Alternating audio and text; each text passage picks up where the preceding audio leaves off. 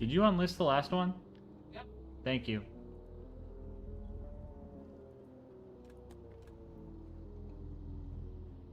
I'm ready. I'll put the black shirt on.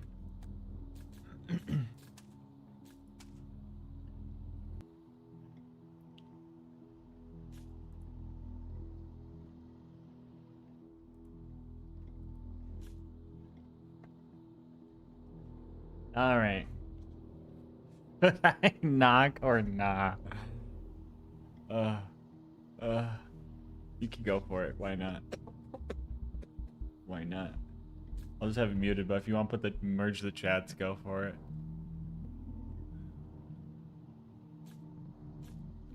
Is TX gonna join? Alright, let me see how this works. Oh, it didn't pop up. One sec.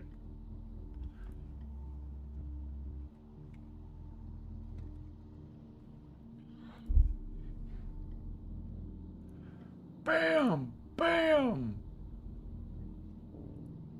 There we go. I'm in. Oh, get follower gold. Got him. Get follower gold. Got him.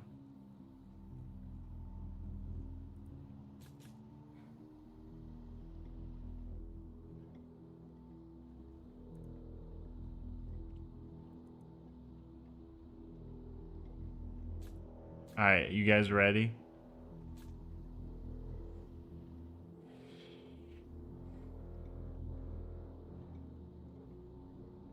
Think so?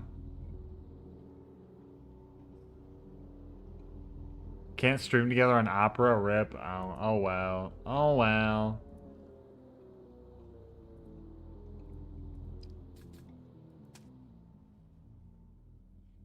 What? Guess what? What, Astolfo?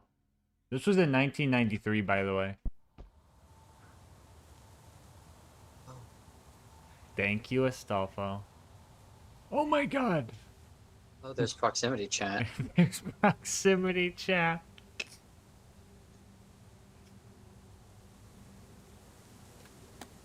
Alright. Read the tutorial. I might have to mute the stream.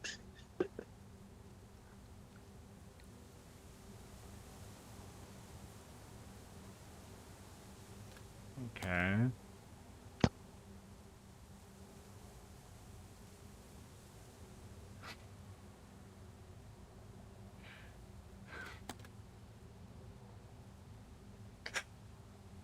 Oh. It's me, John Scariest Stories. Let's go. Whoa. Crazy. Okay. Let me just completely close Gas's stream. So. The voice reveal. You know, I should have set up.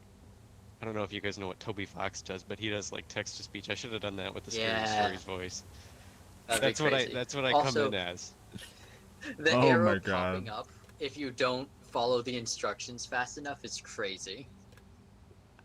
An arrow pointing to the instructions just faded in. Wow, I didn't even notice that. Yeah, Oh they need my to make God. the arrow bigger. Yeah, it should gradually grow in size. So it's just covering the Spider-Man! entire screen. Either way. Hey, you look like in the dark, bro. Peripheral There's vision. no way. Spider-Man. No way. Oh, am I Am I still moonwalking? here? Yeah, you're still Yeah, here. we can still see you. Sorry, my Ethernet cable is slightly loose, so sometimes it falls out. Uh-oh. Gulp. It shouldn't be a problem. It's only a problem like once every couple of hours, so. No, we got this. First time playing this game, we got this. God, there's so much piss on the floor. Money. Money. Yo, the meat. Oh yes. Everyone needs a good meat pile. What? I got stuck in a cobweb. Did you get cobwebbed? Yeah. Bro, Minecraft Crazy. moment. Money. Money. Let's try not Money. to gremlin cackle too much. Oh my god. What the cobweb doing? Really? That's how you got. Oh, Hey, Well, now I Hey. feel left out. hey, that's for the manager only. Clean that up. sorry. What are we doing? Okay, we need I- the bags. Oh boy, I sure hope there aren't We're any back. cops outside. Who threw all this money out here? Used to buy cola at the vending machine. It's candy. Oh, Wait, you think the monster can hear proximity chat? It's got to, right? Maybe. Wait. Oh no. oh I bet shit, it does. Imagine. Oh no. Slight background fan noise is gonna kill me. Alright, we gotta stock these shelves. I swear to God, if I see these shelves under 90%, I'm firing somebody.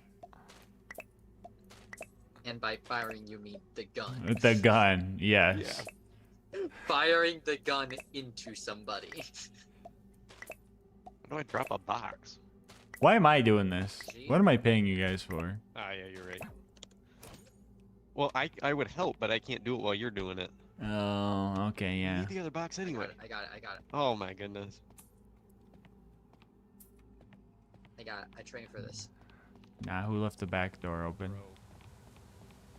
Okay, read the instructions.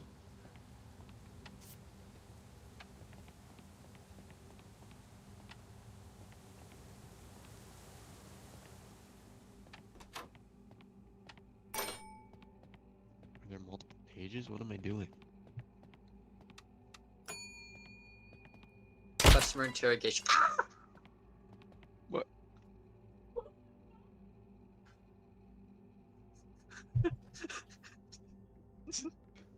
Mike. Oh, I see his name tag. Oh my God. Someone throw a bottle at me. I need to see what that feels like. Just Yeah, throw a yeah. bottle at my face. Get him. In your box. Wow. It's so violent. Oh. All right, hold up. Your turn. Your turn, Red. All right, here we go. Where you at? Not senior blocked by LilGasmask live on stream. Not clickbait. Wow. I love the blood splatter. I know. Tell me how you really feel. Hey, we're gonna get drunks. You gotta learn to dodge those. You gotta hit them with a, you gotta, yeah. Hit him with Got the him with the- Spider-Man? Hit 'em with the Spider-Man, yeah. We're waiting on one person to read the instructions. Oh, my bad. Sorry, It's I'm the not manager. me. I know how this. Where's the instructions That's an at? H. Oh, in the back. SMH my head. Real. No, the instructions on the counter it says. Are we fully Yeah, up stocked? here. Oh. Wait. There we go. Okay. Hey, we've already made 21 bucks. We're doing great. Oh, we're doing great. Haven't even sold anything. Shoplifters will be prosecuted. Yeah, yeah, sure. They're not Yeah, making it off the premises, I'm gonna be honest. Shoplifters will be prostituted. That too.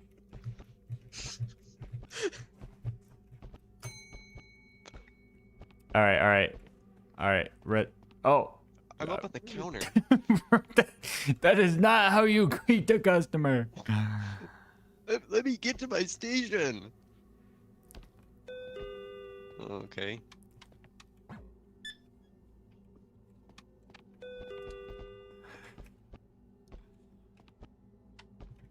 The best town in the West. Is that verified?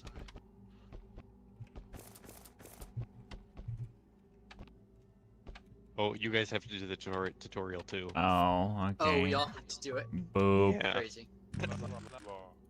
Boop. Okay.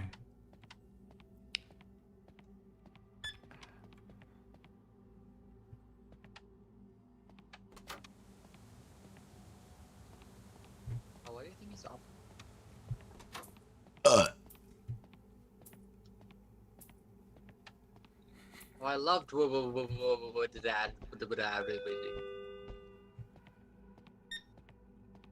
Beep.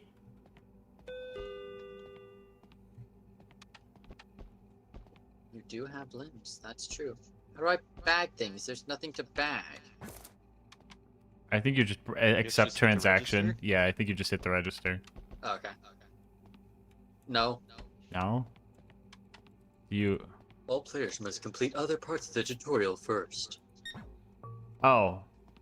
Interact with him and question his appearance. What's your head, bro?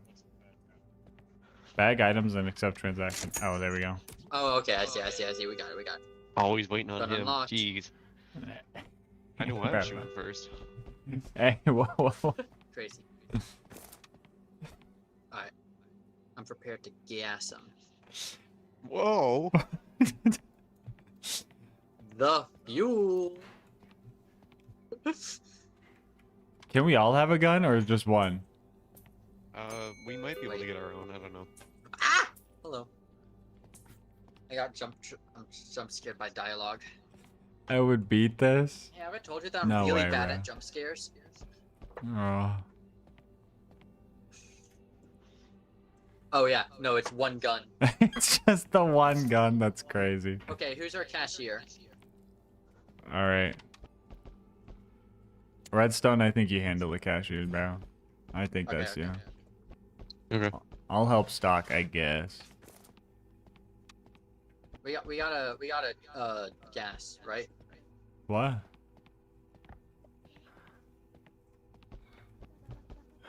I hope it's not the same set of people that it had in the regular one, because Yeah, No, that's a know different all of game. them. Never mind. That's the other game. who remembers? One with the frog man. So I'm the one that has to actually find out if they're a DOP or not. You guys Yeah. just have fun. I see how it is. Hey, you get the blicky though. Okay, Hey, fair enough. hey, if anything looks sketchy, Or you should tell we- me. or If anything looks No, hold sketchy, on. okay, you Should come. we have a cashier and an exit? I think That's we should have an something a DOP would executioner say. with the gun to the back of their head constantly. The executioner hiding in the bathroom. The executioner. I'm know. just ready. So as soon as something's done, Okay. pop them. I think we're good. I think we're good on that one.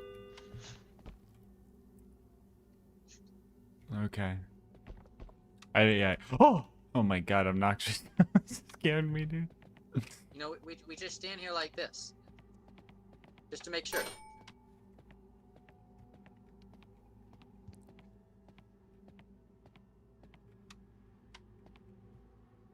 I don't remember this guy. Maybe they do have a new set. Oh, hi.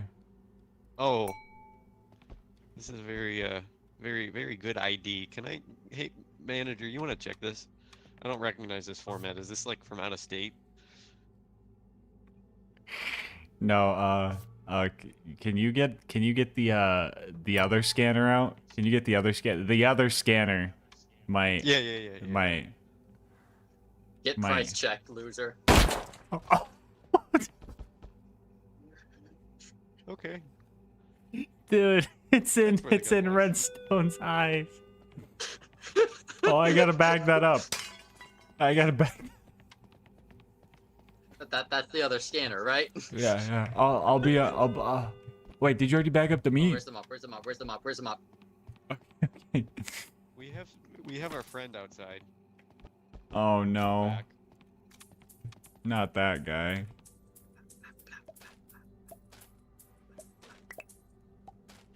Yo, we get 20 cents for mopping.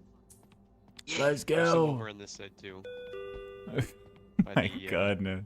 monitor. Damn, I got that far. All right. If anyone needs me or the gun, I'm gonna be using the bathroom. Just This flight attendant is not a flight attendant. What? Ow! I just love walking into Hey, the other room and hearing- why? Whoa. Sorry, okay. Work on your aim, please. Hey. Work on your deliberate. dodging, bro. I taught you, dude. Oh, yeah. Crossfire. I'm not Hey. just clean this up. Oh my god! Always remember, if you think you sustained a workplace injury that is not your fault, you are wrong. It definitely was your fault. Exactly, exactly. I know how this works. Hi, buddy. Who's calling, bro? Because of- Quad Blades on the phone. Of course it's Quad Blades.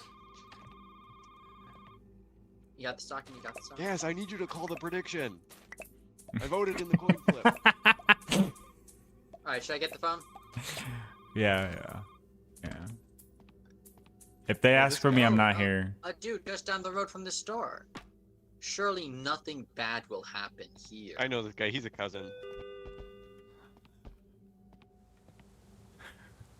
Should we prepare first? No, we just raw Redstone dogging says he knows him.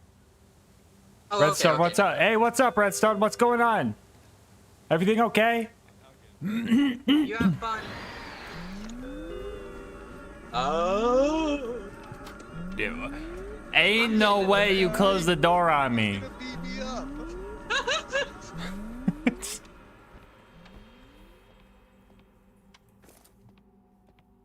Down. Is this bright? You had any drinks today? Hey, follow the light.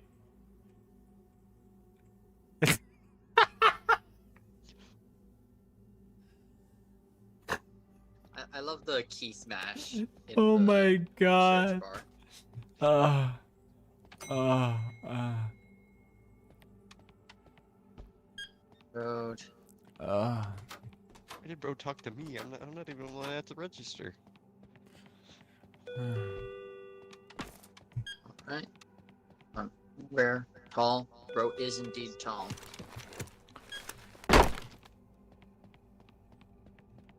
You got anything suspicious on him? Nah, bro's just tall. That's suspicious.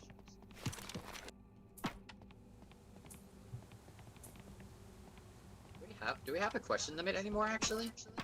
Hey, yo, Obnoxious, can you get the raccoons out by the trash? You can take the Blake. Yeah. I got it. Oh, Redstone's We got it. this. Okay. We got this.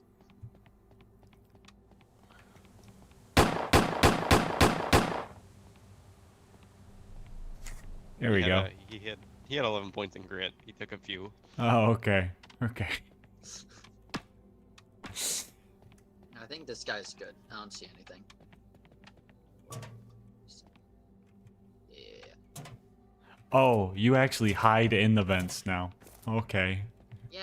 Yeah, I noticed that. You actually have to, like, crawl in. Yeah. Wash your hands. Okay. Thing. Cool. I did it correctly. Woo! I'm not the first one getting executed. I mean, Head to the bus. reprimanded. Where's this guy go? Clean up any messes and head to the bus. I don't think we made any messes. I think we're clean, fellas. Think we're good. Think We're we're good. We're clean with it. No, we're good. Be hopping. Does it not have the messy percentage anymore? I don't know. I'm looking to see if we need anything stocked, but it looks clean. I think they removed the messy percentage. I think they also removed the question limit. Did you see a question limit anywhere? No, no. They also removed the big bar that said human response or non-human response. Oh, they're not hand holding So it anymore, eh? Doesn't hold your yeah. Yeah, there's no hand holding. You can ask as many questions as you want, but they will not tell you if you're a dumbass. I don't Alright, need come them on, to be tell me to hopping. know that I am. Speed run.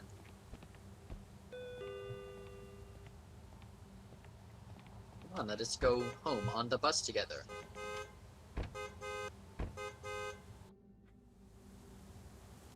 Red mag dump. Busing it.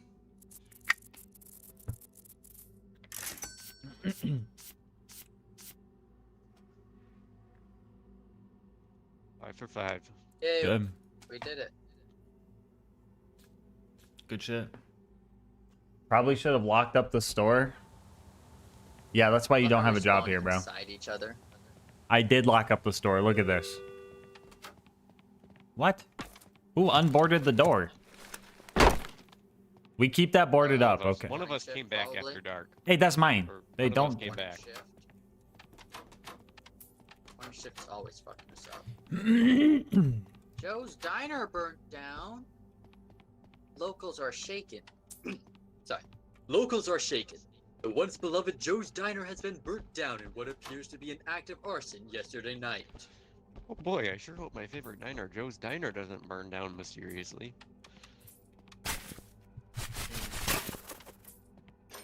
Now I We got- love we got a- arson, but we got a Joe's lot of money. Diner. Can there we use has the mop be to get a rid of lot these cobwebs? Why the cobwebs there? Oh, Hey, y'all fight. Y'all fighting? Money, money. I just walked Money. around a corner and got domed. Free fire in the bottles. Cinder block.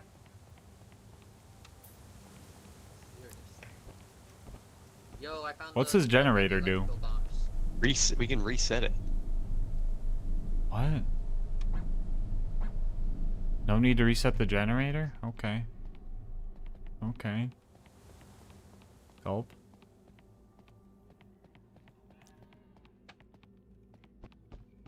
Somebody else. needs Oh, to I check the got notes you. My bad. back My there. bad. I'm running in circles. Bro, I got You're asking me if I had anything to drink. inflationist graffiti on our store. Nah, come out here. Come out here. Come out here. Nah, clean it up. What is this? Nah, we gotta take care of this. Oh, it's this guy. Hold on, where's the mop? Oh, a man who is walking very normally. Hey, hey, just remember, if look at anyone that. disrespects you, let me know, okay? That's my job. Okay? Don't, To don't. disrespect me? Yeah, yeah. Don't let them disrespect Okay, you, yeah, bro. I understand. I understand.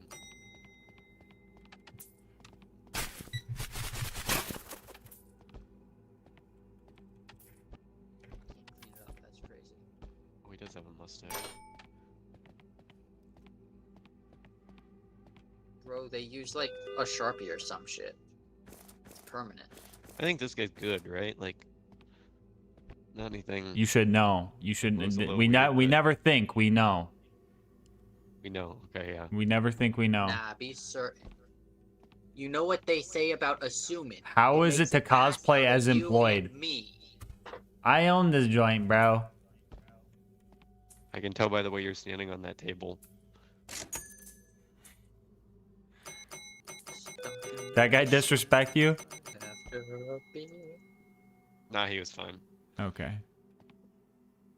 I don't remember this person. I don't either. I I think do- this is Oh, something no. new. I do like the exclamation points above the shelves when they need to be stocked. That's Yes. That's helpful. nice, so you don't have to be constantly running laps. I'm gonna close it. All right. Hold on, let me check on the raccoon. Just grabbing some supplies for my 30th birthday. Big one, you Oh, know. I bet her birthday doesn't match. Ooh, a coin. 19, yeah. Nuh-uh. Uh-uh. Birthday doesn't match. All right, all right. I trust you. Good job. Way to, Obnoxious, come clean this like, up. Make the entire wall flash black. I'll get the mop, Bag or bro. a mop? You get the bag, I'll get the mop. Alright. I'm bagging it. Man, please don't stand in the giblets Stop while I'm talking to trying me. to I'm clean. mopping.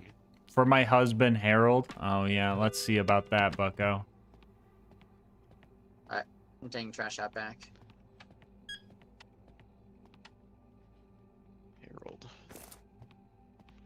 Harold. Dead? Hey, hey, do the, hey, You're back. hey, just give me the signal, just give me the signal. Not go for it.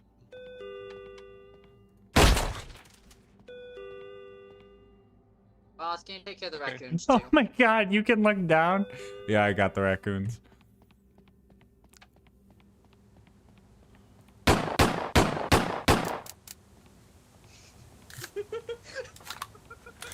They're getting You've got a feisty. chunk on the other side of the register too. Oh my, Dang, you went flying. oh my god.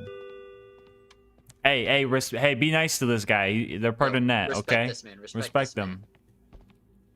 Don't waste their time. Why is there a shop? Wait, there's a shop. There's a shop? Hey, watch out. Yeah. There's a shop. So we can buy product boxes, posters, planks, bear traps, and explosives. I'm buying this poster. Arriving in next Explosives? delivery. I gotta wait for it. Weapon Yeah, check that arsenal. out. Check Wish out list this stupid now. thing. We're putting poster up. Supplies. Oh my god, this game's gonna be so peak when it comes out.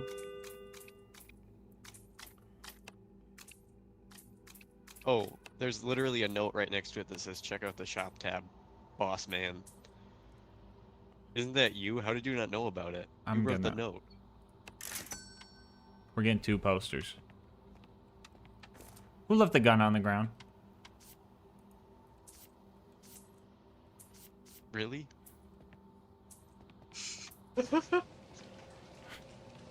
I just see that in my peripheral. What is going on?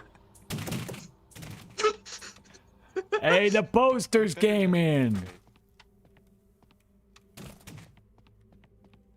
All right. Blicky's in the box. Whoa. Nah, bro. I got go turn it on. Okay, who's the going mop, on? Who's The mop movement is too funny. Hey, someone cover me, bro. Nah, where's the gun? Where's the gun? Where's the gun? Where's the gun? Where's the gun? Where's the gun? Where's the gun? All hands needed to pull the switch. Where's the garage door open? Alright, Hey, I got the cover. hey, where redstone go? What do you mean 5 mops on the floor? Get in, get out here. Hey, okay. We all need it. Oh, Fuck off. oh my god, that scared me. Welcome to the gang. Come on, we need to flip the switch. Hey, Okay. hey. What the fuck? Hey, where's the blicky? Nah, no. Nope, I'm here, nope, I'm here, I'm here. nope. Yep, deal with it. TX? Mr. He did join us. Oh no. Nah! Did he? Bro, his head's done backwards. Oh, I think you got him. Nah, bro, what was Like, that? Borderlands. He did join us after all. Okay, I'm gonna get the mom. Mr. DX, real height confirmed. Gage, thank you for the sub. Holy moly, Wait, dude. the Sorry, I was poster, the distracted. poster. Oh yeah. The poster, dude. No, let me go. The poster, dude.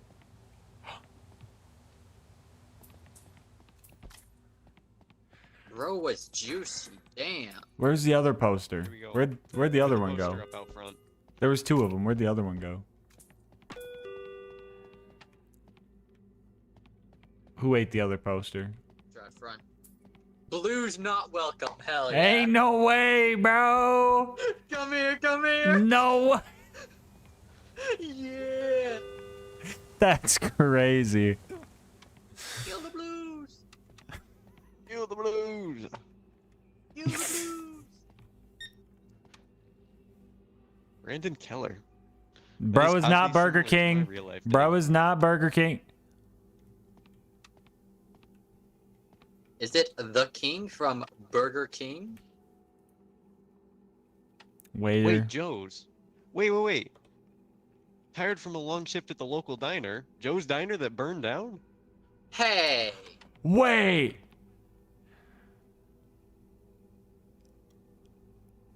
Probably. What do you mean, probably? Hey, boss, you think we need a price check on Yeah, this? price check the back of that dude's head, bro. Yeah, price check. Oh my god. Wow.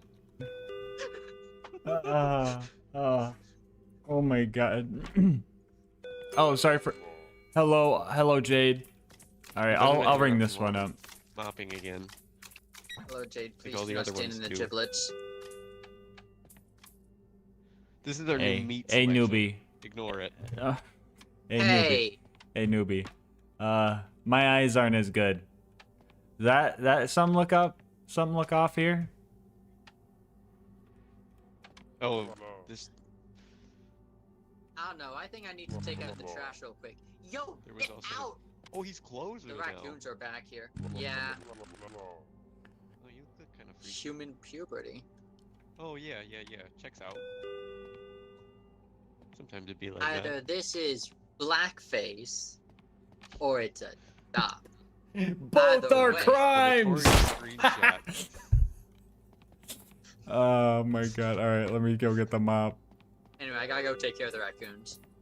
Okay. Oh, look who it is! He's back! Oh yeah, he do just. Do you like your light? Hey, hey, can somebody just put one round in his head, please? Oh my Fuck god. off. Hey, we letting him go? See. Okay, we'll let him go. We'll let him go this time. A lesson in morality. What if he didn't say the gun was fake that time? I didn't see it. Did he Oh, say he it? Oh, Did he? okay. He did. Press T. Press T. Shit, man, fake gun. Sorry. Well, He might have been a dop though, because he did grab his stomach when I shot him in the head. yeah, that's kind of weird. Yeah. That's Oh, kinda shift is weird. done. Oh, no, Wait. no, Are the no, raccoons good. still back there? Do we need to wait? Do we need to stock up still? Do we need to buy more Nah, boxes? the raccoons are gone. We might need to. Oh yeah, they don't just send us stuff. Ow! Who did that? Bro's stiff necking the computer so hard right now.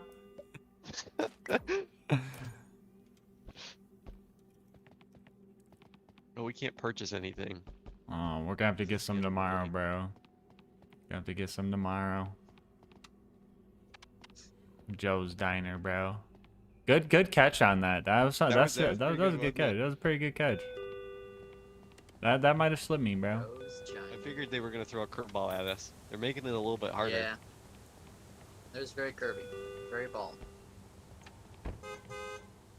Beep beep.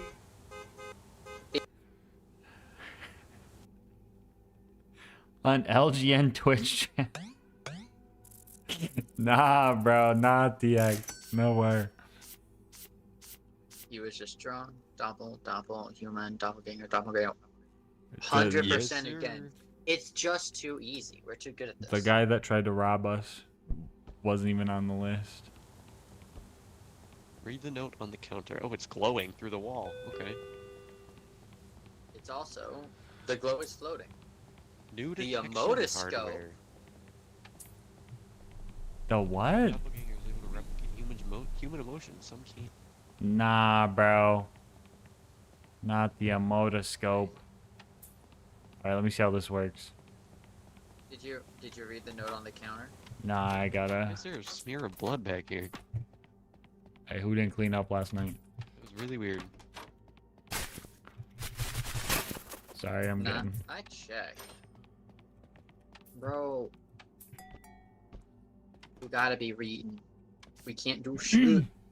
Okay. Use the motoscope. It reads customer emotions and allows you to question them on their emotion. 100% accurate, but take I'm note. gonna go check Some on the programs are raccoons. able to replicate human emotions, some can't. Okay. Interesting. Oh, he's in. Oh, he is way too Is he close. back here? In the parking lot. Well, Oh. not anymore. Oh, we got it. Oh, there's Oh. a little heart. He brought us a gift. Oh. I bet I died if nice I of him. walked forward without shooting him. Oh my thing I'm god. blind. Good job. Good job. Now clean it up. Don't scare. I was very delayed. This lady's lazy Who? nephew What? Tommy is looking for. You mean she's talking about the no hire or she's The one talking that about you the covered no hiring up? sign that's covered up by the Blues Now. Who's logo. Tommy? Who's She's a Tommy? cop that has X-ray vision. Who's Tommy? You can see I'm through out. that poster. Hmm. Can you hear me? That's pretty suspicious. Oh, you're far off Also, of we not can't good. look up Tommy. Is Tommy alive? Oh yeah, Oh, yeah, Tommy yeah, Delgado. He is unemployed, so that checks out. Okay. Delgado. Well, I'm thinking of Elgato. Just a little starved, and you're just getting some odd. She called me rude when I asked her about her age. Wow. Hey, ma'am, you know what kind of times we're living in, okay? Don't mouth off my workers, okay? Don't do this. Ain't no way. I don't know. I don't see anything wrong, except for the mop. That's all Unemployed. wrong. What mop? No. Okay. No, I think she's good. Okay.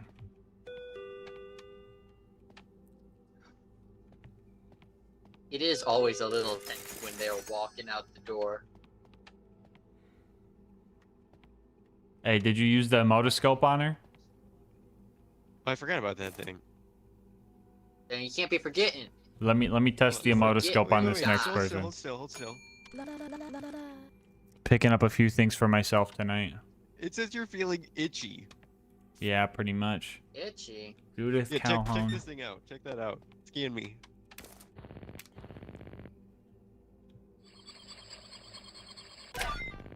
Confused. Yeah, it checks out. Frustrated. Please. Okay. Frustrated while I'm pointing a gun at you is crazy. Always spends exactly $13. 3253. Yeah. 3253. Yeah, that's 13. Oh, this is the lady that said she was getting stuff for her husband. Okay, so she checked. Let me check her. Yeah, but not this She time. said- This time she was Yeah, like, she yeah, said- my husband's dead. She's Yeah, mourning. someone window lost Harold last year. She's got two Okay. people trying to talk to her at once. A year since my husband passed. I still miss him every day. Okay. Yeah, sure. Harold's okay. Oh, okay.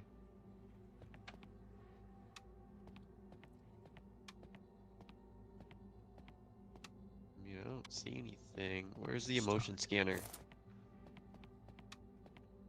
I already did it. I think she's Feeling good. Morning. I mean, yeah, that makes sense.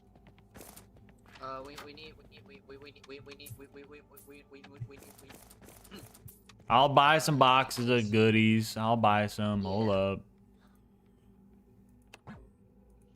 Okay, why do we have 18 posters? Somebody bought 18 posters.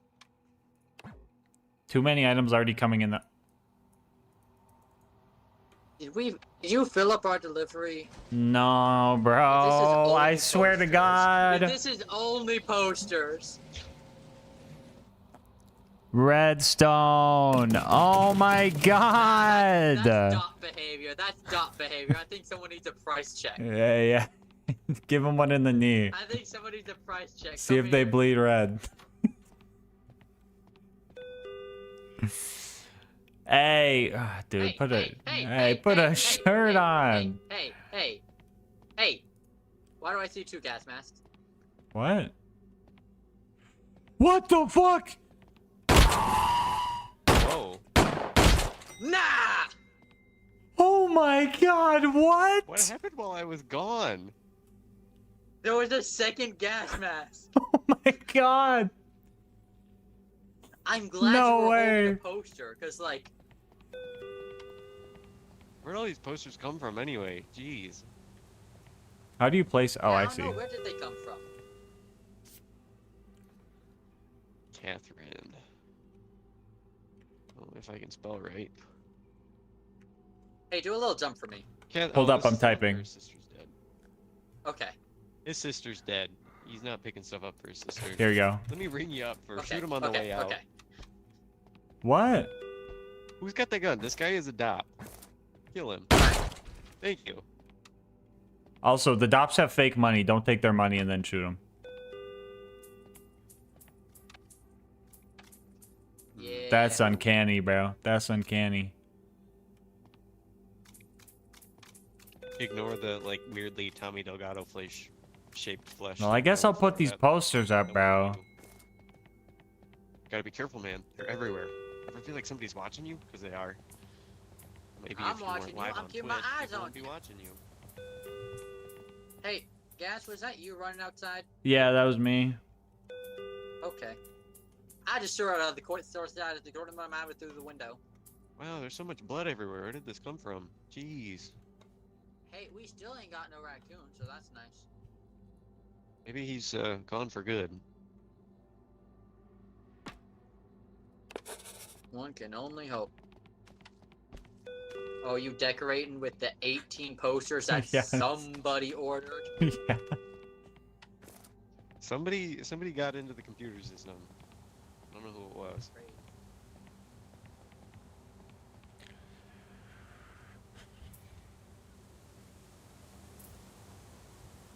Evidence. Oh, I forgot there's stamina. You don't really notice. Bro, it we're that much. out of everything. Alright, I'm gonna take care of this guy. What do you mean? Oh. I mean, do his stuff. Oh.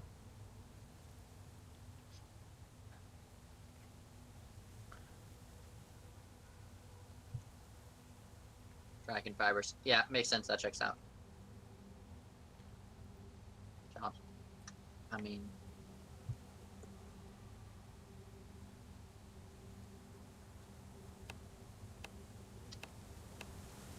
is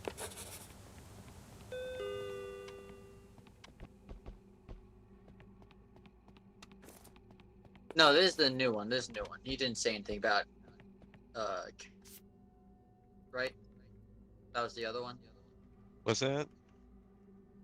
This one didn't say What is anything this about game? Catherine, right? No, that was the last one. Okay, cool. Because they're both listed as Tommy, which is kind of evil. Yeah, it was the same guy. Which I don't know. Let's Yeah. emotion scan him. What do we got? What do we got? Feeling anxious and mournful. Yeah, that makes Hmm. sense. Anxious. How Ca- long ago did his Catherine's sister die dead. though? Catherine's dead, and he is, well, he'd get along with the flat Cairo, sir. True. Okay, yeah. I don't know. Are we thinking he's good? Is this UVHM? Yeah, I think he's clear. He's chill. Tell him wear a shirt next time. TVHM is the dog. Real. TVHM is Yeah, the. we'll TVHM is a UVHM dog. Hey, why are you moonwalking? Hey, hey, hey, hey, hey, hey. Hey, nah. Whoa. What, Oh my what is- goodness. What? Nah. This guy's a Bro is- real one. Nah, bro, schmovin'. No Yo. way! He got the moves. Oh! Oh! Look at him Oh! go. Oh! He's hitting it. Oh! Oh Yo, my oh, god! No way, he oh. like Bloodwing! Dude, Bro, Buenas noches. these posters are killing me, these dude. feet won't stop moving, baby, and I'm not asking them to. Hell yeah. He's feeling cheerful.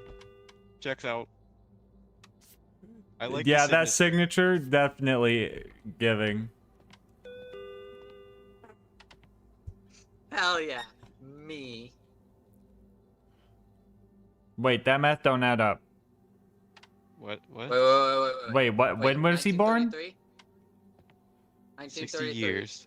60 It's- years. Oh, I It's thought 93, that I checks thought he out. said 66 Yeah, years. yeah. My bad. Yeah, no, that checks out, that checks out.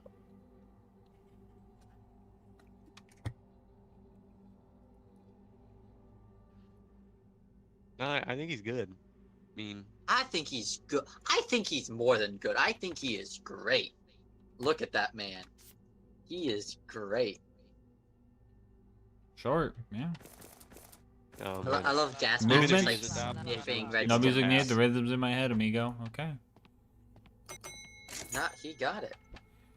Look at him. Hey, swing. where's the shipment, bro? Okay, we need to buy more boxes. We need to buy a crap ton. Yeah, don't let redstone near the computer. We're just gonna max. We're gonna just box max. Dude, the do not eat the Dave's triple one had me, bro. This guy. No, I don't think so. I don't think so. Raccoon Watch him say his name Jack. is not Jack, even though his Howard. What do you Howard. mean? His name tag says Jack. Howard. What's wrong with the name tag? Yeah, I'm Jack. Pleasure to meet you. Oh! Mm. Oh! Oh! Oh! I love hearing the gun chat as I look down to take the gun. Hey, bro. Oh, they got bags right here. Perfect. What is? Yeah, they got Hey, bags all hey! over. They, Oh, I they got know thrown when- in the dumpster. They, shipment coming.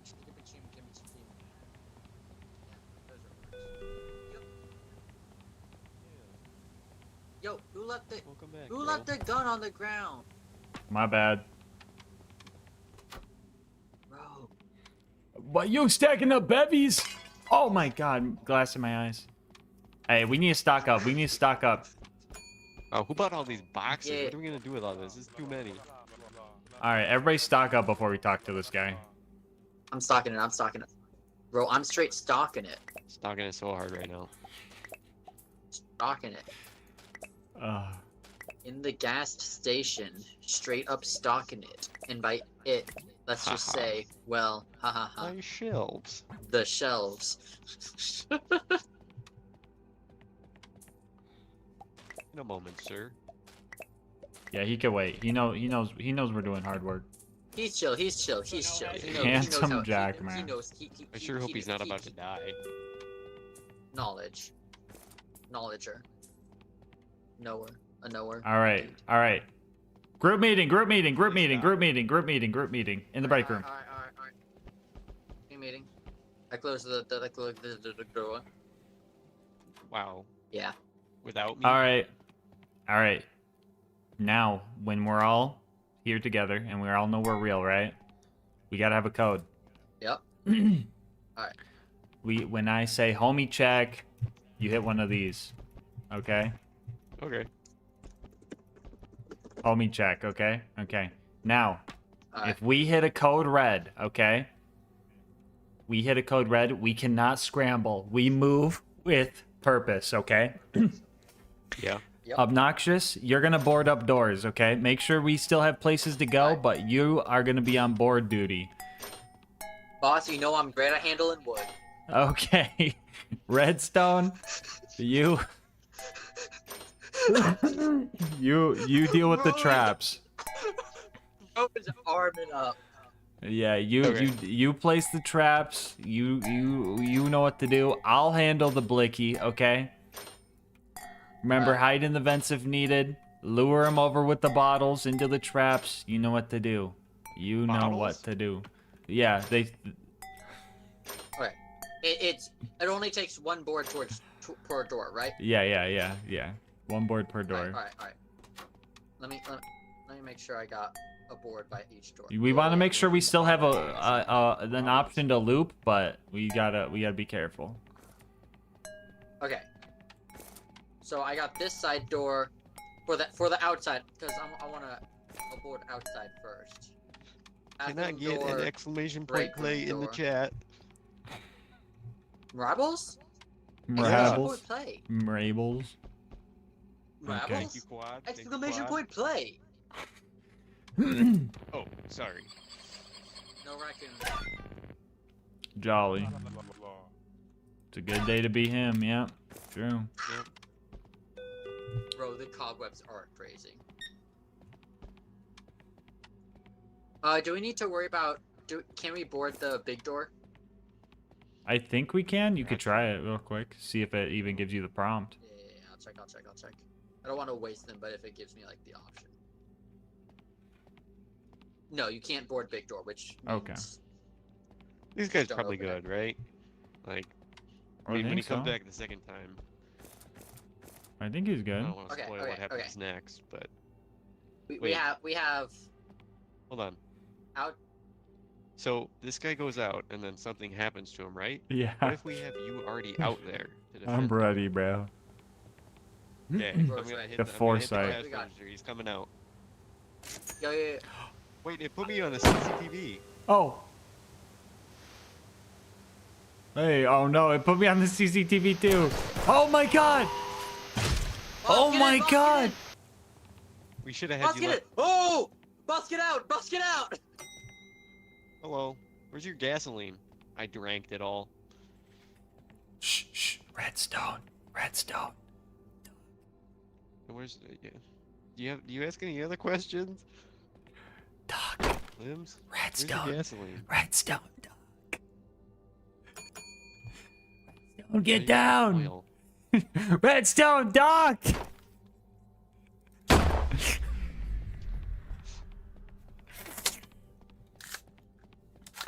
Aw. Get in. What did you do? I don't know who it was.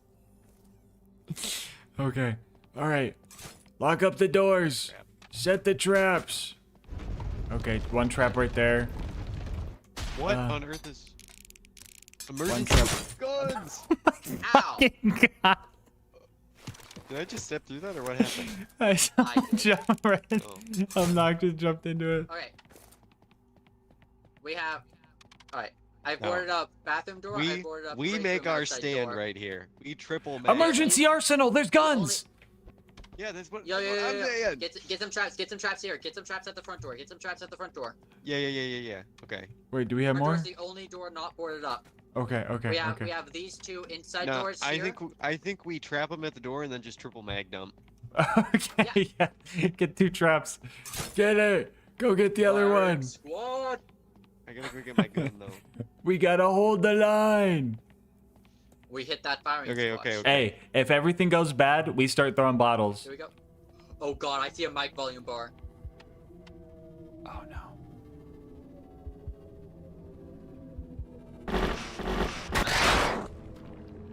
Back door. Where's gas? Right here. Oh. Never mind.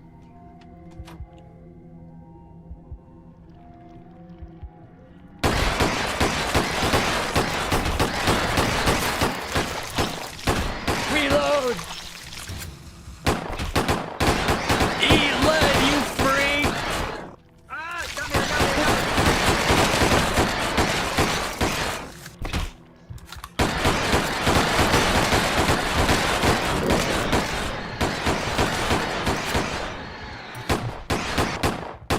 Yeah! Yeah, get out of here, loser. Elbozo. The BM bottle. I went for the BM bottle, holy Trying shit. to be so easy. Damn right that was easy. No. Bro, it worked. Little mag dump never leading us wrong. Oh, let's not walk through the bear trap. Alright, let's What do you mean? Bear traps are fun. Not when I walk Yeah. through them. uh What are we doing? Trash bag. Sorry, officer, whatever your name was. We hit him with that triangle formation firing squad. It worked. That's the strat. Alright. Here. Everybody can throw one back. Here, you get we successfully held off with Spider Demon. You guys all get a reward. Shotgun! Cinder block. Oh, I'm down. Revive me. Double tap. Bro drank the double tap root beer. Bro thinks he's Rick Toppin. No way. Okay. Wait, can I You want me kill to check you myself? for a concussion? What? See if you have a concussion? Wow, Yeah. that is an awesome image with your face glowing. No, you're good. You're fine. Yo, Today's step outside the quota. balls of fireworks. What? Look, fireworks. Oh, I got my own fireworks. Yeah. Southern fireworks. The manual reload was throwing me off because I'm so used to guns just automatically. Yeah. Where's the auto reload button? Wait, I just soft locked myself. Oh, I fixed it. I got stuck in the feeling scanner. where is his Redstone's feelings? stuck in their feelings right now. Oh. Bro is feeling confused. Why are you confused? It must not change. I figured it like changed every night or something. Or I'm just always confused. Yeah. Yeah, I think you're always confused. Yo, Hey, mop this up. Mop this up. What's going on out here? I got What the kind of bottom business you parts. think we run? yo, little Magdom, how you feeling? Good. Good. Like a job well done. How you feeling? Itchy. The itch of victory. Okay. Alright, let's go home. Let's back it up. Yeah, you know what? It makes sense. Of course, little Magdump is itchy. It's that trigger finger. Just gonna put that down and come back to it later.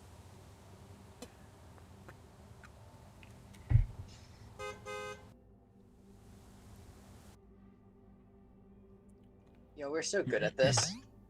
Like, was that just a scripted one, or? I don't know. Did you ring that dude up? Bro, I never Mr. hit the TXO1 cash playing register. District Oh, 52. okay. Ramona Delgado.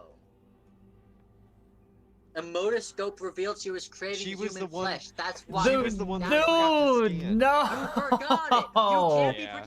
We told Oh, you. my Immediately after they redstone! gave us Yeah. this thing, I forgot to use it. Bro. She was rude too. I should have mag dumped her.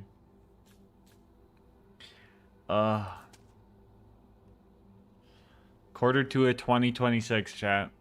It's only 6 months away.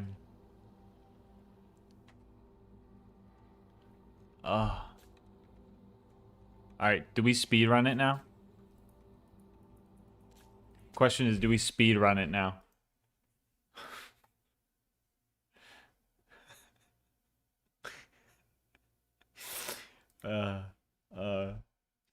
Such a good game, bro. 3 a.m. speed run. No, I think it's late for Redstone. That was fun, guys. Thank you for playing.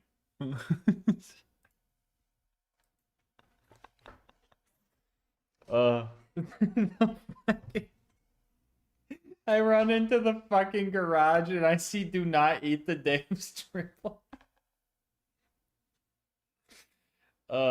Dave's triple confirmed made out of DOP meat. Do not eat the DOP's triple.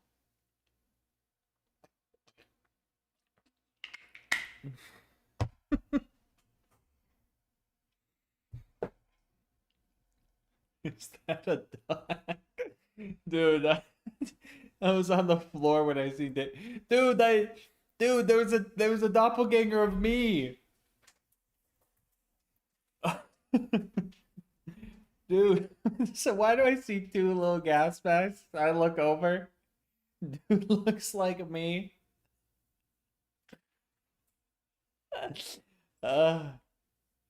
Oh my gosh. Dog food and dog meat. Oh my gosh. Hey Tim, how's it going?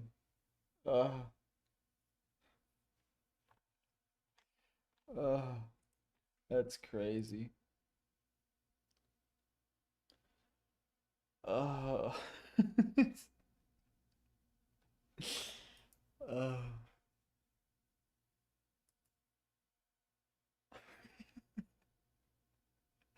Why can't we buy so many bottles? What's that all about? Do we speed run it, chat? Do we speed run it? Let's speed run it. All right.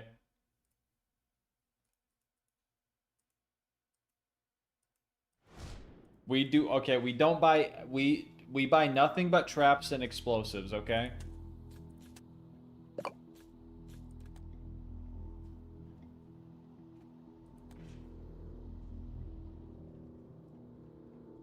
We're going for any percent done. Okay.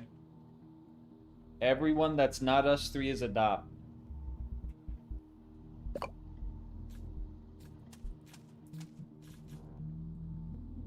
Alright. We gotta do the tutorial fast.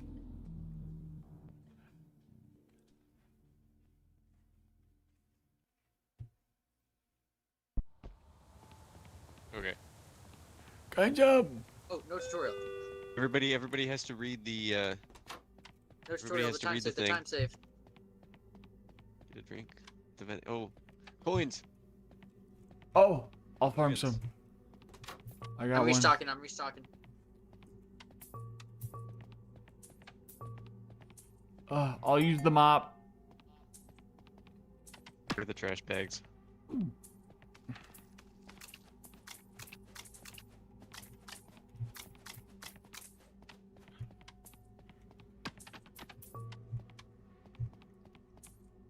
I'm changing my name on the Discord to the price checker. That's funny.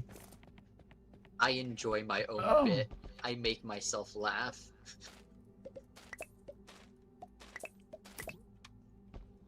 And I think we have to read a paper. Yeah, read a paper at the Yep. the register. Red. Who's We should move and we should move. I'm red. who's gonna mag them? The first person to come in. I will. A cop's here. We gotta mag wait them? for him. I don't Do think you we have can the mag dump them yet. I think. No, we need to complete Oh, the this tutorial. is a tutorial. Right. Do we have to ask him any questions? Oh yeah, we do. Yeah, I think we have to. Like scan his ID, ask him a computer Yeah. question, and ask him a personal question. I could get world record easy. Crazy. Why isn't TX in here with us?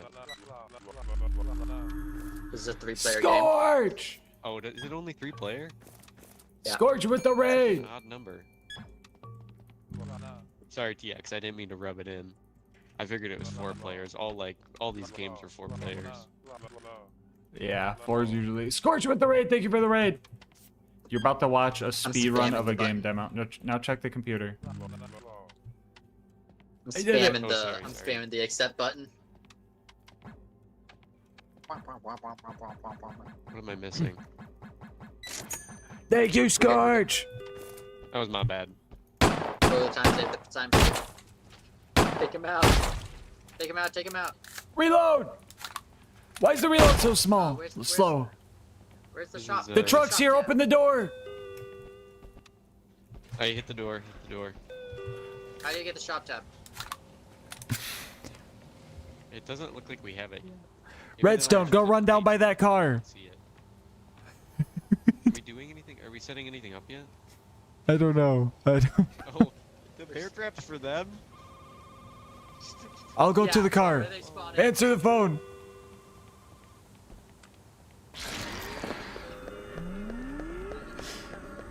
Oh no, I ran out of stamina. I'm so doomed. Get in the bed. They put meat on my guns. What? Not just... It like ran at me. and Just turned saw on invisible. YouTube recently. Kind of neat seeing. Big stream. Dude, this game is so fun. We're speedrunning like the Where they worst spawn? bending. Like right here. The meat pile. Oh, Shift is done. no, we can just head to the Oh, bus, I think. oh, We don't go, have to go, clean go, up the go. mess. Oh. Okay, good. Good. Good pace, good pace. I Dude, found it play through this the game. button. The game's so good. Next shift. Next shift. Next shift. Okay. Don't step in the bear I'm trap. B-hopping it. Oh, I B-hopped over the bear trap. Yeah, you almost hit that. Nah. Almost means that there was a chance. I'm too skilled for that. Somebody needs to check the notice board. I swear to God I checked it. I swear to God I checked it. Ah. That's me. That's me. That's me. I'm the time loss. I'm sorry. I ran out of stamina. Oh my God, the meat, the bear trap instantly killed somebody.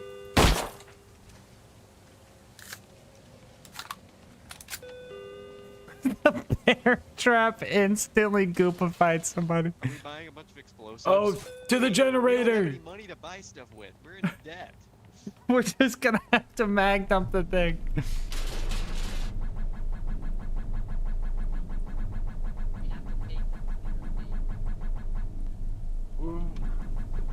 Generator! Go, go. Front door. Oh, right, this Ow! I stepped in it. Front door has a... Yeah, get him.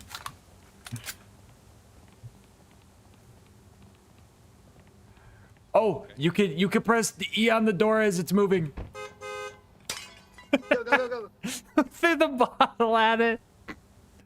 Yeah, it's also single player. Okay. Day two.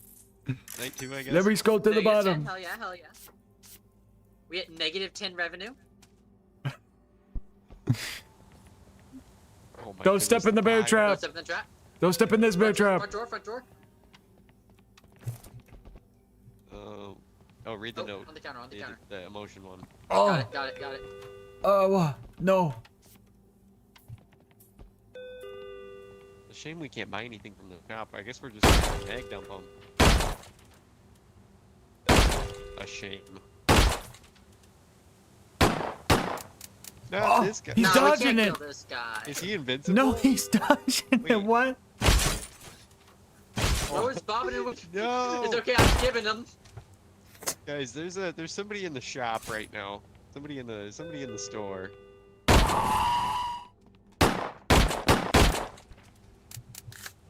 Oh. Okay, everybody go to the emergency stash.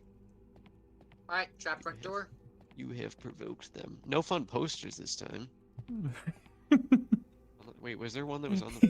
Moonwalked right into the bear trap. Yeah. Emergency. I just stepped in the bear trap. That's crazy. Alright. Wait. Alright. Let's just go outside. Let's just go outside. No, open the garage door. Actually, open the garage door, and Open then the garage. we just tunnel We just him. him with the Dead by Daylight shit. I'm ready. Yeah, we start looping him.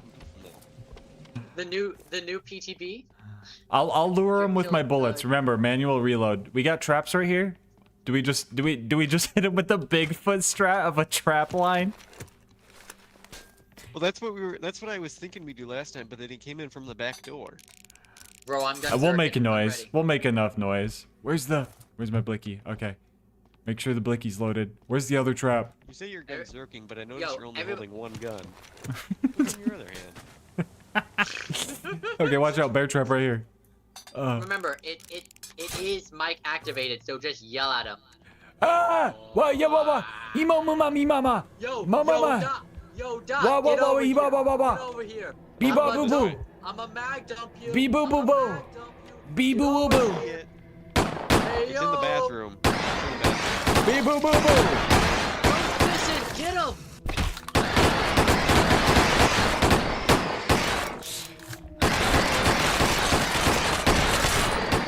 There's one trap. Oh, he's no. running. Oh, I'm sorry. I'm not to accidentally shot you. It was his Sam going.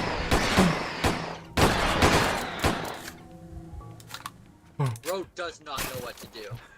We got you. Okay. Bro, why you look like a dog?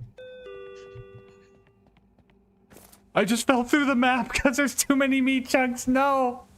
No, we made a hole in the universe with the meat chunks. I'm dead. I'm dead. No. No, the world record's gone. They can't hear me.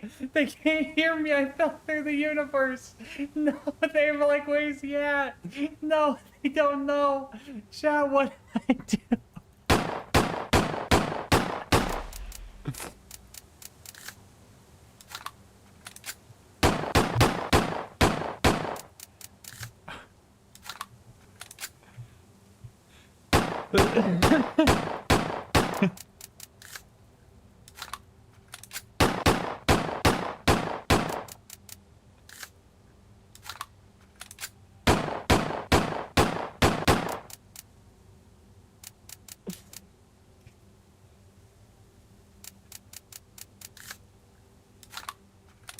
Somebody clip it, bro.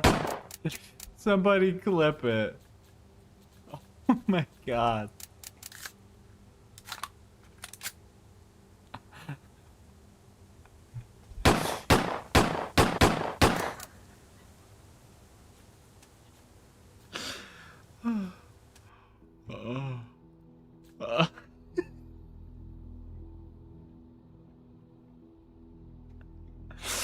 Oh no.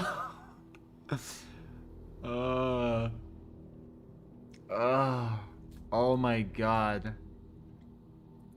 My game froze them out. Obnoxious, I fell through the world. The meat pile made a hole in the ground and I just fell into the void. I didn't know what to do because you guys couldn't hear me. Oh, my face hurts from laughing so much.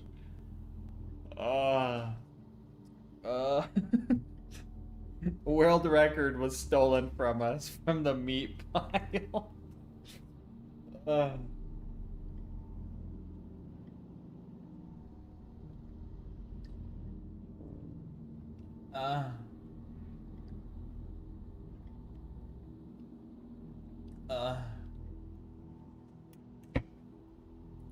Did you guys see me fall in? I just fell through the map because there's too many meat chunks. No, we made a hole in the universe with the meat chunks. I'm dead. No, the world record's gone. They can't hear me. I fell through the universe. No, they were like, where's he at? We had no idea where you went. The dogs got me, bro. Oh, that's so funny. That is so funny. Oh.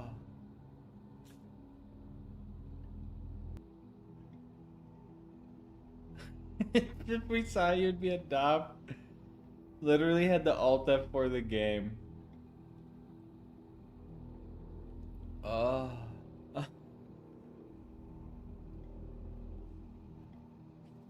Oh. Oh, so good. So good. Stop me if you did throw right at the end. This game is so peak. I can't wait for it to come out. I really hope this is a big game. I need to put like 200 hours in this. Chat, when this game comes out, I will speedrun this game. I will do any percent bad ending. Oh. Anyway, Scorch, thank you for the raid at the craziest time. Sorry I wasn't able to read the messages, but appreciate the raid, homie. Have some good sleep. Hey, Skungle, man. I'll love no Discord. Okay, thank you, Bones. Obnoxious and Resident both sound exactly as I would have guessed. That's crazy.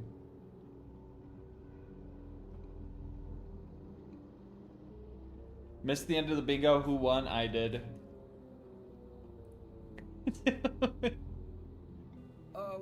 No. Shame we can't buy anything from the shop. I guess we're just bag down low. A shame. Ah, this guy. He's dodging it. Is he invincible? No, he's dodging it. What?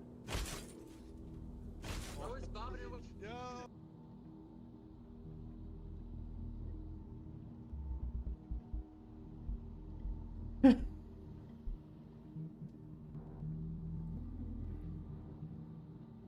Stop, chat, for real? No.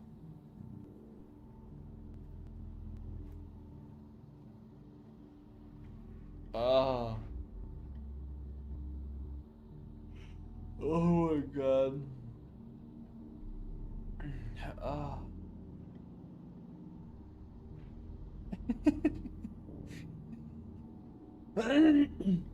Point a fucking weird contraption at you. I just imagine. Oh, your husband died? Let me read your emotion. Yeah, checks out. Let me check your temperature. Boop. Oh. Dude, I love this game.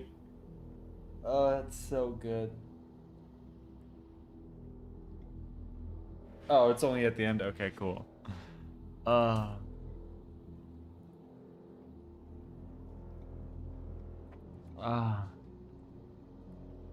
Chat, go wishlist this on Steam. Go wishlist this on Steam, chat. Literally. Go wishlist this on Steam. Can I leave a review on the demo?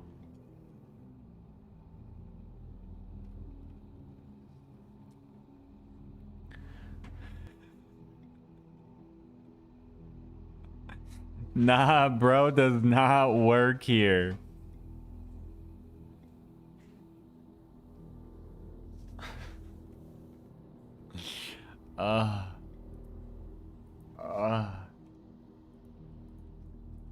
Back. 4-player when. They need to have an endless mode. They need to have like some kind of like procedurally generated endless mode. Like if they have an endless mode, procedurally generated endless mode, I will get top score. I will be the DOP king, okay? I will be the DOP annihilation king. Someone's like, oh, I got a record of 1,242. Guess what? I'm gonna double it and give it to me, bro.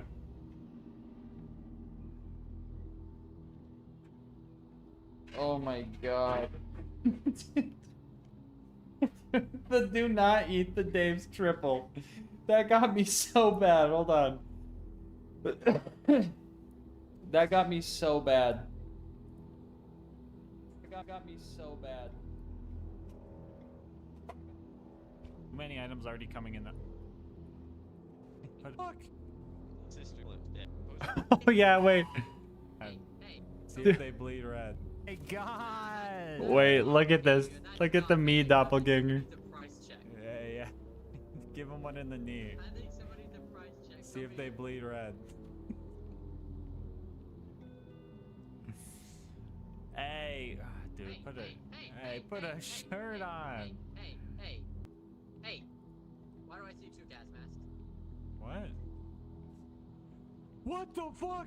How did I not notice him? Oh, Nah! Oh my god, what? what happened while I was gone? There was a second gas mask. Jeez.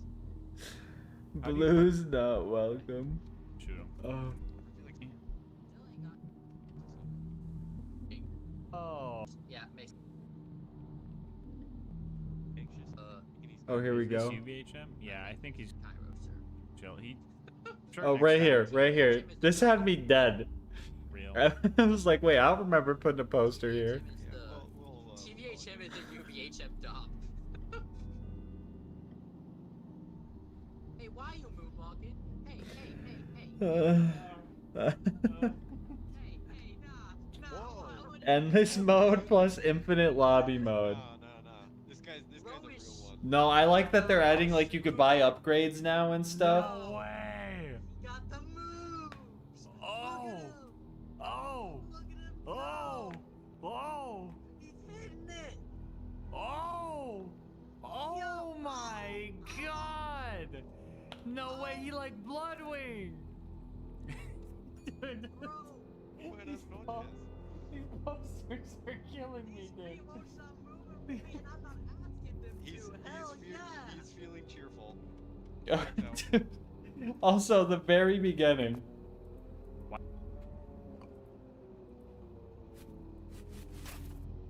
The very beginning, bro. That's what I To the really grow inside. Okay. Phil's just covering. Spider-Man.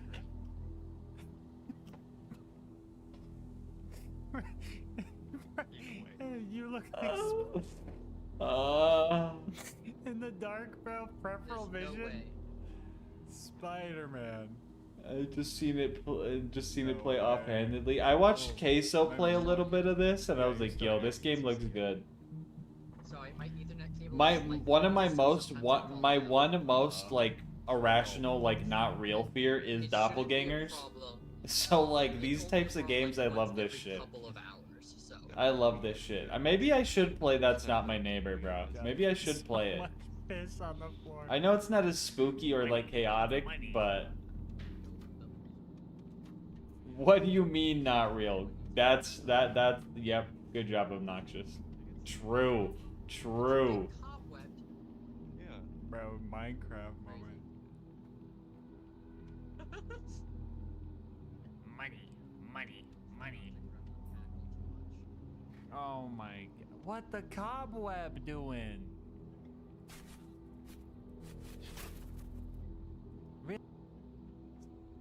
Oh, so good. So good. Man, I want the game already. Everybody go wishlist it. Oh. I'm glad there were some new ones in there. I can't believe Redstone didn't fucking flag that one person, bro. They literally said, hey, use this new thing. And then he didn't use it. Literally let someone... They were craving human flesh.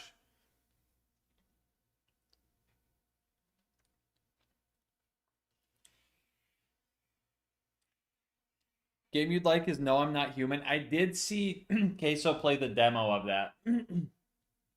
Is that full game out now? How much is it? How much is it?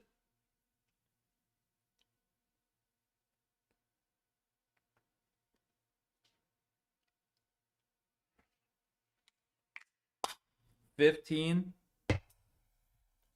Chat, do we want to see it? It's not as goofy as this one. Here, I'll show you some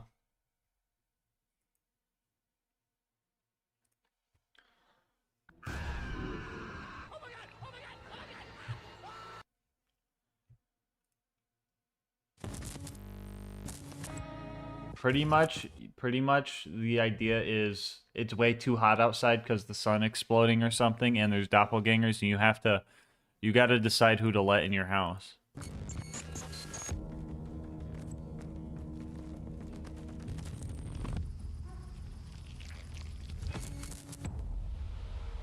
Do not go outside.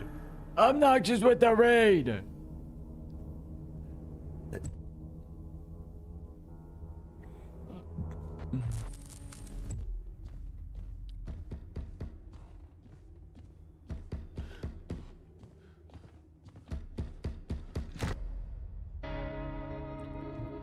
Nah, that dude's too tall.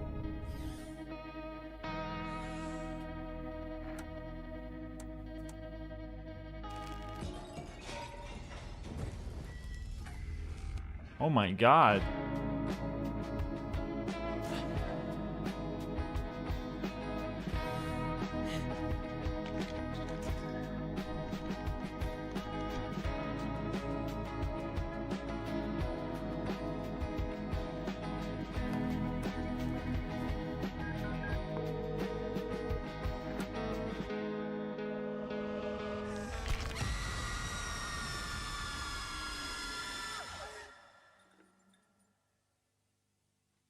Over 6 foot? Dop. Over 6'1.5", Dop. Over 6'1.5", you're a Dop. Gotta be careful, okay? You gotta be careful with them specifications right there. Alright, run a poll. Do we do this or Borderlands? Run a poll. Run the poll. GASMASK 6'1" confirmed. I'm 6'1.5". Not a dop, I just love posters.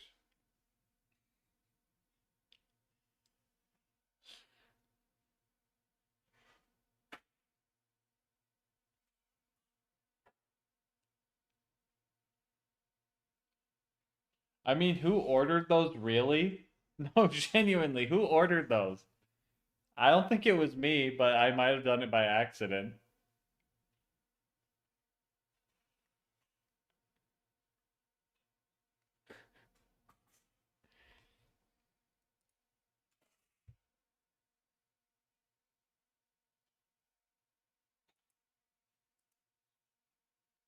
I'll vote Borderlands just to be funny, because I feel like it's gonna lose.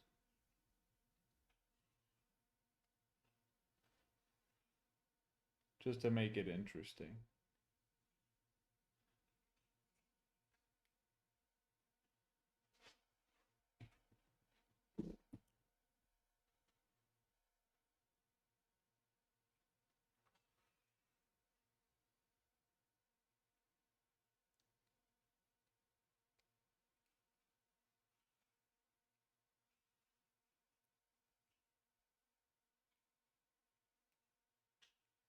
What's it gonna be?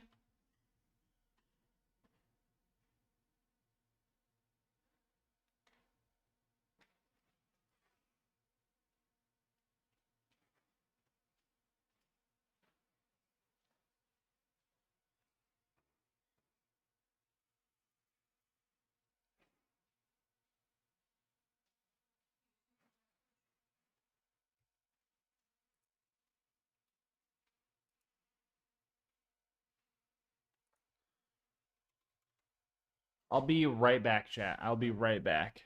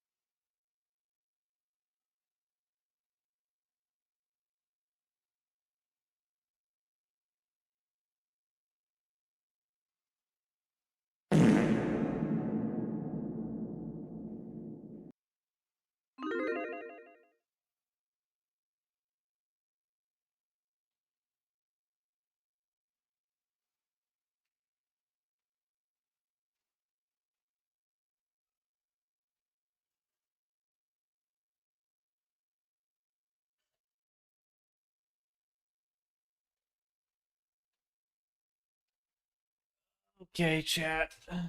How'd the poll go? So, I was thinking it is 2:09 a.m. And I do want to try this game, but I feel like I'd probably be tired in like an hour. So, proposition, what if we save it for tomorrow night so we could play it for longer than an hour before I get tired? That way we could play it for a couple hours maybe if need be. Hmm? Hmm? Hmm? That sound good? That sound good? I think that sound good. I think that sound good. So, for right now, I think ain't no way TX got the game, bro. Bro played for 1 minute. Bro pulled the Ramjeet, or whatever his name was. Rajit. The guy that fucking jumped off the fucking uh first obstacle, bro.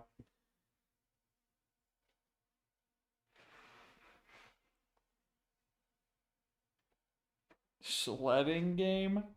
Yo, who played the Club Penguin sledding game? That was one of my favorite ones. Play Roblox. No way, bro. I think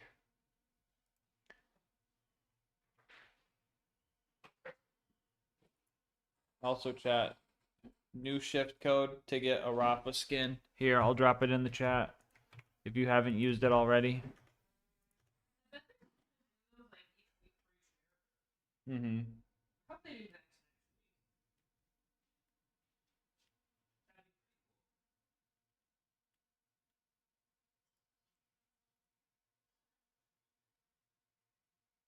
Remember like 5 weeks ago when everybody was upset by Beck because she got her character short come out first?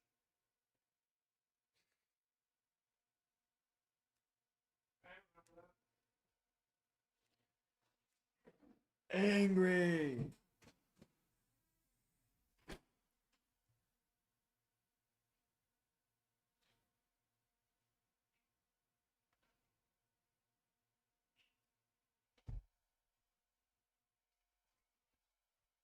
Okay. So. I'm gonna get ready to get sleepy. I'm gonna get some sleepy juice and then yeah.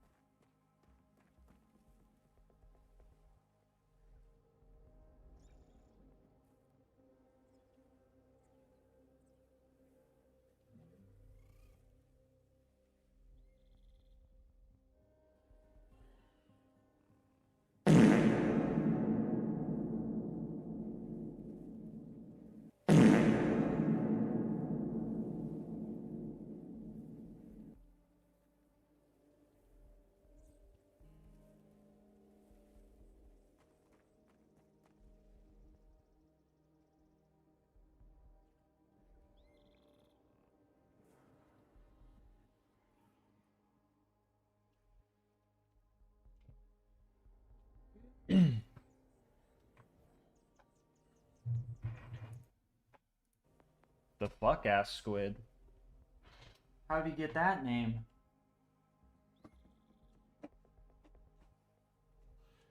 Alright, chat. We got the AFK sleepy time juice.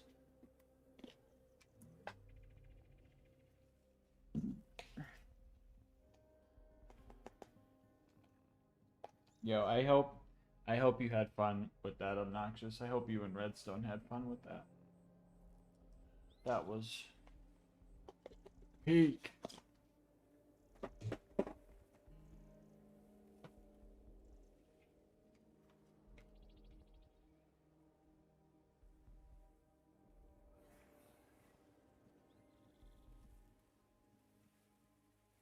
Price check them.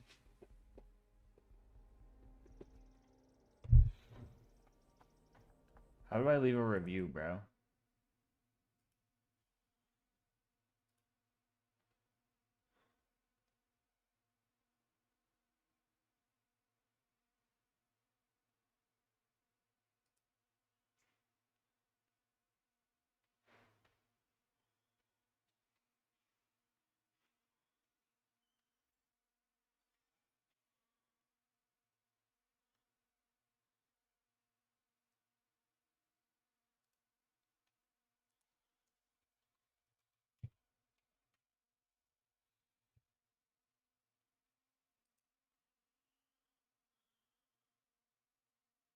Why you play Shifty Mednit? Is BL4 that bad? That was better than BL4. I mean, Shift at midnight for Game of the Year, chat.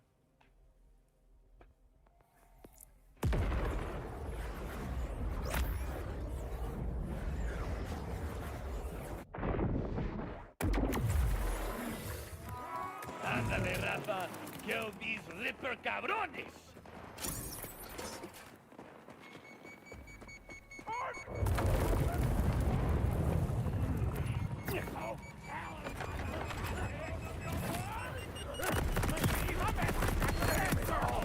Hasta luego, Fred.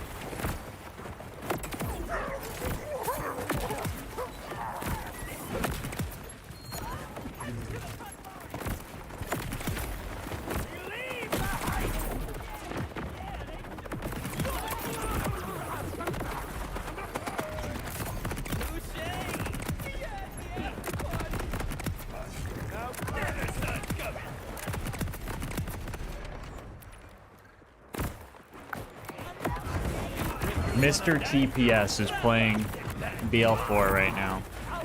Without me, bro. Bro could be helping me farm these guys. SMH. Yo, Mr. TX, bro. Can I join your game? I'll do nothing but just kill randoms.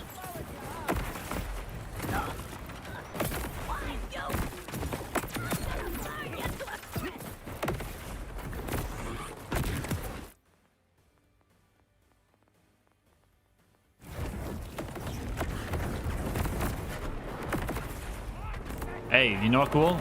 BL4's got that thing where you could be 2 separate levels.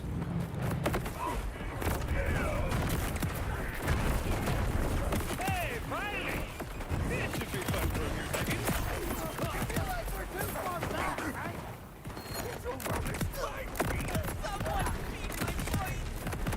Oh my really great game. I'm the target, but I'm not relentless! Check out this beam down! Damn!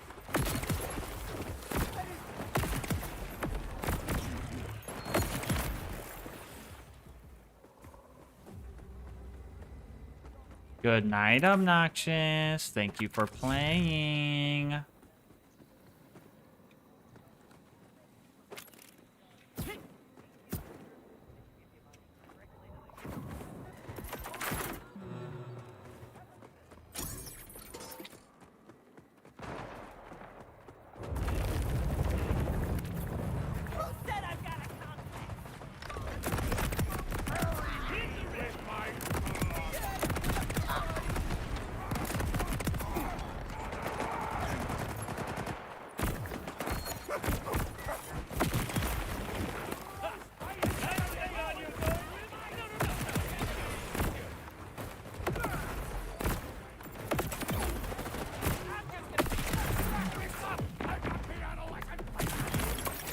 That's a bit too close, Fred.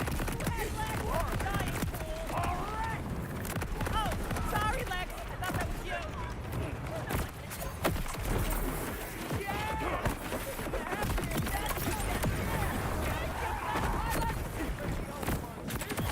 Yay. You killed my throat. Oh, shit. You can't hang out. Oh, buddy. Perfect. Get ready for some vehicle man. Another phalanx. Let's go. How many more, chat? How many more phalanxes? I don't even know what I gotta kill off of, bro.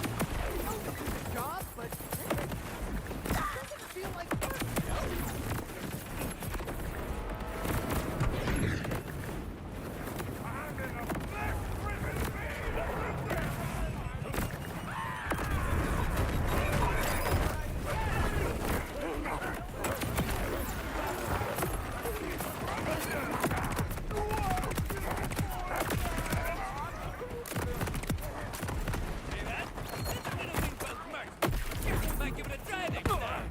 No, don't laugh. I'm the right man. Hey!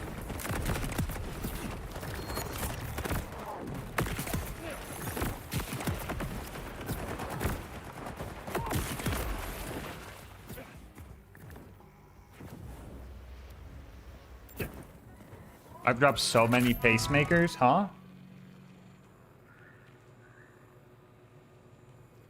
For it to be paperwork time. Okay, Bones. Appreciate you lurking. Is paperwork time fun paperwork time? That mean good, like, end of shift? Or is that, like, the dreadful part? It's a vault hunter. Somebody panic. I'm gonna work the hell out of those. Me asking question right after you say you're gonna go lurk. Me pulling you out of the lurk.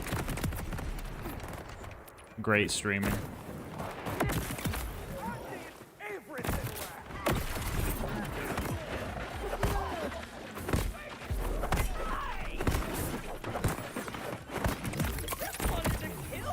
Still need like 80 more melee kills. Might as well get them while I can, or when I can.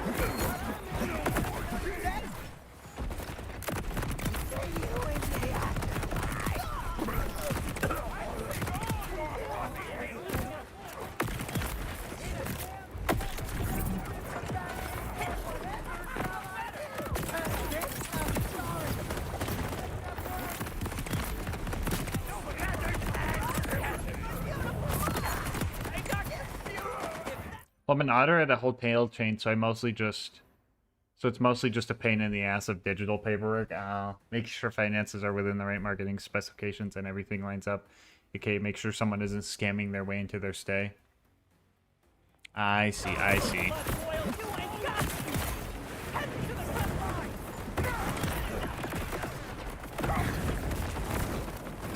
I think that's what a friend of mine is doing right now too. Something like that. The night shift hotel work type deal.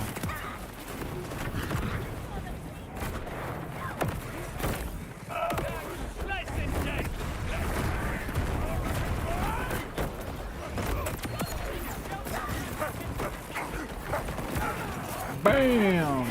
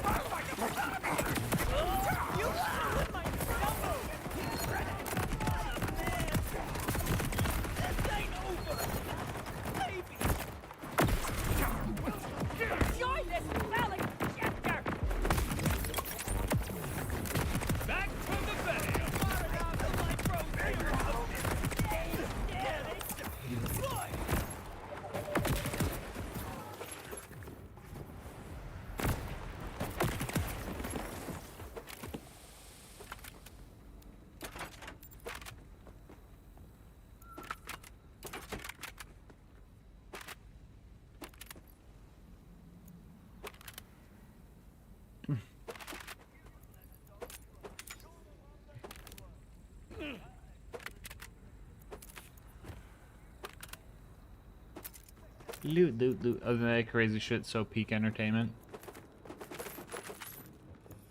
When I don't have a stream to watch, only downside is only one night a week. I have security. Tonight is not that night, Lamau.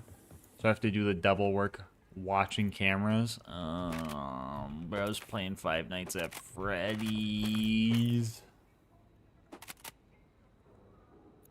Oh, next to the casino. Oh my gosh. You must get all kinds of... What, next to prison out back? Jesus.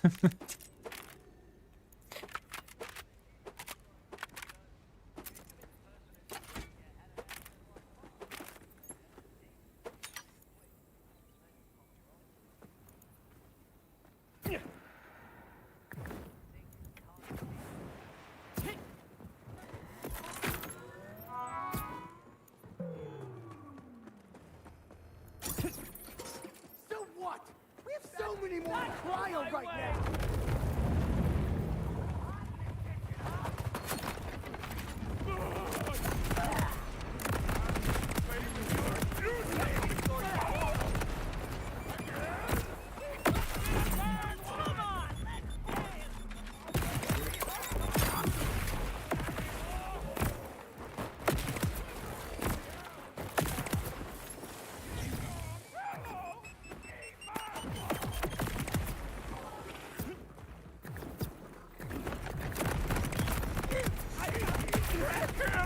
If you're looking to get stuck, I'm your back. Oh boy.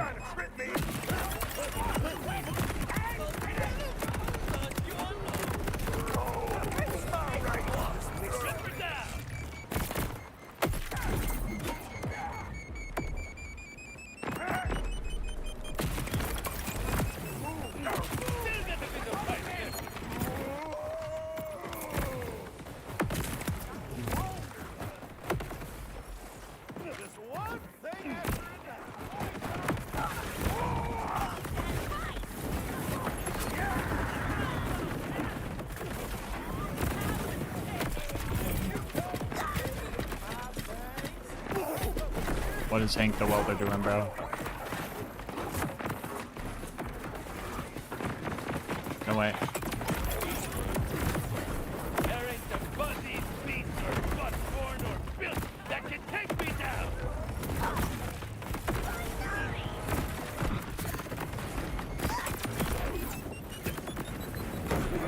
Bam! Target acquired. Shooting the shooter.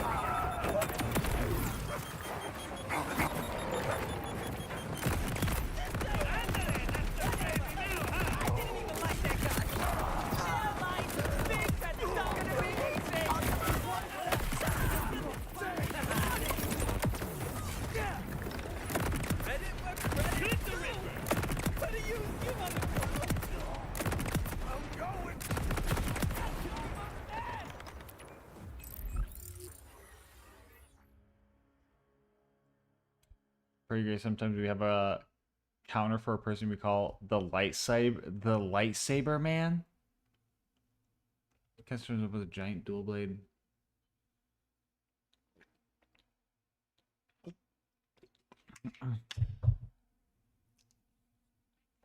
That's crazy. Thank you, Vladov.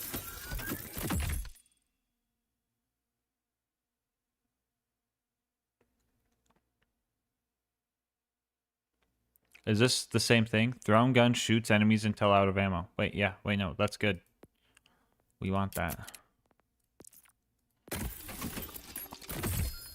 Yo, we got the Tedior hover drive. And a new skin called Quickie. What? Crazy. All right. Let's see this Tedior hover drive. Tedior hover drive is max speed. Yes.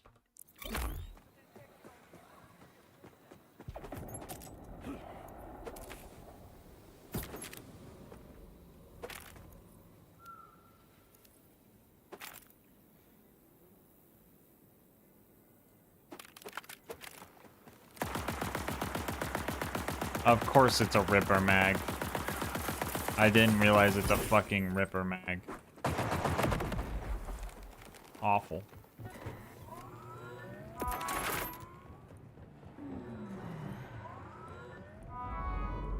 With color blindness? What kind do you have?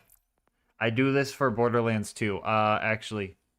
What kind do you have? Hold up. I usually put it in the Deuteratopia thing. I'm probably butchering what it's called, but... Is that our gameplay? Visuals, advanced, basic, calibrate. Yep, that's good. Which hover drive is the best? I have no idea. You got the Trite Anomaly. All right, here. You know what? Here, I'm gonna try this. Where's this at? Audio and visuals. Color preset.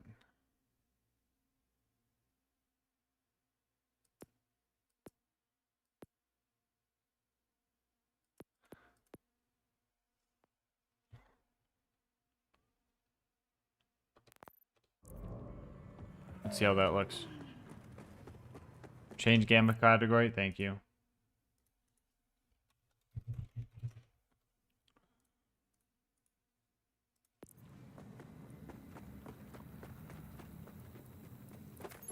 What's a leggy look on the ground? What's a leggy look like on the ground?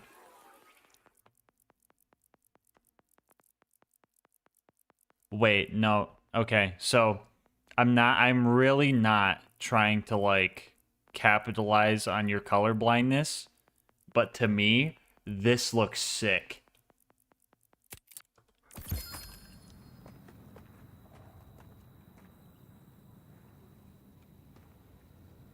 The red actually just looks sick.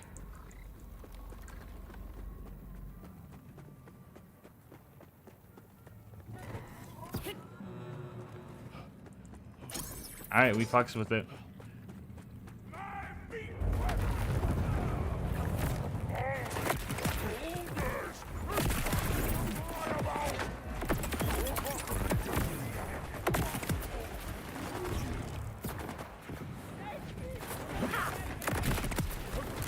See that?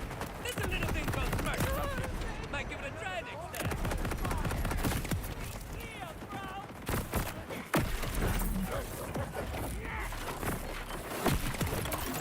Let's make our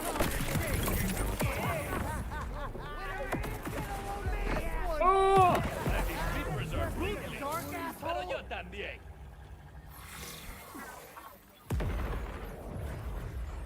Sunflowers are pink. That's crazy.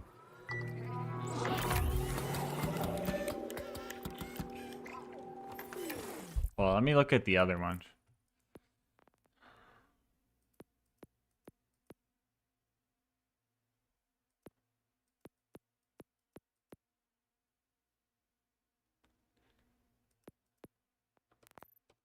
Let's try a tactical reassessment, shall we?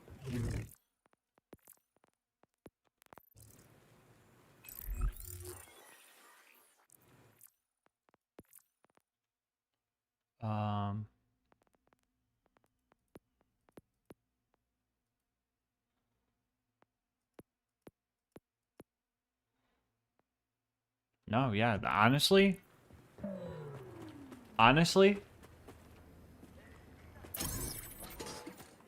kind of think it looks sick. I'm just gonna say it. Let me get a legendary drop. Ooh, So what? You're like a ooh, it's E-Tech.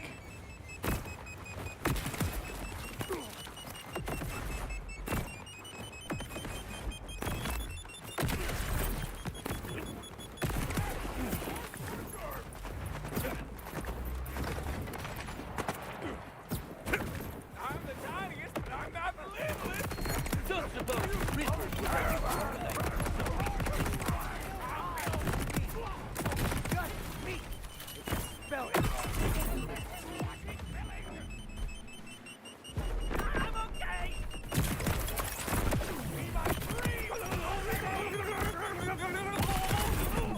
Anyone Oops. got the map?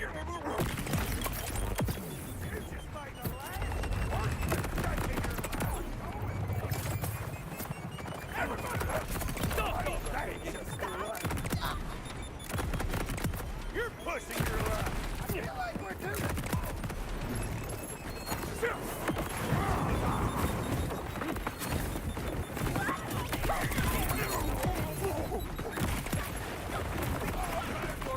Do you have the other hover drive maxed out? I have a few other ones. I know TD. Here, I'll show you the ones I got maxed out. So far, I've got Daedalus, Jacobs, Ripper, and Tedior maxed out. Oh, and Vladoff. It looks like Order and Tedior will probably both have max speed.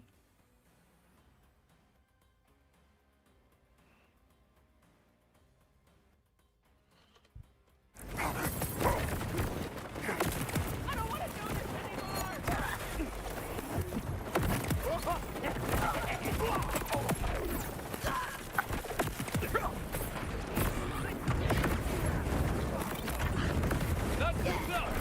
They won't get too close to getting shot.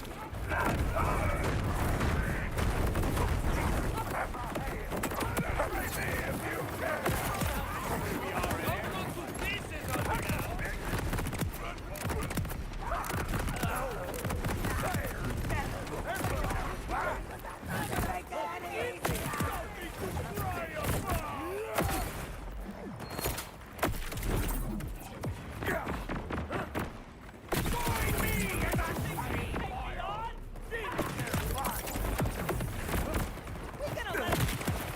Triple kill.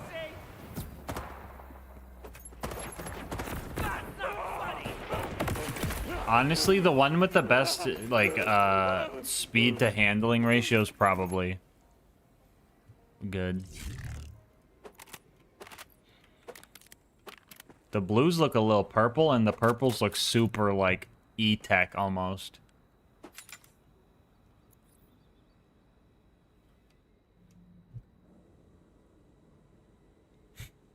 Chat, do I rage bait Twitter right now? Do I rage bait Twitter? Do I post this online and say I got the new rarity?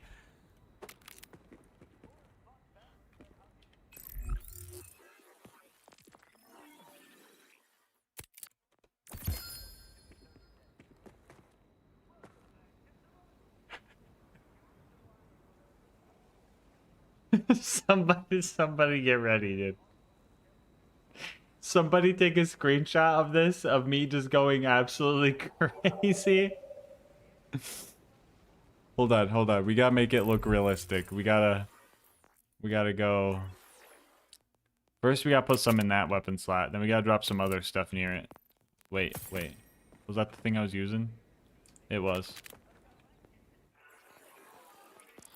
Alright, we gotta put some blues in our inventory slots so they don't expect anything, right? And then on the ground, we gotta throw some, like, junk.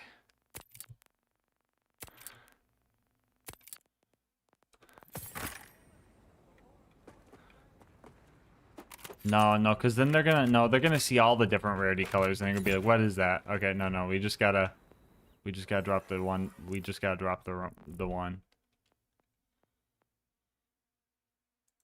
Do not trash that, please.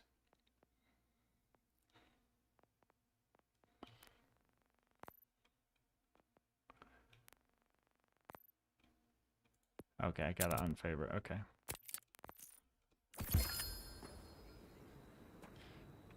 Alright, somebody get ready.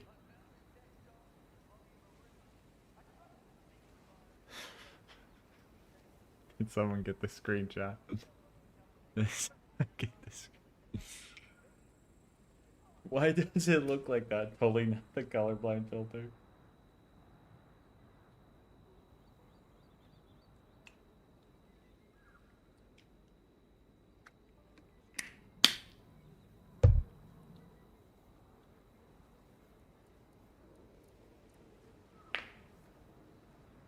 Great thumbnail face.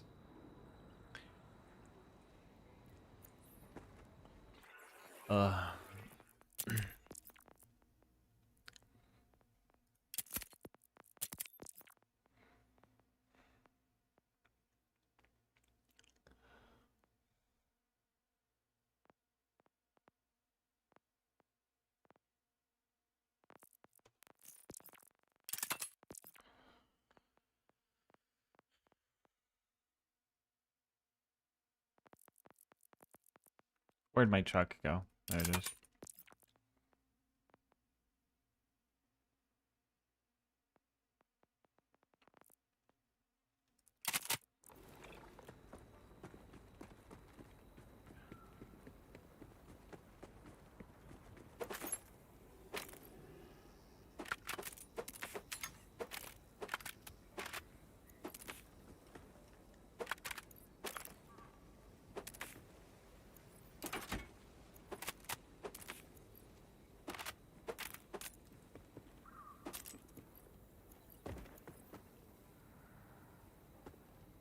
White, red, why the fuck did I miss? Yeah, it's just a colorblind setting. One of them makes it look red and it's sick. Yeah, when I play BL2, I usually run what's it called? The do it to the D one, because I like the only thing I notice different with it is that health sticks are like brighter red.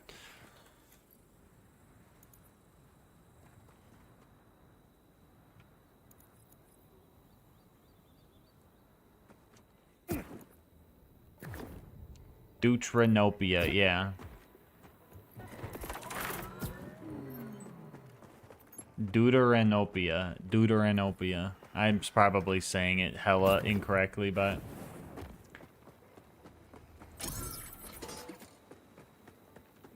how long has the subathon been going on for? 27 days.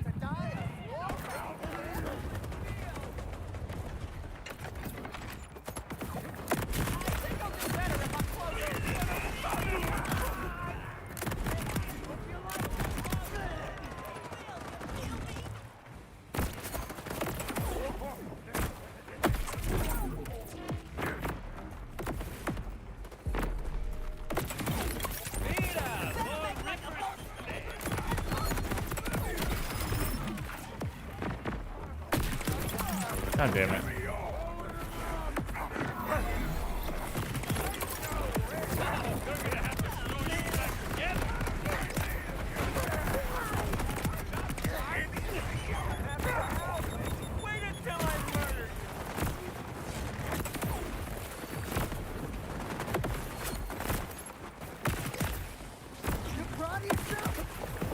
See that? This isn't a bingo card. Might give it a try next time. Deuteranopia? Oh, cool. Not deuter.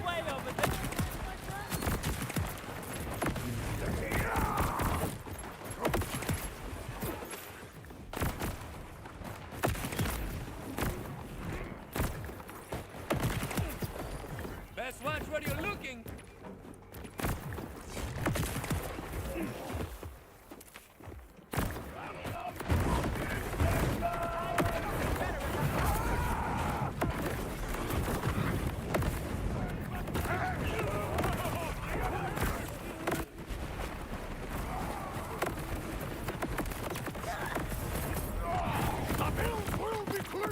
Boom!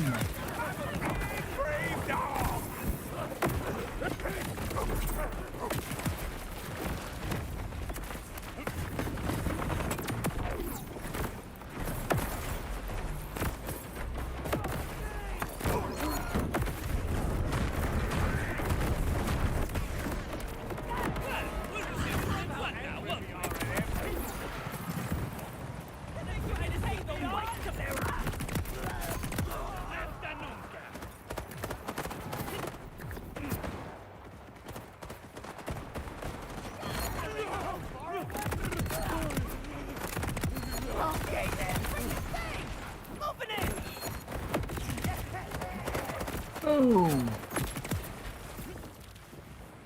Am I losing it, or has it been your birthday for a week? No, my birthday was on the 6th, but I've been streaming for 27 days straight.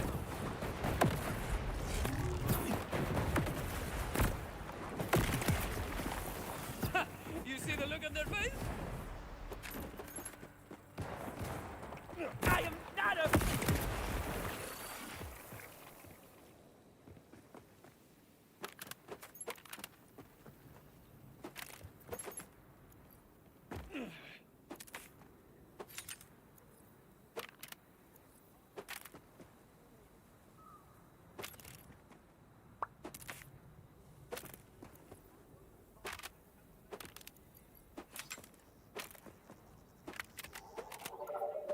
Did someone get the screenshot? Please tell me someone got the screenshot. No, no one got the screenshot. I can't put both my hands on my head and get the screenshot at the same time.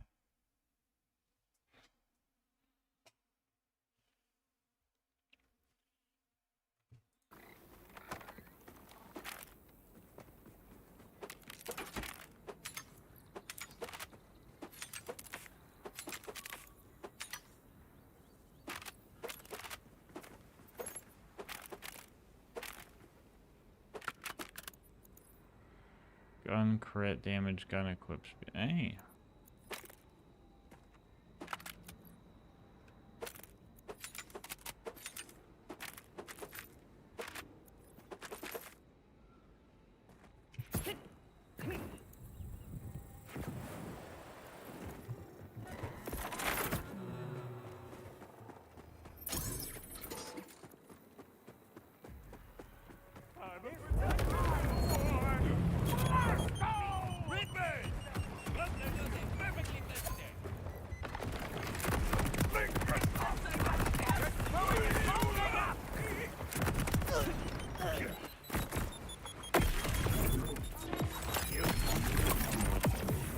Ouch. Of course you're a badass.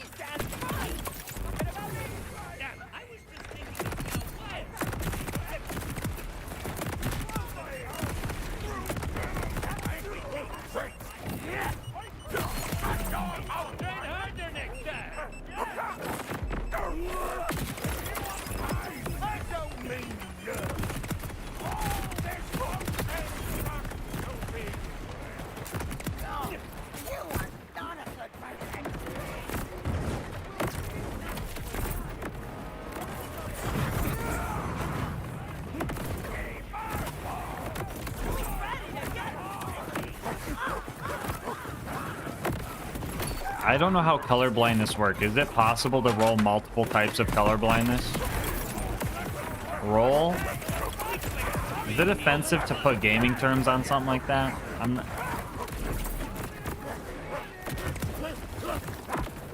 I'm sorry.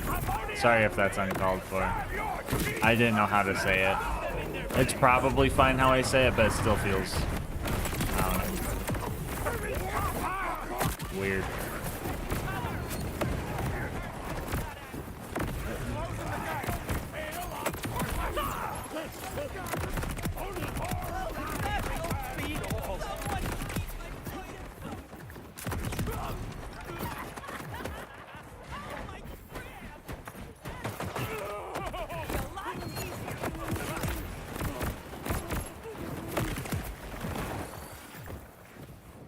Yeah, I wasn't sure if they were like mutually exclusive or something.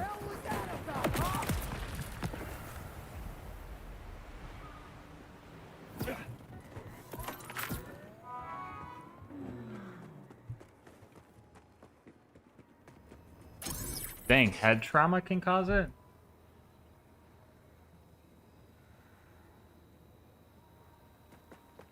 Oh, dang. I didn't realize that was a thing.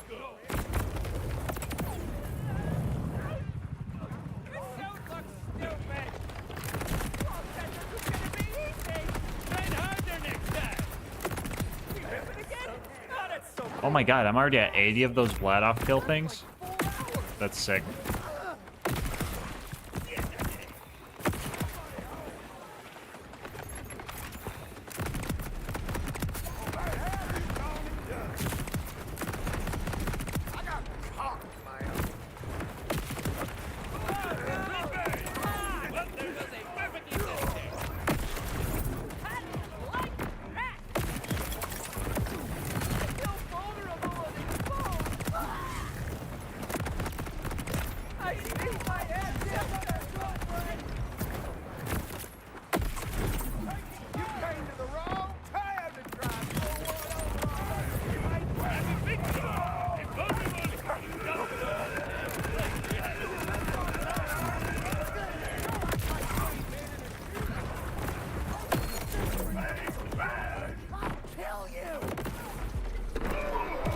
No! How many subs have you gotten so far? Top left, 4,688.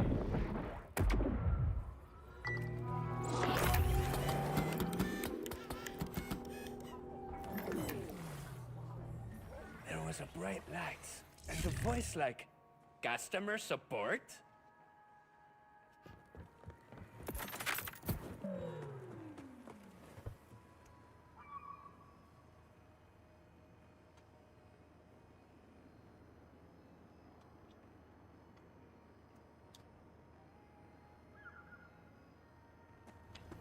Yeah, Gaggy, true. Boys, get ready for some vehicle manslaughter.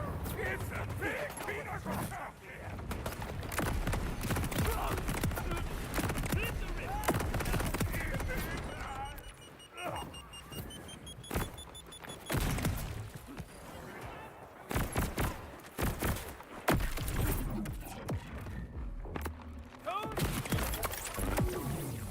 It'll take more than that to keep me down. And not much more, but keep...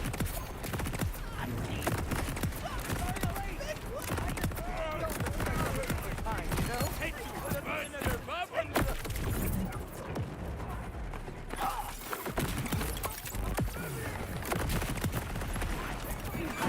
Not even sad! Collect my body!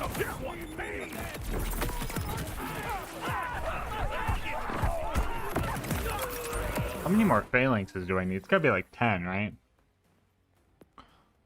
11!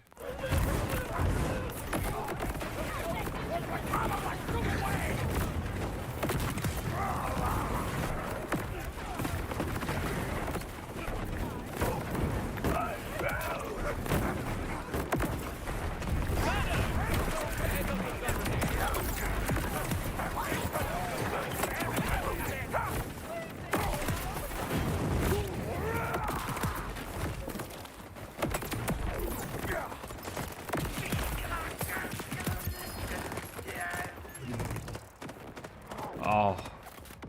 Oh, the red drop. The chuck. Boom.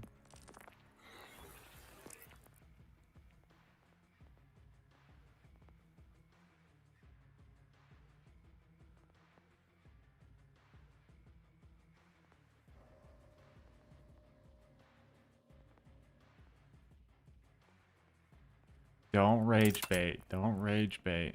Hold on.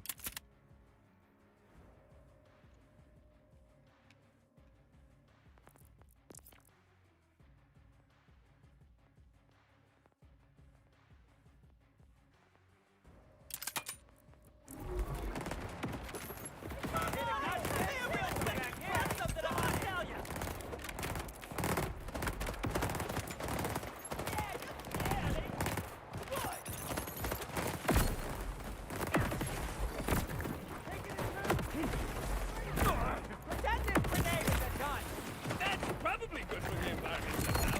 Right? Fill my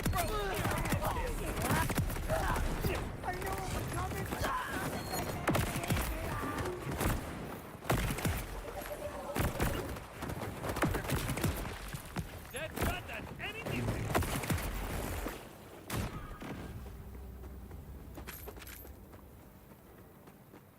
Good morning, Stickman. Could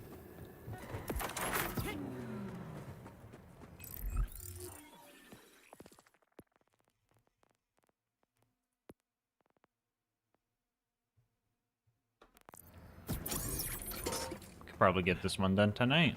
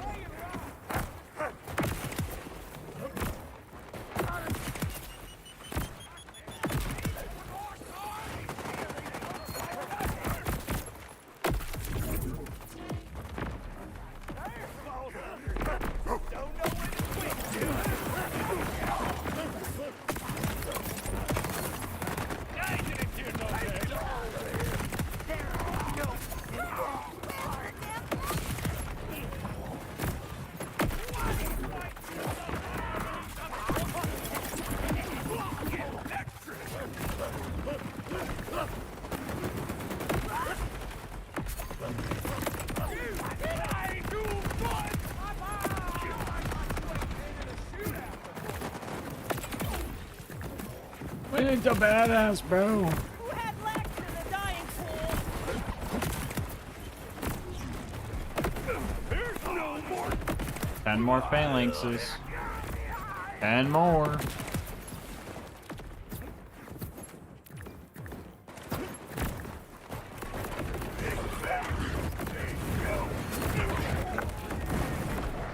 Boom, bam, bada ba boom, bang, boom, bam, bada ba boom, bang. We got the red! We got a red, chat! No way!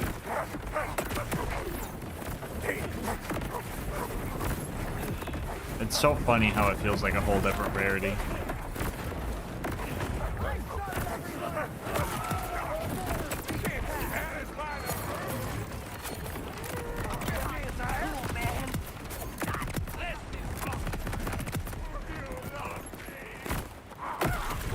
Come here real quick. Got something I want to tell you. I'm invincible, invulnerable, indomitable, and incredibly happy.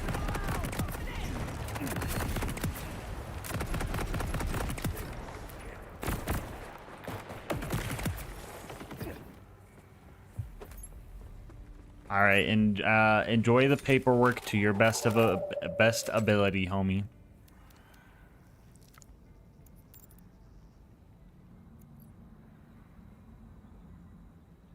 Yeah, why is that one kind of good though?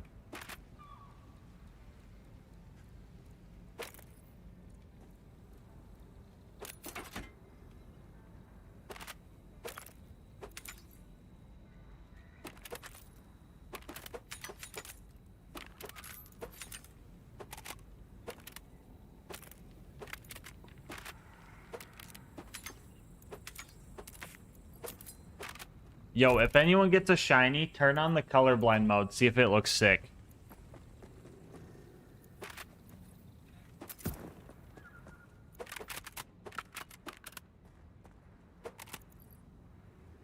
Ooh. Oh, why is it gotta have the fucking Ripper mag, though? Oh, the Ripper mag's not as bad as the other one, but, like, still.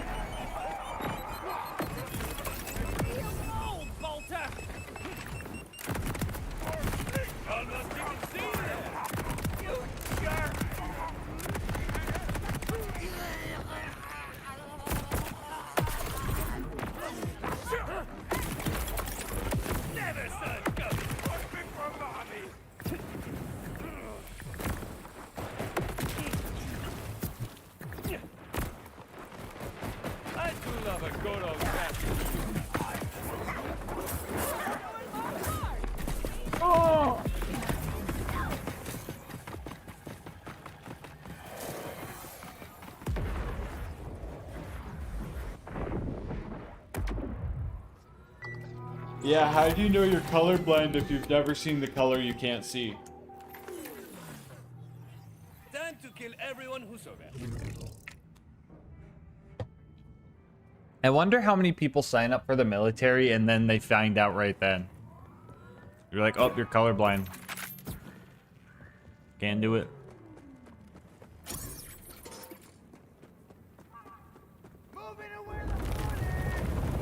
So many. These rippers wanna die. Dang, really? Rafa, get that.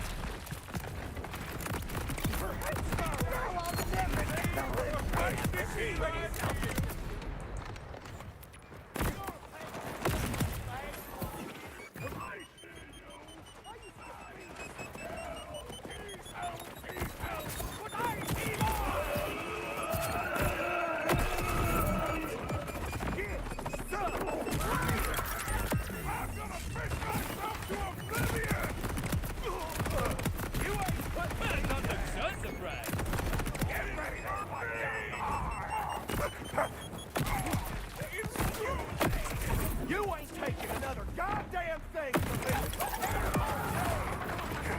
Hear me? I'm down! You see the look of their face? Now ain't the time to grieve. Now bang it out!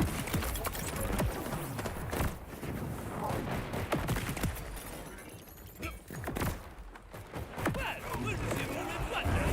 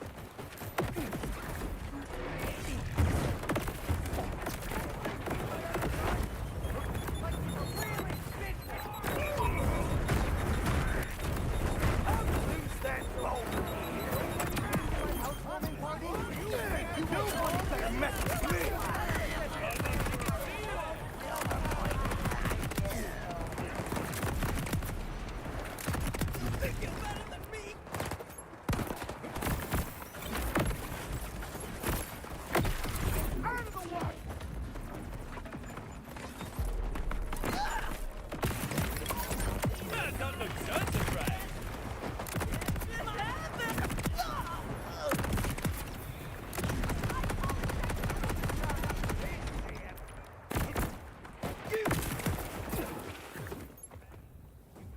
Oh, they always tell you you can't get the job you want.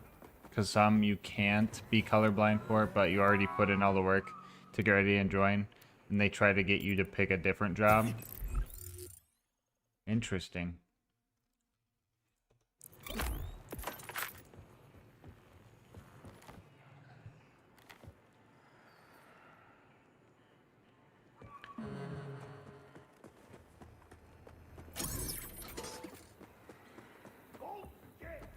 Got me a gun head, gun down.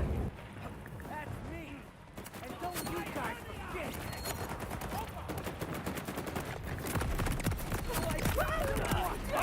So many more in cryo right now!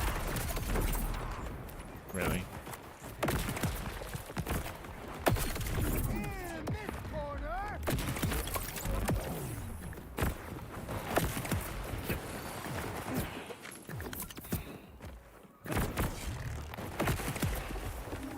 Gun acquired. Shoot in the feet.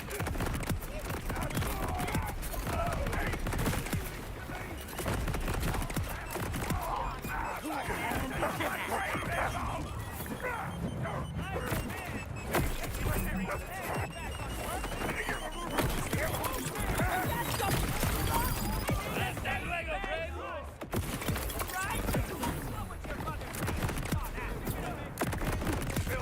Right back. Your teeth for that!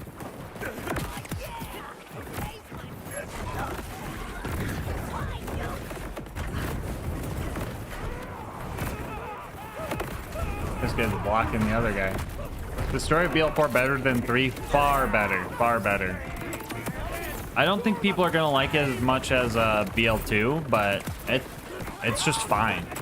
It's not cringe at all. It's just fine. And I'd rather it just be fine than cringe.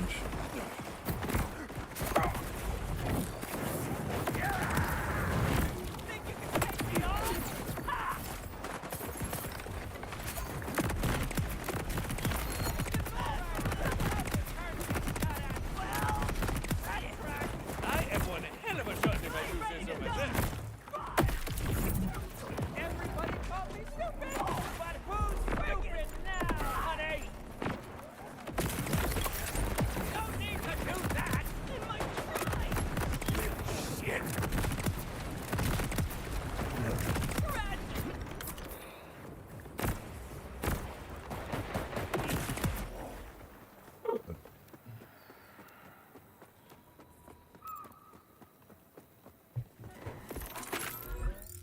There's a basic part on maps.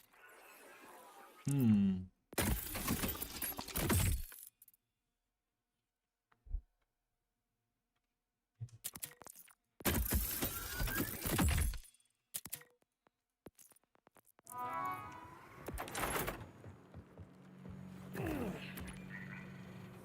What's gun horoscopes? I pretty much give you a tarot reading with a gun, right? For example, if I want to give you a gun horoscope, for example, right? I'll just find a gun. And I'll be like, alright, this one. The Gorging Weldworm. And then I gotta give you like a tarot reading based off of it. But why did it have to be called the Gorging Weldworm? I don't know. I guess bro's packing, chat. Sargon's packing. Something big down there, bro. Crazy. Crazy. Lucky you.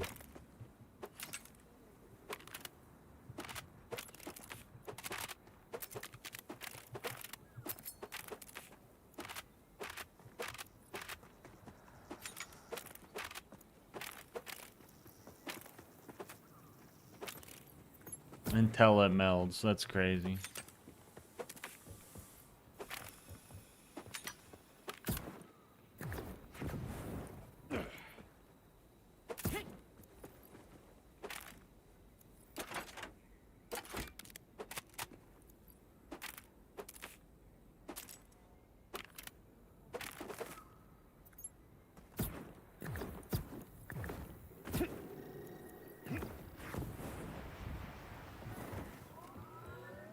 Not even a bad thing. Exactly. Orange Gatorade. Exactly.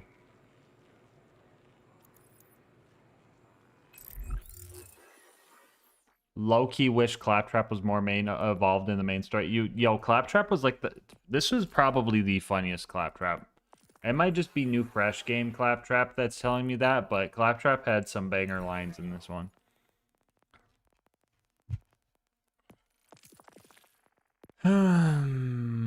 I need 500 of them. Damn, I don't know if I'm getting that tonight. I think I'll pick up my loot and get ready to sleep.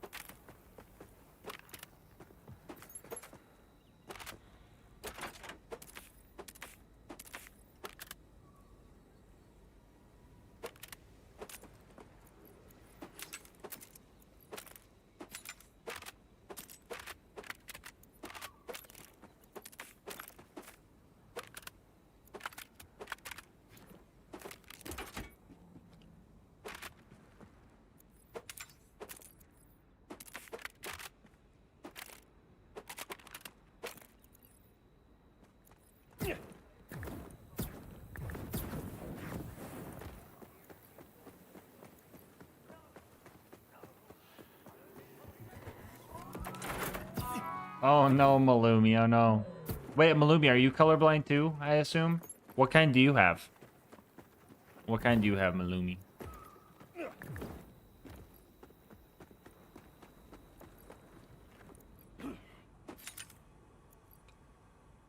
Painter. Thank you.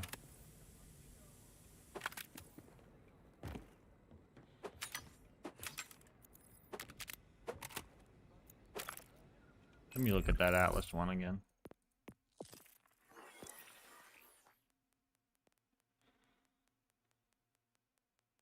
SMG crit damage?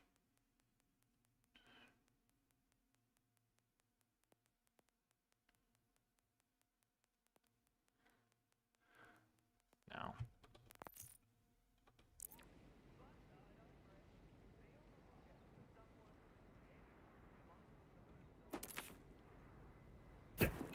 Three ways got blocked for sex-based term. That's crazy.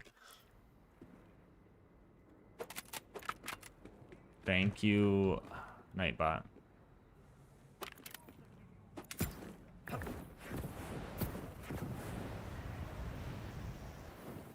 But I can't see green and most hues of blue. Alright, let's see here.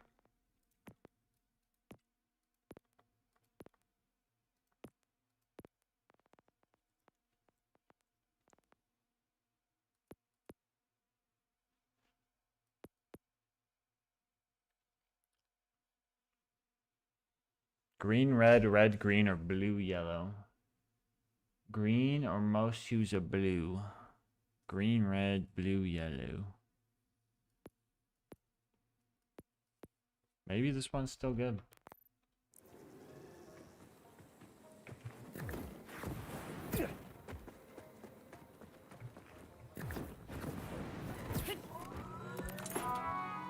Okay, I need to get ready to sleepy. So, put my headset on, the charger.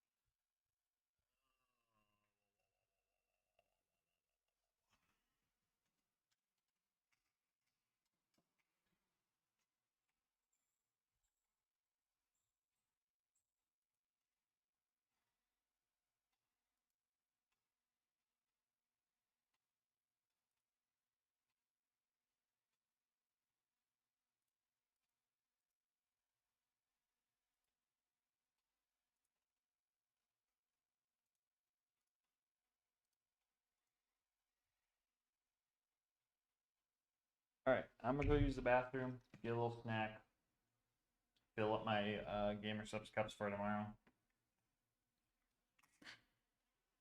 All that jazz.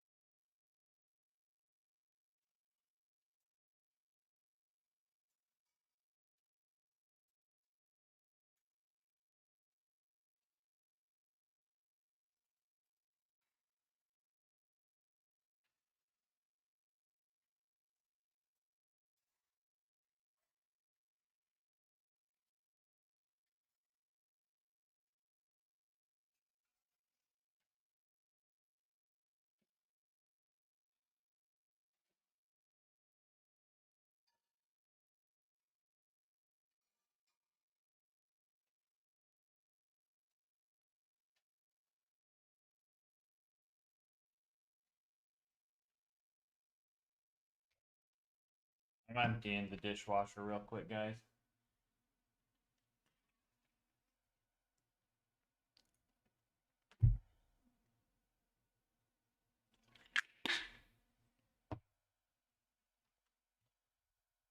Weren't they Lilith's best friends? I think the lore is that they split up to spread out across the universe.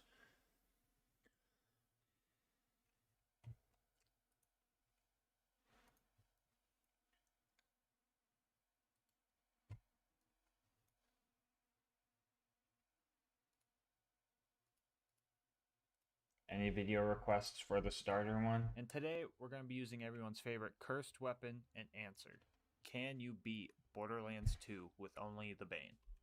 Alright, like every challenge run, we're going to lay down some ground rules. First off, we're going to do an OP10 playthrough to maximize the difficulty. I can use any Vault Hunter and any of their skills, with discretion of course, because I know the Gunzerker's a little busted. We are going to be using Maya, some bonus rules. We are making driving cars and holding other weapons for speed a sin punishable by death. For the gear, I kept it pretty simple. Grenade and shield are more boring. Just the fuck, I guess, was auto-modded to maybe get some funny drops. Now I could have went with more OP stuff like magic missiles, the B shield, etc. But we're saying screw the training wheels and hopping right on the motorcycle. We do have a legendary cat. This video is sponsored by Instant Gaming. More on how you could save money on video games. Loop it. In the video. Whether you like Borderlands 2 slag mechanics or not, I think we can all agree that when you are the one being slagged, it's not that fun. Well, maybe for you guys, but I'm a masochist, so today I ask, can you beat Borderlands 2 while perma-slag?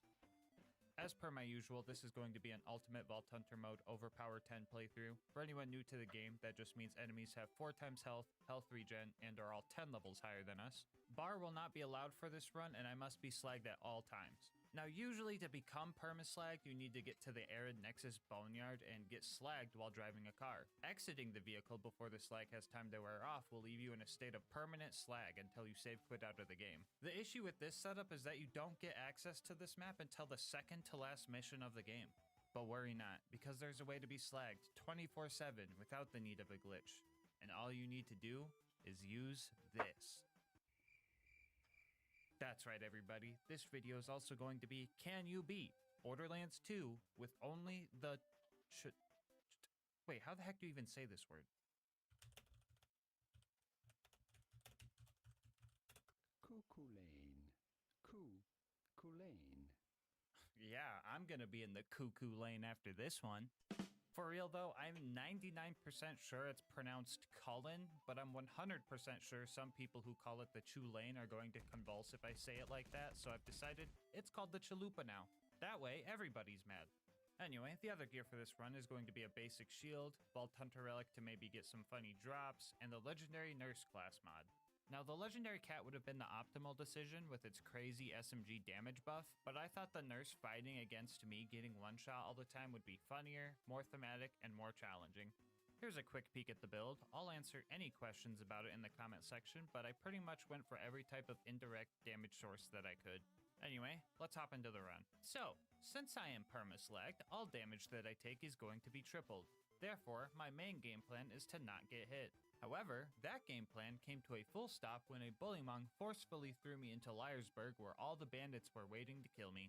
Just about any attack that hits me deals well over enough damage to just one-shot me, but BL2 has a mechanic known as Health Gate, which prevents you from getting insta-killed as long as you have over 50% of your health. This effect gives you 2 seconds to get your health back up to 50%. A good indicator of knowing if you hit that 50 is the animation of your health bar. If it's shaky, take a breaky, and if it's not, you're ready to get shot. Anyway, yeah, for a lot of this run, we're going to be playing like a cover shooter. Oh yeah, you remember that shield I showed you? Fucking worthless. Any amount of damage would just health gate me anyway, so this was pretty much just a security blanket for me. Now that we've covered damage taken, let's go over damage given, which, there's almost nothing to talk about.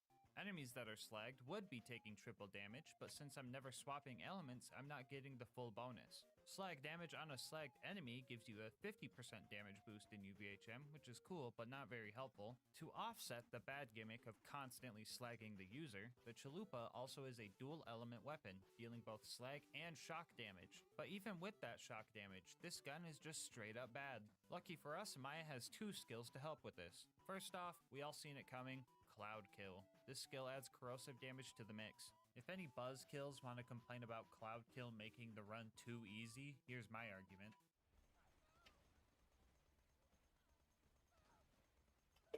Yeah, so it was Cloud Kill or the legendary cat class mod, and I chose the harder of the two. Anyway, the other helpful skill I was talking about was Immolate, which adds fire damage to our shots while we are in fight for your life. So when we're trying to get a second wind, we actually have all the elements at our disposal. Why do I feel so handsome saying that? Anyway, Tutorial Town was a bit rough because of a bully rat we had to deal with, but using Thought Lock, we had the bandits and bullymongs deal with each other. This was actually super helpful because the power wasn't even on to buy more ammo yet. I had like 1,500 rounds before that bully rat ate them all. I know I kind of forced this bullymong to be my friend, but he was actually pretty cool. Yo, you put the stinky on him! I almost feel bad killing you now. After we met Hammerlock and got Claptrap all fixed up, we made our way towards Boom Boom. Some of the local rack decided to help fight the bandits guarding the place, which was weird because I didn't Thought Lock them. But I did Thought Lock the Lunatic Bombers and got them to blow each other up. The same plan also kind of worked for Boom Boom. I almost died 0.2 seconds after the cutscene ended by nearly running in front of Boom's cannon. This thing ignores health gate, so I would have been dead for sure here. This time around, I decided to go for Boom first and kick him off of his cannon. After that, I tried to get the brothers to fight each other. This was pretty awkward because they would just jump around like crazy when they would start fighting each other. I would try to use Cloud Kill on one of them, but they would just jump out of it. Oh my god, dude, what the f is going on? Why does he jump around so much?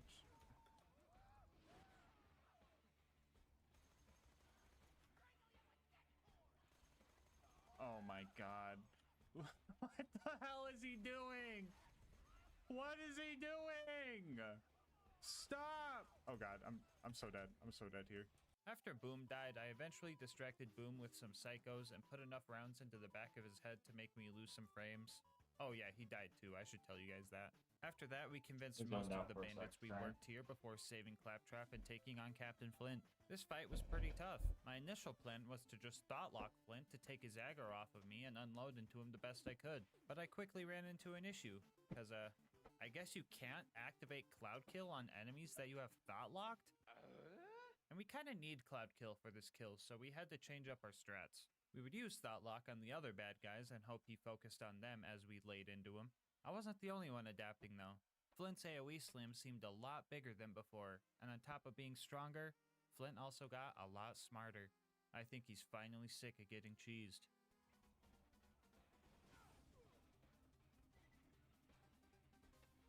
He's had enough! He's had enough!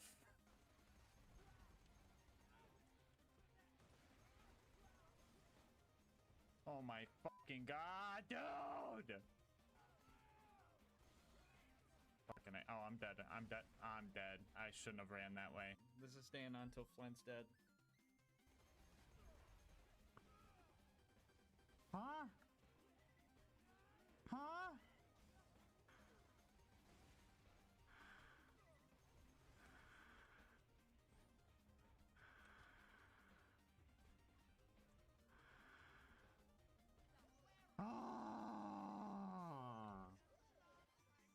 Well, that was obnoxious, but we managed to kill Flint with a f***ing grape shooter, so that's cool. Anyway, we made it to Three Horns and needed a car. I used my bullymong whispering powers to have them deal with the bandits while I snuck in and stole the adapter. I got in my car and realized that I wasn't slagged while driving, so I made the rule of no cars right then and there. Instead of ramping over the gap, I just had one of my bullymong homies throw me across and started our run to Sanctuary. We made it there and killed Door Guy in a solid 4 frames per second. I should probably explain why this is happening. Anyway, we had to go save Corporal Reese. He would have been fine, but I accidentally slagged him, so he ended up dying. I grabbed the power core and almost forgot to kill the 20 bandits to avenge Reese, so I went back and thought locked the Nomad to get the 20 kills for me. After that, we made it to Sanctuary, and Private Jessup got stuck in a slag puddle. So while he tries to get out of that mess, I'm going to tell you guys about our partner, Instant Gaming. How fast do you think you could get a game on Instant Gaming? Take a guess right now. Once your account is verified, getting a new game can take less than a minute, and to prove that to you, I will now speedrun buying Fallout 3 Game of the Year Edition on Instant Gaming. Time starts as soon as I open Instant Gaming's website, and the time stops when I get the confirmation from Steam. Ready? Go! Instant Gaming's website, here we go, Fallout 3, bam, enter, Game of the Year Edition, buy now, there we go to payment, blur out all that personal stuff. Now this is the longest part of the speedrun right here, guys.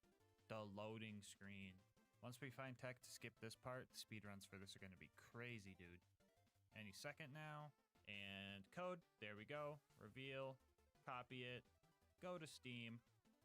I accidentally clicked on my OBS. That was a major time loss. But anyway, time. Sub 30. And bam. In less than 30 seconds, I got Fallout 3 Game of the Year Edition for $3. That's $7 going towards more Monster for me, baby. So stop waiting. Make your gaming instant. How about this? Think about a game you've been wanting to play and use my link in the description to just see what kind of deal they're offering on it. And if you like what you see and end up making a purchase, just know that on top of saving yourself money, you're supporting the channel. Anyway, let's see how Jessup's doing. Oh no, Jessup, be careful! Anyway, after getting all the hub world tutorial stuff out of the way, we headed towards Frostburn Canyon. Along the way, we found a tubby spider ant and killed it for its loot, so that was pretty cool. After that, we found a tubby spider ant and killed it for its loot, so that was pretty cool. Besides those guys, nothing crazy really happened. The siren went that way! Idiot. The spike jump this time around was way scarier than usual because I was slagged, but we still made it, so it was all okay. Never mind. I managed to photobomb the cutscene here, and geez, bro, do I really look like that? Lilith felt left out, so I gave her a grape flintstone vitamin so she could be purple too.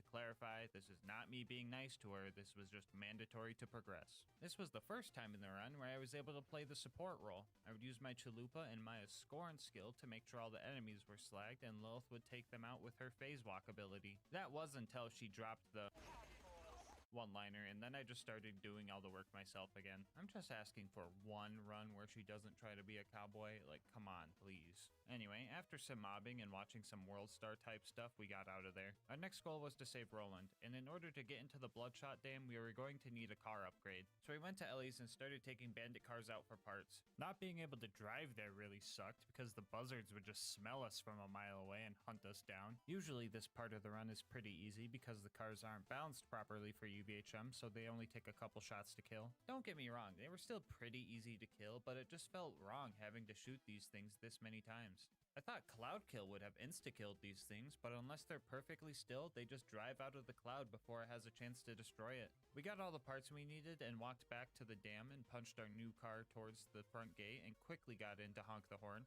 I know I'm not allowed to be in the car, but I chose the Iridium metal skin, so just pretend we're slagged for a second, okay? Badma showed up and started giving us a hard time. I wanted to use Converge on one of the basic mobs around here in hopes that it would yank Badma off the cliff for us, but they just weren't cooperating. So I stuck to the usual strat of hiding, distracting, and spamming rounds at my target. I eventually took him out and made it inside the Bloodshot Dam. For being this far into the run, 6 deaths isn't so bad. I sure hope that that number doesn't quadruple from one mission alone. Anyway, you guys have probably noticed something I haven't talked about yet, so I'll take time to address this purple haze effect that's been showing up on my screen. Does it bother me? No, not really. My brain is really good at drowning that type of stuff out. Like during the Bane only run, for example. I stopped hearing the screams by the time I hit Overlook, and life just felt normal. Anyway, something you shouldn't have noticed because the gameplay is muted was the slag whispers.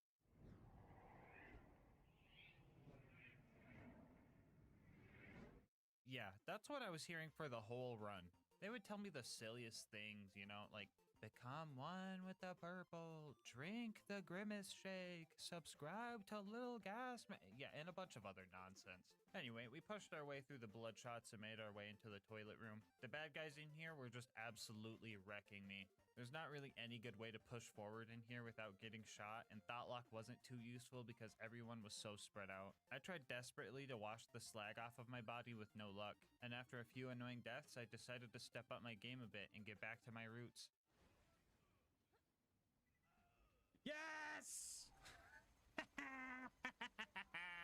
That's right, baby. I started getting some momentum and making some progress. It wouldn't be too long before... Ah, Alright, I got some explaining to do. So my game crashed because I have my physics settings set to high. That's also why you've been seeing slag puddles and low frame rate kills when I'm point blank on enemies. Slag particles is usually what makes the game crash with these settings, and Twitch chat redeemed their channel points to make me turn it on until the game crashed. Immediately after this crash, Lucas spent a bunch of points to re-redeem it, so yeah, don't use this setting unless you want to crash. After refighting our way through the dam, Mad Mike showed up. He almost put the stinky on a psycho, and that would have been pretty cool, but he failed pretty horribly, so I had to show him how it was done. Hold it right there. Yes! Yes! Alright, bye. We found Roland and decided to keep our distance from him. We didn't want any of our slag rubbing off on him because he might get hurt if that happened. That plan backfired when the warden came and nabbed him up. As I was sneaking past all the bandits and loaders, I found a legendary siren class mod. Doesn't help me at all, but if you want any of the cool gear I found in this video or to try the challenge out yourself, I'll have the save file in our Discord server. Link in the description. Anyway, we made it to the warden and started our fight. To the new viewers that know how to have fun without needing to impose restrictions and challenges to your run, you might not know that the warden can actually take Roland to the Hyperion Friendship Gulag if you don't kill it fast enough. And with our damage output, that means we would only get 1 or 2 chances to take the warden out. The warden really gave me a run for my money during this fight. I think it spawned like 4 angelic guards, which are pretty tough even with cloud kill. Thought locking them proved to be helpful for distracting the bad guys and aggro relief, but I still had to make sure to keep one around at low health just in case I needed a revive. At one point, I thought locked an exploder and it just took a chunk of the warden's health, which felt pretty cool. Near the end, I was getting pinched from both sides of my cover bus. I had to put all of my trust into my ears and the minimap so I could lay into the warden as much as possible. After a good long fight, I managed to take the warden down right as Lilith was telling me that the drop bard showed up. That was definitely a first try or gulag situation. We fought the rest of the loaders off with Roland and made it back to Sanctuary, where he gave us our next mission to go steal the vault key. Nothing crazy happened at Tundra Express, just the usual. Burn the Varkids, meet Mordecai, meet Tina, grab some bombs, use your Dami Mommy mind control powers to get some guy to shoot his friend with a rocket launcher. Basic stuff. We made it to the end of the line and managed to die before I even had a chance to see any of the bad guys.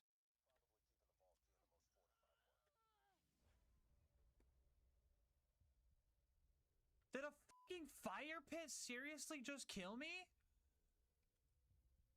Oh, what the? After that, we found Wilhelm. This fight was honestly not bad at all. I was able to thought lock his surveyors, which got him all confused, and he would just spam his Beyblade move, which meant he would just kind of sit in my cloud kill and let me lay into him. I also tricked Wilhelm to put the stinky on one of his loader henchmen, and that was pretty cool. The rest of the fight went pretty smoothly, and we snatched up the power core for Sanctuary. As I carried it into town, some of my slag wore off on it, and Jack took the opportunity to take out Sanctuary.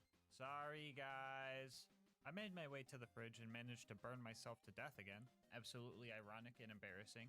At least dying to the rats is understandable. Those guys suck. Anyway, we made it to the outwash and started our fight with everyone's favorite spaghetti squid. A one-on-one fight with this thing probably would have been a real nightmare, but lucky for us, loaders get moonshot down to deal with it as well. Unlucky for us, loaders get moonshot down to deal with us as well. After I got all the loaders to focus on the real threat, we all worked together to fight against the shield regen and took the squid down. I made it to Overlook expecting that dealing with all the loaders would be pretty easy due to cloud kill. Yeah, I couldn't be more wrong. The loaders here are just dead set on destroying the beacon, and I just can't cloud kill them because of it. One of the best skills in all of Borderlands 2 is countered by the fucking Cha-Cha slide of all things. Anyway, the beacon became invincible, I died a few more times, and managed to kill off the last loader before making it back home. The next stop on our journey was the Wildlife Exploitation Preserve, and for once, I felt like I fit in somewhere. The animals here were being experimented on with slag, and I too was also being subjected to the long-term effects of grape Kool-Aid. Wounding the loaders was tougher than I expected. Ironically enough, it was because cloud kill was doing too much damage and just killing them too fast. Pomone and Toomba showed up after that. The Pomone fight, as always, felt like I was in a boxing match with SCP-372. That reference might be a stretch, but if you get it, you get it. Toomba, on the other hand, decided to get as close to a cliff as possible and cause some neuron activation in my head. He's asking for it, dude!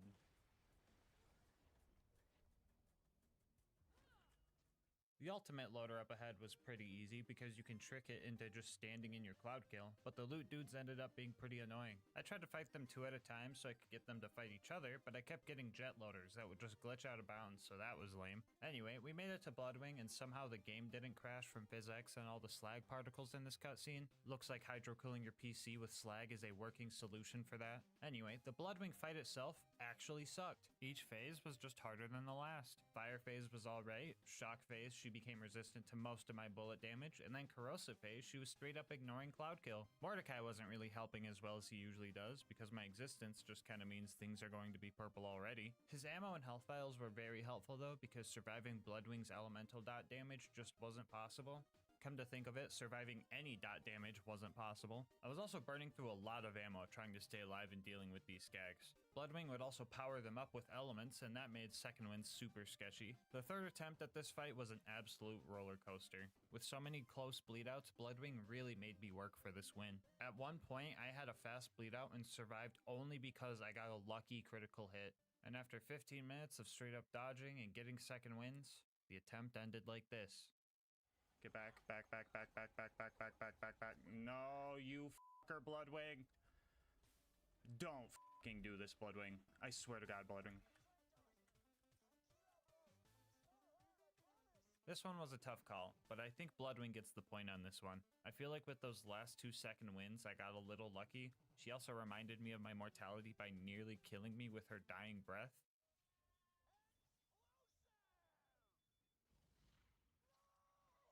That almost fucking killed me! From one perma-slagged individual to another, GG Bloodwing. Anyway, with Claptrap upgraded, we set off to 1000 Cuts to recruit Brick and his air support. Things got off to a rough start as I blew myself up with a barrel because Converge just destroys any barrels in its range. Barrels are also considered environmental damage, so they just bypass health gate, so yeah, I was super dead. We eventually made it to the initiation and went back to playing the support role, helping my Godliath homie the best I could. Our homie started beating up some kids though, and that wasn't part of the deal, so I ended up murking him and finishing the initiation alone. I decided to let Sarcastic Slab live this time around, not before nearly killing him and leaving him slag so he knew how I felt. Yeah, you're not clapping now, are ya? After that, I played support for Brick. I don't know where he came from, but a little Goliath ended up putting the Stinky on a loader. I thought that was pretty cool, so I ate his soul Dragonborn style to absorb his powers. Brick disappeared after that, and I found him murdering Sarcastic Slab. This game is so incredibly cursed. What are you Brick! Brick, what are you doing, Brick? Brick! Brick!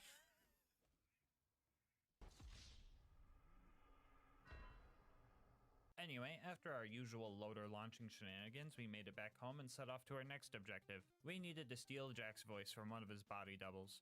This guy is programmed to run away from you, so Cloud Kill wasn't too helpful. He is also considered a large enemy, so phase locking him just does damage without taking their mind over, so that didn't work either. Sometimes after a few attempts, he just bugs out, and this time around I noticed something extra cursed. If you watch closely, you could see that the Jack double is using a Hyperion SMG. But if you keep watching for just a second, it turns into this thing. The fuck is that? Anyway, yeah, he stood still and just let me kill him. We now had all the tools necessary for the bunker raid, so we went to 1000 Cuts and started our climb. Obstacle 1 was this basic toaster. We were really close to first trying a max level one, but on our second attempt we got a lowest level one, and that went a lot easier. But that's where the easy ended, because up next were the baby turrets. Now, ready for bed.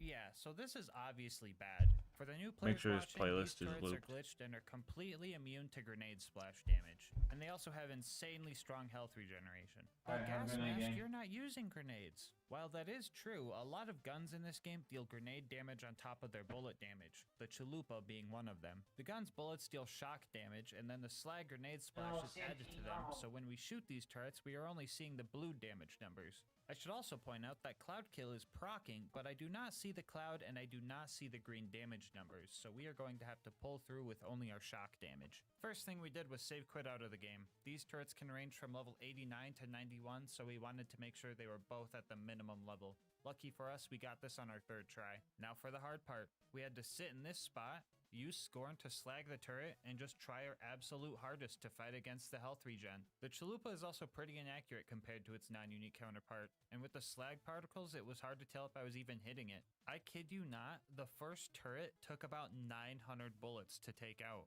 which is like over half of my ammo pool. I had an idea for the second one that made it a little bit easier. There was an angelic guard nearby, so I lured it over and thought locked it. It helped shoot the turret with me and also gave me some extra fire rate from Maya's wreck skill, so this one only took about 700 bullets.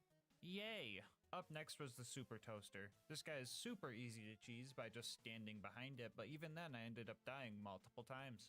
By this time in the run, I just seen all enemies completely differently. An RPG loader was just as dangerous as a gun loader because any amount of damage would just bring me to a sliver. A rabid skag bites you, you're dead. You get hit by a stray bullet, you're dead. High five claptrap too hard, you're dead. The list goes on. Anyway, I got sick of dying so many times, so I locked in and found this cool spot right here that makes it so the constructor just starts bouncing, and that made the fight way easier. After that, all we had left was sniping Face McShooty. And honestly, this was probably the worst Face McShooty snipe on this channel, except for that one time I died 3 times trying. But that one doesn't count. We're just gonna pretend it never happened. Like I said before, the accuracy on this thing is terrible, and I ended up trying to do this for almost an hour. I gave up trying to tap fire to conserve accuracy because there was no accuracy to conserve in the first place. But after 30 non-headshots and 7,000 misses, we finally got him in the face.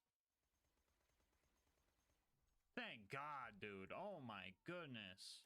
Finally at the bunker, we started taking out the turrets. These guys aren't glitched like their tinier counterparts, so Cloudkill actually put some work in on these. After that, the bunker showed up and we started our fight. The game plan was to phase lock a loader, lane to the bunker, and have chain reaction help us out for this fight. Chain reaction, combined with bunker's overlapping hitboxes, lets our bullet hit multiple times, which gave us some extra DPS for this fight. We almost had this first try, but this loader decided to die like 1 frame after I bled out, so that sucked. After another 20 minutes, we managed to take the bunker down and bask in its blood. Angel Core was up next, and let me tell you, that place was just paradise. Everything was purple, there was giant slag feeding tubes, I befriended some ion loaders to protect me. Everything was great.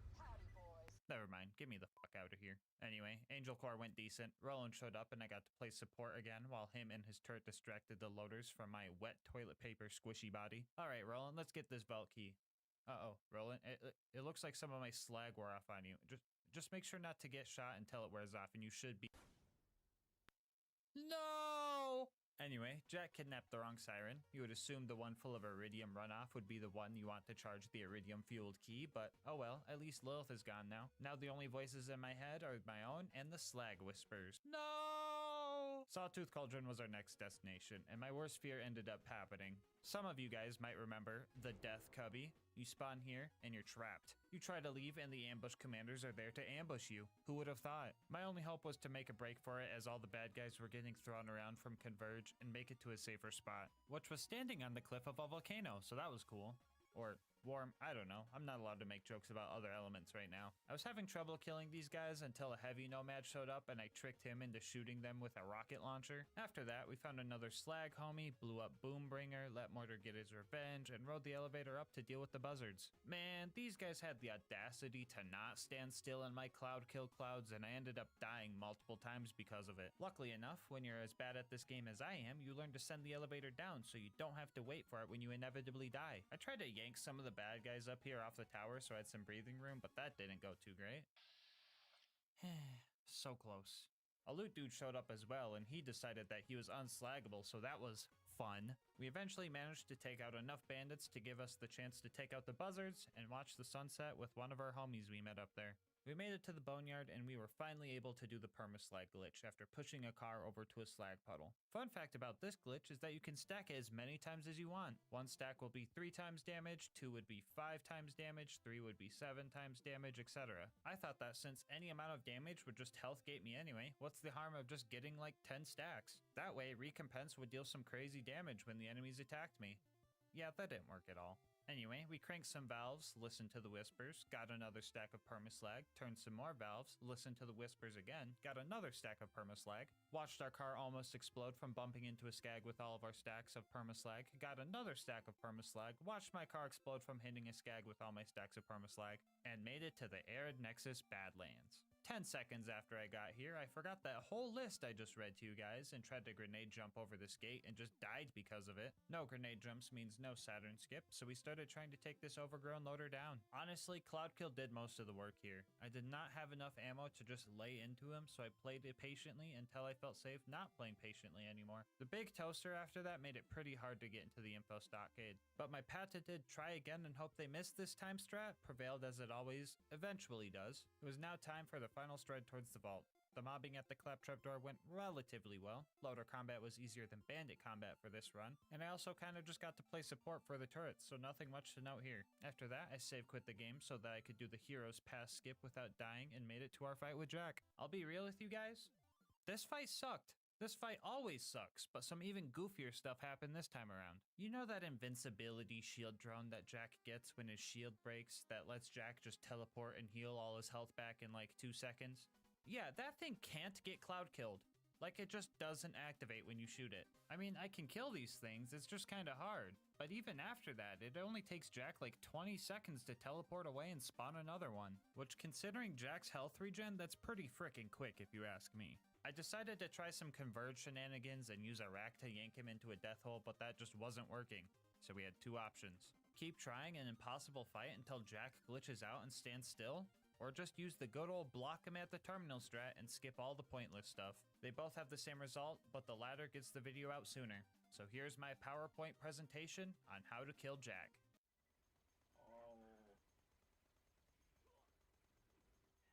Yeah, so if there's any part of you that thinks we can win this fight without some cheese strats, you are incredibly wrong. Even doing this strat, I almost lost because Jack is super hard to slag, and if he's not slagged, his health regen matches my DPS pretty much exactly. With less than 200 bullets left to my name, the slag kicked back in and we were able to kill Jack just barely. Now all that's left is the warrior. My first attempt here ended real quick because the warrior just used fire breath 4 seconds after the cutscene ended, but the attempt after that, we managed to get to some safer spots and just ran between ammo stations. It took a while, but the rest of this fight played out pretty normally. The warrior usually health gates you in one hit at OP10, so this fight was pretty basic. Heck, most things at OP10 will just one-shot you. Wait, did being slagged even affect the challenge at all? Is OP10 really that unbalanced? Have I become so used to its abuse that I didn't even realize I've been subjecting myself to this the whole time? Oh no, I gotta end the video before you guys see how low the death counter— You can beat Borderlands 2 while permaslag. Bonus content time, woo! So usually during these runs, I like to see if the gear I'm using can obtain itself. Yeah, that was a bad idea for this run. You get the chalupa from Mick Zafford at the end of the Clan Wars quest line, which was probably 80 times harder than you think? 81 maybe?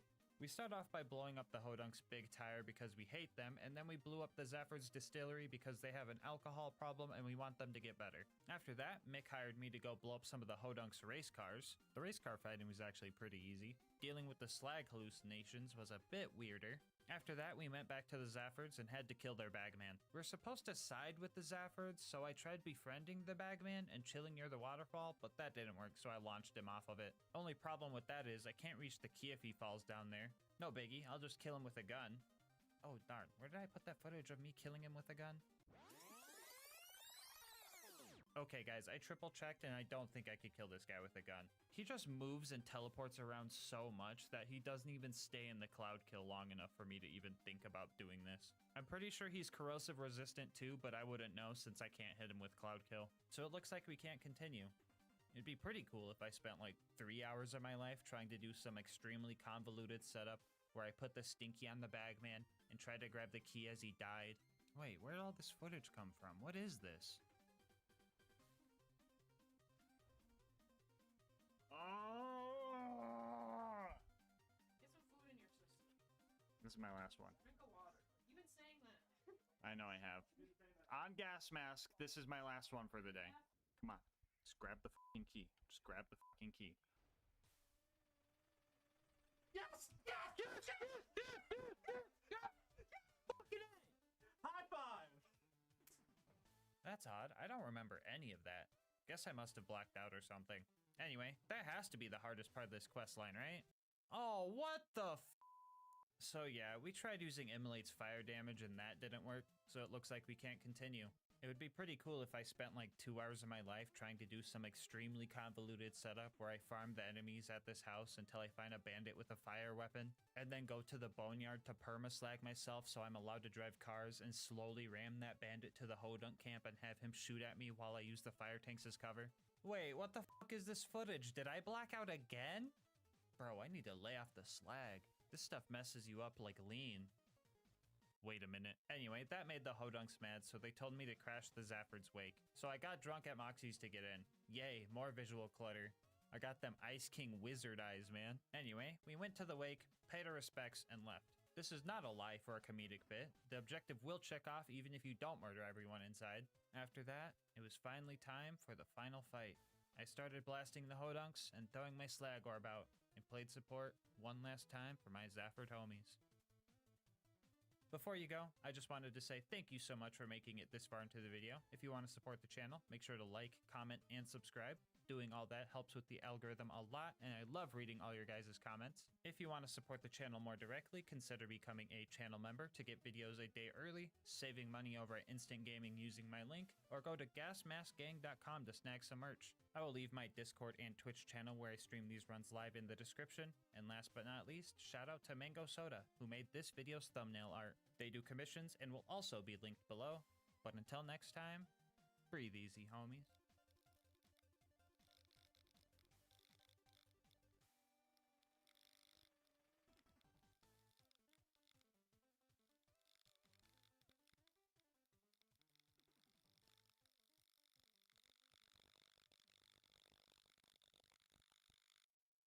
I went down, but Lucas's dying actually kind of came in handy. I'm gonna get a revive by my action skill. Oh, no way! I died anyway, but when I got back, Sarpedon was in the prime position. Yes, come on, come on. Here. The stinky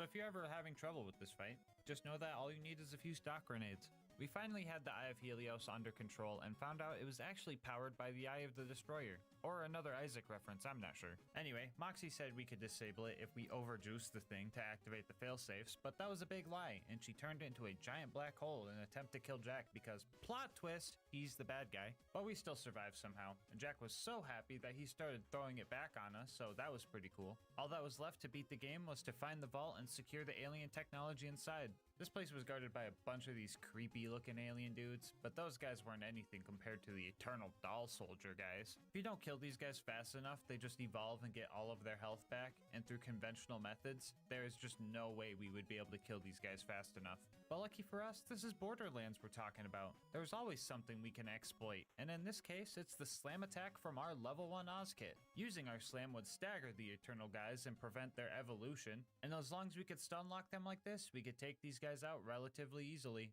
One of the doll guys we found ended up surrendering, and we gave Lucas the choice in killing him or letting him go. Now kill him.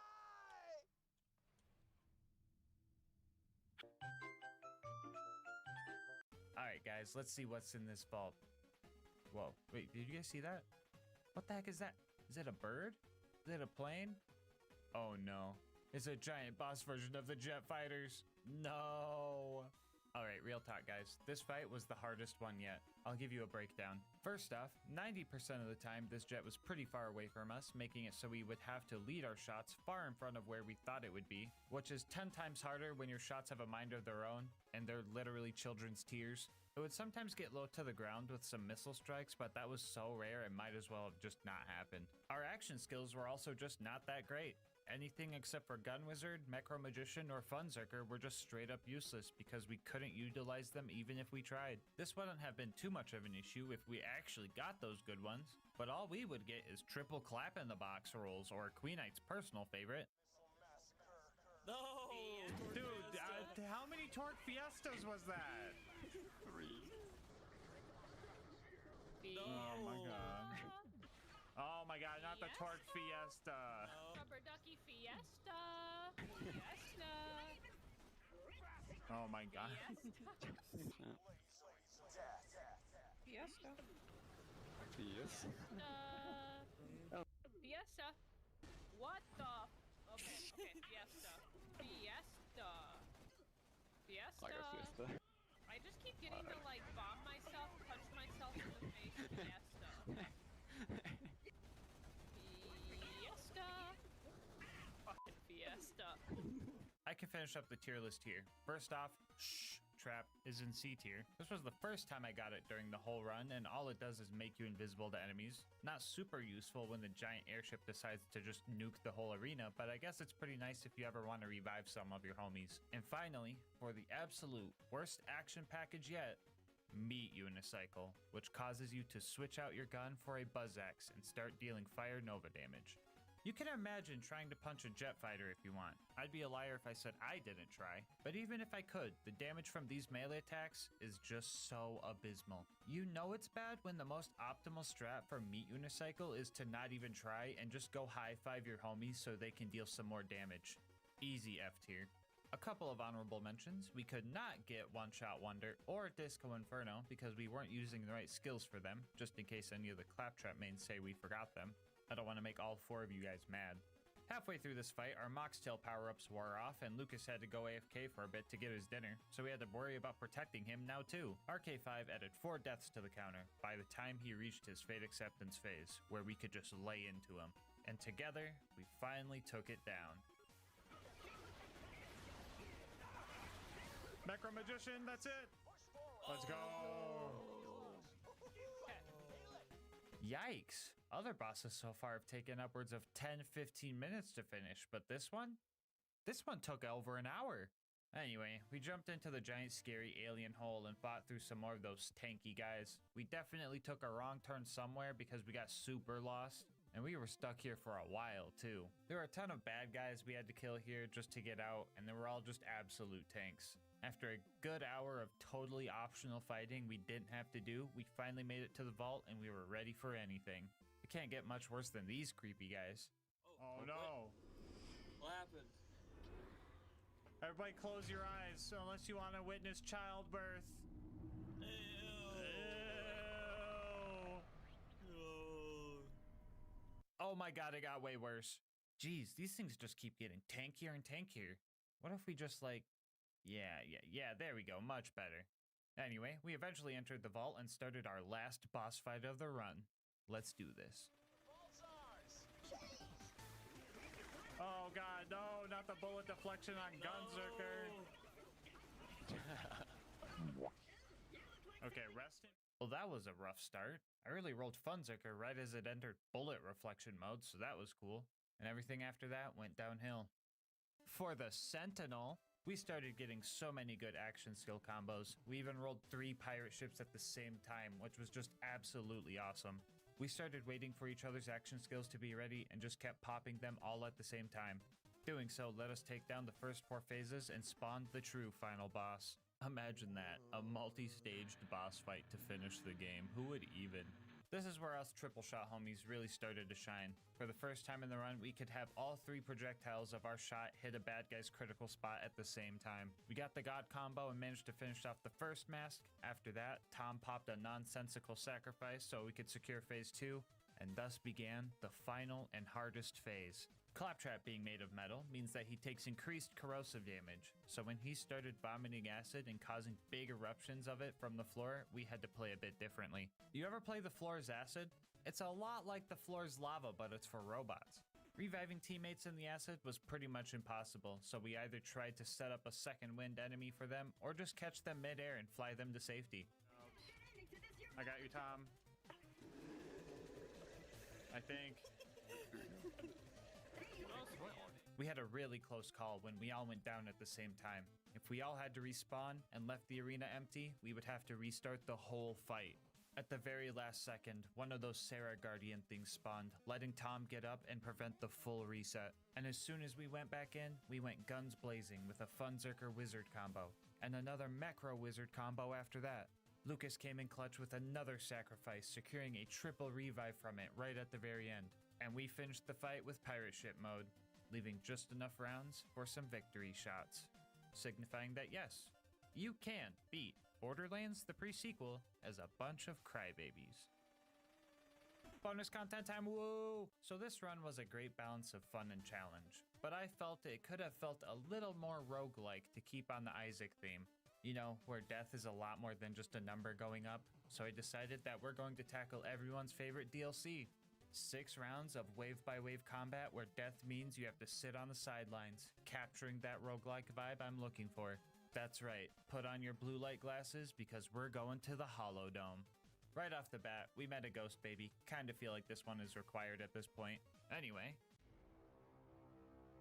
Not much to say about round 1. This is pretty much just a warm-up. Flame Knuckle made a return, but we threw him into the big hole, so that was cool. Round 2 was pretty much the same. We had some more of these creepy Ofa things show up, but again, the giant hole made them pretty easy. Lucas got Queen Knight killed.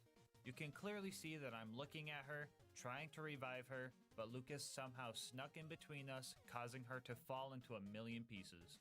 On the bright side, we were able to test the individual death counter Tom coded. Thanks, Tom. Other than that, though, the Eternal guys started showing up again, and you guessed it, we used the hole. This round introduced the giant spinning blades of scary death and stuff, but if you know anything about patterns, you would know that we use this to our advantage. This is where things really started to devolve. Most enemies were extremely tanky, and it would just be more optimal to put the Stinky on literally any enemy that wasn't a basic mob. Also, Lucas could not follow the bonus objective and fucking died on wave 1 of 6. Ooh! Lucas! Hey! What'd you do, Lucas? It sucked me in. Oh. Good God. We put the Stinky on everything. And on our first try, we got way too comfortable, and we all went down against an enemy way too tanky for even all of us to kill, and all died on wave 4. On our next attempt, things got really dicey. Queen Knight and Lucas both took a dive about halfway in, so Tom and I had to lock in and stick to each other like glue. It kind of worked out because Queen Knight and Lucas had the more accurate long-range crybaby rifles, so they could just kind of distract the enemies from afar and use their action skills to juice us up. We fought hard, and it came down to one last enemy. This alien that glitched out. So if anyone's wondering, yes, you can beat the Hollow Dome Onslaught as a bunch of crybabies. Before you go, I just wanted to say thank you so much for making it this far into the video. If you want to support the channel, make sure to like, comment, and subscribe. Doing all that helps with the YouTube algorithm, and I love reading all your guys' nice words and ideas for new runs. If you want to support the channel more directly, consider becoming a channel member to get videos a day early, saving some money with instant gaming using my link, or going to GASMASK'S.com to get some merch. I'll leave my Discord and Twitch channel where I stream these runs in the description below. And last but not least, shout out to Mango Soda, who made this video's thumbnail art. They do commissions and will also be linked below. But until next time, breathe easy, homies.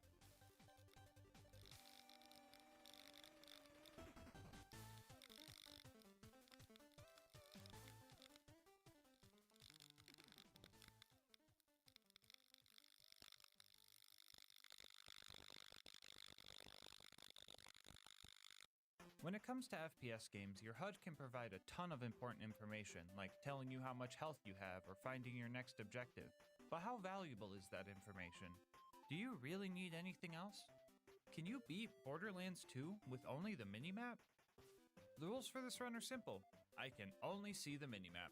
And to make that happen, I cut a minimap-shaped hole in the box of my latest monster shipment and taped it to my screen. My webcam will also be aimed at the screen as proof that I cannot see anything but my minimap and Twitch chat.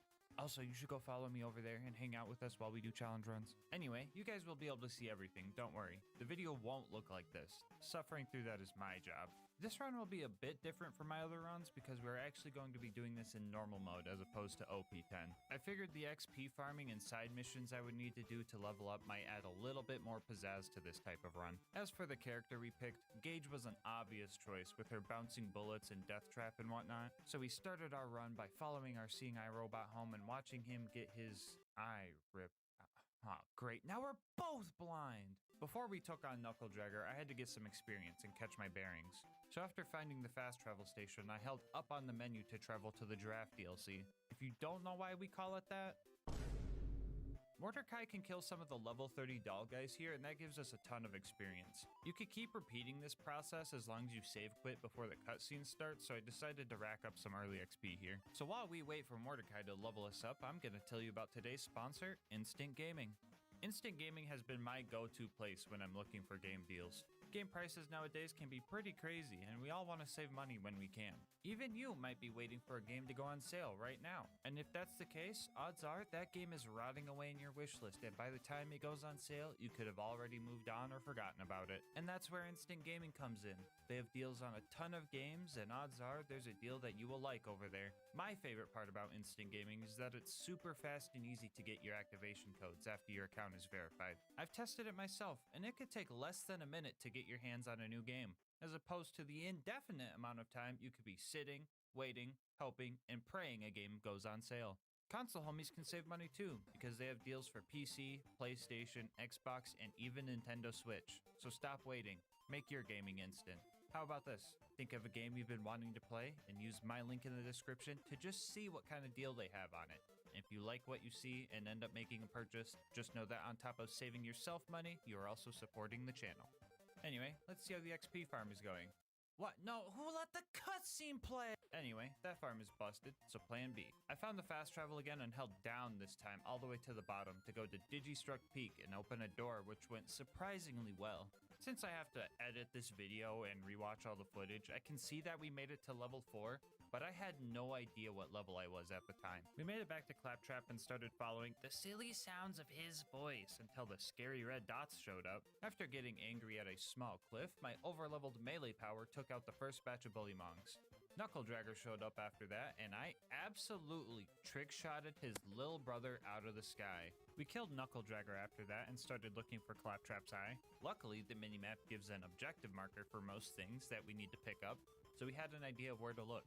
Items also make a distinct noise when their item card pops up, indicating you're looking at it. Here's an example of that noise.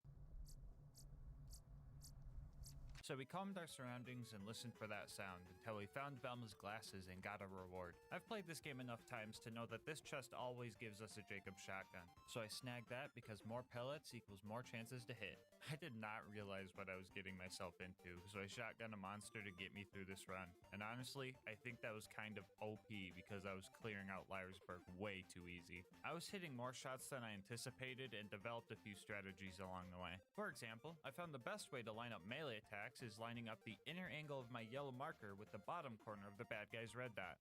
The minimap can tell me what cardinal direction I'm looking in, but it cannot tell me if I'm looking too far up or too far down. So to combat this issue, I would look all the way down and then estimate where the enemy would be, and I felt pretty cool doing this, but rewatching the footage makes me feel a lot less cool because it was not working as good as I thought. I took the Bullymon clearing mission for a little bit more XP and ended up taking the first death of the run. The second, third, and fourth ones too. We also took the Echo collecting mission here, but that didn't go too well. I'll point out the transparency of the minimap now, since I'll probably get comments about it. Parts of the map where there is no terrain are a bit transparent, and I can sometimes get hints to my surroundings, but with a 120 FOV, even if you see the thing you're trying to interact with, it's not exactly free.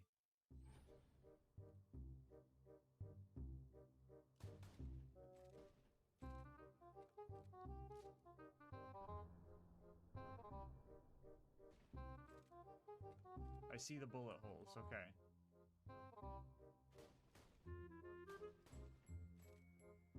Oh, I think I got it. I didn't. Where the f*** is this thing? I don't know. I'm about to skip this mission. I don't know if it's worth it. Yeah, so the moral of the story is that even though I can see through parts of the map, it never really came in handy because learning lineups with the actual map proved far more consistent. Anyway, 5 minutes after I leveled up, I finally unlocked my action skill. So let's bring out Death Trap. Oh no, I didn't pick Gage.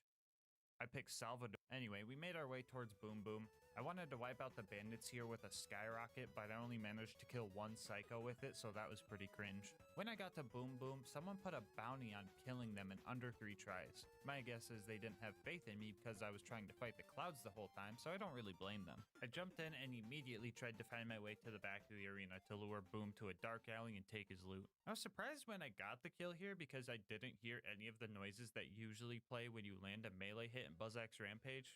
But like, Boom is dead, so I'll take it. Boom and Boom both drop a bunch of grenade ammo when killed, so I knew I had plenty of skyrockets I could throw at Boom. Too bad I whiffed like all of them. On my second try, I ran back to Boom's body in hopes that there were more nades lying around. I heard the ammo pickup sound as I ran by, so I knew I had at least one and managed to knock Boom out of his cannon. A few blind swings later, I made 15 bucks and leveled up. You might think that picking skills would be hard if I can't see the skill tree. But honestly, it was super easy because I have Krieg's entire skill tree memorized. Do other character mains memorize the entire skill tree? Or are Krieg mains just built different? I don't know. Anyway, if you open your menu and press 4, it will always take you to your skill tree tab. And you'll always start hovering over your action skill. So all I needed to do was press down once and then enter to spec in to pull the pin, which makes it so we drop a copy of our grenade mod when we die. And if it gets a kill, we get double the amount of XP. Using our new skill, we decided to farm Boom Boom until level 10 by running into the arena, dealing a little bit of damage, and then finishing them off martyr style. Oh look, a bonus package! I wish I seen that. The other 4 points I put into Empty the Rage because a majority of our damage is going to be melee, and the empty mag bonus actually came into play here quite often. We started our climb up to Flint's ship and things started getting a bit dicey. The mini-map is locked to a 2-dimensional plane and will only show you the highest point of the map, so we were practically blind when we had to go under the ship. Yeah, I got really lost down here and started taking cryo damage? How the f did I end up in the pre-sequel? What the? We had to keep pushing forward with nothing but muscle memory from playing this game so much. And making it through this part was tough. But now we had to climb up the ship, and that was a nightmare. Staircases, tight ropes, walls, bathrooms, holes, skyrockets, enemies that could be below or above me, I don't freaking know. All these things made it just absolutely abysmal to traverse. I again had to go entirely based on memory. Dying would also send me so far back that it was just headache inducing. I got to the point that kept messing me up and decided to just go for a leap of faith over what I thought was a hole. It was actually just a wall. After that, I slowly tiptoed up to the lever to hoist Claptrap up, hit a new U station, and took a sigh of relief. Up next was the Flint fight. Now usually to get him to jump down from his throne, you have to hit him at least once. Insert joke on why that is hard to do. So we died a few times before we had a chance to get close to him. And when we did manage to get close to him, I found out that Flint was easier than the climb up. Never thought that would happen. After that, we made it to Three Horns and ran into a new issue. We needed an interface adapter to get a new car, but the objective marker was a big area circle. I had a general idea of where to go, but this one took a while to find. Wait a moment while I hack the catch-a-ride.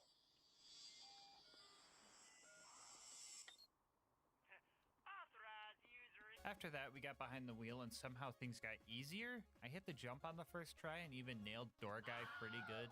Finding Reese's Echo was pretty rough too because of the whole big circle objective thing, but the 2,500 hours in BL2 saved me there. A little bit of snake gameplay later, we saved Reese and headed towards the Power Core Psycho.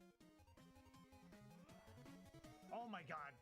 Wombo combo! We managed to nab the power core and absolutely slaughtered the 20 bandits to avenge Reese before making it to Sanctuary. At this point, my guns were very underleveled, and finding new gear would be tough considering I can't see any of it, and my numerous deaths would make buying whatever's in the shop a bit hard. But lucky for us, this mission turn-in always gives us a choice between an assault rifle or a shotgun, so I dropped my SMG and went for the shotgun. Glad I remembered it was the second option because I got a decent bandit shotgun from it. I was hoping for another Jacobs shotgun, but I wasn't disappointed once I heard the bandit gunshot sounds. I had to grab a bunch of stuff here in Sanctuary. I'll try not to go over everything I pick up unless it was tougher than usual, but one thing to note here was I spent my iridium on what I hoped was grenade SDUs. Fun fact, all the upgrades here are alphabetized except for the bank and backpack upgrades, so this was a rare case where extremely obscure Borderlands knowledge actually came in handy. Anyway, Frostburn Canyon was our next destination, and I made my way there after fast traveling back to the Draft DLC in Claptrap's place by accident. Frostburn was honestly kind of rough.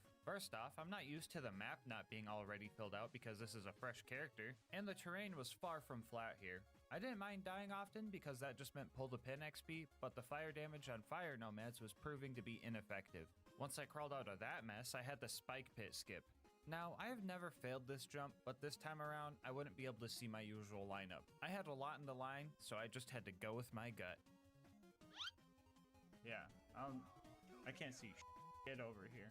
All right, hold up. I'm gonna John for a bit, okay? I still think my success rate is 100%. Screw you guys if you think otherwise. My player icon is way too friggin' big to see anything. Not to mention this objective marker screwed up my lineup. I'm not Craig, you're Craig. Anyway, we got the skip eventually, and honestly, I don't think it could get much worse than oh, I forgot about Lilith, never mind. The bright side to this challenge is that I don't have to see Lilith, but the downside is that I can still hear the one-liner. Oh, Lilith, why? Even though Lilith loves to torment me, she did manage to give us our first class mod. It happened to be the best one we could have gotten for this run, which was a blister comm with a +6 grenade count. I didn't know this until editing though, so it probably didn't matter that much. Up next, we had to save Roland, and in order to do that, we were going to need a car upgrade. And honestly, destroying the cars proved harder than I anticipated. Half the time, I was just trying to figure out if the red dot was a buzzard or a car. I bet you guys can't tell the difference. My first plan was trying to tail the technicals while aiming up and down and hoping that enough bullets would hit. That didn't work. I then tried to hold all the way down because I knew the cars couldn't look too far down. That didn't work. And we also tried the good old pull the pin kill. And that didn't work. What was the game-winning strategy, you might ask? Well, I got one word for you. Explosions! With the rocket launcher runner and the looking as far down as possible strat, we were able to more consistently take out bandit technicals, and we eventually got enough parts to sneak into the Bloodshot Dam. Bad Ma was up next, and let me tell you, I died so many times trying to fight this guy. Death after death just kept piling on, and there wasn't anything I could do about it. I mean, I guess I could have tried to survive the fight, but then how would I get the double XP from pull the pin? You guys think I'm gonna farm up to level 16 and not take the twice as fast option? Come on now. Alright, real talk. We farmed Badma up to level 16 so we could get the most important skill of the run. Light the fuse. Now if we end up falling into fight for your life, we will have an extremely useful tool for revives. No more lack of movement and no more estimating how high I'm aiming because the splash damage means I could just get close and throw them at the ground. And if I'm feeling extra confident, I could just hold E to go full Minesweeper mode and murder everything around me. Doing this made the Bloodshot Stronghold relatively easy, right up until the toilet room, where my archenemy, Verticality, found us yet again. It was back to being an absolute guessing game. And boy, am I glad that I took the time to get Light the Fuse here, because even with it, closing the distance between me and these crazed marauders was harder than normal. Anyway, Mad Mike eventually showed up, and I decided to use my out of sight, out of mind card here, and just ignore him. I hit the next new U station and planned to run away after I came back, but my Skyrocket murked him without me knowing, so I'll be taking that card back, thank you.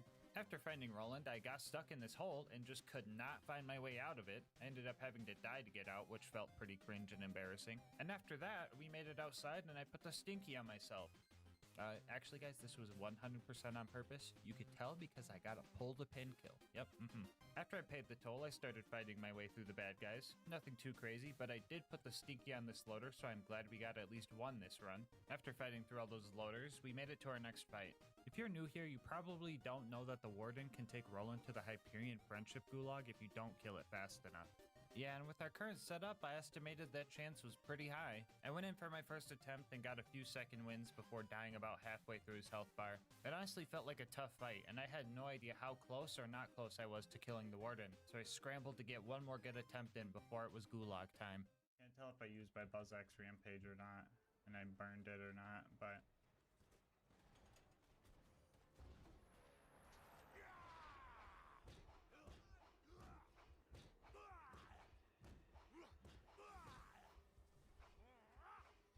Okay. Yeah, the Warden is weird. I feel like its shield gets weaker when the surveyors decide to start juicing it up or something, because that was pretty baffling. After saving Roland, I replaced my first shotgun with a sniper before realizing that didn't make any sense, and then swapping to a TDR SMG I found and heading back home. At this point in the game, my memory of enemy levels is a bit skewed, so I decided to do the Marcus dummy missions for a little XP boost and to secure a slag pistol for future fights. It's not the best option, but it's the only guaranteed slag weapon I could get realistically. Anyway, I also missed Michael Mameril right here. I never see this guy, and this challenge run made sure to keep it that way, but oh well, off to Tundra Express. Burning the Varkids here was kind of annoying because I messed up and lost my free tinderbox, and my skyrocket was just way too strong. I could have used this fire shotgun I found, but alas, I didn't know it was fire. I eventually got stuck on the fire melon and managed to wake up Mordecai, meet Tina, dodge a train, and grab the badonkadonks. The first one was pretty easy to grab, but for the second one, I needed to do a little bit of parkour to bypass the confusing staircase system. On the way to blow up the train, I gained the title of only person ever to unintentionally die to these giant cartoony proximity mines, so that was pretty cringe. I also had my first fight with a ladder and my second fight with a train. We made it to Wilhelm, and this was probably the toughest fight yet.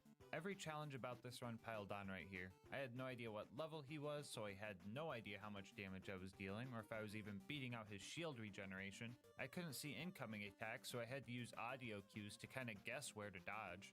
And to top it off, Wilhelm is pretty hard to melee because he kind of has this spike shield effect when you get too close. I gave it a few attempts before almost calling it quits for the day. But on my last attempt before that, I heard Wilhelm start doing callouts indicating his health was low. So I gave it one more shot, this time with a newfound strategy I will be calling menu leveling. I found that opening and closing your menu put your crosshair at a consistent eye level, and using that we found our combat loop. We would run around, dodge, and throw pos shots until we heard him or seen him start spawning surveyors. At that point, I would pull out my slag pistol and level my crosshair to hopefully get some slag. I would then run at him with BuzzX Rampage if it was charged, or just my plain self and intentionally get downed. After that, I would instantly detonate my bundle. This would damage Wilhelm, stop his surveyors from giving him too much shield, and give me a second win, all at the same time. Once I started hearing his low health callouts again, I threw any skyrockets that I had and finished Wilhelm off.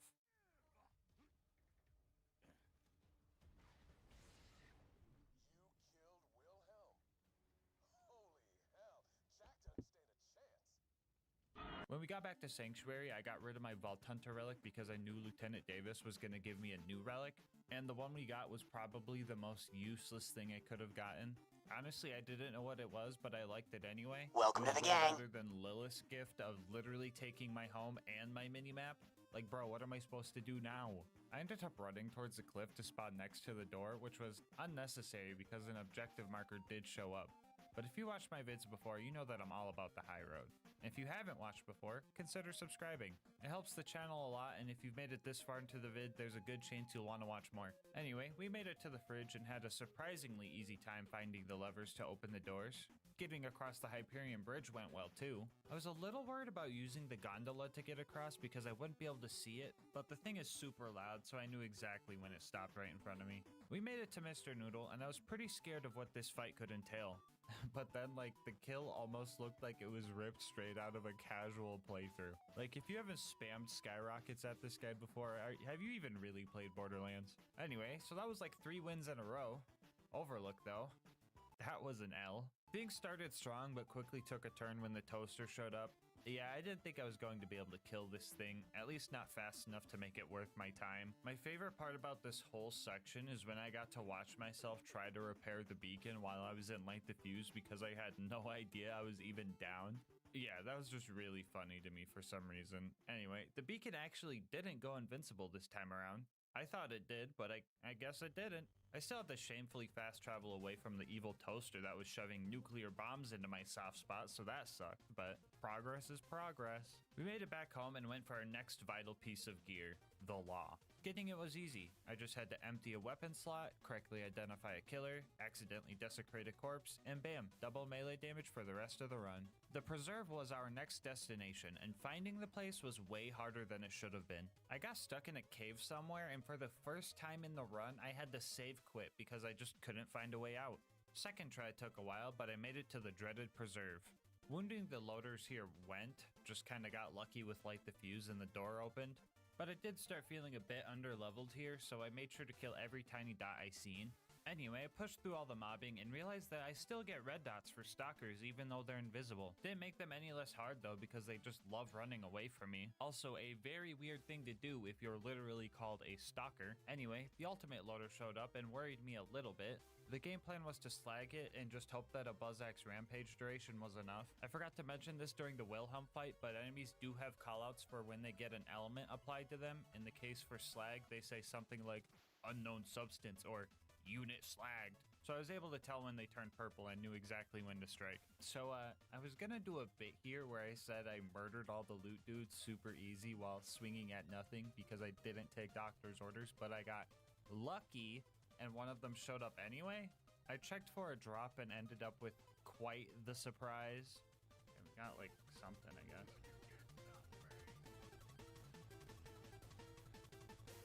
Don't tell me it was a grenade.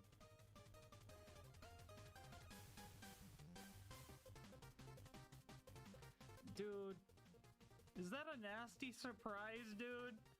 3, 2, 3, 4. That's my shield, that's my grenade mod.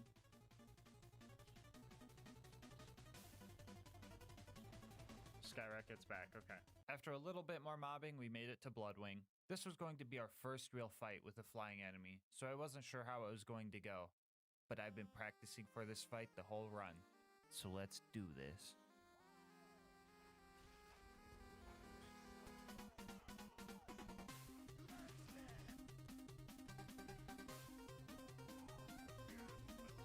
Okay, yeah, no, that's fine.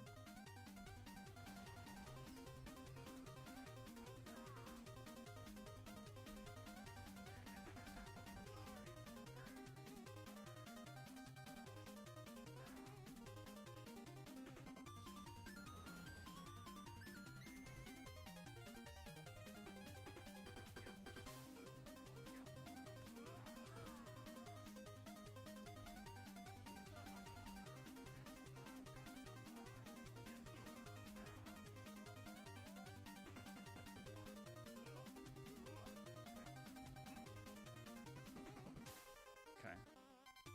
Tab menu.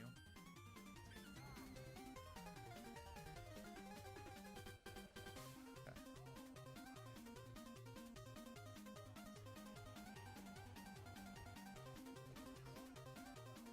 Let's go. Let's go, dude.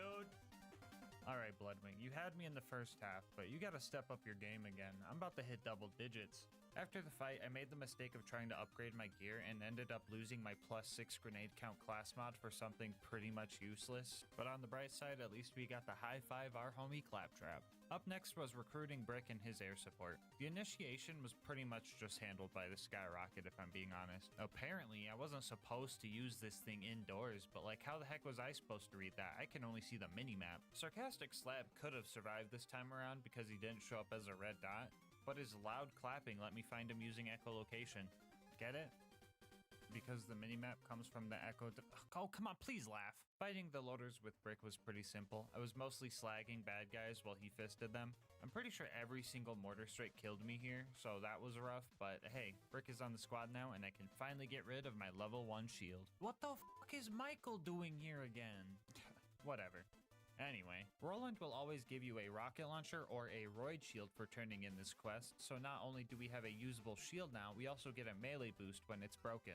Hopefully I don't have to explain why that's useful. Up next was Opportunity, and oh boy, I had to have jammed my shin on every crate, statue, bush, and railing in this map. It took me 10 minutes to find the Jack double as per the usual 10 seconds. Killing him felt about the same, but good golly, finding the info kiosks was horrid. I could get close, but actually finding the little buttons was harder than most objectives. I also had to find it while loaders and toasters were bombarding me with everything they had. It took a bit, but I managed to get them all. But that wasn't the biggest issue. I still had to upload the voice data, and to do that, you had to find this little cave, find the right door to get into, and place the watch. I think you guys know where this is going. The minimap only shows the top layer of the map, so this was just complete guesswork on top of tripping over every step along the way. I was going at this for a while, and I was getting very frustrated, but then my salvation arrived. I've never been so excited to hear about a hot loader in my area, because I knew that this loader always spawns in the room I needed to get to, so I found my way in and took a big sigh of relief.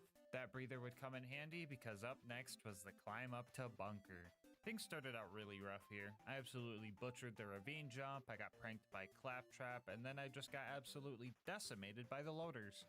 I was positive that I was super underleveled at this point, and forcing through this would have been way too hard. So I had to do what I was regretting, and decided to farm some XP. I was hoping that farming the mutated Varkids would be some quick XP, but that proved very inconsistent and I had to find this door valve every time. So regrettably, we had to do the entire Clan Wars quest line.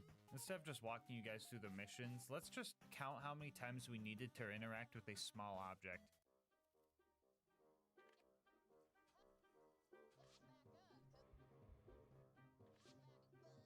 Nice.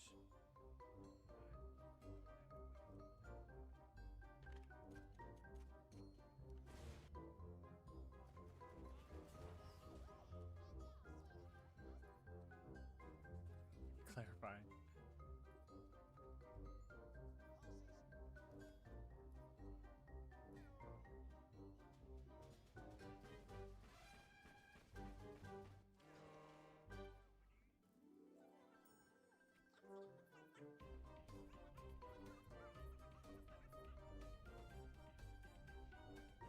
Ah.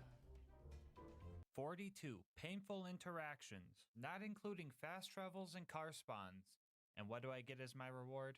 I get to do this for the next hour. I was hoping Mick was at least level 22, but he was only level 20, and the experience falloff was rough. So this last jump from 24 to 25 was a majority of that hour. How many Maggies did I miss? I have no idea. I couldn't see. And rewatching an hour of footage to give you guys one number seems like a silly thing to do. Hey, whoa, editor, don't show him that. Get that out of here. Anyway, after accidentally going to the Hammerlock DLC, we made it back to 1000 Cuts and tried climbing the mountain again. Things felt a lot better this time around. The toaster only took a few tries, the baby turrets were a pushover, and the big toaster got cheesed the good old-fashioned way. And all that was left was Face McShooty. This is gonna be so cringe if I'm way off.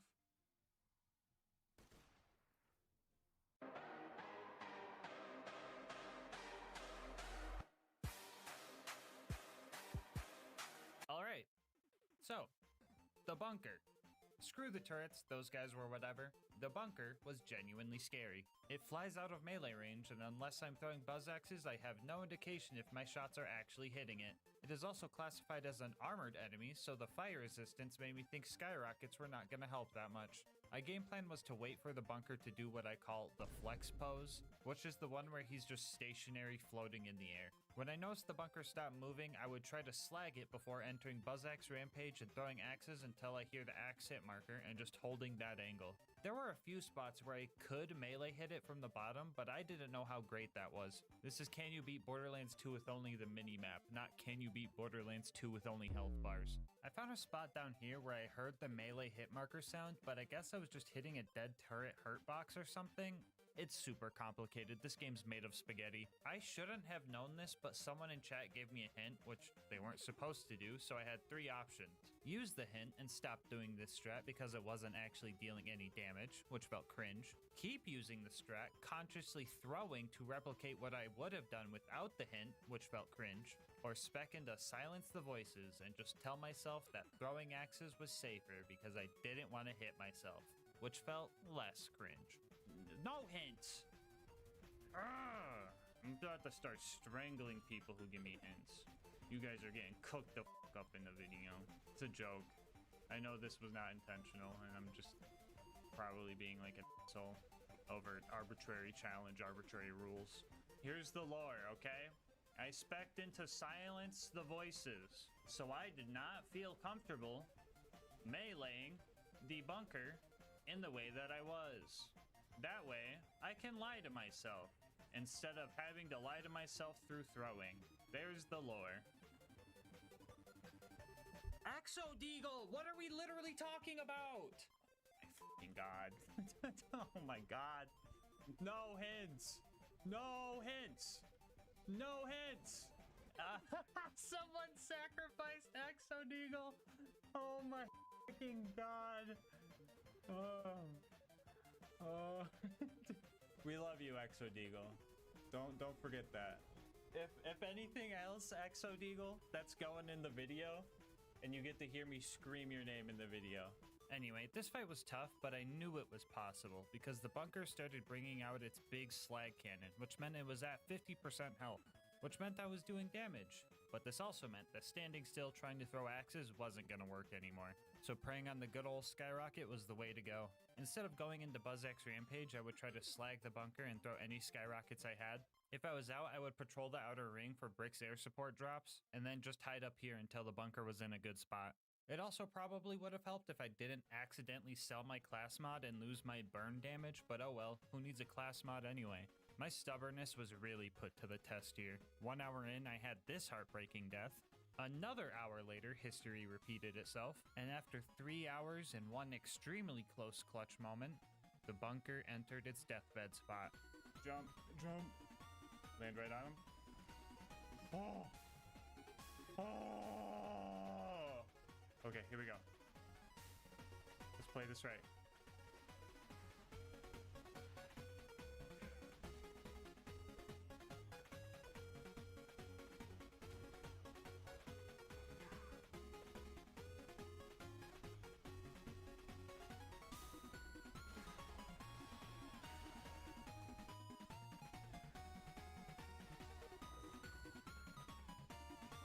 Oh, thank God, dude. After finding the bitch that the bunker dropped, I descended down to Angel Core, where the only challenge was pressing this button every time I died and trying not to cringe at Lilith. I couldn't really tell where the injectors were, but some trial and error with my skyrockets was all I needed to fix that issue. Some other stuff happened that I couldn't really see. I think Roland's fine, but I know one thing's for sure. Lilith stole my friggin' mini-map again. Anyway, after making it out of Marcus's closet, we got the Order Shield to combo with our Law Pistol and made it to the Iridium Blight. We took a few side missions here because I thought they would be easy. Yeah, I was totally wrong. I tried to visit Jack's grandma and it took me 10 minutes just to find the door to get in. The other mission was actually pretty easy. Jack just gave me a bunch of Iridium to jump off a cliff, but I've been doing that the whole run, so that was pretty easy. After those two side missions, we made it to Sawtooth Cauldron. Yeah, do I really have to tell you guys why this place sucked? Oh, I do? Okay, well, cave. I've been over it before, so this time I'm just gonna show you what I went through. Nope, this is being generous. You're gonna get exactly what I went through. This whole cave system was full of stairs, railings, boxes, bad guys, and lava pits, and it was completely untraversable because the map was displaying the top of the buzzard nest, instead of the cave where I needed to be. My only hope was to go around to the west entrance of the cave where I knew the surroundings a bit better and try to take out the ambush commanders there. For once in my life, I was actually glad to constantly respawn at the Death Cubby. After I got there, I pretty much roleplayed like I was playing one of those games where the objective is just to completely dismember yourself to make the score go up. You would have thought I had a Mountain Dew addiction with the amount of double XP I was getting down there. Alright, so guys, how was that? Was that fun? Did you guys have a good time watching that? That was like 30 seconds of only being able to see the minimap. Okay, now try doing 22 hours. Okay, hopefully that gave you guys a little taste of what this was like. Borderlands players hate Sawtooth Cauldron anyway, so I bet this was therapeutic for some of you. After I killed the ambush commanders, I got lazy and save quit to go to Boombringer to blow it up. The game said I looked at the explosion, which was a fucking lie. I'm looking at cardboard, so that got me a little angry. So I took out my anger on Mortar and took the elevator up to the buzzard's nest. It was very important that I sent the elevator down before leaving it, because finding that other button without an objective marker would have been horrendous. I died many times up here trying to kill the buzzards. Throwing skyrockets and getting lucky with light diffuse was pretty much my only hope with these guys because I had no way to tell how elevated they were. I lost track of how many times I had to take the elevator up trying to kill these things, and the last one survived my stormtrooper aim for quite a while before I managed to take it down. Oh, I forgot to mention that we grabbed $9 off of Kai's body while we were here. It will come in handy later, I promise. We made it to the boneyard and leveled up. I didn't realize we leveled up, so get used to the skill point blinking now. I'm still surprised how much easier driving was compared to walking. Like, this shot through this narrow gap made my jaw drop while I was watching through the footage. I'm also surprised that I didn't perma-slag myself a single time here. I have trouble doing that when I can see. The tunnel pumping station, aka the Sergeant Loader Gang hideout, was another one of those places where the minimap just told me nothing. I was stuck in this little corner I didn't even know existed for such a long time, but we eventually hit all the levers, rammed the pipe, and somehow climbed the ladder sideways to make it to the Badlands. This part was concerning. Killing Saturn was just off the table, but I still had my out of sight, out of mind card that I stole back from Mad Mike. Running past Saturn was still pretty tough. Like, I had to scramble to get on this elevator fast enough, and then I had to deal with loaders, giant evil toasters, frickin' stairs. A few resets in, my muscle memory guided me all the way to the top floor before the exploders got to me again. I wasn't mad at all though. I knew how to get to where I needed to be, and it was just a matter of staying alive.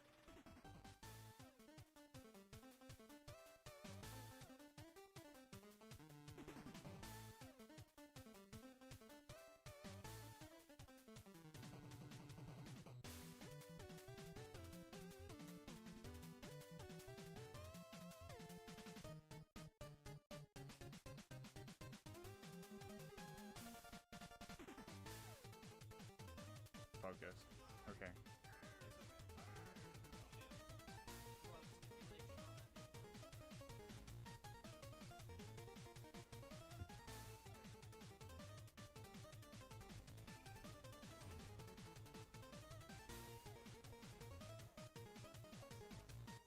Come on. Come on, no. Oh, that fucking constructor stole my kill. Oh, no shot.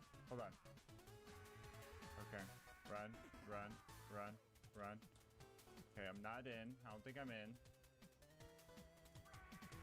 And then I go to the right.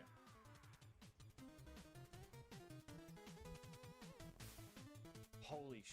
Okay, guys, I genuinely think that was going to be the last hard part. It was time for the final stride, and to prepare, we upgraded that useless sniper relic we got earlier with a damage resistance relic that Tannis gave us, and we gave that $9 back to Marcus to get the evil smasher. I know what you're thinking, just trust me on this one, okay? The claptrap door combat went fine. It actually went pretty fast, but Heroes Pass, on the other hand, took a bit longer than usual. I didn't think I was going to be able to do the skip, and taking my skyrocket off to do grenade jumps sounded risky, so this time around I fought with Brick and Morty until the path was clear.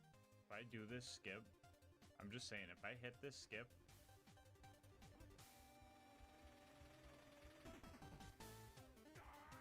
I am pogging so hard right now. The final battle was upon us, and Jack was gonna put up a fight. Never mind, he just got swept. Like, absolutely rolled and smoked. The real final boss was a bit harder. The lava got me a few times because I just couldn't see it when it was rising.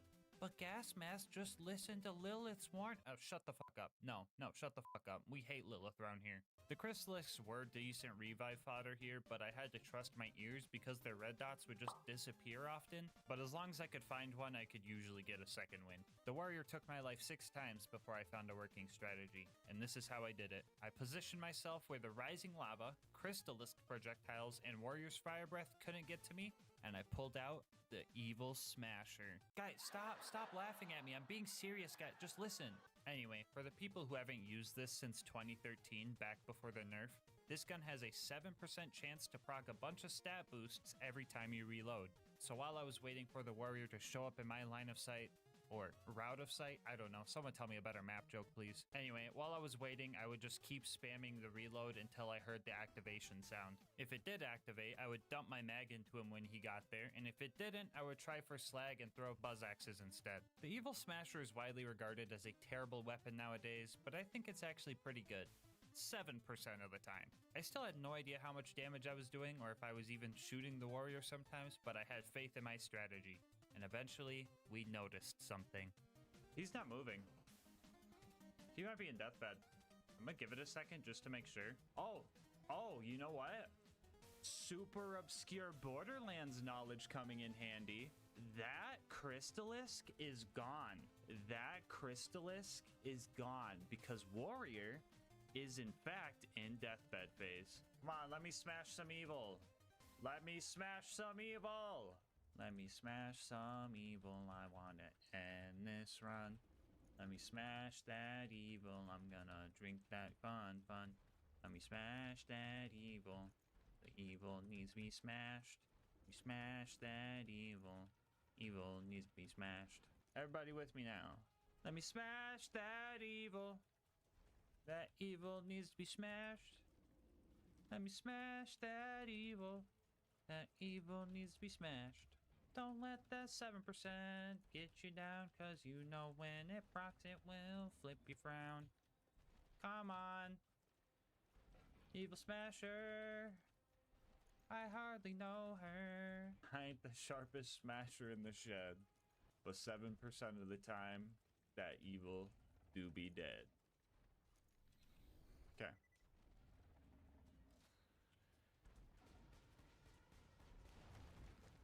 Get Let me smash that evil. That evil needs to be smashed. Let me smash. Ah, fuck. bozo. No, I was the evil all along. Oh, first try. You want to know why it was first try? Because it knows that we're about to be smashing some evil. And just like that, now we know. You can beat Borderlands 2 with only the minimap. Bonus content time, woo! So we managed to conquer every challenge that this run threw at us, all except for one. So I decided that it was time to go back and snipe Face McShooty. This is how we're gonna do it, okay? Everyone think of a number right now. You pick 1 or 2. Everyone think of the number in their head. Don't say it in chat. Everyone pick 1 or 2. If you picked 1, you're gonna give me hints. If you picked 2, you're gonna lie to me and pretend you're giving me hints. Bit more left? I don't know about the left, guys. I think you guys might be fooling me. Yeah, left down. You're too far up. Right there. The moment when everyone picked 2. Get out of here. Up. Okay, everyone saying up is a fucking liar. I've caught you. More left cheeseburger, more. How about that? How's that? Okay, okay. No Mask Jr. First time chatter. No, okay. I can trust No Mask Jr. They weren't here for the rules. Oh, No Mask Jr. Let's fucking go, dude. Yes! Holy shit! Oh my god! Before you go, I just wanted to say thank you so much for making it this far into the video. If you want to support the channel, make sure to like, comment, and subscribe. It really helps with the YouTube algorithm, and I love hearing your guys' kind words and ideas for new runs. If you want to support the channel more directly, consider becoming a channel member to get videos a day early, saving yourself some money over at Instant Gaming using my link, or going to GASMASK'S.com to get some... Editor, what is that? No, fix it. There we go. Or going to GasMask'S.com to get some merch. I'll leave my Discord and Twitch channel where I stream these runs live in the description. And last but not least, shout out to Mango Soda, who made this video's thumbnail art. They do commissions and will also be linked below. But until next time, breathe easy, homies.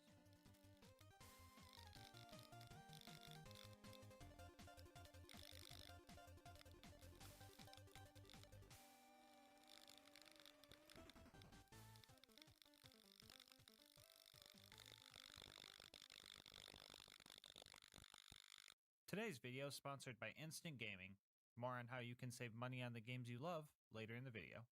The date was April 2nd, 2013, and Gearbox just released the patch that would drive the evil smasher into an early grave, never to be taken seriously again. 10 years have passed since then, and archaeologists have rediscovered the remains of this once powerful weapon, and instead of letting it rot away in some museum, they gave it to me, because the world needs to know. Can you beat Borderlands 2 with only the evil smasher?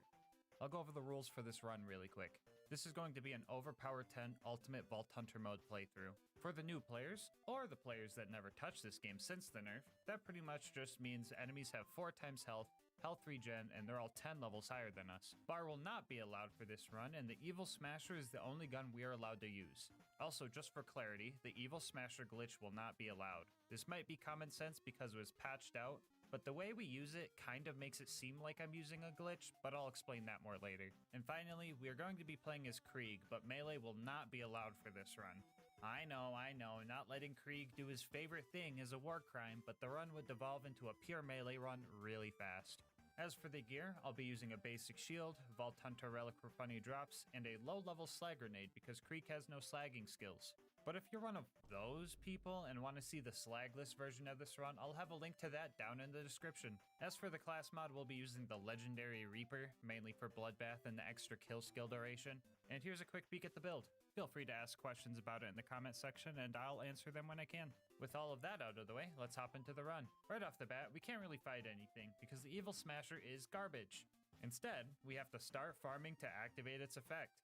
Every time you attempt to reload this gun, you have a 7% chance to get a bunch of stat boosts that last for the duration of the mag. For simplicity, I'll refer to these powered up mags as smasher mags. So yeah, you kinda see what I mean when I say this looks like I'm doing a glitch. All I'm doing is canceling a reload animation by swapping weapons and then trying again. Anyway, after we see this explosion in front of us or hearing the activation sound, we have 26 rounds to fight with, which lets us kill about 2 bad guys, assuming they're slagged, before we have to run off and try to get the 7% again. This is where Krieg's skills come into play. If we can keep our bloodlust stacks high as we get our next activation, blood-filled guns can increase the mag size of our next smasher mag. And if we get more stacks, the next mag can be even bigger. These are the basics of our momentum-based combat loop that we're going to be using throughout the run. We managed to clear out Tutorial Town with no deaths because of some good Evil Smasher luck and good planning. In between fights, you might expect me to farm Smasher mags on all 4 of my guns, so I had 4 guns to use right off the bat, which would be a good idea if Smasher mags weren't so fragile. You swap weapons, it's gone. You enter BuzzX Rampage, it's gone. You buy ammo, it's gone. You turn in a mission, it's gone. You open your menu, it's gone. Back before the nerf, you could stack this effect infinitely and then just apply it to other weapons, which allowed you to just one-shot anything. It was so busted that speedrunners downpatched their game for the AllQuest speedruns to kill Terramorphous 20 levels under-leveled. It made sense to nerf the ability, but leaving the Evil Smasher in the state that it is was just criminal. Pushing towards Boom Boom, we took our first death after messing up and losing a Smasher mag to reload spamming too fast. Fight for Your Life was extremely hard to survive without a Smasher mag. You would think that I could maybe kill someone without the boost, but the damage, accuracy, fire rate, and literally every other stat listed on the item card makes it just not worth it to go for a kill like that. Even with the 150% assault rifle damage boost from Bloody Revival and the 30% explosive boost from Strip the Flesh, you couldn't hurt the enemy even if you managed to land a shot. We made it to Boom Boom and started shooting at Boom's cannon, which looks like it was just straight up pointless, but damage wasn't our goal here. We wanted bloodlust stacks. After I got max stacks, we started looking for our Smasher mag, and I got one pretty quick. We had 80 big boy evil smashing rounds, so I decided to slag Boom and take him out. After that, Psychos started spawning in, and that was good for us, because now we had some bloodbath fodder. Getting a kill with a grenade would activate Bloodbath, which gives us gun damage based on how many bloodlust stacks we have. With 10 out of 5 in this skill and 100 stacks, you get a solid 500% damage boost to all gun damage. Mix that with our extended kill skill duration and the momentum-based combat loop really starts to take off. The only issue with this is getting a kill with a grenade. Lucky for us, we don't have to get a kill with an actual grenade because a lot of guns in Borderlands 2 deal bonus grenade splash damage, the Evil Smasher being one of them.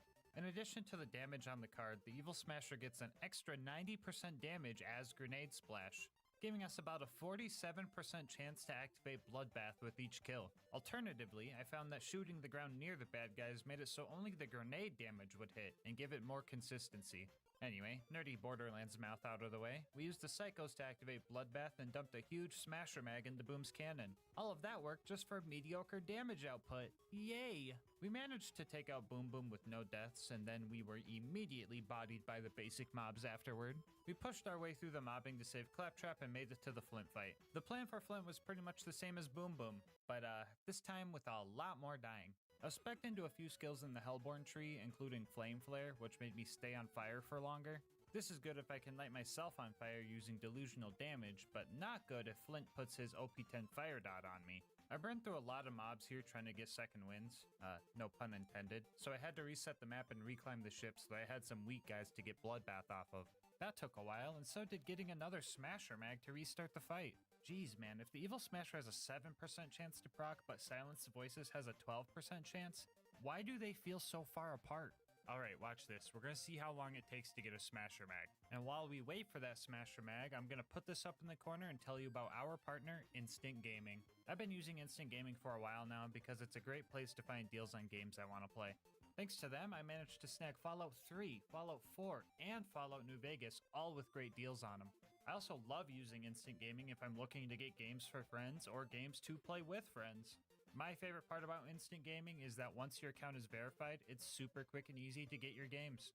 They give you the code to plug into whatever platform you're on, you plug it in, and most of the time, downloading the game is the longest part of the process. Even if you're on console, they have deals for everybody. I'm talking PC, PlayStation, Xbox, and even Nintendo Switch. So stop waiting for deals. Make your gaming instant. How about this? Think of a game you've been wanting to play and use my link in the description to just see what kind of deal they have on it. And if you do end up making a purchase, just know that on top of saving yourself money, you're also supporting the channel. Anyway, guess who still hasn't gotten a Smasher Mag? One eternity later, I found some creative cover and managed to build up enough damage to finally take Flint down. We made it to 3 horns and started our Sanctuary initiation. You know the usual, ramming door guy, saving Reese, and retrieving the power core. We're playing Hitman now.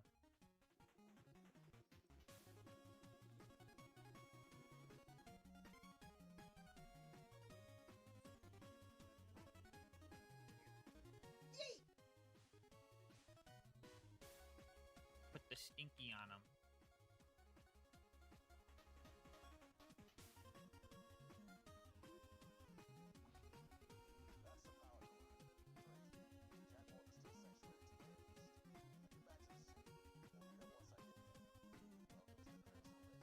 It's patience, guys. You gotta be patient. You gotta know when to strike. All right. So based off that math, about 1 stock grenade is 2 kills. So, if I have 4 grenades left out of 10, subtract the 6 over the 18. 18 divided by 6 equals 3.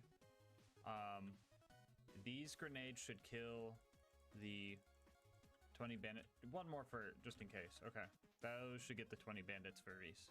After we made it to Sanctuary and did all of our non-evil smashing chores, we made our way to Frostburn Canyon. We decided to just run through the place like we always do, skipping all the non-mandatory combat. I almost died to this big psycho, but clutched up, and the spike jump skip after that was easy as always. I never miss this jump. Totally unrelated, but please do not go watch my last video after you're done watching this one. Thank you. Anyway, we made it to the Safari Zone and started taking out the psychos. I managed to build up my momentum pretty quick, and mobbing honestly felt pretty good. Bloodbath was proccing and things were dying.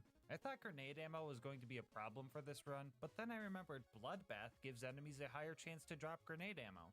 And by higher, I really just mean guaranteed. Speaking of grenades, I gave our grenade mod a super long fuse time to add a little bit more challenge to the run, but then I remembered that the longer fuse time could be used as a good get off me tool for when I'm trying to find my next Smasher Mag. Anyway, my evil Smasher started giving me a lot of Smasher Mags shortly after Lilith said her one-liner. It's almost like the evil Smasher sensed the evil. Up next, we needed to go save Roland, so we met Ellie and started destroying bandit technicals to get a car upgrade.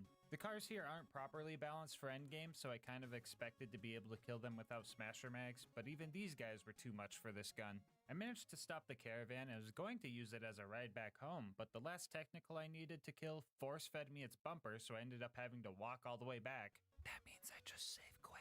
With our new car, we managed to sneak into the Bloodshot stronghold and start our fight with Badmaw. Honestly, this guy was kind of wrecking me. Circle strats on this guy have always been really tough, and getting smacked with his door makes a second helping of car bumper sound appealing. I was even failing at cheesing this guy because 2 loose shots would just leave me dead. All of my healing came from Thrill of the Kill, which makes 140% of my overkill damage come back to heal me. And since all of my guns are basically level 90, using that overkill damage to heal my level 80 health bars like Zenyatta popping all on a baby. Does it feel good? Let's hope that they don't rework that game again, so this joke makes sense for at least a month.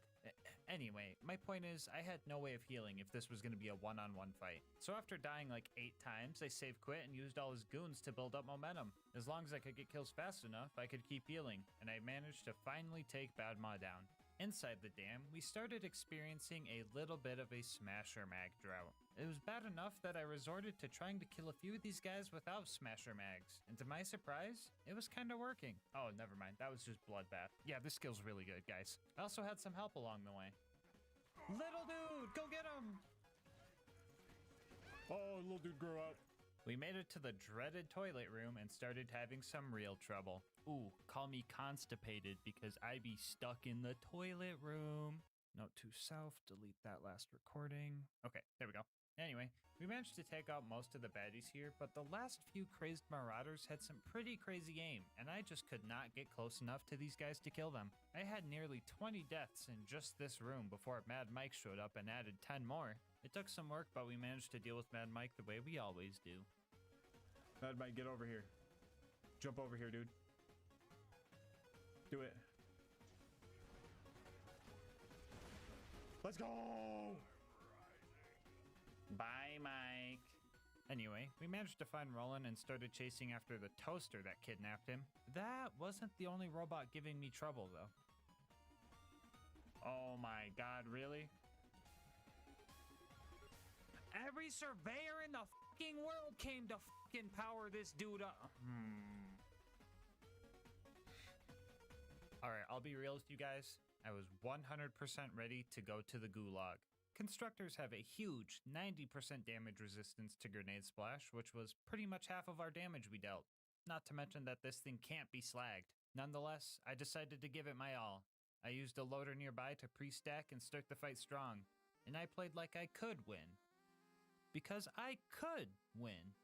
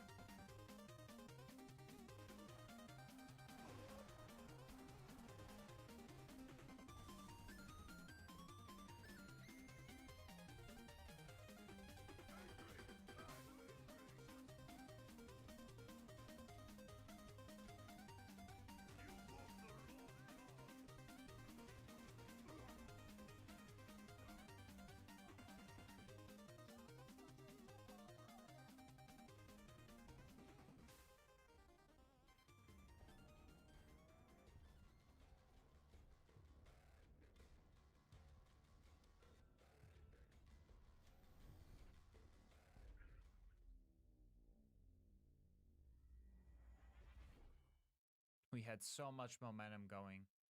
We actually had a chance. And we were so close. I had an entire bleed out timer to get one more smasher mag. But the fragility of this build finally came into play. This sliver of health bar led us all the way to the Hyperion Friendship Gulag, where we had to fight the Warden for another hour.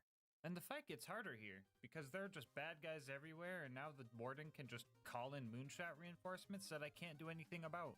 My only real hope for this fight was to kill off any of the moonshot loaders and then start taking the arms off the gun loaders that the Warden specifically spawned. From my experience, toasters have a limit to how many bots they can have on the field at once, so having all three of them unable to attack me gave me a chance to fight the Warden semi-one-on-one. I really shouldn't have been here for an hour, but the Warden just would not stop spawning angelic guards, big loaders, and oh my goodness, so many exploders.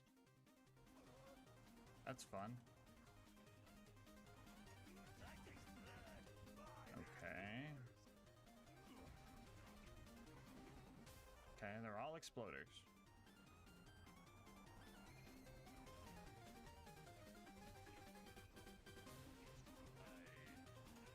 Alright. Fuck the exploders, whatever. Anyway, we eventually took the Warden down and saved Roland. After that, we headed towards Tundra Express to burn some bugs, meet Mordo, meet Tina, and blow up a train. There isn't any mandatory combat here, so not much to mention. I did find out that ladders can destroy smasher mags, which really just says something about society. Wilhelm was up next, and I just killed him. Like first try even. All I had to do was keep my distance and kill off the loaders quickly so they didn't kill me. You can dodge all of Wilhelm's attacks pretty easily, so I just shot the bad guy until he was dead. Easiest Wilhelm I've ever had. Not sure why the Destroyer of New Haven was easier than Warden, but I won't complain. First try Wilhelm? What the f? Why is a toaster stronger than Wilhelm? Like, try to imagine if like Wilhelm was like easy on purpose, right? And the power core we got was actually like a trap causing sanctuary shields to go down. And then like Lilith does something like crazy, like phase locks the town so everybody doesn't die of mortars. But she also like kicks us out for some random reason. That would just be wild. Oh. We made it to the fridge and ran through that joint. I died a few more times than usual because rats have the most sporadic and goofy movement I've ever seen in a carbon-based life form. I hate rats. What the? Oh! I mean, even Mr. Noodle moves like a normal person, and he's a giant space whale squid. Anyway, even with Slag and Bloodbath, this guy was pretty tanky. I had the loaders helping me out a little bit, but I just had to keep running around this building to avoid being wall-upped until I could get the beacon. We made it to Overlook and started protecting the beacon. Mobbing was where the Evil Smasher and our build thrived, and this part of the game really let that shine. This was the first part of the run where the Hellborn skills we spec'd into really started to come into play. Using Fuel the Fire and Delusional Damage, my Slag grenades had a chance to light me on fire, giving me some more stat boosts. Being on fire would give me 50% damage reduction from Numb Nerves and an extra 50% gun damage from Pain is Power. No idea if the damage reduction did anything for me, but I took it anyway. Being on fire would also trigger Raving Retribution, which would send homing fireballs at any enemies that would try and damage me, potentially lighting them on fire. And that fire damage over time would then chain into Elemental Elation. With every stack of this, it gives me more mag size and fire rate, and you know we love that mag size. Slagging the huge groups of loaders being moonshot in really helped build up the secondary set of momentum, and everything was going great. I was getting second wins, I could kill the loaders pretty quickly. The only issue was that they could kill me pretty quickly too, making instant bleedouts my true enemy here. But I mean, it's just a few loaders, so there's not really anything really to worry. Oh, come on! Yeah, Jack really threw a toaster into my bloodbath, if you know what I'm saying. And you know what? I'm just really sick of getting bodied by household objects. For example, this clip of me dying because of a fucking stair. Oh, I can't climb up the stairs, dude.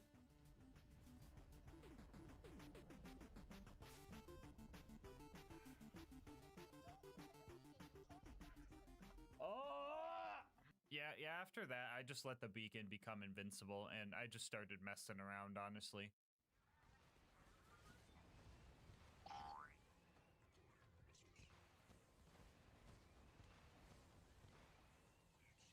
Anyway, yeah, the fast travel landed, but the constructor was camping it, so I just save quit and used a different one. We have now entered the bunker prep chapter of this run. First up was getting an upgrade for Claptrap over at the Preserve. Wounding the loaders here was pretty simple, and the mobbing after that was pretty similar to what I just faced at Overlook, so I was already warmed up.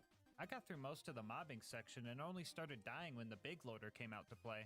This guy wasn't really an issue though. The loot dudes were a lot more annoying to deal with. Apparently if they don't want to be slagged anymore, they can just jump and they are no longer perked up, so I couldn't really keep my distance and I ended up dying a few times. They didn't even drop anything cool, so this was just kind of a waste of time. Which is kind of awkward, because this is usually the part where I tell you guys that I have this save file on my Discord server with all the cool loot I found. But that didn't happen.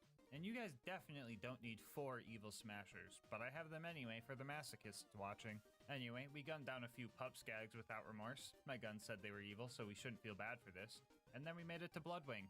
That fucking bird that I hate.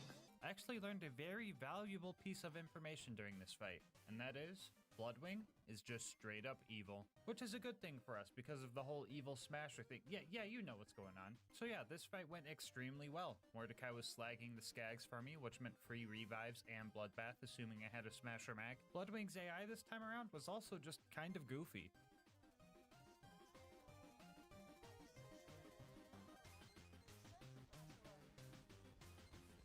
This game is so cursed. I don't even know what to say anymore. Anyway, Bloodwing took less than 5 minutes, and the whole preserve took less than an hour. You know, when I went into this challenge, I really thought this area was going to be tough. Oh well, I guess Bloodwing is just weak to explosive damage. Ooh, that's 10 to 5, double digits. Let's go, baby. Up next on our to-do list was recruiting Brick and his air support. The evil here felt a lot more scarce. In a desperate attempt to distract the bandits, I tried to knock a Goliath's helmet off with a non-smasher mag and couldn't even do that properly. We started our initiation and got some of the Goliaths angry so they could deal with all of the non-evil bad guys in there. It also helped take some of the aggro off, which helped their survivability. I still went down quite a few times, but it was right about here I started tap firing or burst firing to conserve accuracy for long distance kills. Even with the accuracy bonus on Smasher Mags, this thing can still get out of hand. I only wanted to get one Goliath angry, but if you've ever tried to kill a Goliath with a Torg weapon, you know you don't really have that choice anymore. Anyway, we passed the initiation and it was Sarcastic Slab's turn to be tested. Evil Smasher, Evil Smasher. Is Sarcastic Slab evil? He's not evil. Otherwise we were procced and it would have smashed the evil. Sarcastic Slabs, it's good to go. Good job, Slab. Anyway, we started taking out the loaders with Brick and things got a little goofy. How is a gun loader all the way over here, bro? Is he gonna run backwards on the bridge now? And then we're gonna run across the bridge again?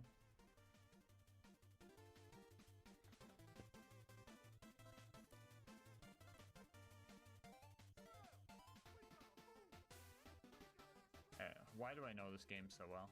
After all of that, we joined Brick's gang, Brick joined our gang, and the last thing we needed was for you to join the GASMASK gang. If you made it this far into the video, odds are you're enjoying the content, so you might as well sub and stick around for a while. You could always change your mind later. The last thing we needed for the big bunker raid was to go steal Jack's voice, so we went to Opportunity and found one of his doppelgangers. I found a decent strategy where I would try to land on his head as the 19 other enemies I ran past to get here downed me. That way I could just spam crits into his head. One smasher mag wasn't going to be enough though.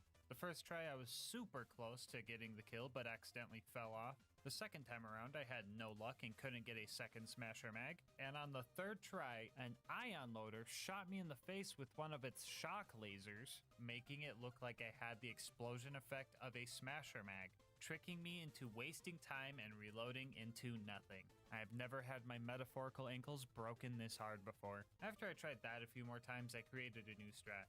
This time, I did the exact same thing but had it work. That way, I didn't fail. The rest of this place was just running through, pressing buttons, and getting second wins when I needed. So we got Jack's voice and got out of there. Up next was the bunker raid, and surprising nobody, the toaster on the way up gave me some issues.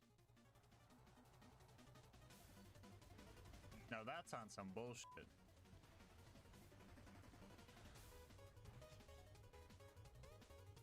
Anyway, the baby turrets went surprisingly well considering they are glitched and are just straight up immune to any type of splash damage. I can still get the actual bullet damage to hit, so we're still keeping around 53% of our damage as long as we hit them directly, but I thought this was going to be a lot more of a hassle. And that's a win I'll just take, because after that, we had to fight the big toaster. This guy is usually cheesable by just standing behind it, but even then I ended up dying a few times due to some major blunders on my end. I managed to figure myself out, and my gun finally decided that all toasters were evil, and I moved forward onto sniping Face McShooty. Yeah, this took a while. Full auto fire without smasher mags was just straight up bad, and full auto with a smasher mag wasn't much better. So I started farming up smasher mags and just tap fired for the next 40 minutes. Honestly, the monotony was kinda getting to me, so I played some motivational stuff to give me a dopamine boost.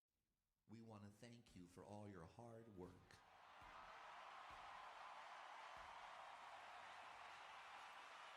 You're the one who steps up and gets things done around here. Dream you're going for, that career you want, that recognition you're seeking, it is yours! You can't do anything right.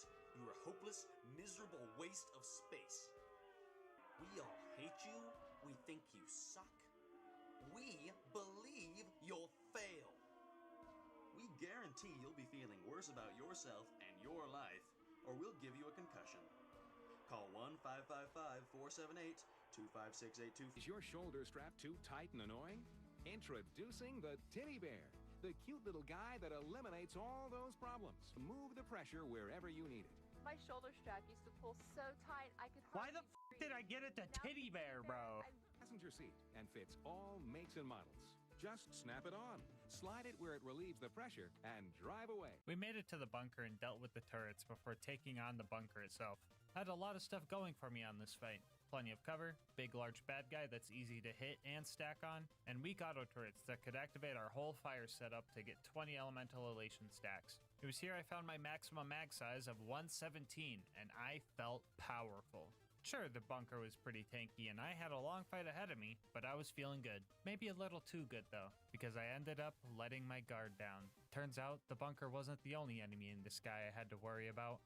15 minutes into our first attempt, one of my favorite enemies, the jet loader, unleashed this long shot grenade throw. I had no time to react to it, and blam, the slag bomb set me up for death. After that, one of the bunker's missiles sneaks up on me and gets the finishing blow. I had no second wind in sight, and the bunker flew off, securing my fate. I just couldn't get my momentum back for the next two attempts. I would get about halfway before one tiny mistake set me back to square one. And on attempt number 4, the bunker decided to play dirty. Oh my god, he's kidnapping that buzzard. No, my ammo! After one more close call, we managed to take the bunker down and made our descent into Angel Core. Honestly, this place went great. Roland showed up and he came with his own Torg assault rifle representing the Evil Smasher squad. And when Lilith showed up, the Evil Smasher detected a disturbance and I was getting Smasher mags left and right. It wasn't too long before we secured the vault key. Whoa. What's wrong, Evil Smasher? You sensed something? No, don't worry, that's just Lilith. She can't... No! Jack killed Roland, kidnapped Lilith, and the entire bunker raid was in vain. We now had to find Jack in the vault before he had a chance to take the warrior for himself. Our first stop was Sawtooth Cauldron to steal some explosives, and the ambush commanders here were giving me a rough time. It was quickly apparent that we were going to need to have some existing momentum going in order to take these guys down, which is kind of a hard thing to do when you're getting curb stomped as soon as you spawn into the death cubby. My only hope was to abuse the 3.6 fuse time on my grenades to keep the bad guys back and just pray that I could get a smasher mag before they could get to me. Even with momentum, I would get absolutely slaughtered, and every kill was a second wind. Now normally when you're in Fight for Your Life, your kill skills get cancelled out. The cool thing about Krieg though is that he has 3 kill skills in his Bloodlust tree that don't get cancelled out while in Fight for Your Life. I call these the Bloodlust trio, but I hear them more commonly called the fake kill skills. Anyway, Bloodbath is one of these skills. If we stack that with the Bloody Revival bonus and the Strip the Flesh bonus we talked about earlier, you can actually get second wins without a Smasher Mag. Well, assuming they're slagged, you already have high stacks, and you're within spoon feeding distance of them, of course. After a few attempts with some questionable tactics, we managed to take out the ambush commanders, Blast Boombringer, Merc Mortar, and rode the elevator up to the Buzzard's Nest. Fighting the buzzards up here was kind of annoying. Trying to match up timings with Smasher Mags, high Bloodlust stacks, and buzzard flight patterns all while not dying was no simple task. It was all pretty RNG dependent, and before you say, oh no shit Sherlock, that's been the whole run, it's the Evil Smasher. That wasn't the issue. Getting the buzzards slagged was very inconsistent. I pretty much needed to slag them with the initial explosion of a grenade or the first or second bullet the Betty shot out, because after that, they would just fall out of the sky. Now this might not sound that bad, but for reference, I had 12 grenade sticks in a row fail to make the evil metal pigeons purple. I didn't even need momentum to kill these things. A basic Smasher Mag and slag was enough to take out 2 buzzards, but I was still here for nearly an hour praying for slag. But after a few dozen elevator rides, we took them down and made it to the boneyard. The main scary part of this place is pumping station 2. I managed to crank all the valves in there, but the loaders had me on the edge of death. They absolutely thrashed my bleed out timer, and I had a close call on the way out of there. The rest of the boneyard went as expected, and we made it to the Badlands. Oh great, just a bunch of ugly, rusty old junk loaders to deal with here. That's a piece of cake.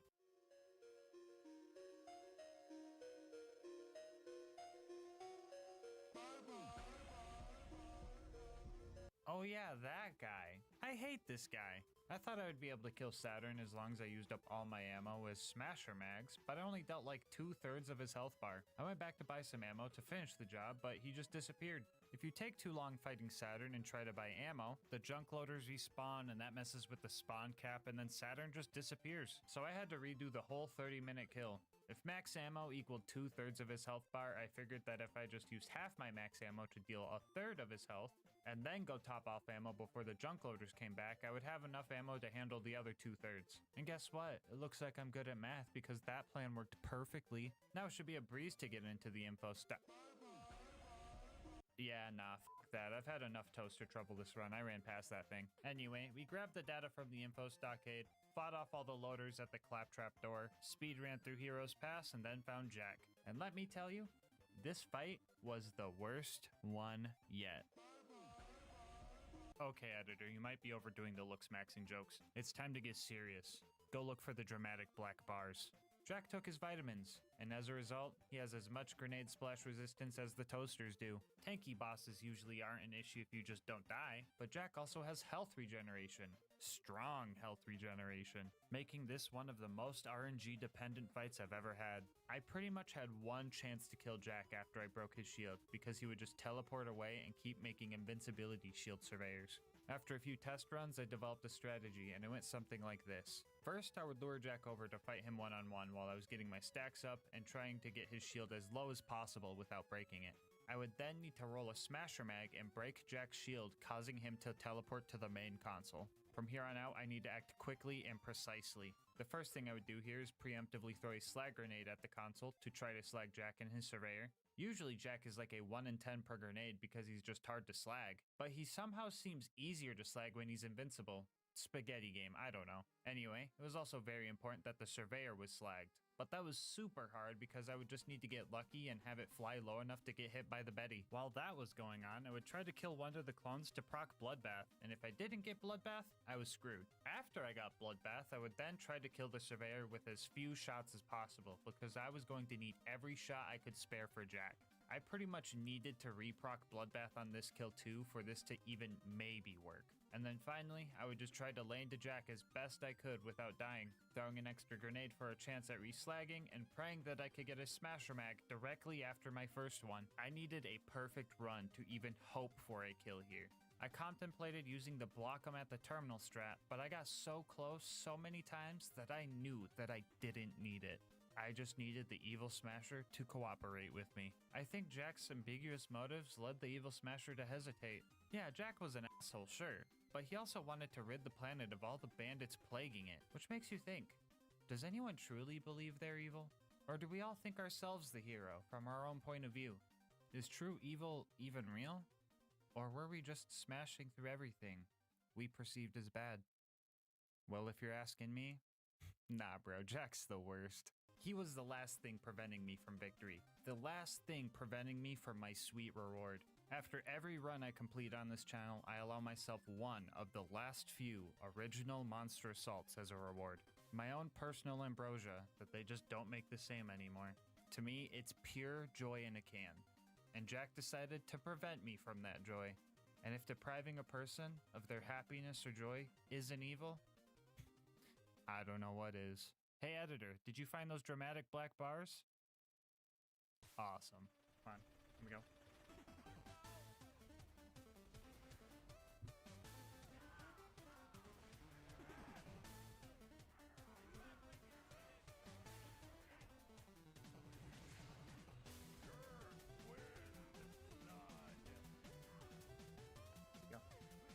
Where'd he go? Where'd he go? He's over there. Okay. Good. Give me Bloodbath off of this. I don't know where that nade went, but sure. Where's the surveyor, dude?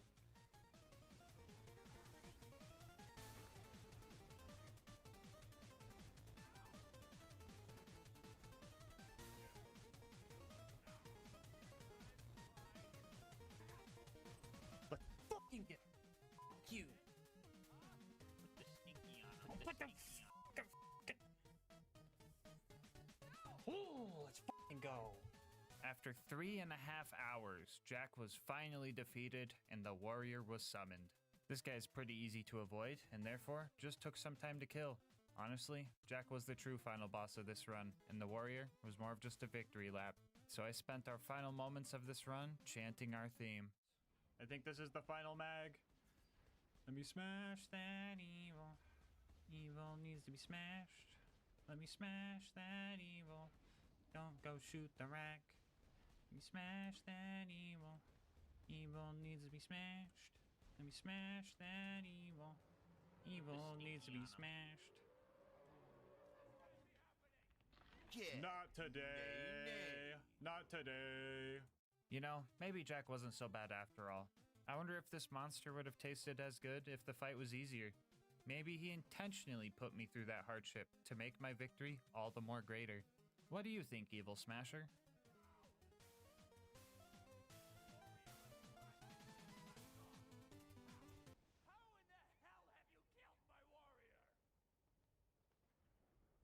Okay. There we go. Yeah, that's what I'm talking about. I'll do a flip. Before you go, I just wanted to say thank you so much for making it this far into the video. If you want to support the channel, make sure to like, comment, and subscribe. Doing all that helps with the YouTube algorithm, and I love hearing your guys' kind words and ideas for new runs. If you want to support the channel more directly, consider becoming a channel member to get videos a day early, saving money over at Instant Gaming using my link, or going to GASMASK'S.com to get some merch. I'll link my Discord and Twitch channel where I stream these runs live in the description. And last but not least, shout out to Mango Soda, who made this video's thumbnail art. They do commissions and will also be linked below. But until next time, breathe easy, homies.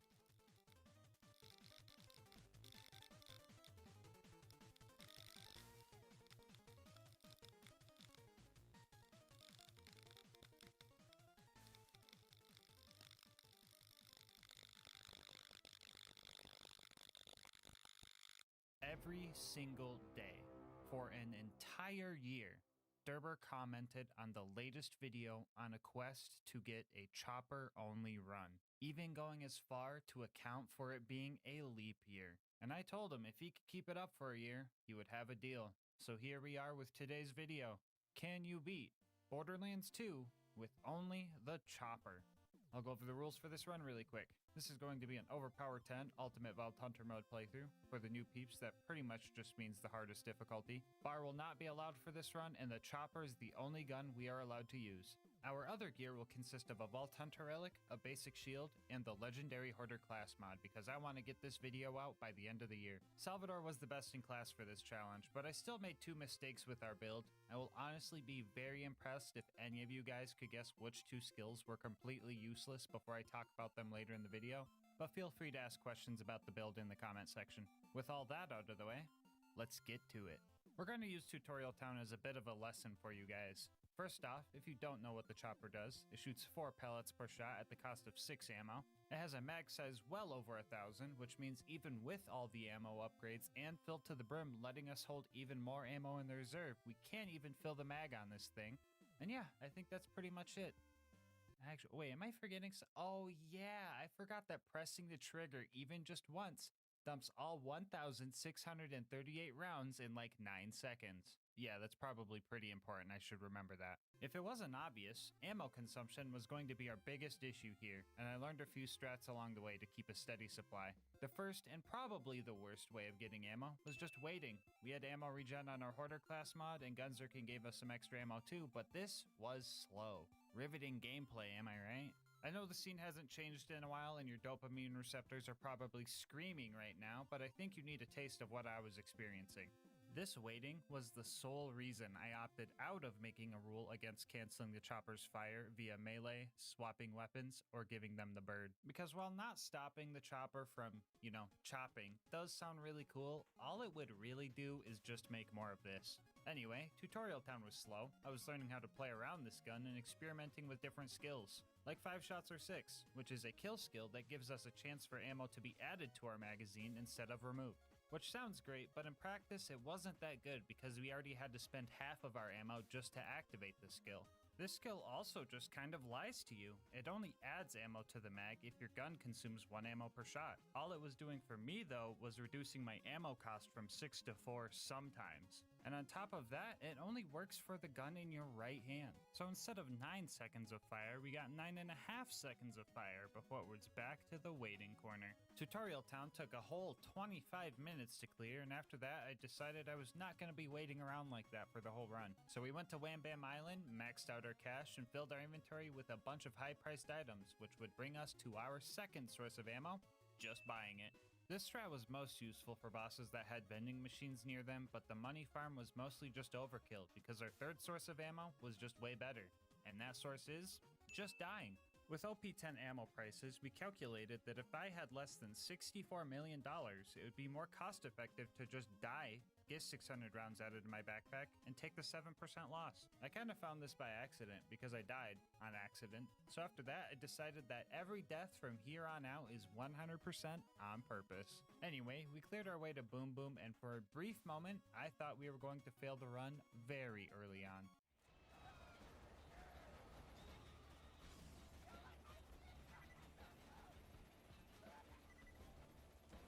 Yeah, so a slagged armored enemy literally getting lobotomized by 2 corrosive choppers only loses like a quarter of his health and then just starts regenerating faster than I could keep up with my ammo regeneration.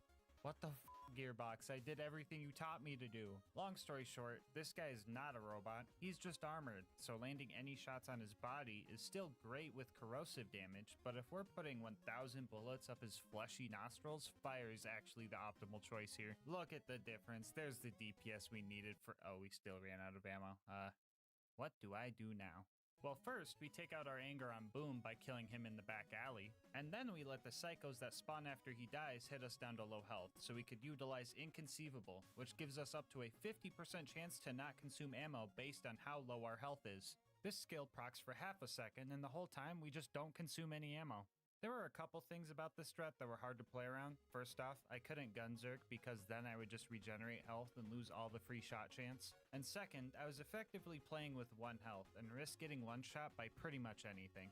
I managed to pop Boom out of his turret, but that doesn't give you a second win, so I ended up dying. Remember, these are all on purpose. And when I got back to re-kick him out, I guess he got perma-slagged somehow. It's probably some glitchy stuff with him getting in or out of his turret while slagged. I don't know, spaghetti code game. But it made kicking him out again and finishing him off pretty easy. After that, I used the mobs to farm up some ammo for the climb up Flint ship. It was a bit of a grind climbing up here. My main strat was to use Fistful of Hurt to stagger an enemy and get up close and land as many shots into their forehead as I could. This was pretty much a mandatory strategy because the accuracy only barely exists on this thing. Fun fact about the chopper, it is essentially just coded like a burst fire gun with a very long burst count, which means 2 things. First off, if we enter Fight for Your Life while firing the chopper, we burn 1/4 of our ammo during the animation, which is just kind of silly to me, especially if you can manage to get a second win like this. And second, Salvador's keep firing skill was doing literally nothing here. This skill doesn't work with any type of burst fire weapons, even if you do hold the trigger down. So just remind me to respec when I get to Sanctuary or something. Just like scream at your TV or phone or whatever you're watching this on, I'll hear it. Anyway, we made it to Flint and started our fight. If you've watched some of my past videos, you might know that getting close to Flint just really isn't an option. And since we don't really have the DPS to fight anything unless we can smell their breath, this was going to be an issue. So we were going to need some cheese to get this fight in the bag. By launching Flint out of his arena, you can bug out his AI and he just becomes completely passive. Using this, we let some of his other goons hit us down to a sliver of health and then just blended his face with a shock chopper. If anyone is mad about how cheesy this strat is, just look at the DPS and imagine trying to do this while he's moving and launching you with AoE slams. Footage from the Gub run for reference. Also, I bet only 1% of you guys that watched this video actually noticed this silly little edit I did down here. Anyway, Flint died, we made it to 3 Horns, and I guess we needed a car to jump over a gap. Not sure why, because I have choppers. I could have just like...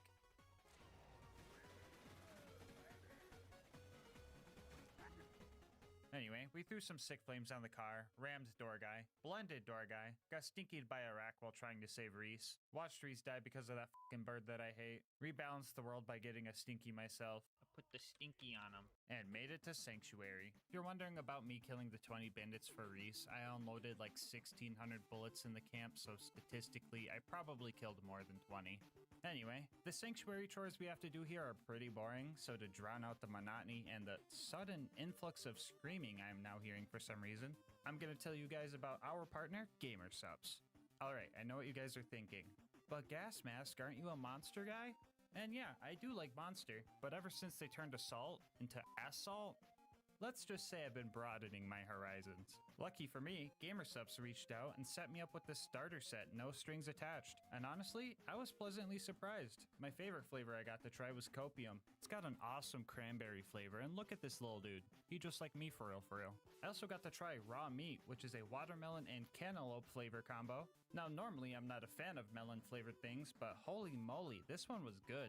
And last but definitely not least, we got to try Lean, a peach tea and lemonade flavor, which is super delicious. I actually have to hide this flavor from Melissa so she doesn't hog it all, so if she asks, just tell her I ran out. The shaker they sent me is also super high quality. Shakers I've had in the past tend to leak on me when I shake them, which like, dude, you had one job. But this one does its job, and it has an anime baddie on it. Win-win. Don't like anime baddies? No worries, they've got you covered. Sensitive to caffeine?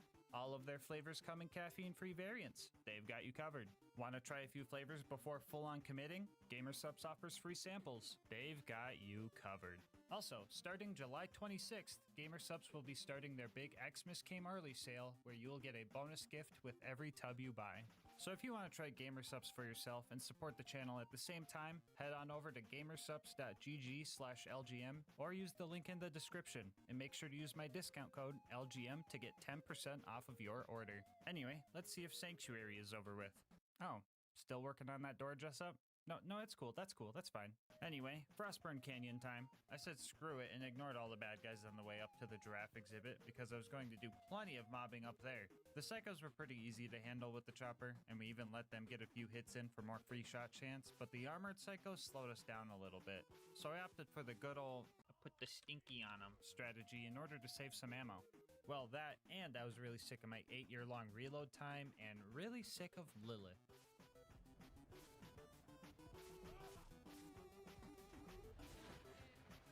Where are my guns? Ah, why'd you say the thing? I'm done. I'm out. Bye. Bye, you got it, Lilith. I'm out. Bag. Okay, Lilith! Bag. Bag. Lilith! Stop me!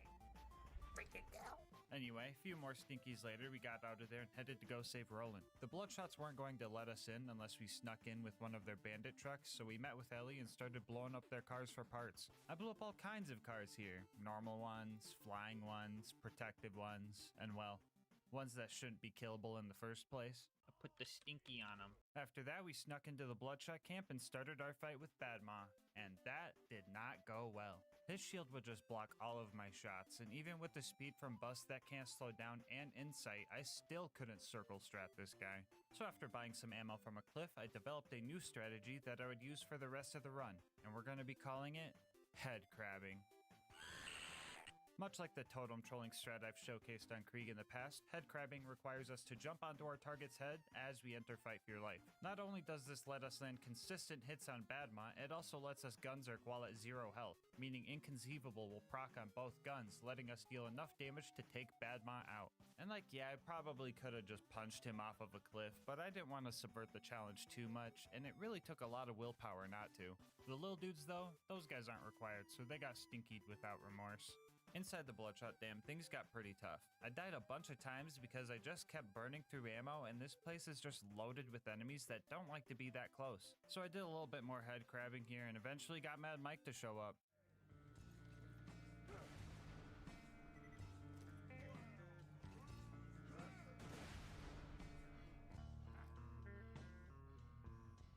Anyway, we found Roland, and then the toaster found Roland, and then we found the toaster, and then we tried to fight the toaster, and then bad things happened. I managed to interrupt its construction process, but the exploder it was making blew up and downed me, which absolutely confused me. That didn't really matter though, because this run was destined to go to the gulag. So then we found the gulag, and then we found the toaster again, and then we tried to kill the toaster again, and then we failed again. Yeah, this fight sucked. We had to resort to the age-old strat of hiding and waiting for ammo regen. While I have you alone in this back alley where no one can hear you scream, I just want to say I think you should consider subscribing. If you've made it this far into the video, you're probably enjoying the content, so you might as well sub. You can always change your mind later.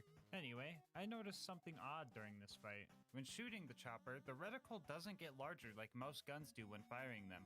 It just kind of has a static set accuracy to it, which also made me notice that steady as she goes wasn't improving our accuracy either. Which also reminds me, you guys definitely did not yell loud enough when I went to Sanctuary last time because I forgot to respec my skills, but I'll forgive you, just remind me next time. I eventually started utilizing Get Some to get some cooldown for gunzerking. That way I could regen ammo faster, but I wasn't sure if the 6 ammo per shot to get 3 seconds of faster cooldown actually sped things up, especially if enemies just regenerated that health, but I figured if it was a boss like Warden that didn't have health regen, it would be beneficial anyway. After 45 minutes of edge of your seat gameplay, I managed to take the Warden down in style. Roland ended up taking nearly 50 deaths to save from the dust to here, so I hope it was worth it. We got our next mission to go steal the vault key from a train. Usually this part of the game goes super quick because all I have to do is meet Mordo and Tina, then just run and grab everything I need to blow up the train. But this time around, a Goliath blaster shot me down with some Stinger missiles, so that was pretty wild. But we still managed to blow up the train and started our fight with Wilhelm. Our first attempt was honestly going pretty good, right up until the part of Fabled Tortoise popped out of a bullymong pile and Wilhelm killed me while I was mid-neuron activation. That thing distracted me. What was that? I got killed by this thing. What the fuck? After that, though, I started getting kind of sloppy. We pretty much had to just wait for ammo regen over in this corner to win the fight, but Wilhelm surveyors were just not having that. C-mag, I can reload.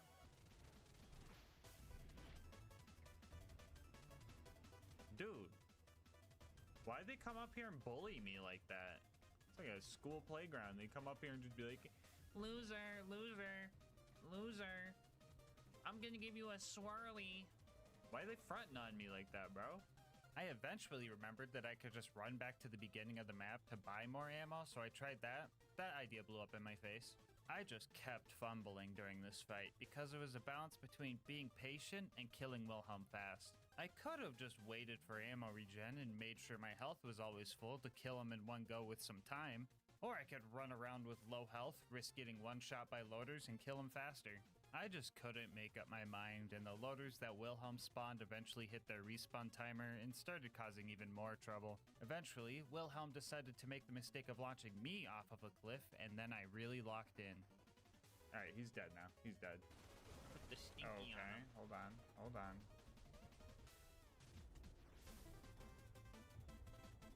Come on, dude.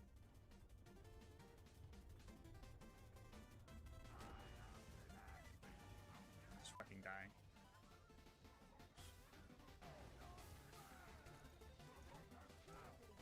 Why did I have to reload these?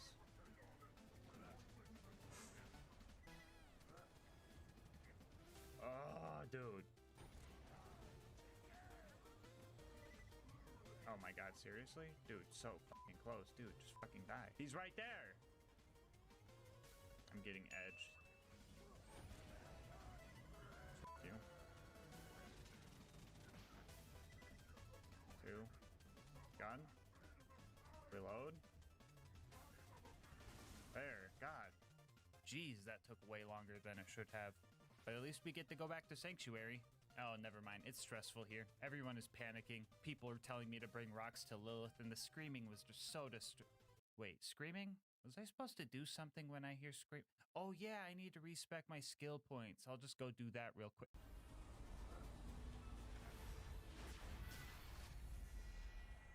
Sorry, kid. That was an accident. Ah! After a quick sprint through the fridge, we found Mr. Noodle and started our fight with him. Things were going good. I found a spot where he couldn't get to me, so I had the ability to regen ammo in peace. And we almost had him, but his shield regen ability just barely saved him. Oh. Oh. I'm getting edged! Fuck, I'm safe right here. I gotta pee again, bro. I think I'm safe. 2 seconds later.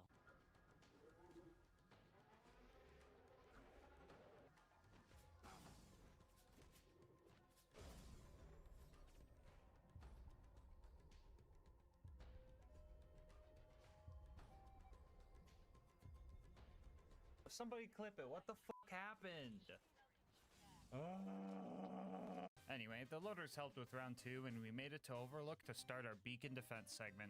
I did stop by Wham Bam on the way to top off my money so I could just force buy like a Counter-Strike silver the whole time, but honestly, that was working great. I was mowing down loaders and surveyors non-stop. Sure, the toaster showed up and made the beacon die enough times to become invincible, but by the time I made my escape, the toaster was the only bad guy left on the field. We made it back home, and Roland gave us our next mission to go get a claptrap upgrade from the preserve. Wounding the loaders to get in wasn't bad. I almost even got them all on the first try, but a rock got in my way, and the only hint that I had to where the loader was its health bar, so that was kind of funny. After that, we died and pushed our way through the mobbing section just to have enough ammo to finish off the ultimate loader. And then I killed the loot dudes, but that's lame, whatever, who cares? Look at this little chonker. Oh, look at those little cheeks. Are you hungry? Anyway, the preserver was actually going pretty well, and all that was left was Bloodwing. I honestly don't remember the last time I had trouble with Bloodwing. She's been kind of lacking lately, so... Whoa, wait, why is there an hour of Bloodwing footage here? Oh, no. This fight seemed easy, and I really thought I was gonna first try this. Sure, I would have to wait for ammo, but Salvador can move pretty fast, which let me dodge Bloodwing's big attacks. And even if she did hurt me, I could either gunzerk or use Come At Me Bro as panic heal buttons. Mordecai would also slag the skags for me, which really helped. But I started to crutch on Mordecai's help, and that was mistake number 1.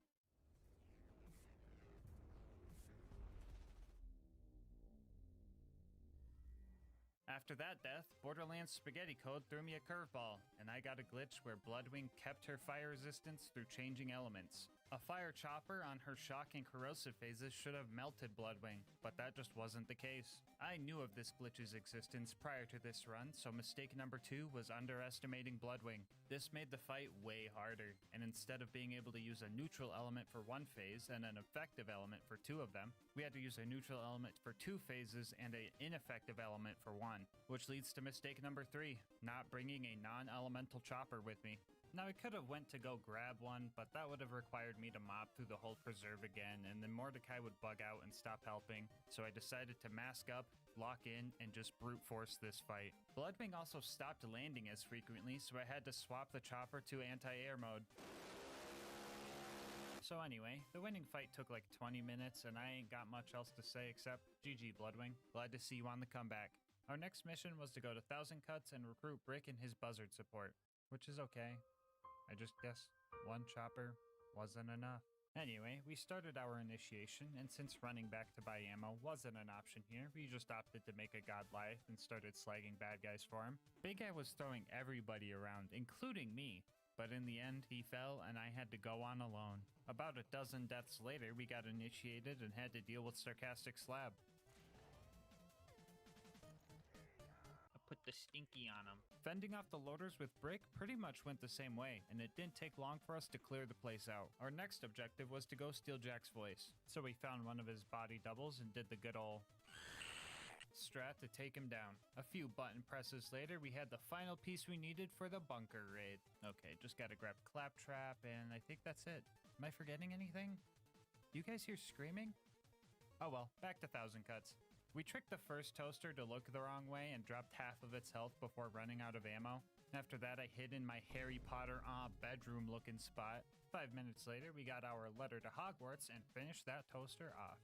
The baby turrets up ahead were a bit tricky. They were slightly outside of my combat range, so a majority of my shots were missing. Oh my god. Look at all the bullet holes around the turret, dude. Ugh.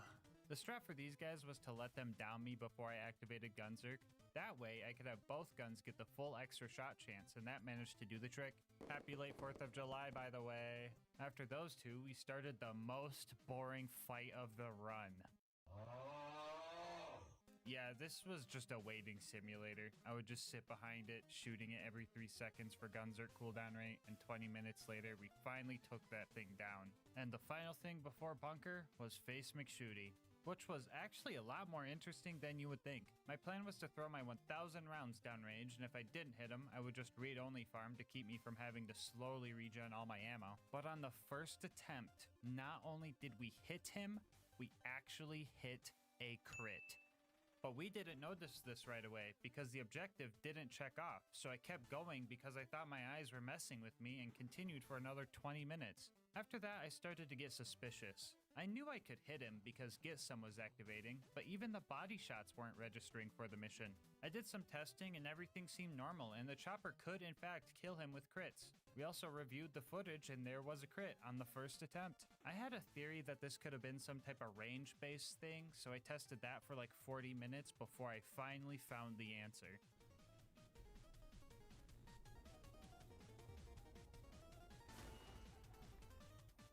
Okay, there's proof right there. There's proof right there that I'm not smoking crack.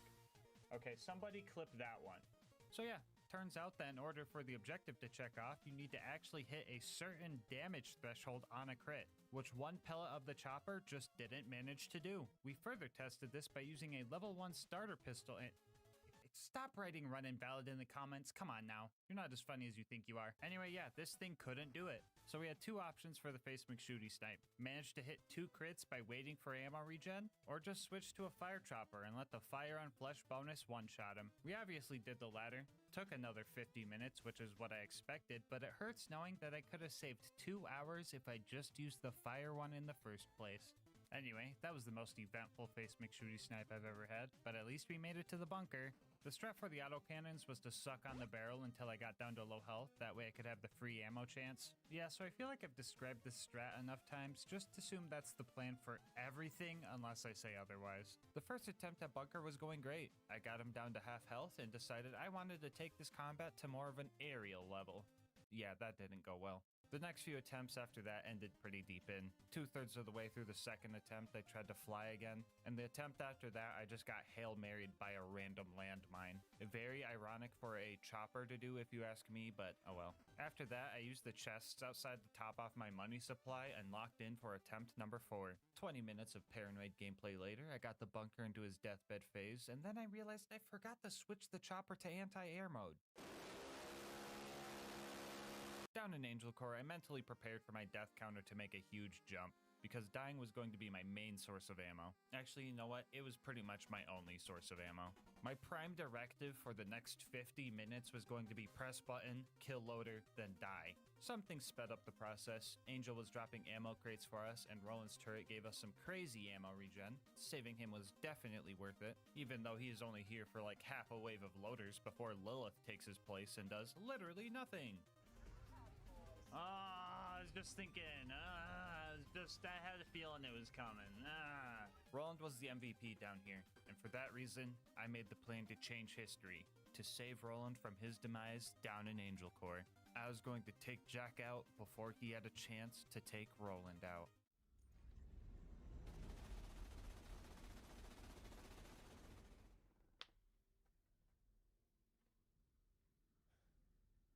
She's dead. Jack just lost his only way to awaken the warrior. I'll get him. We got the Vault King. I'll get This him. isn't over yet. We gotta find Jack and take him. I'll get him. No. No, Roland. Watch out. No. Anyway, Sawtooth Cauldron is up next. We needed to steal some bombs to blow up a bridge because Brick's buzzards can't just fly us across because... Actually, wait, why can't I could just fly myself across? What am I even doing here?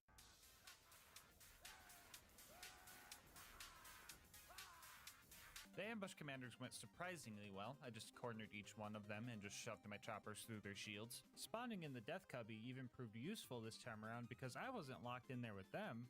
They were locked in there with me. After that, we killed our cousin Boombringer and spent precious moments of human life trying to put the Stinky on mortar.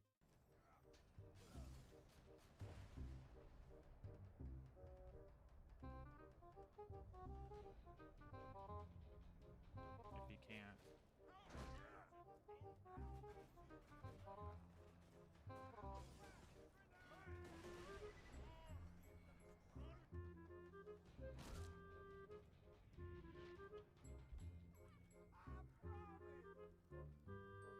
Look at this.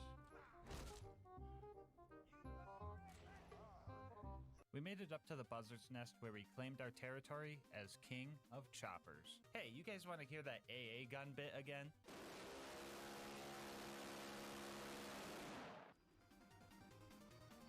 This on some crazy shit.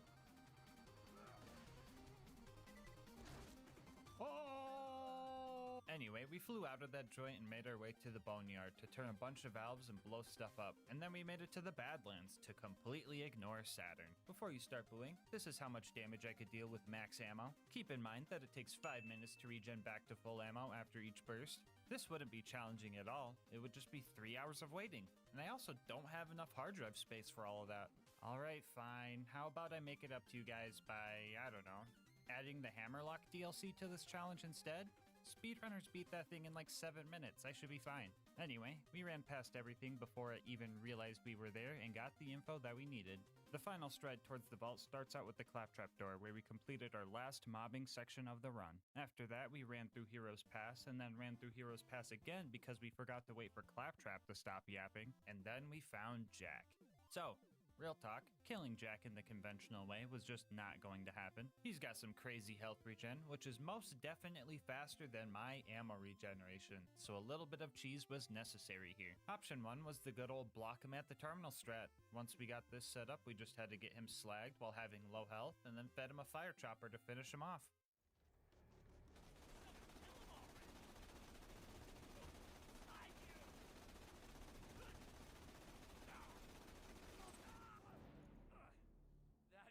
That looked like something straight out of hell. Or there's option 2 if you prefer more of a stinkier cheese.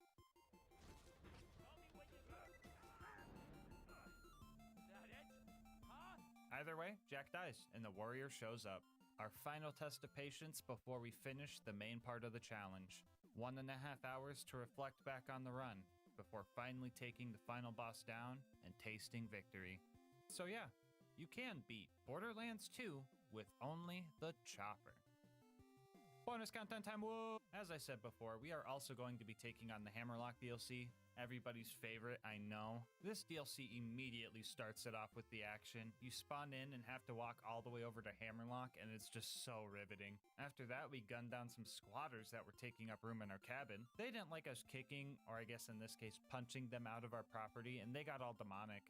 And fun fact about these guys, they just don't take fire damage. Like, damage numbers don't even show up, and I didn't know that, so I thought my sanity was finally slipping away from me. After we dealt with way too many of those guys, Hammerlock got us a boat and sent us to go fight Thermitage, which seemed undoable, until Twitch chat pointed out that its health bar is a lie and it's an armored enemy. That's twice in one run now, jeez. Oh well, it got melted as soon as I started throwing acid at it, so what's next? Oh yeah, more of these guys. Jeez man, I really hate the combat in this DLC. I guess it's kind of funny that the chopper can stagger lock these guys, but I will never not be mad that wooden masks and shields can block bullets full stop. Another 20 minutes of mobbing later, we had a new job of destroying all of Jack's DNA samples. I guess this Nakikiyama guy wanted to ruin our fun hunting trip. Oh well, just a few little safes to bust open and one boss to deal with. Should be pretty well yeah, this should be easy. Okay, this should be... What the fuck is killing me? Oh, I see. Wound Spike has bullet reflection because, well, actually, I don't really know why. I honestly thought it was over for me here. There was just no way I could be accurate enough to take this guy down without murking myself in the process. So after a few tries, I just accepted my fate, murked myself in the process, and just let it rip while standing right up next to him. Yay, fight for your life meta. After that, there wasn't much left to do. We had to run through candle racks, but the elite savages here aren't even mandatory, even though there's an objective to kill them. But I felt like stinkying them all anyway. I put the stinky on him. And then it was time to fight Jackenstein. Let's do this. Oh, what the f***, man? Who thought bullet reflection was a good idea? It would be one thing if the bullets would just fly in random directions and you'd get hit from time to time, but they literally programmed it so they always fly towards the nearest player. Why the fuck did they give these guys the perfect deflect red brick, bro? I would rather every enemy in Borderlands 2 have those stupid wooden masks than any enemy at all to have this stupid mechanic. Fucking stupid mechanic. Yeah, this fight, guys, not happening normal. Belt sanding my face every time I try to shoot this guy, mixed with him being nearly undodgeable when he lunges at you or tries to throw giant tubes of acid at you, just makes this impossible without cheese. Good thing I know about this spot. Strat was just to peek out, spray, and hope to land some crits until I tasted my own bullets. After that, I would just flip him off for full health and then wait for my Gunzerk to cool down. Sounds tedious, but I should take him down in like 30 minutes tops. Oops, I misread that. 3 hours tops. Yeah, his health bar, it's just a fucking lie. You kill this guy by blowing up 2 back generators and then dealing enough damage to his chest piece, all while dancing with death every time you try. The first generator took 10 minutes. Another 15 minutes later, I managed to get a second wind off the second one. 50 minutes after that, I blew the guards off of his chest piece, and for the next 2 hours, I rinsed and repeated this strat, not knowing when the torture would end. Every time I sprayed Jackenstein down, I was hoping the fight would just be over. But that's not quite how it went. You said you were gonna stream for 4 hours. I remember. How's it going? I've been fighting this one guy for like 2 hours. And it's like, not like I keep dying or anything, because I've been alive for 2 hours. It's just really slow. Yeah. So I don't know how close I am. It could be one shot away right now. 2 seconds later.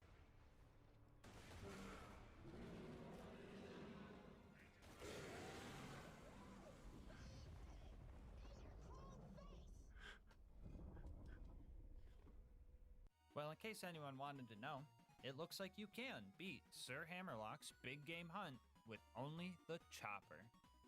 Mega bonus content time, baby! If you've been watching the channel for a while, you know that I usually try to see if the item I'm using for the run can be used to acquire itself. And if you don't know where the chopper comes from, well, it comes from Dexidius, the Invincible. To spawn this guy, you need to run around the grotto and put a total of 96 iridium in these 4 furnaces. Go pull this lever, get your ass handed to you for an hour while you kill off waves of demonic savages because you couldn't kill the witch doctors fast enough. And then this giant fucking stick bug comes out and you have to roleplay Dr. Pimple Popper until this thing dies. And trust me, there's no head crabbing this Strider. And yes, this video does have 2 Half-Life references because I practically spent half my life trying to kill this thing. Uh-oh, hold up, I'm getting a call. Change your skill points. That's all you need is Change your skill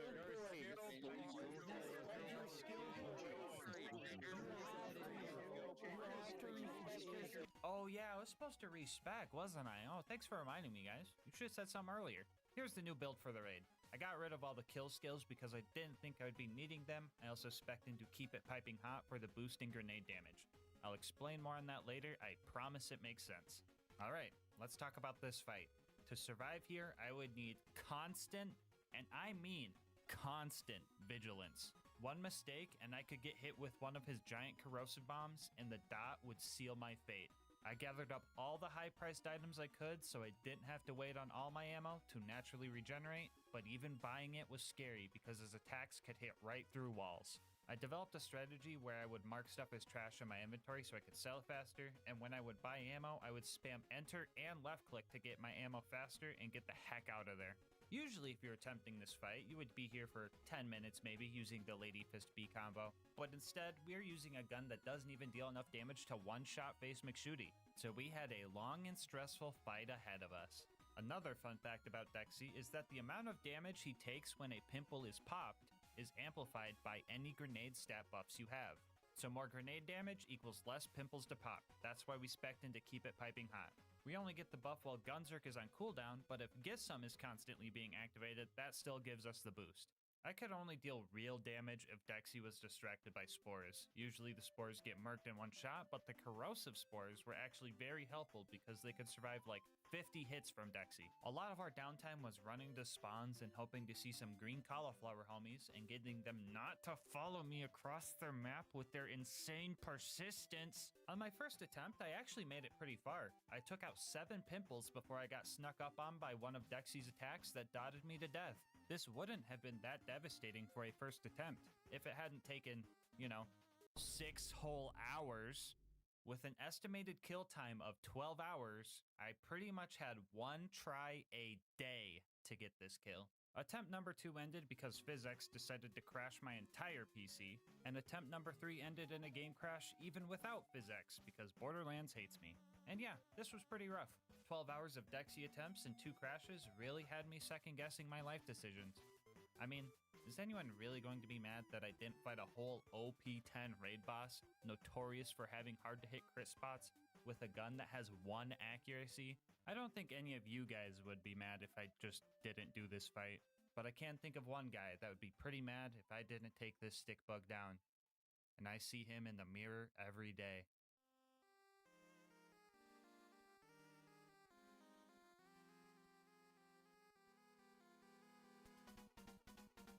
I wasn't about to let some stick bug get the best of me. I don't care how invincible it was. So I went to the lab and tested how many pimples I would need to pop in normal mode. And I found out that we were going to need to pop at least 16 to get the job done. With my newfound knowledge, I put some more attempts in and failed a few more times too. Dying to letting my guard down, trying to fend off a triple O I accidentally spawned, and finding out that Dexy has bullet reflection if you're too close, which could cause me to put a fire dot on myself, killing the attempt, were all a few things I had to deal with.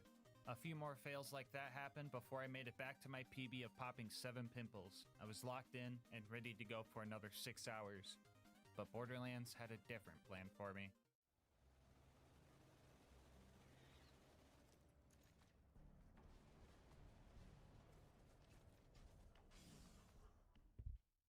What? Okay, so you're probably like, what just happened? Which, fair. Me too. I played the footage back and seen that Dexy's left chest pimple popped. without any damage numbers and then just died 6 hours into what should have been a 12-hour kill. So I contacted my local Dexy expert, Abrupt Dusty. He's made some cool videos like this or like this, so go check him out. I'll have a link to his channel in the description. But I asked if he knew what happened, and sure enough, he did. Apparently, some random no-name triggerman managed to get the last hit on that pimple. And when that happens, it does a huge chunk of damage. Around 50 to 60% of his health bar huge. I was honestly so shocked and I wasn't really sure how to feel. On one hand, this was going to be super great to put in the video because it's super interesting, but on the other hand, my satisfaction of earning this kill was kind of taken from me. So I took some time to think it over and just processed everything going through my head. And now that I've thought about it, I think that kill felt rewarding just enough. Psych, that Triggerman 12-hour stick bug fight round 2, here we go. He didn't drop the chopper anyway. So, major attempt number 4. The good news is we hit a new PB of 11 pimples. The bad news is this is Borderlands we're talking about, the spaghetti game. No, I was playing great. I was playing awesome even. I really got my combat loop down. I was really focused, but then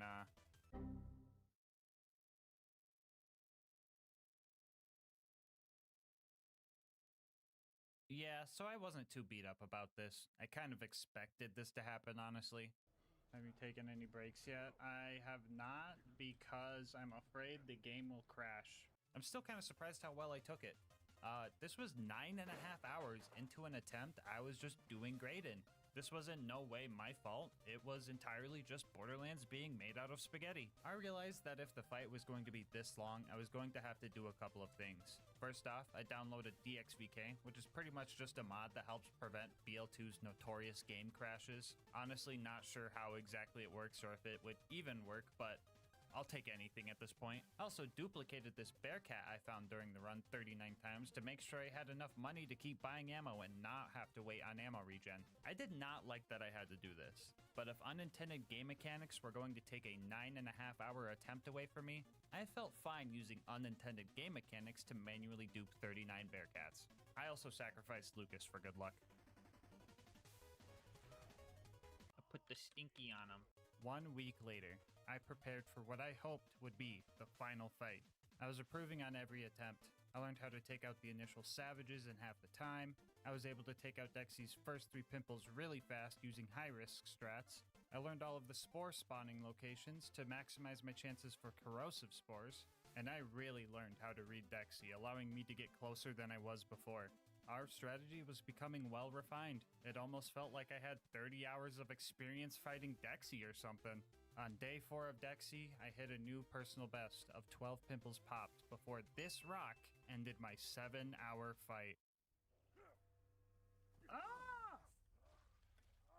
That's fucked up, dude. That's real fucked up.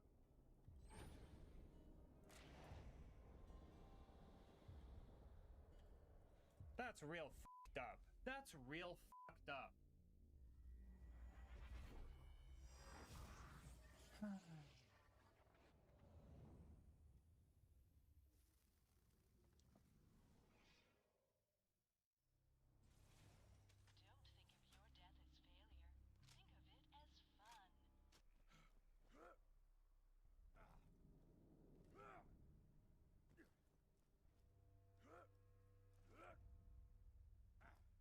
Lesson learned, I guess.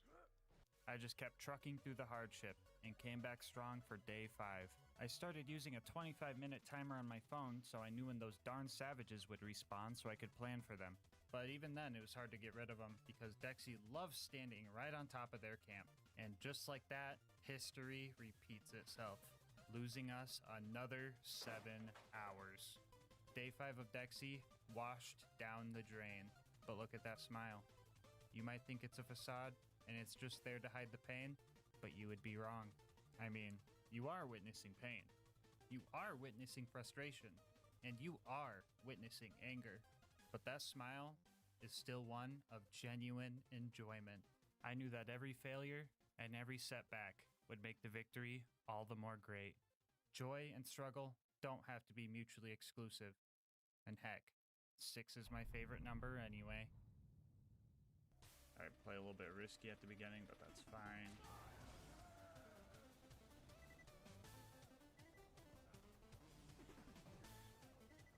So it looks like we got every element except corrosive on this first wave. That's fine. Alright, if you're on the believer side of the prediction, you guys better be manifesting corrosive spores. If you're on the doubter side of the prediction, you guys better be manifesting corrosive spores.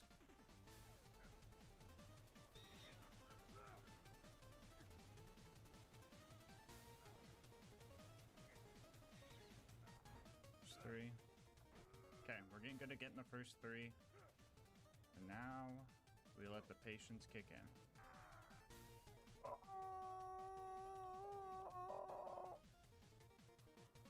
There we go.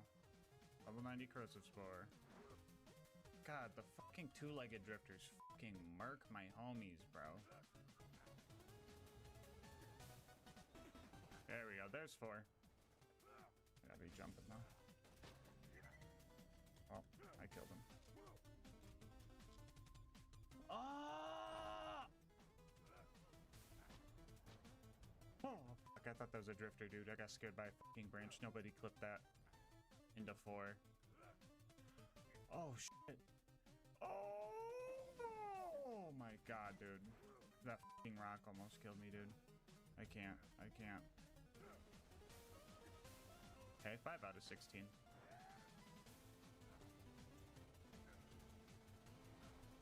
Okay, 10 more.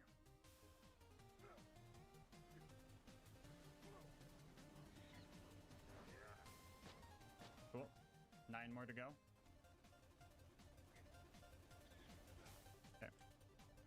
8 more.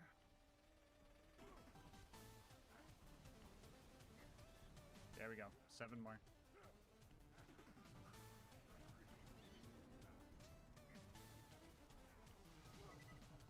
Bexy, help me out, dude. I don't have health for this. I really don't. Bexy, you gotta fucking get those fuckers. There you go. And we're good. Okay, new timer. Okay, dude. Okay. That fucking shock dude is getting on my nerves, and I'm about to kill him myself. Stop, you fucker. Oh my god, I'm killing this fucker. I don't care.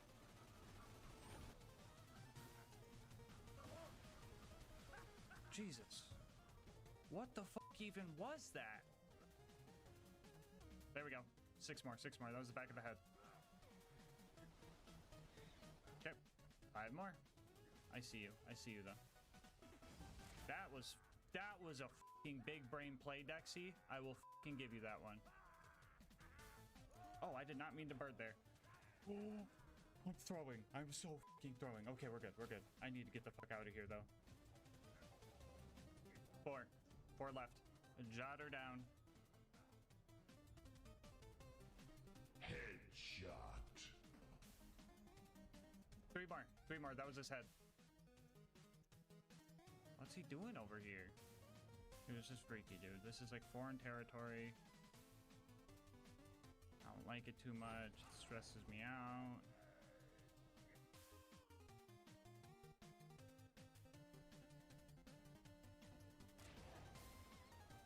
There it is. There it is. 2 more question mark? Why are you over it? What is in this corner that you want? What mystical powers are you seeking from the waterfall?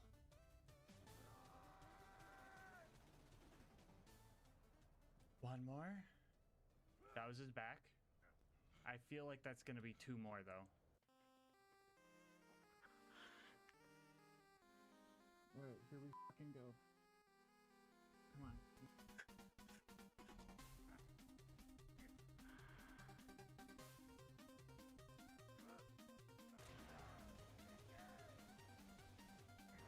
One more. We got 1 more, guys. 1 fucking more. 1. 1 guaranteed.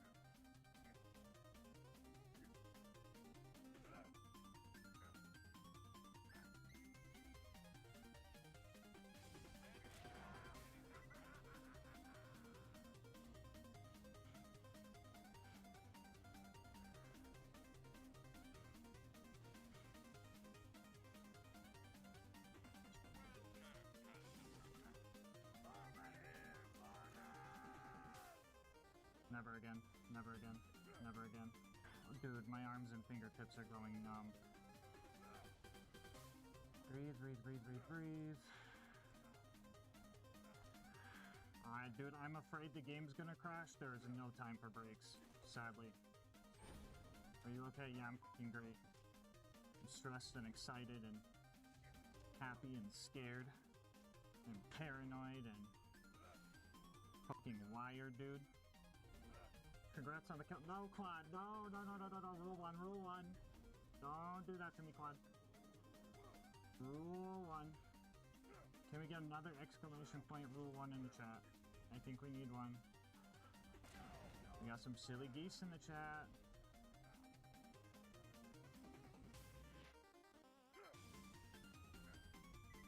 Oh my god.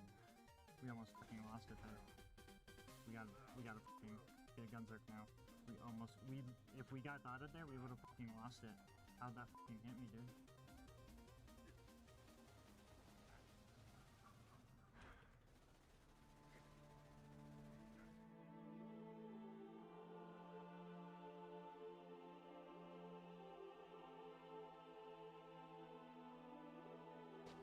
Fuck you, Dexy! Ooh.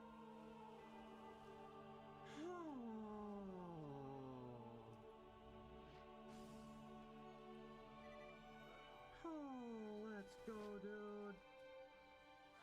R.I.P. Bozo. Put the stinky on him. 9 hours and 15 minutes to Get kill this motherfucker. nay. Oh. Holy shit, dude. That's fucking crazy.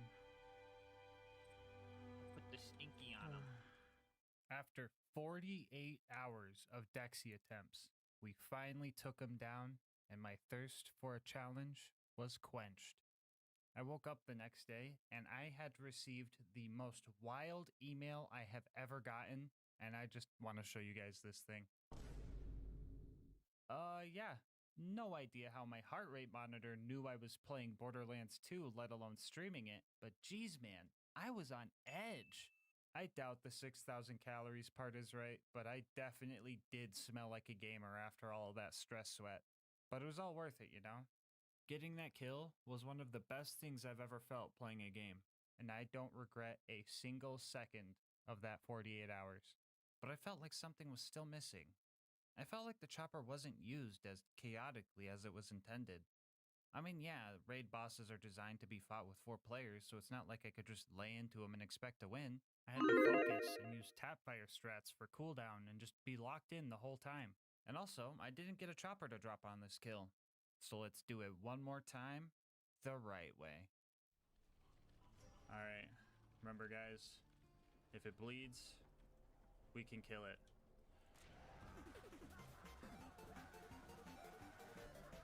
Get him! Get him! Get him! Oh, there's the butt. Oh, there's another one. Oh, that's 3. There we go. We got one. Green Knight, go! Go! Get back in the fight! Go! Go! There, Go! literally, like- Get out there, soldier! Go! Go! Go! Okay, I don't know how we got his armpit and not his shoulder, but let's go, baby! We got 5! Oh, money shot, money shot. I feel like someone did that with, like... Oh! Oh, back of the head, let's go. That's 8. Oh. Wow. Get the high ground. Oh, there's another one. That's 9. Yo. Usually the barrel. Sometimes it's another thing. Oh, did we get one? Oh. Did No. Did it? No. There's no gunners No. here. There's no gunner. Oh, There's a okay. gunner here. Wait, is there? Did this guy kill him? No shot. No shot. This guy killed him. Okay. Bandit is shooting him. You guys see this right here? Oh. Bandit is shooting him. Can you edge me, Tom? Yeah. What? Yeah. Let's do this. Oh no! Oh We no, lost where are we one. stuck between them? Oh. We lost Tom. when you ride in the back of a truck? When you do that, yeah. I do that all the time. Oh my god. Wait, what? Huh? There's two. Oh, dang.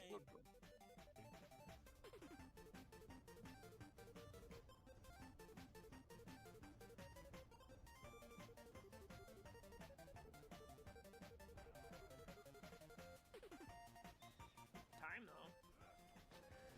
Oh!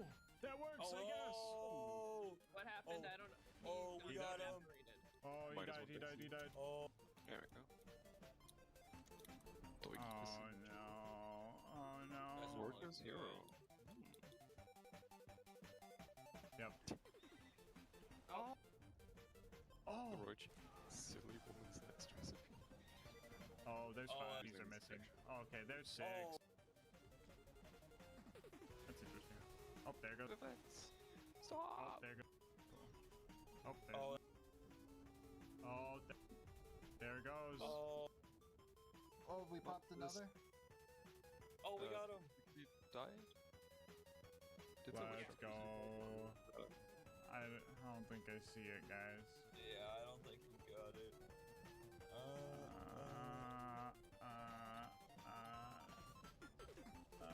Well, that was a 50-minute kill. Nope. Well, okay, so I tried where you would do. Wait, why didn't you? Because I feel like knowing what. I just see a dead. Oh. Alright, nope. The wiki. Can't. I didn't even process. R.I.P. What? Bozo. That was 52 on the dot. That was 52 on the dot. That is crazy. Oh, wait, we got. Oh, wait, never mind. We got a legendary. Why would you do that? Why would you do that? Hands forever. He exploded. He always likes. Slightly different. There it is. 4004. Oh, what the f is that, dude? Doll spinny gun? What? No. What is it? Oh my god! Oh my god! Yeah, we got Can someone revive me? And Like no. milk. It's just Literally. oh. Actually, Lucas is a. Yeah. I'm like, what the? Yeah, wait. 3755. 3755. Come on. 47. Really. Oh. Lucas, stop. It actually worked this time. We got it. Purdy chopper. Let's Oh, we go. actually got it. We actually got it. We know what we have to do. Alyssa does not know what we have to do. We gotta let it rip. Well, Derber, I sure hope that was worth the wait, especially considering that this whole run took 80 hours. Before you go, I just wanted to say thank you so much for making it this far into the video. If you want to support the channel, make sure to like, comment, and subscribe. Doing all of that helps with the YouTube algorithm, and I love reading your guys' kind words and ideas for new runs. If you want to support the channel more directly, consider becoming a channel member to get videos a day early, grabbing something over at GamerSupps using my link, or going to GASMASK'S.com to get some merch. I will link my Discord and Twitch channel where I stream these runs live down in the description, and last but not least, shout out to Mango Soda who made this video's thumbnail art. They do commissions and will also be linked below. But until next time, breathe easy, homies.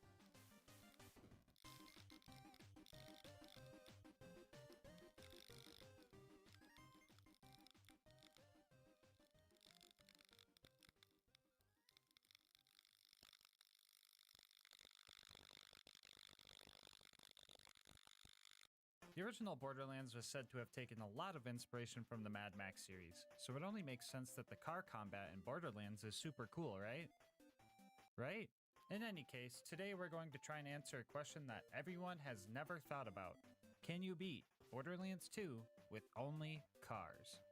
Before we hit the road, I'll go over the rules. This is going to be an Overpower 10 Ultimate Vault Hunter mode playthrough, and all damage I deal to enemies must be from vehicles or because of vehicles. We will be playing as Krieg for this run, and I'll explain a bit more on that later. For our gear, we will be using a basic shield, legendary sickle class mod, and the Afterburner relic. Yeah, to the guy that commented saying I should try to beat the game with only the car relic, you might have been joking, but I wasn't. Here's a quick peek at the build. Most of this isn't important, but Fuel the Blood, Fuel the Rampage, and Fuel the Fire are all vital to this run.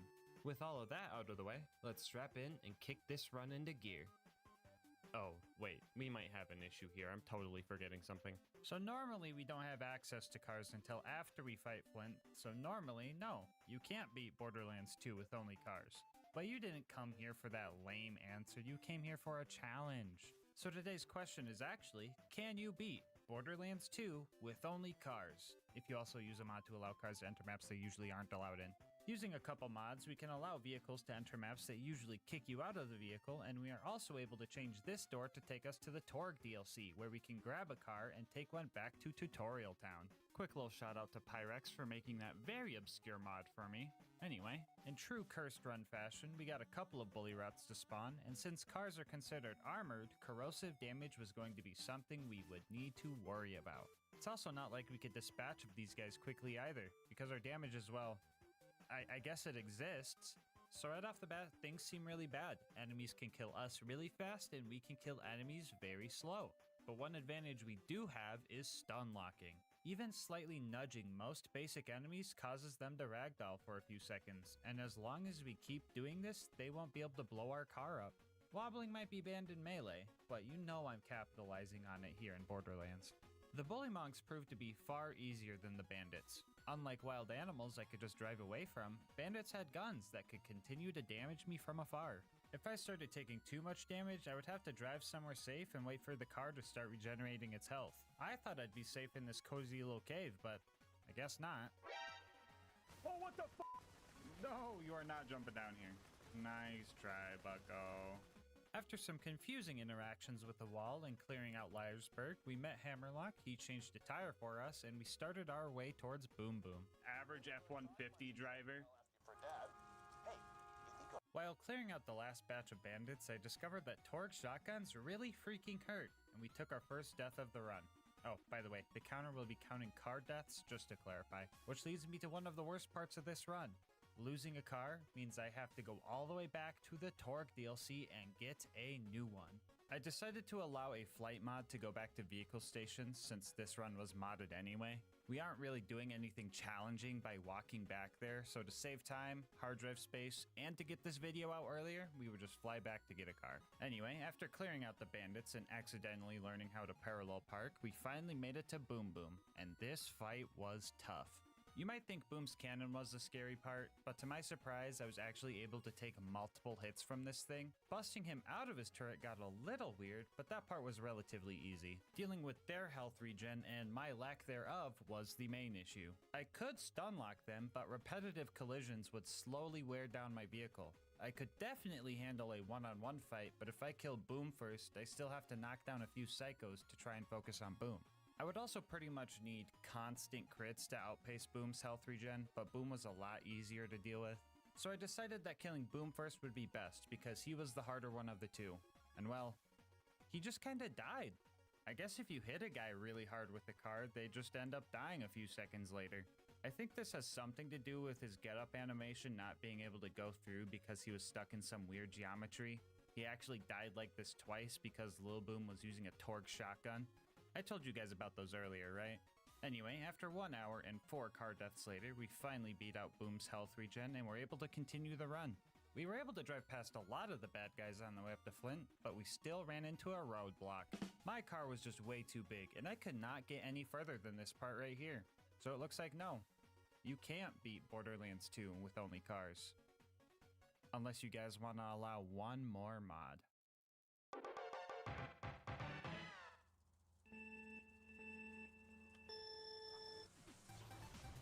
Looks like them puke boys are in a pack of trouble.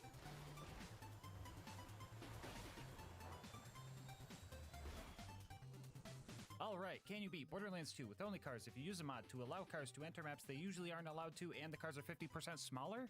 I sure hope so. Using our new go-kart, we were able to clear out the bandits, save Claptrap, and ascend to the Flint fight.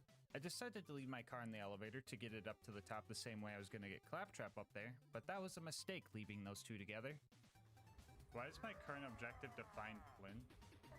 Oh, I'm blocking Claptrap. Hey, yo, what the Claptrap! Bro, that is inappropriate, dude. There are kids watching my guy. Oh my bro. Dude, what the? Dude, no way Claptrap was giving bask shots to my car, bro. I'm half ready for my car to just fly into the air, into the ocean even.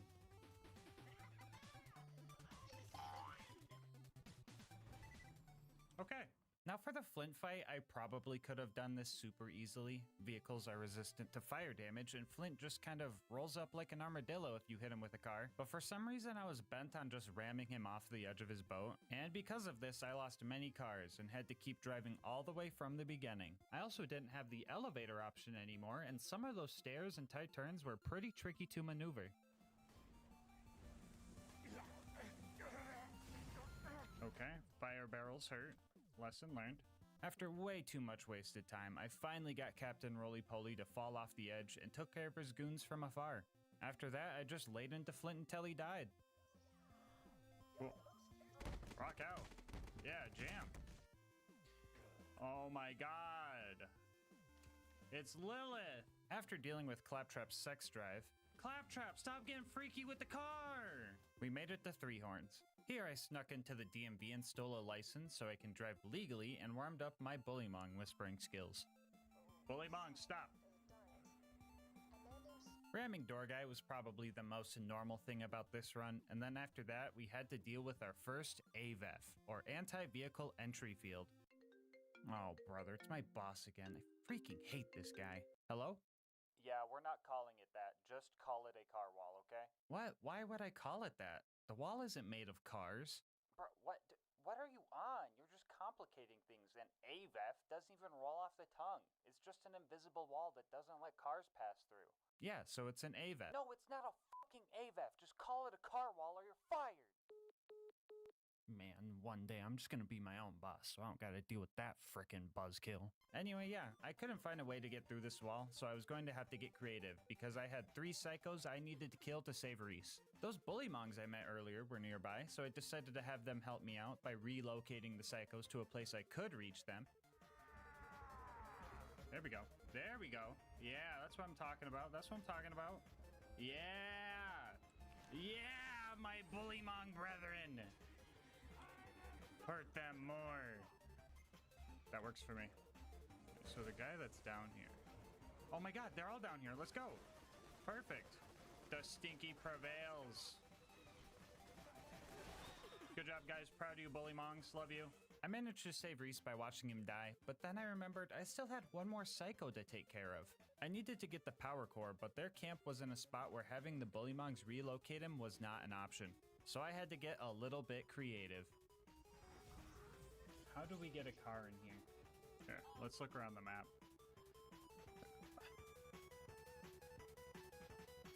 No shot this works, just saying. If this works first try, I'm gonna be amazed.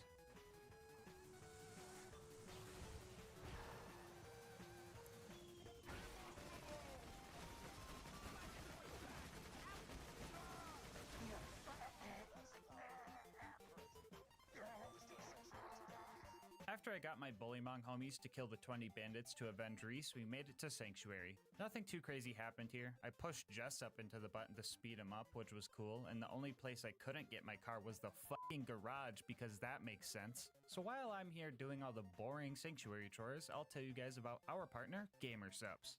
So for the past few months, I've been drinking GASMASK'S and I've been loving every second of it. I used to be downing 2 monsters a day, but now with GASMASK'S, I'm not drinking 400 calories in a day. I'm able to control my caffeine intake since all their flavors come in caffeine-free options, and I'm saving money since GASMASK'S is only 40 cents a serving. They have tons of flavors to pick from too. One of my new favorites is Goof Juice, which is a nice strawberry kiwi flavor. They also have their signature waifu cups, comfortable merch, and dang could I go for another cup of their gamer soups right now. I mean heck, they made crickets taste good with their sus snacks. Yeah, you heard that right. There's crickets in this.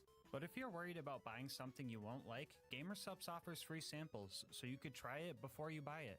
So if you're looking to find a healthier alternative to energy and want to support the channel in the process, head on over to gamersupps.gg/LGM or use the link in the description, and make sure to use code LGM at checkout for 10% off your order. Anyway, let's see how Sanctuary's going.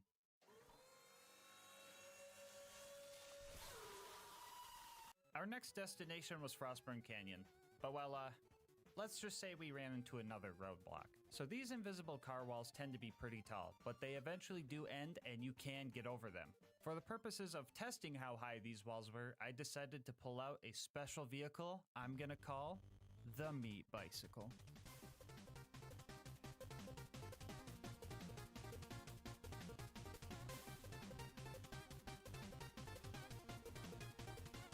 Yeah, this thing would make the challenge pretty trivial, so I will only be using the tiny sand skiff for wall testing. But who knows, maybe one day I'll try beating the pirate DLC with only boats. So if you end up liking this run and want to see that run, you should leave a comment and maybe you'll see it in your subscription feed one day. Just saying. Anyway, this wall tall. There was no way we were going to be able to clear this thing normally. Good thing this isn't a normal run. And also good thing that we're playing a game from over a decade ago and there's some jank that can help us. Introducing scroll boosting. By setting our boost key to scroll wheel up or down, we can use the free scroll mouse to do this. Okay, well, my game just crashed, but that doesn't happen every time, I promise. I messed around with this for a while, trying different frame rates, different angles, etc., and I got close so many times that I knew this was possible. And after 2 hours, we finally made it over the wall.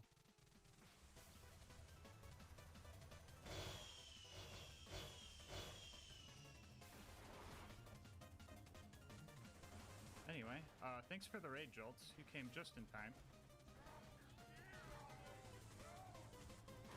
2 hours later, everybody! Now that we made it to Frostburn, we could drive past all the bad guys, do the skip and... Well, alright guys, don't worry. I found another way to get into Frostburn that was pretty consistent, so I didn't have to spend another 2 hours on this wall. Second time around, I actually hit the spike jump skip and found Lilith. Surprising nobody, I immediately tried to put my bumper into her forehead. Sadly, she survived, and everything that normally happens during this part of the game happens.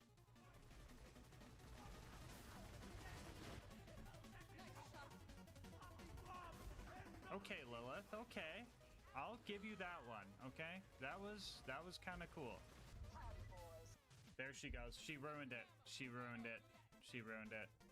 Anyway, we had some close calls with some slag and corrosive guns, but we made it to the end, and I seen what I thought was my only chance I would probably ever get to do something I've been wanting to do for a long, long time.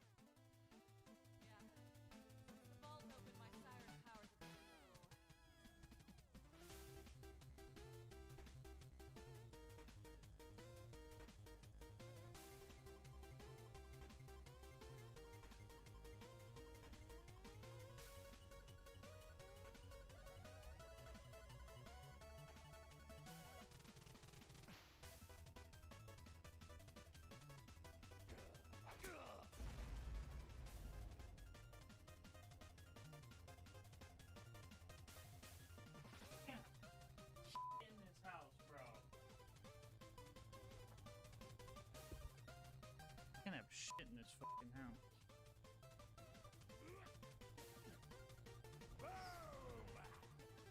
For anyone wondering, this is what happens when Lilith teleports you while you're in a car.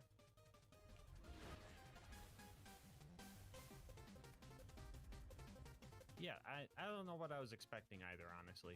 Our next mission was to save Roland from the Bloodshots, which meant it was finally time for a car upgrade. So we met Ellie, found the second garage of the run that doesn't work properly with my cars, used my Honda Civic to destroy a few Ford F-150s, and finally got an upgrade. So, for most of the rest of the run, we'll be using the Saw Blade Technical. A lot of you guys might think the Barrel Technical is better and know that it is the fastest vehicle in the game, but do you see these saw blades I'm shooting?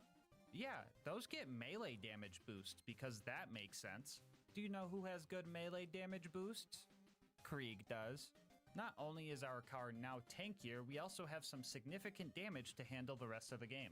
After we got the Bloodshots to open their door, we pulled a real power move by not even using it, and then started our fight with Badma. I really wanted to ram him off the cliff, but nomad-shaped enemies have this bad habit of just folding under pressure. So we filled him up with saw blades and made it to the Bloodshot stronghold. Cue the foreshadowing. The lucky honk sound. the Bloodshot's gonna go fine. And if we don't, Bloodshot's gonna go terrible. Yeah, so at first I decided to be patient and careful because not only did I have to get through the entire stronghold, I would also have to make it all the way through the dam without my car blowing up. Things were working right up until the part where I perma-slagged myself with this barrel. How this barrel hit me and not the Marauder that was blatantly closer to the barrel absolutely baffles me. After that, I was pretty much screwed, so I reset, patiently killed all the bad guys, and made a plan for Mad Mike. The idea was to sit right next to his door so that when he showed up, I could knock him over before he had a chance to shoot me with his rocket launcher and insta-kill me. I was checking for his spawn after every kill, but he still caught me lacking. After that, I started getting impatient, trying to drive past all the bad guys, dying because of it, getting frustrated with the amount of corrosive weapons I was dealing with, and I was here for a while. But after 2 hours and losing several cars, I snuck through Mad Mike and re-locked in. By this time, I had developed a strategy where if my car was taking too much damage and there wasn't much room for escape, I would ditch the car and lure the bullets away from my more important half. For a second, I thought they put another car wall in the middle of a map that usually can't have cars, but I managed to just smack my car through it, thankfully. After that, we found Roland and quickly drove to the dam. But not before getting torqued on by the warden. Bro, why is this game so cursed? First we have to deal with Freak Trap, and now this? I paid the toll so I could get my car through here, but they didn't even raise the gate for me, so that was just a scam. They also made me do this scary jump that would have made me cry if I missed it. I was being extremely careful, slowly taking out every loader and bandit until we made it to the warden. I was only going to have one chance at saving Roland, and if my car blew up, I was guaranteed to go to the gulag, and the fight there sounds atrocious. So I locked in, and oh my god, it died in like 12 seconds. Well, I definitely overstressed for that fight. Also, yeah, this meme you're seeing on the screen right now? Yeah, it's pretty much canonical.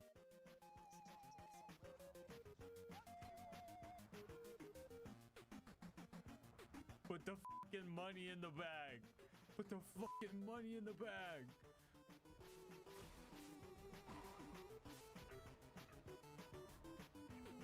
Jack can't kill Roland if we kill Roland.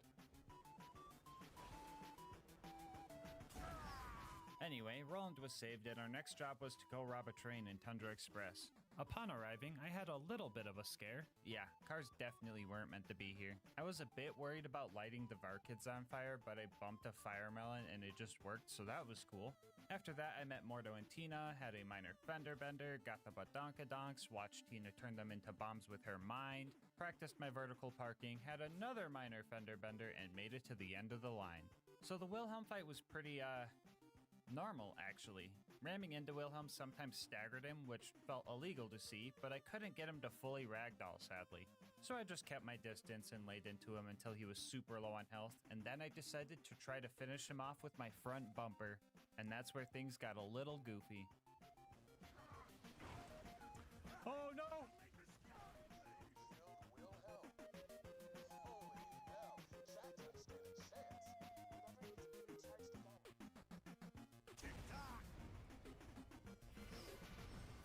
Yeah, that fight was way too easy, so I did it again and actually rammed him to death.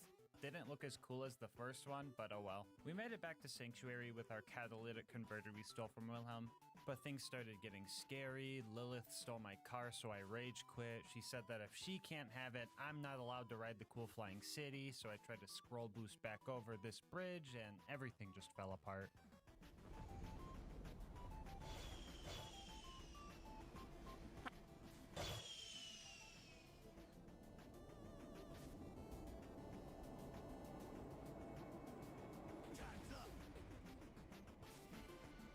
Time's up! Our next goal was to drive through the fridge so we could get back home. And yet again, we are faced with another car wall. And this one was a doozy. We pulled out the meat bicycle again and found out that the wall was pretty much the same height as this building right here, meaning we were going to need a scroll boost to get over it.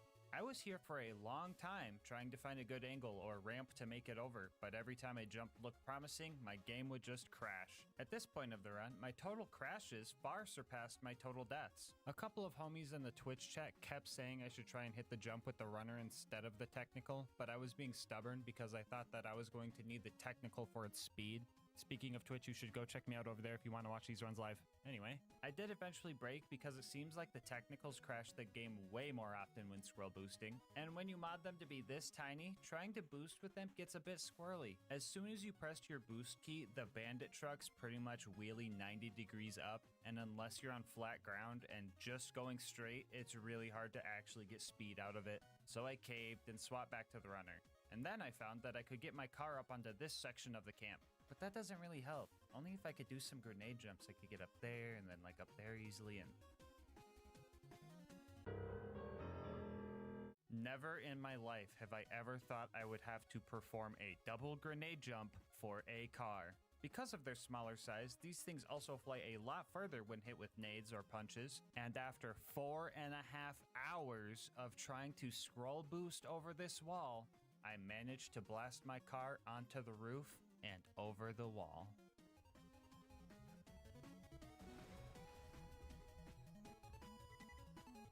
Guys, wait, everybody hold, everybody hold. Everybody hold.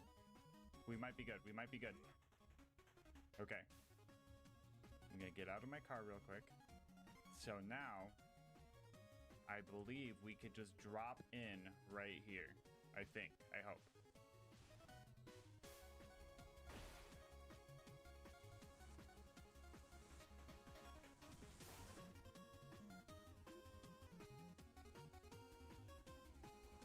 Don't do this to me. Don't do this to me. Don't do this to me. Don't do this to me. We see it. It's right there. Oh.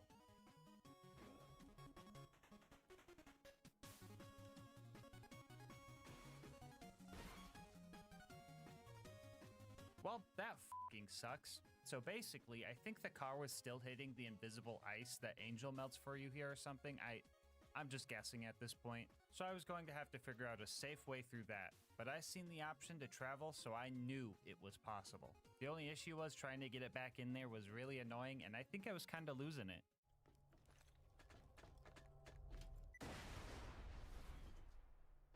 Somebody clip that. Did anyone else hear the Mario theme there?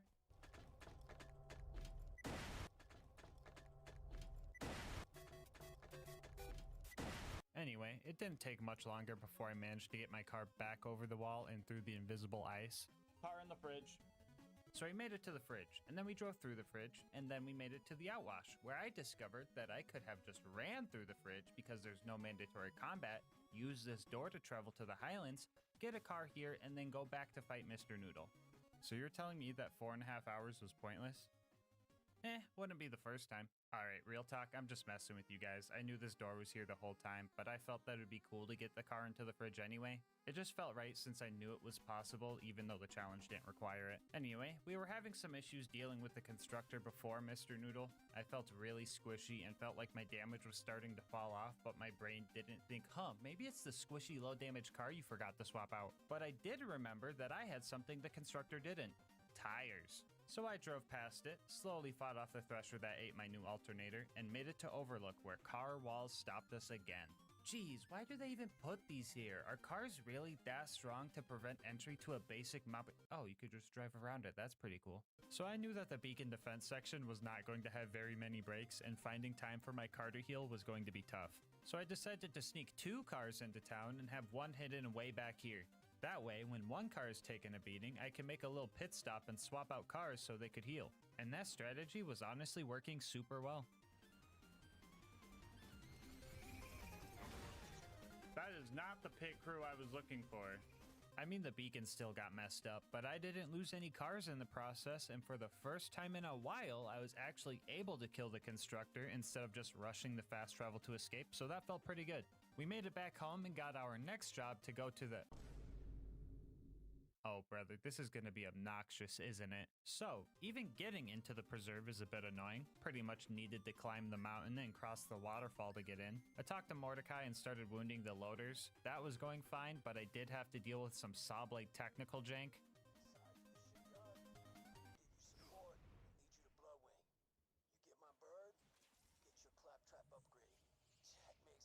Confused?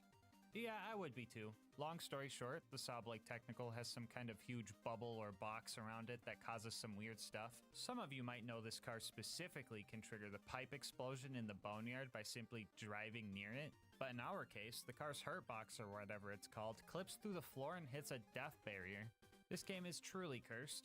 Luckily, I was able to get around it and mow down any loaders in my way. Our next obstacle was trying to get through this small building. I was getting really frustrated trying to get through this building, but I eventually got over it. We drove ourselves up to the first mobbing section and carefully took out all the loaders before the big one showed up. His arm cannons deal fire damage, so we were pretty resistant to anything he could throw at us, but I still took my time because I did not need any setbacks here. After he died, Man, what did I just say? Yeah, so this door just wouldn't let my car through, and that was very scary. I started desperately searching around for some type of way to get out of bounds and found a possible route to sneak in. I would first have to jump up to these rocks and position my vehicle here. I would then have to time a grenade and a melee at the same time to launch my car over to this gap. Timing this was a bit annoying. On top of that, it just wouldn't work 12% of the time. Even the times I did time it well, I had to make sure that the car wasn't going too far back because there's an APEF, or anti-person entry field, that wouldn't let me through. Yeah, I'm not answering that. Anyway, after I pulled that off, I would have to shimmy my way up and over this rock. If this thing was 1 degree steeper, I think I would have failed the run right here. After that, I would pretty much have to Hail Mary and hope to land in the animal enclosure, where I would have to die outside of my car to go grab the feather that opens the cages, and then get back into my car and continue on. Dude, I can't believe getting through a wide open garage door took like an hour and a half to lab up and land. This game's busted. Next, I drove past the stalkers, killed off the skags, and prayed that this door wouldn't have the same issue. I swear to God. Oh, thank goodness. We were getting close to the end, I was pretty on edge, and my heart rate spiked when my car started bugging out. Luckily, I managed to unbug it out and started trying to figure out what I was gonna do about these stairs. The answer was trial and error, but how the f did I manage this? Not sure if I can park there. After clearing out the last few bad guys, we made it to the Bloodwing fight, and I was f***ing white-knuckling it. I knew that one corrosive dive bomb or some type of AoE attack from Bloodwing could have me going through all of that trauma all over again. Yeah, guys, I was definitely overreacting right there. In reality, she only managed to do 1 claw attack in fire phase, 1 claw attack in shock phase, and in corrosive phase, she only got 1 claw attack and 1 corrosive ball off before the 84 saw blades I put into her appendages finally grounded her. That was an extremely easy fight that I definitely stressed over for no reason. I can't feel my fingers right now, bro. That fucking looked easy, but that was fucking nerve-wracking. Driving into her automatically picked up the claptrap upgrade, and I started doing donuts. GG, Bloodwing. Another point for me. I realized I forgot to do the loot dude, so I redid the whole scary out of bounds jump again, and all I got was a freaking gub. Wow! Anyway, with another scary part of the run done, it was off to recruit Brick and his air support.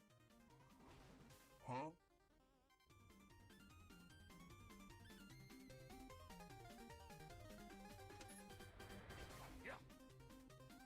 Oh my fucking God, dude. Why'd that scare me so much? Why was that so terrifying? Oh my God. I thought getting to my initiation was going to be simple until I did the car equivalent of stepping on a Lego. Actually, what would that even be? A cactus? A nail? A police spike strip? Luckily, we had an alternate route that was less scary, but still janky. It looks like I'm gonna clear this jump, right? I am being robbed. After I cleared the jump properly, I tried to put the stinky on Face McShooty. That didn't work. I finally made it to my initiation, and ooh-wee, this was actually tough. The amount of bandits I had to deal with was the main issue, especially when there's no escaping the building to recover health, and making the Goliaths mad as a distraction didn't seem possible. These guys were also way too smart. They came prepared with corrosive Nova shields that would straight up delete my car, and some of these guys didn't even care about the rules. Don't do it, car. You got this. You got this, car. No shot, you just shot my car when I'm not even in it. Look at this fucking dude right here. Look at this fucking goofball.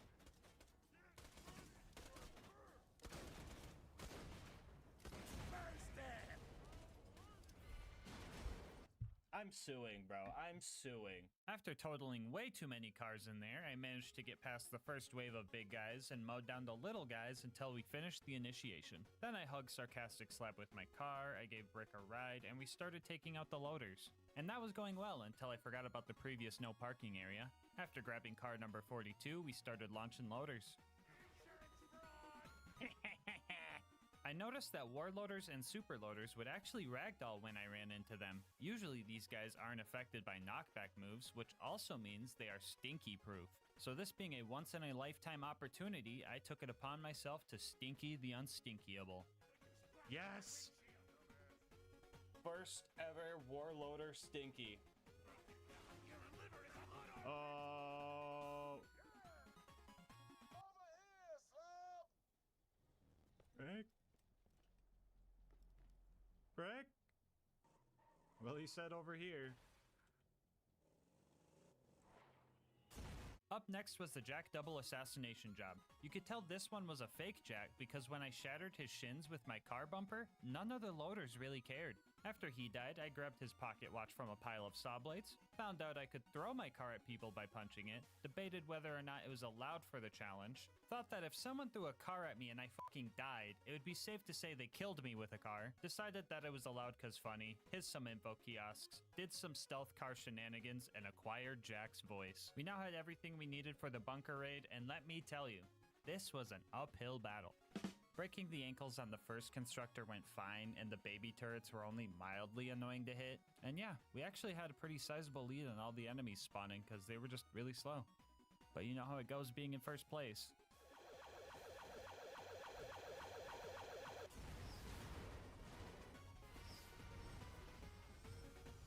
Now this was concerning, because fighting the bunker and doing the entirety of Angel Core all without losing a car already sounded pretty stressful. But having to do it with the barrel technical because the saw blade's negative aura hitting death walls made this extra scary. So I decided to try and find another way up, and I was met with even more jank.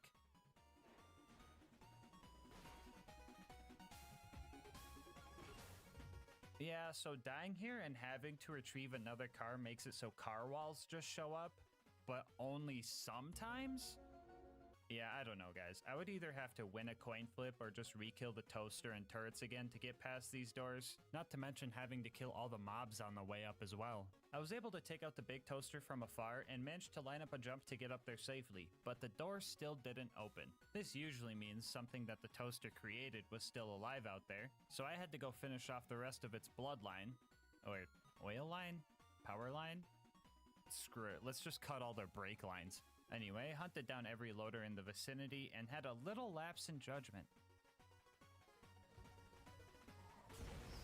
Fuck, I forgot about that. God damn it, dude. Why'd I do that?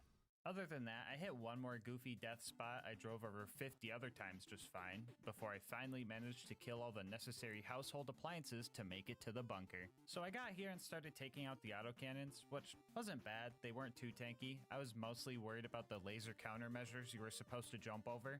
I really hope I don't have to explain why I can't do that. I don't know if it was the high-up third-person perspective, but I never noticed that the light railings turn red when lasers were coming. I also never noticed they would start on one end and work their way around the ring. Yeah, some pretty trippy stuff, but the lasers didn't do much damage, so that was cool. The bunker showed up, and for the first half of the fight, it was pretty simple.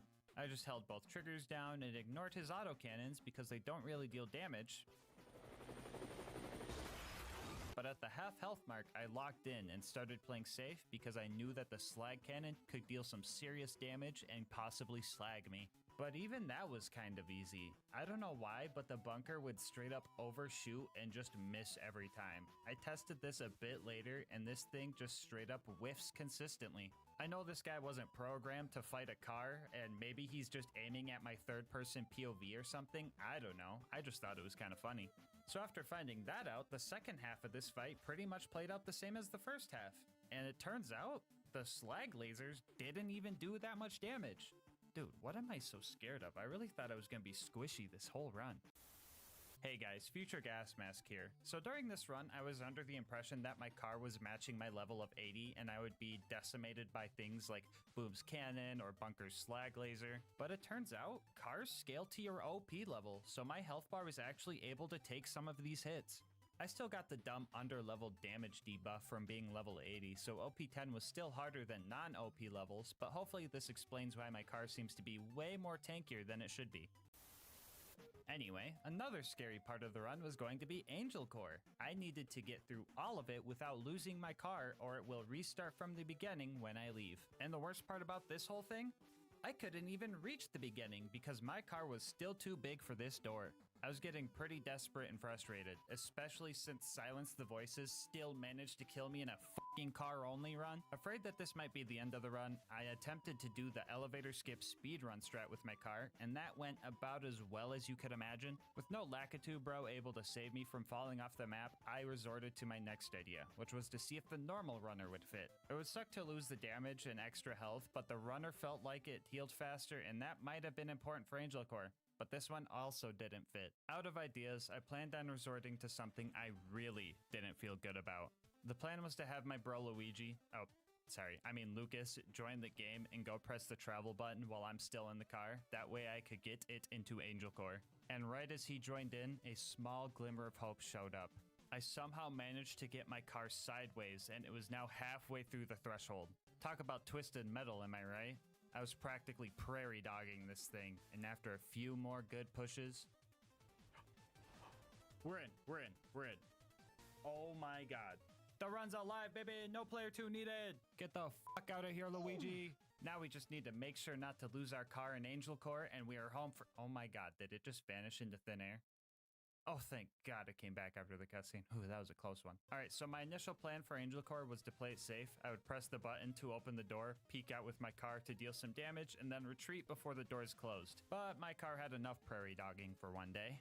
Well, I'm in it now. Locked in, I started fighting the loaders the best I could, making sure to knock them down and making sure not to get cornered by them. If an ion loader showed up, I would let them be. That way all the loaders would group up and I could heal on the other side of Angel's bubble. The laser turrets were a bit scary here, not because they dealt damage, but because they can stop me from healing, so these guys were priority 1. And as funny as it would be, I tried my best to not run Roland over, so I could avoid any potential soft locks. I was yet again gripping the wheel tightly, as this was a pretty stressful fight. I could have probably picked up my chair with how hard I clenched when this angelic guard slagged me and almost killed me. And that wasn't the only time I had a close call either. There were a few times I decided that abandoning ship was just the best option to draw fire away from our car. 2 injectors in, and I was looking for anything to calm my nerves and help me finish this fight. But all I got was Lilith. Howdy, boys. Ah, why every time, dude? You just got here. Alright, for real though, the last wave of war and super loaders isn't too bad. Their fire cannons are kinda useless against me, so I managed to take them out and make it through Angel Core first fucking try. Well, the bunker raid went well. Now I just need to use my car to block Jack and save Roland. Oh my god, did it just disappear into thin air? No! Oh, never mind, I still have it. Wait, if I still have my car, that means it never disappeared. And Lilith just moved it? Meaning that Lilith helped Jack kill I knew she was a bad guy, I told you guys! Anyway, I couldn't get my car out of Marcus's shop, so I left it there for him. He's gonna be so confused when he finds it. He's gonna walk in there and just be like, What the? Marcus Kincaid, you are now the proud new owner of a miniature saw blade technical. Our next objective was to go to the Hyperion Info Stockade, and usually at this part of the game, the bridge gets raised, causing us to have to go to Sawtooth Cauldron to get some bombs to blow it back down. But as usual, I did not feel like doing all of that. They said I needed a bridge. I say, just fly!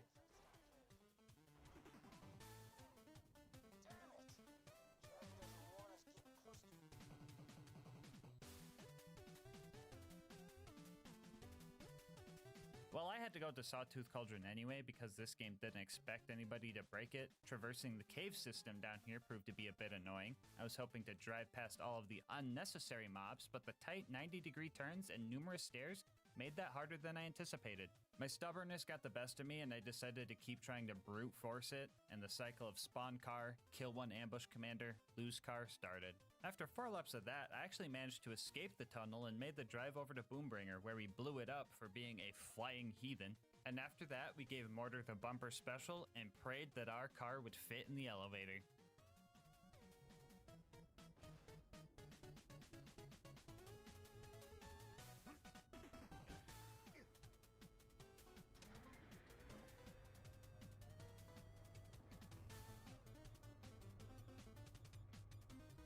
Yeah, so my car would just phase through every part of the elevator except the floor.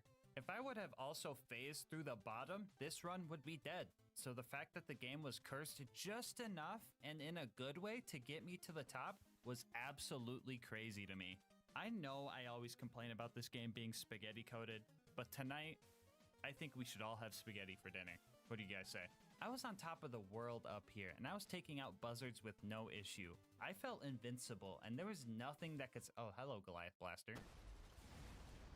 Right at 4 out of 5 buzzards, too. Anyway, we rode back up, killed the last buzzard, secured the bombs, and drove off the buzzard's nest. Woohoo! Can I park my bicycle here? After that, we made it to the boneyard, where we did all of our usual valve cranking and pipe bursting, but then we ran into another car wall. If we managed to get our car into the pipe, we're stopped by a car wall. If we managed to ramp up the rocks, we're stopped by a car wall. And if we spend an hour trying to land on this pipe, jank myself over this wall, and boost wheelie jump onto this platform, we are still stopped by a car wall. We brought out the good old meat bicycle and found out that even with scroll boosting, there is just no way we are going to be able to clear this wall. So it looks like the run ends here. Or does it? To progress the story, we need to make it to the Hyperion info stockade, infiltrate it, and grab the info. And at no point is there any mandatory combat. And as per the rules, the car is not required here. Yeah, I know guys, it kinda sucks that I can't get a car into the Badlands and fight Saturn. This is a lie, I don't wanna fucking do that. But sneaking in might be tough when we don't really blend in and can't fight back at all. But for now, I'm gonna have to say goodbye, car. Until I see you again. Alright, so sneaking past all of the guards is going to be pretty tough. With enough persistence, we could grenade jump up to the front door and tank enough bullets to make it inside and grab the goods. But grenade jumping as Krieg is tough because the developers made him extra heavy so that he wouldn't get tossed around during melee combat. Which makes me realize, Krieg is canonically heavier than a car? Yeah, that makes sense. After about 30 attempts, we managed to sneak in and get the goods, and with the location of the vault now known, it was time for our final drive towards Jack and the Warrior. So, the run up to this point was going surprisingly well, considering that I could only use cars. But you guys want to see my death counter double? So first off, in order to get to the fight at the claptrap door, we need to do some super jank to get past this car wall. First, we need to boost jump off this part of the map and get enough distance to bypass the death triggers. We would then have to drive towards the claptrap door where we would just... Yeah, bro, I'm not even going to try to figure out how this one works, but anytime we lost a car from here on out, we would have to do that. The claptrap door went well, and right before I made it to Heroes Pass, I realized I forgot to snipe face McShooty, so I drove a runner up to the bunker's entrance and tried to snipe him. Emphasis on tried, because I just wasn't hitting him at all. I had Luigi come back again to see if the bullets could even reach him, and they weren't even close. But you guys remember when I said I couldn't put the stinky on face McShooty? Looks like I was wrong. I'm gonna sing a song. Shoot me at the end of it. Da da da da da da.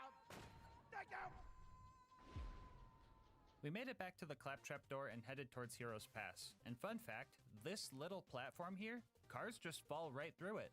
I wish I knew why, and it's kind of scary to know that just at any point in the run, I could have just fallen through any floor, but it was only this one specifically? What? This wasn't a real issue since I could just get enough speed going up the stairs to jump over the gap and press the button before I fell through, so we made it to Heroes Pass. Usually I do a couple of speed run skips to bypass all of the combat in Heroes Pass, but that wasn't an option for this run, so I had to wait for Brick and Mordecai to open the way, which wasn't so bad, especially because Brick would distract the RPG loaders for me. Or at least most of the time. Every run through here would also require us to do a wheelie jump over this bridge gap. But with little room to gain speed for the boost and our backboard being made out of trampoline, this jump ended up causing the most deaths out of anything during this run. I would also have to full-on save quit after every death because Brick would turn into a literal brick if I left and re-entered this map, soft locking us. So we made no progress if we lost a car and would have to restart all of the mobbing all over again.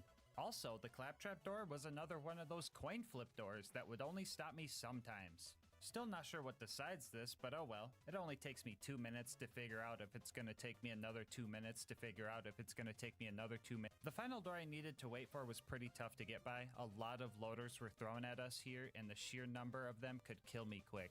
It wasn't always those guys getting me though. The amount of corrosive and slag guns that the Hyperion guys had was absolutely crazy. It felt like every attempt that I got past the claptrap door, I had to deal with at least one of those elements. The numerous barrels scattered in this map also messed me up a few times, and that dumb guy behind the steering wheel? Don't even get me started with him. And after nearly an hour, I finally managed to get the last door open and had a straight shot towards the vault. Side, I don't have to wait for Brick and Mordecai anymore since they opened both the doors, but on the downside, dark side? Passenger side? I don't even know. All I know is that RPG loaders suck, and with no Brick there to distract them, I was going to have to make this jump while dealing with an RPG loader every single attempt.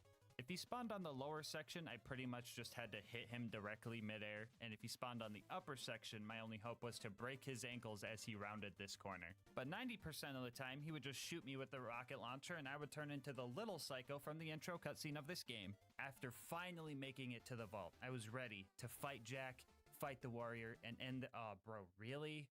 Oh, brother, dude, why is there a car wall here? Cars aren't even supposed to be in this map. Why? Dude, whatever. I guess what are my other options? Great. Yeah, so on top of doing the goofy jump to get into Heroes Pass and hitting this jump without getting blown up, I also have to hit this jump right here. And guess who did it first try? Yeah, not me. Second try though, we got it, and we were able to start our fight with Jack. I was a bit worried here. I couldn't make Jack ragdoll, and the Sawblade Technical's goofy hurtbox made it so I was touching lava and taking damage even when I wasn't even in it. For this reason, finding cover to heal was a bit scary, but there were some safe spots. After I broke Jack's shield and his shield drone, I ended up breaking his AI, and he just kind of let me have it.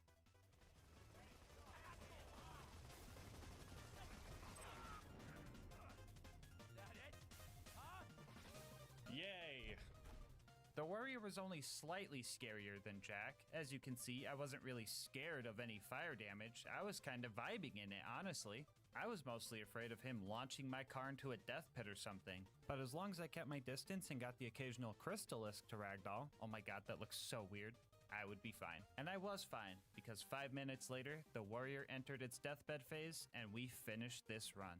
Which means, yeah, you can beat Borderlands 2. Oh wait, hold on. We still gotta kill Jack, don't we? Actually, yeah, let's do something funny. Let's just boost into him or something.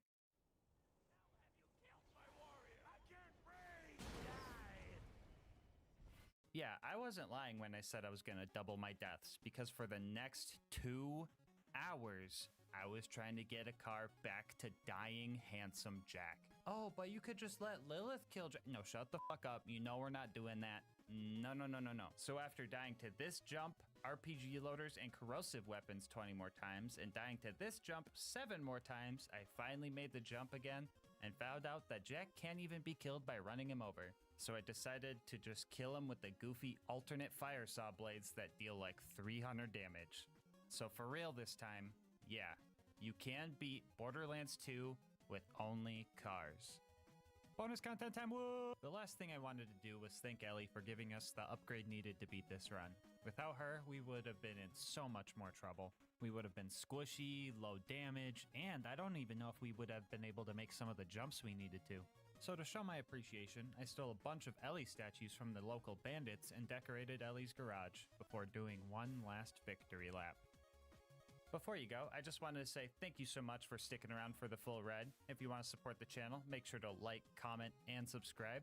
Doing all of that helps with the YouTube algorithm, and I love hearing your guys' kind words and ideas for new runs. If you want to support the channel more directly, consider becoming a channel member to get videos a day early, getting yourself something from GamerSupps using my link, or going to GASMASK'S.com to get some merch. I'll leave my Discord and Twitch channel where I stream these runs live in the description. And last but not least, shout out to Mango Soda, who made this video's thumbnail art. They do commissions and will also be linked down below. But until next time, breathe easy, homies.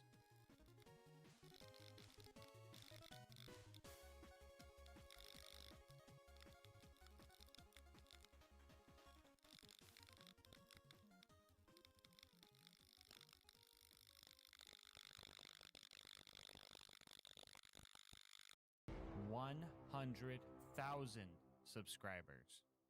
100,000 of you guys banded together, and we reached this incredible milestone. First and foremost, I want to say thank you guys for making a dream come true. I love you guys, and I literally couldn't have done it without you. And I'm just kind of at a loss for words. So thank you guys. Thank you. Secondly, though, I just gotta say, I freaking hate you guys. Alright, can you beat Borderlands 2 with only the Wanderlust? I desperately wish I could say, I don't know, maybe, and call it a day, but a promise is a promise. So let's get this over with. As for the rules, this is going to be an Overpower 10 Ultimate Vault Hunter mode playthrough. For the newbies watching, that means all the bad guys have 4 times health, health regen, and they're all 10 levels higher than us. Bar will not be allowed for this run, and the Wanderlust is the only gun I'm allowed to use. Gulp? I know that sounds bad, but here's the bad news. We kinda have to play Gauge for this run. That being said, if you're a Gauge main, don't like sensor beeps, or are sensitive to flashing lights, viewer discretion is advised. Here's a peek at the build. For anyone wondering, Death Trap will only be used for very specific circumstances. I also won't be speccing into any upgrade skills for him, so even if his dumb AI would let him, he won't be able to kill anything at this difficulty. For our other gear, I will be using a basic shield, Vault Hunter relic, low-level slagging grenade, and the legendary Anarchist class mod. With all of that out of the way, let's get started. Right off the bat, I am faced with one of the hardest parts of this run. Mustering up the willpower to click continue. Now, if you aren't familiar with the Wanderlust, first off, I'm jealous. Second, you might be wondering what this thing's gimmick even is. Well, it's a Mali 1 E-Tech homing dart, but with 0 accuracy. Yes, that's its gimmick. You heard that right. So if anyone asks, I'll be gaming with this eye for the entire run. It might look like it's accurate right now, but that's because it's so inaccurate that the reticle doesn't even know what's going on. I am fairly certain that my bullets travel through the 4th dimension before reaching my enemy sometimes. And when using this thing, the only way to choose who you want to shoot at is being closest to that specific enemy. But the problem with that is, if the bad guys keep moving, they take turns healing, and you never really get anywhere. Sure, the baby mobs like Monglets and Brats can be taken out with relative ease, assuming they're alone. But you can say that for any unattended baby. And once you get to the tougher mobs like Bully Rots, you start to realize that the weapon you are holding was never once tested by the game devs. Why is this working? Huh? Can you guys spell today? Can you guys spell? Why is this working? That's the biggest typo I've ever seen. So, our short-term solution to dealing with this Bully Rot was to just stop shooting.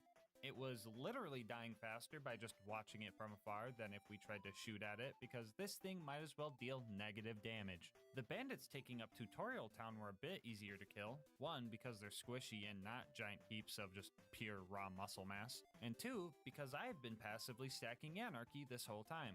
If you're unfamiliar with Anarchy, double jealous. You can build up these stacks by damaging or killing enemies, and these stacks give you bonus gun damage, but also start taking away your accuracy. So over time, our damage will slowly increase, and if we can get our stacks high enough, we could take this weapon from unusable trash to barely usable trash. And big emphasis on if, because trying to get second wins with this thing feels like going all in on green on the roulette table. You know it's bad when you die multiple times in Tutorial Town, and you know you're doomed when you have to purposefully die to get more ammo in Tutorial Town. It took us like 20 minutes to kill the 6 bandits guarding the place, and after that we pushed through a few more mobbing sections before our first boss fight.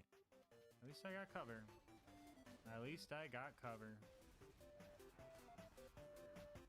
I'm so glad they're ignoring the slagged dude. I'm so glad they're ignoring the slagged dude.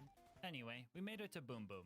Now, if we can barely tickle the health bars on basic mobs, how do you expect the Wanderlust will do against a boss with health regen? A, straight up annihilate them, or B, so little damage that you legitimately cannot see their health bar move. If you chose B, good job. And if you chose A, restart the video until you choose B. So a lot of you guys seen this coming, but if we can't kill Boom Boom, that only means one thing. What? No, editor, no, we're not giving up. What? No, what are you doing? We gotta do something much worse than that.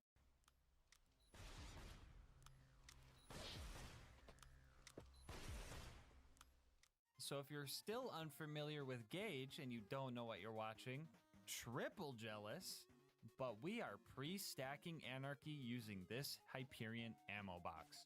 The game registers hitting these as hitting enemies for some reason, so if we sit here and shoot the crate for 10 minutes, we can get to 400 Anarchy stacks. Usually you would actually have to hit the crate for this to work, but since I'm spec'd into Shock and Awe, the Novas hit the crate for us on every reload. I also gave myself a stacking Wanderlust and a class mod to speed up the process slightly. I didn't want to go as far as giving myself a stacking shotgun because the time investment here would actually affect my playstyle. I won't be as risky if I know that a death means 10 more minutes of sitting here doing nothing. So, to save your eyes from 10 minutes of normal Gauge gameplay, I'm going to tell you guys about our partner, GASMASK'S. GASMASK'S has been life-changing for me, and that's no exaggeration. I'm saving money, I've lost 25 pounds because I'm not drinking half my calories in the day, and they're just really cool people to be partnered with. I've pretty much dropped conventional energy drinks because they are just so hard to beat with their variety of flavors, caffeine-free options, and them being the only sugar-free drink in the world that doesn't taste like TV static. I've tried so many of their flavors and I've only made a dent in the list.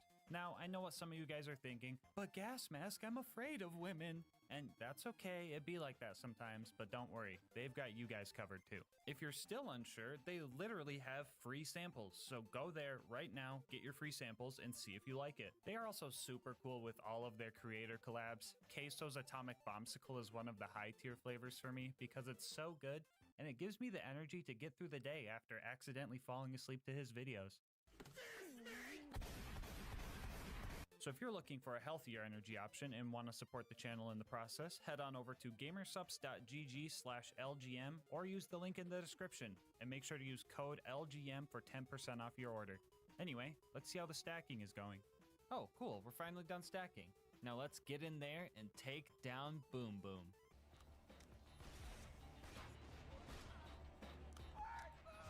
Well, so, to list everything wrong with this fight, first off, I'm using the Wanderlust. Second, I can't choose my targets efficiently, so if I'm trying to bust Boom out of his turret, I can't focus all my shots into him because they either try to chase Boom or the psychos that spawn after Boom dies. Yes, I managed to kill Boom, but even with the back alley strat and 400 stacks of fucking Anarchy, that's a 700% damage boost, by the way. It still took 60 seconds of continuous fire to kill him. And third, even if my shots decided to go after Boom, sometimes they would just straight up start circling him and never actually land. This was concerning because I thought I was going to either have to use copious amounts of unique crutch gear that felt lame for the challenge run, or change characters for this one fight specifically. Creek could theoretically stack up enough fire rate and use Bloodbath to just spam Boom down, but proccing Bloodbath in the first place would be hard considering this gun doesn't deal enough damage to get the first kill reliably. All future one-on-one boss fights would also just be straight up abysmal with Krieg, so I really didn't want to do that. So for the next 5 hours, I tested strategies using more crutch gear and the attempts were still terrible. Now usually I only allow myself a good class mod that complements the run because slapping a B shield on everything and calling it a challenge just doesn't sit right with me, so I really don't like having to use more unique gear to get through a run. But we had to do what we had to do. At first, I tested using a Slayer of Terramorphous class mod so I can get an extra 200 stacks of Anarchy, along with a Sheriff's Badge relic for more pistol damage and fire rate. Using these two pieces of crutch gear, I managed to break Boom out of his turret after several failures and stacking sessions. And then I thought to myself, you know, maybe I don't need the sheriff's badge. And I felt like using one crutch item instead of two would feel less bad. So I did it again, this time with only the Slayer of Terramorphous Com, and it worked. And then I thought to myself, you know, I probably don't need the Slayer of Terramorphous class mod, and felt that using 0 pieces of crutch gear wouldn't only feel less bad, it was just the way it had to be done. And after 5 whole hours, I devised a strategy that would allow me to beat Boom Boom without any crutches. Step 1 was to lure Boom over to this side of the map and set up a little play date with him and Deathtrap. Deathtrap has 0 chance to kill Boom here, and by the time I went back to fight him, he would have healed any damage DT would have dealt, so he was purely there to distract him. After the bait was placed, I would run over to this spot and start laying into Boom's cannon with a corrosive Wanderlust. Now when Deathtrap inevitably runs out of time, or more realistically gets murked by Boom's Torgue shotgun, Boom will get confused because his target is no longer there, and for some reason won't try to hunt me down unless he has direct line of sight, leaving me to a one-on-one fight with Boom. And after holding the trigger down for 2 minutes, Boom was finally knocked out of his turret without any crutch gear.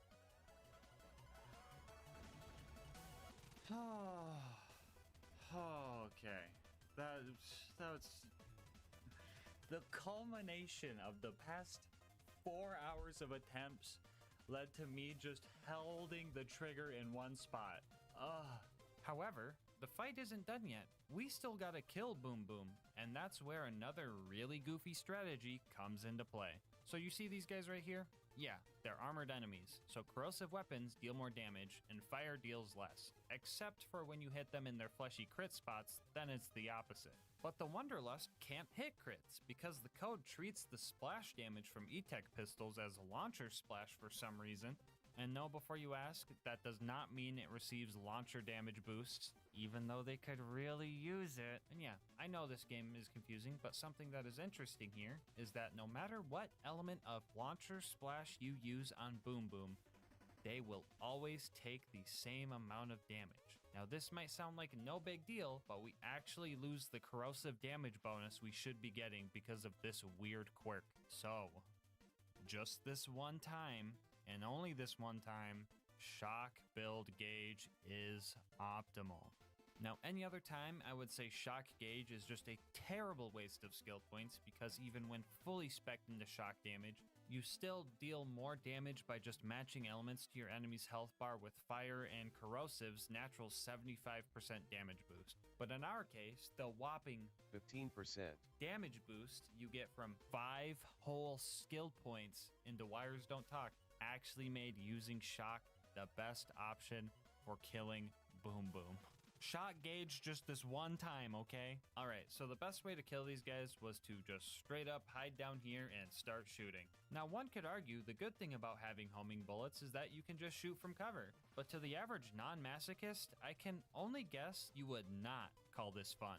Sitting here would also make the psychos run far enough away that all my shots would home in on Boom, and I just had to pay attention to damage numbers to know when I had to swap to my Slag Wanderlust to make sure I wasn't healing him with my bullets. 5 hours later, one boss down, 15 more to go. With the 400 stacks I already had, I managed to kill all the bandits on the way up to Flint. Don't get me wrong, this gun wasn't wrecking bad guys, but second wins didn't feel like going all in on green anymore. More like going all in on black or red. So we made it to Flint, and this fight was also terrible. With a nice little cheese angle, I could dent his health bar a little bit, but as soon as he entered his fire phase, his damage reduction and health regen would undo all the hard work I put in. So some high-grade sharp cheddar cheese strats were pretty much required here. First off, we needed to get Flint out of his arena, and the best way to do that was with a stock grenade and a little bit of luck. For it. It worked.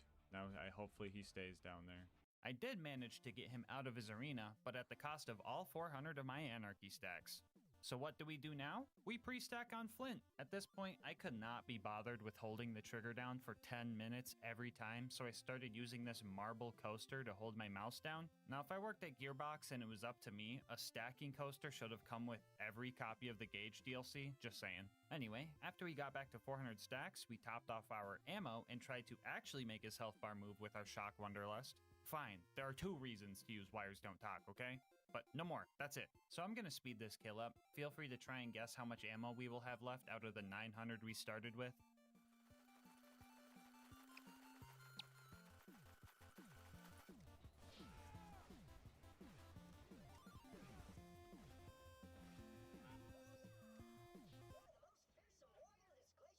Dude, if this doesn't showcase the weapon, I don't know what will. I'm straight up octupling the damage of one of the rarest items in the game, and it still took 800 rounds. It also took 2.5 minutes of just holding the trigger down to get this kill. Dude, I don't even know what... Okay, I need to take a breather. I don't want to do the Wanderlust rant this early in the video. You guys need to fully understand and experience this, and if not firsthand, at least by watching it secondhand, so I'm holding off for now. Okay, so we killed Flint, made it to Three Horns, checked in with my Bullymong homies, accidentally shot my eyebrows off, got a car, and tried to save Corporal Reese. I managed to kill the normal psycho that was stomping his head in, but without 400 stacks of anarchy, the Ironclad lads cause us issues. And this is where things start to get really cursed. That dude took his armor off for me.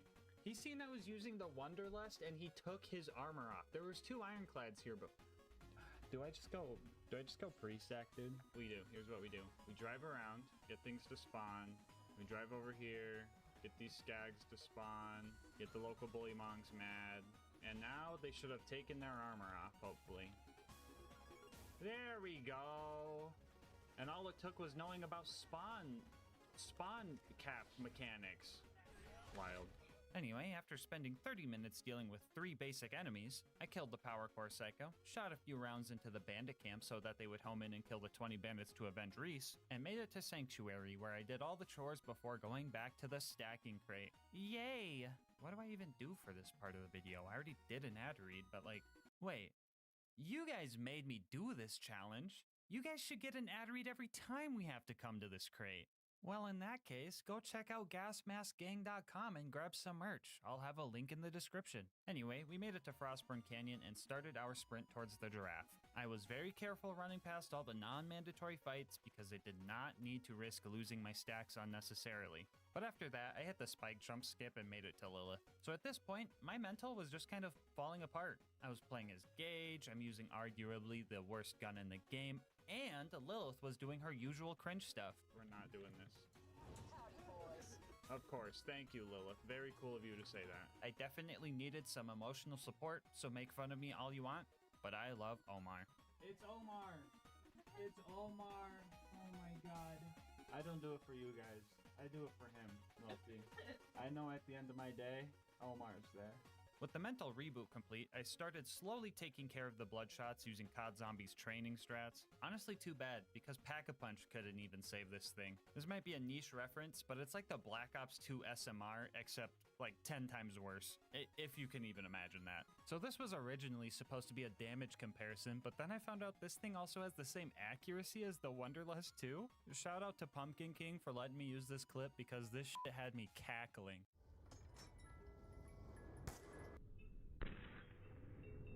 What the hell?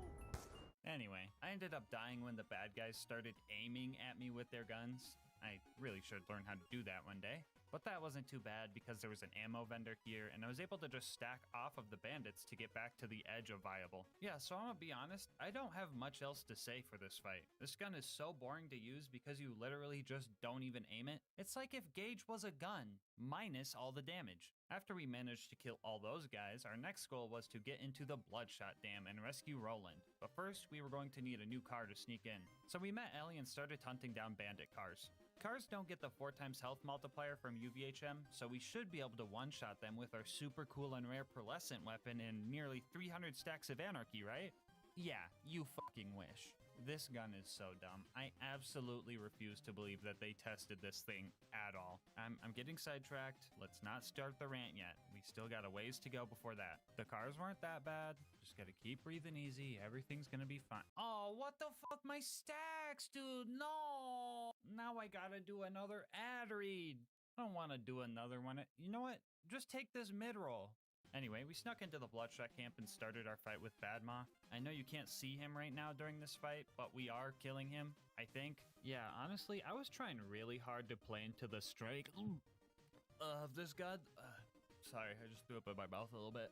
Yeah, but honestly, I feel like the whole firing from cover thing and killing bad guys slowly is just way more dangerous than just dealing enough damage to kill things fast. And if you disagree, tell that to the 2.5 hours of stacking I've done so far for this run. After we heard Badma die, we started carefully fighting our way through the stronghold. It was very important that I had 400 stacks for the Warden, otherwise I would have no chance of getting Roland out before the Warden takes him to the Hyperion Friendship Gulag. We were actually doing pretty well here. I got through all of the mandatory combat and even managed to kill Angry Michael without getting blasted by his launcher. But that's where I got impatient. I tried sneaking past the rest of the bandits and just like that, rip stacks. I decided to just run past the rest of the mobs and at least make it to the dam and hopefully find a way to pre-stack there. The bandits and loaders here were so preoccupied with each other that I was actually able to get 400 stacks from afar, but then my game started acting up. Yeah, the Wanderlust would only start homing in on loaders, completely ignoring all the bloodshots.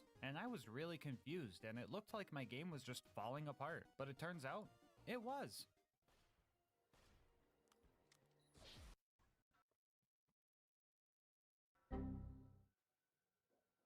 Stacking session 2 at the dam went a lot easier since this psycho helped set up this loader for us. We got 400 stacks there and made it halfway through the dam to just barely lose a second win and have to stack for another 10 minutes. I hate this gun, I hate this gun, I hate this gun, I hate this gun. This time around I did make it to Warden and made my one and only attempt to save Roland from the gulag. And things immediately went terrible. Since I can't crit the Warden, I can't stop him from spawning bots non-stop. Mere moments into this fight, I get body slammed by an exploder and I'm forced into cover. I had two options here. Stop firing so cooking up trouble would slowly heal me and also use Discord for some extra health regen, or just risk it and not get hit. Option 1 would require me to stop shooting at the Warden, which would give me less time for the kill and allow his shields to regen, and healing with Discord would eat up my stacks and kill what little DPS we had. But option 2 was all risk, all reward.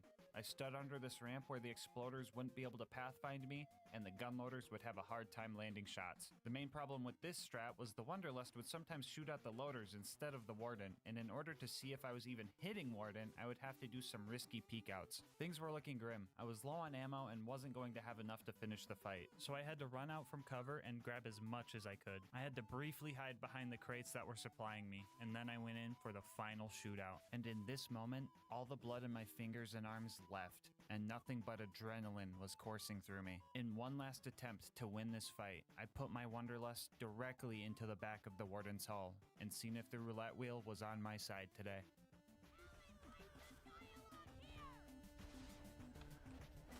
Oh, my fingertips are numb as hell. Holy fuck. Oh, I can't feel my arms. I legit can't feel my arms. Up to my elbow, up to my elbow. I'm loving it, dude. I'm f***ing loving it. Oh. Ooh.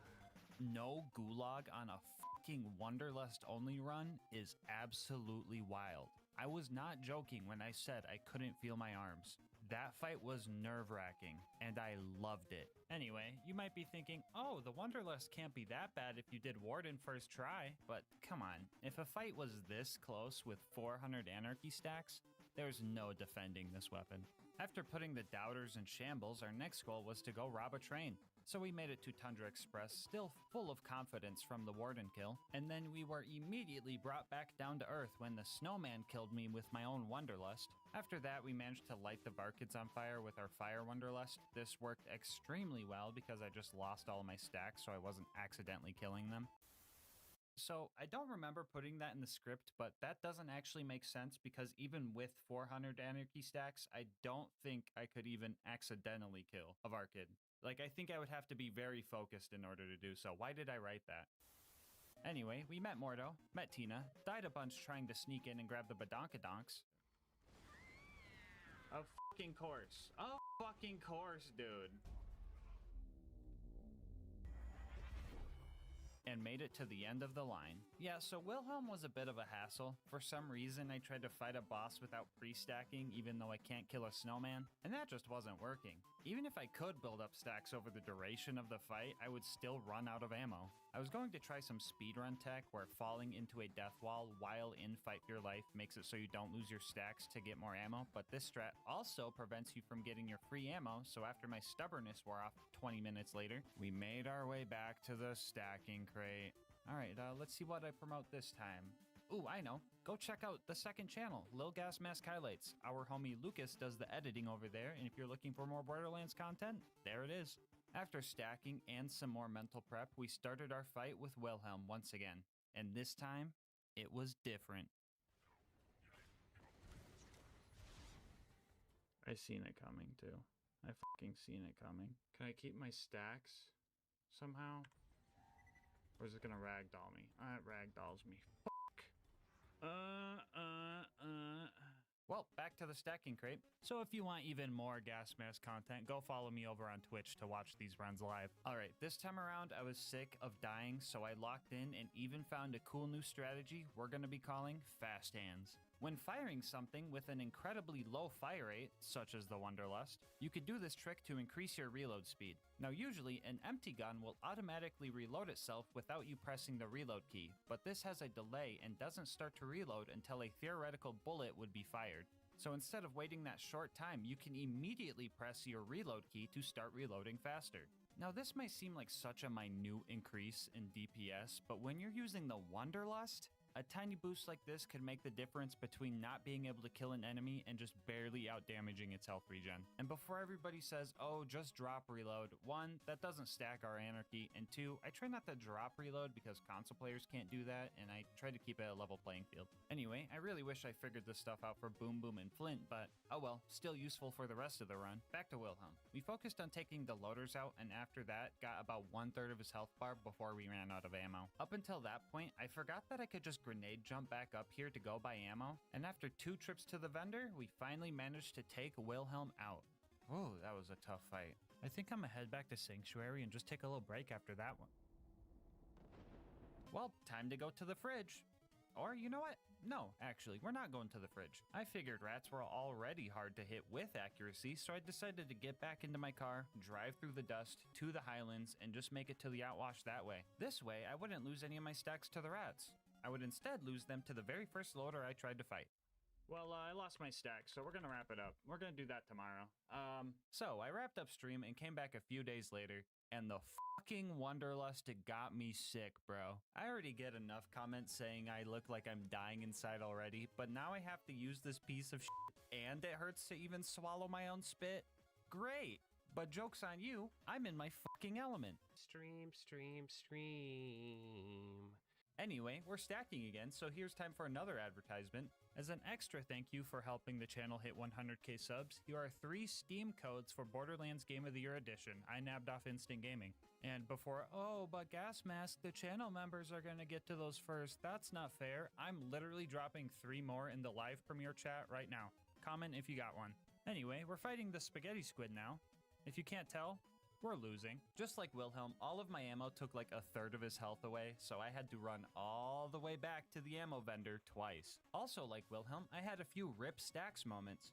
On top of all of the anarchy stacking, it should be mentioned that I had to do a lot of money farming to afford all the stacking, so that took up a long time as well, and I was just not happy about that.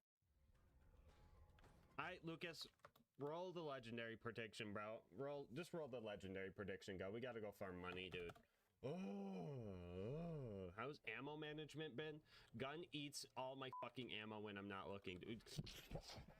Just fucking eats it all, dude. As soon as I look away from my ammo bar, he eats it, dude. The Wanderlust just fucking eats it. He'll like, see this bullet, guys? Gas isn't looking. Throws it behind me, bro. Yeah, so I was getting pretty frustrated, but honestly, the Wanderlust wasn't making me mad. It was Gage that was a real drag. Her whole mechanic of needing to stack stuff up in order to do anything just makes me loathe this character. I can't even kill a loader with 400 energy. Oh my god, I just pulled my shoulder, dude. There's a reason this is the first challenge I used her on the channel. Because she's just so uninteresting and brainless to play. So if you see me choose Gage in a future run, just know it's because I had to. Anyway, after hours spent dealing with this guy, I finally locked in and got the beacon and made it to Overlook. So you want to know how the beacon defense went? Well, we got invaded. We went from this to this in like 15 seconds. The beacon became invincible super quick because I was just spam repairing it, and after that, I was just trying to kill everything. I ended up dying because I have the only gun in video game history to not damage the guy you're pointing it at, and after that, I knew that I wasn't going to be able to kill the loaders without my stacks, so the only thing I could do was just leave. I need a drink, bro. The fast travel has landed. Give me a second while I calibrate it to sanctuary. Oh, cool. Yeah, so basically, if the beacon gets repaired 8 times and becomes invincible, you could just leave the map and just complete Overlook. Speedrunners do this on purpose to just, you know, speedrun, but I usually don't do this because it kind of doesn't feel like a challenge at that point, so this felt super cringe. But like, what else was I gonna do? I can't go back to stack at the crate because it would complete the objective anyway, and trying to stack off these loaders won't work because they're camping the beacon and the ammo vendor. So for the first time ever, I just did the speedrun strat because I was practically soft locked by the Wanderlust. Oh, brother, do we do the rant now? No, just a little bit longer. Just hold back, guys. You got this. You aren't even in the worst of it yet. As soon as I got here, I lost all my stacks trying to wound the loaders. At least the Wanderlust is good at wounding loaders. No, it's not, because it didn't wound the loaders. It's not good at wounding the loaders. Yeah, so wounding these guys was annoying because they would just heal before I had a chance to wound another. So I had to do a trick where dying while they are wounded tricks the game into thinking they're still hurt. Had to swim with the fish a few times to get past this point, but after that, I could stack up for the rest of the preserve. Hey, you guys want another mid-roll? Too bad. Welcome back.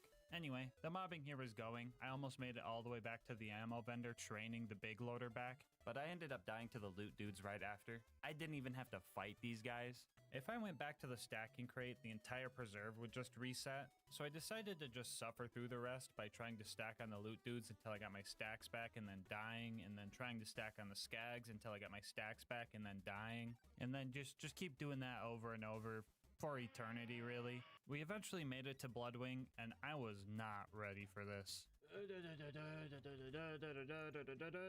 fucking hate Bloodwing. At this point, pretty much every enemy I've killed in the preserve has hit their respawn timer, so trying to go back to buy ammo to restack for the dumb bird just wasn't an option. So I was like, screw it, I'll just stack on Bloodwing. So my first 2 tries ended pretty quick, but my 3rd try, I was actually kind of popping off. Mordecai would slag the skags for me, and the skags here are also programmed to spawn under-leveled, so my odds of getting second wins were actually pretty high. I just had to make sure I was conserving ammo for them. The whole thing was this weird dance between having enough ammo to survive if needed, but low enough ammo that Mordecai would keep sending me pistol ammo drops. And this 3rd big attempt was going well. I used a Shock Wanderlust for fire phase, and when Shock phase rolled around, she was still fire resistant. Well, fuck you too, Borderlands, not this shit again. Well, if this is gonna keep happening in my runs now, I'm gonna name this bug the Phoenix Glitch. I still have no idea what causes this to happen, but if someone could figure it out, I would totally give them a shout out in a video where it was useful. But for right now, I am screwed. If I save quit, Mordecai will bug out and won't help me with the fight anymore. And if I try to just fight Bloodwing, I'll have to kill her with Shock and give Gage mains a 3rd reason to use Wires Don't Talk. Oh, and I can't even pre-stack either, man. Dude, I'm screwed. This gun is so freaking... Even the skags were like, hey bro, you're better off trying to use the Logan's gun. Like, what? And at this point, I just felt doomed. This gun is so freaking bad. But then again, that's never stopped me before. Not that one though. Not that one though.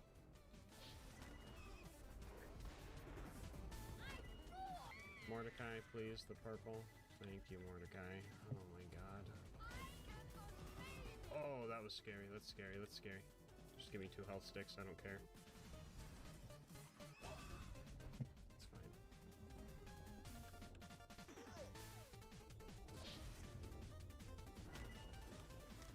Ooh, I don't... We gotta go get this ammo over here. Oh, shit. Hold on. Sure, why not?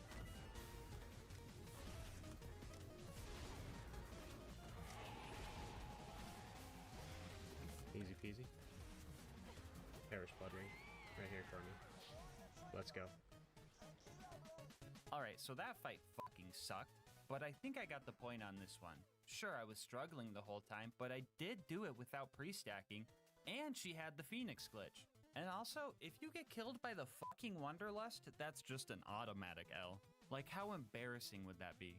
So I will take the point on this one. I started this fight with 0 stacks of Anarchy, and when Bloodwing finally went down, I was sitting at a whopping 374 stacks.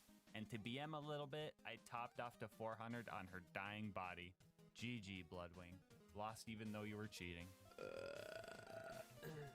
On the way out, I had Mordecai destroy all the loaders for me. I always save this Stalker sack in particular because it can spawn a loot dude, and this time we got lucky.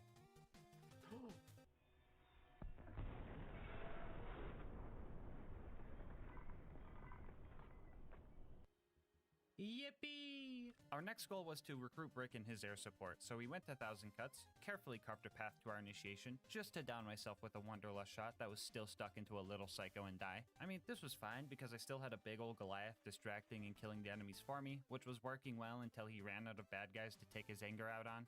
I eventually got through the initiation, milked as many stacks as I could out of the Sarcastic Slab, and started playing support for Brick. It was pretty obvious he was the DPS character of us two, so I was just sitting back and making sure he just punched purple dudes the whole time. But most of the time, it honestly didn't even matter if they were purple. Back up. There we go. That's what I like to see, Brick. Is he coming? I guess he's coming with.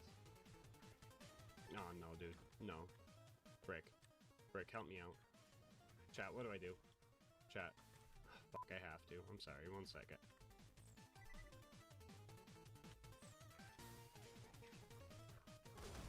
I had to, guys. I didn't want to deal with him. He ain't dropped shit anyway. I wish Gage had like a button she could press and just have like something aggro relief that, you know, could distract enemies or something. Oh, besides Death Trap, because he's stupid. After we took care of the beacons and the loaders, it was back to pre-stacking for our next objective. Man, I don't even know what else to promote now. Oh, you know what I could do? I could start a rap career and promote that. That's a great idea. Hey, yo, Call Dress, throw me down a beat. Yeah, I wander, and yeah, I lust, and I do both from dawn to dusk. 9 times out of 10, you can find me stacking, but the other 10%, I'm still lacking. One thing's for sure, I'm not to blame. I got precision. That's good aim. I can only think the fault. This dumb game, because every time I try, it always ends the same. I shoot, I miss, I clench my fist. The fuck even is this gun? This gun can't kill. I need NyQuil. Man, I'm sick of this thing.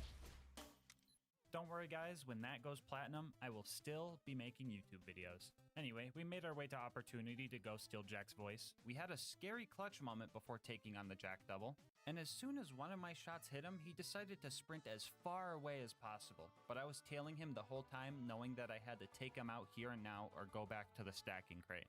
And with a little bit of bullet dodging luck, I managed to take the double down first try and ran around Opportunity to the info kiosks to acquire Jack's voice. That went relatively easily compared to the rest of the challenge, but this is where things really start to fall apart. It was time for the bunker raid, and the cold medicine coursing through my veins really started to mess with my decision making.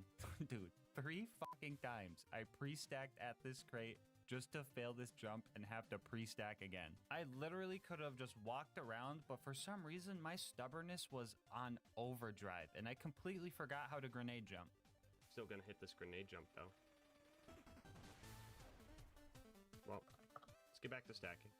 I decided to reboot myself like a haunted animatronic so I could finally make it over this gap and start our fight with the staircase. Took a bit to take it down, but after that we ran into a real problem. Now this entire run, I've been pretty used to dealing no damage, but when it came to these baby turrets, I was dealing no damage. For those who don't know, these wall-mounted turrets are glitched and can't take any splash damage, and since the Wanderlust does pure splash damage, we were screwed. But I mean, if they're gonna cheat, I'll just use Death Trap to get through this part. Oh, yeah, we're super screwed, aren't we? Because in order to pass this barrier, we're going to need a build that is only just barely more viable than Shock Gauge.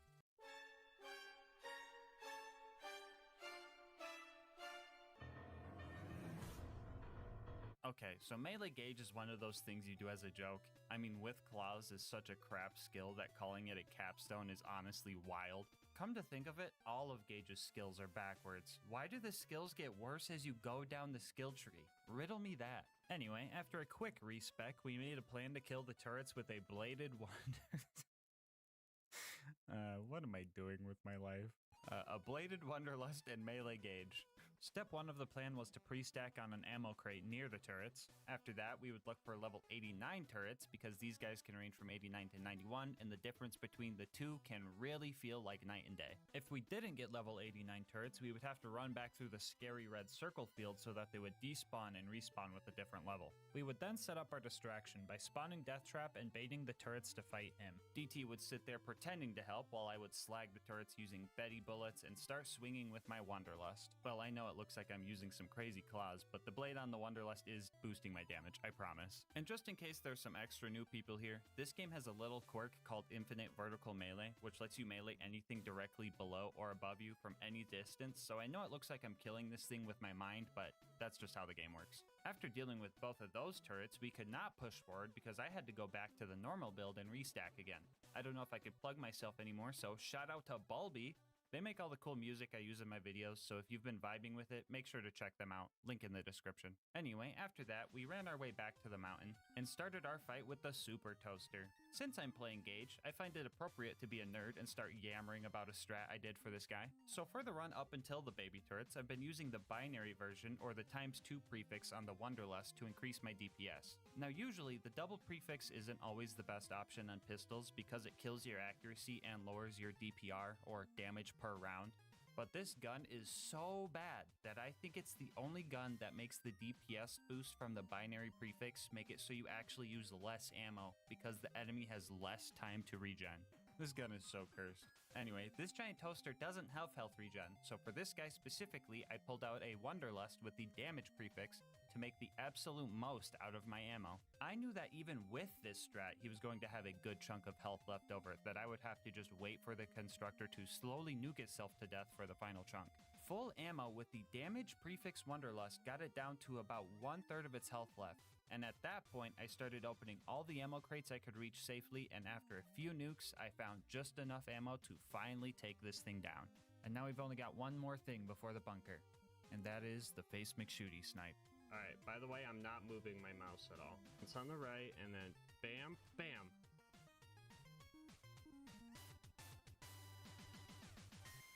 Yeah, I probably shouldn't have tried that with 400 Anarchy stacks. You know what, I'll come back when I have some accuracy. Alright, so the bunker fight was coming up, and taking out the turrets beforehand was pretty annoying. The ones within melee range were fine, but the ones that were far off were hard to hit because my shots would decide to home into the loaders that were rushing me down instead of the turrets. I ended up dying a few times and had to restack while fighting, but we were making progress, right up until the last turret that couldn't get slagged. Usually this means you slagged it while it was still spawning in, but I would never do that, at least on purpose. My theory is when I was trying to kill something else, one of my mischievous shots decided to seek this guy down and ruin my day. Our solution to this problem was some cheese spot on the lower part of the map and stacking off it until it died. Who else just got deja vu? And then it was time for the bunker, and this was gonna be horrible. Lee easy. I camped the fuck out of this guy because there was no reason to get close to the loaders and make those guys angry when I could just sit next to the ammo vendor and let the Wonderlust do its thing. Which is cool that I first tried a boss for once, but dang was it boring. I can already tell my aim for the next time I play Borderlands is going to be terrible because I'm so used to not aiming, but I feel like Gage mains can just say that in general. Wait, conspiracy theory time. Gage mains are made when someone takes a Gage playthrough too far. And when they start playing another character, their aim is so bad that they can't do anything. But instead of blaming their own skill, they just say, oh, I'll just play Gage again. And then the slippery slope starts creating a cycle. Angel Core was up next, and this is where things went to shit. I know this is the third time I've said something along those lines in the video, but it just keeps getting worse. Shooting the injectors was entirely luck-based because our shots would not home into them, so that's kind of funny. But after that, it was just constant stress. If I lost my stacks here, I would have no way to get them back reasonably, because leaving Angel Core to go pre-stack would reset the whole section. Things were going okay at first. Roland showed up with a green rarity Torg assault rifle, so I was able to play support for a bit, but I still ended up dying because I wasn't able to shoot the ion loader that was in melee range. I tried desperately to stack off the enemies using Angel's ammo to fuel us, but after Roland left, a wave of 3 laser turrets and 4 loaders put us in a very rough spot. And after we died again, we were soft blocked. You know, usually when someone says they're soft blocked, it means a glitch is preventing them from progressing, so they have to save quit out of the game and reset. But there was no glitch happening here. We were soft locked by our lack of DPS and our inability to get ammo to stack because of the horde waiting for us on the other side of this door. And trust me, I tried the most convoluted stacking strats in here just to end up wasting an hour of my life. With no other options, we rode the elevator back up and started stacking, and 20 minutes later, we died to the exact same wave. That would just completely overwhelm us. And once again, we rode the elevator of defeat because we were soft locked. Third time's the charm though, right?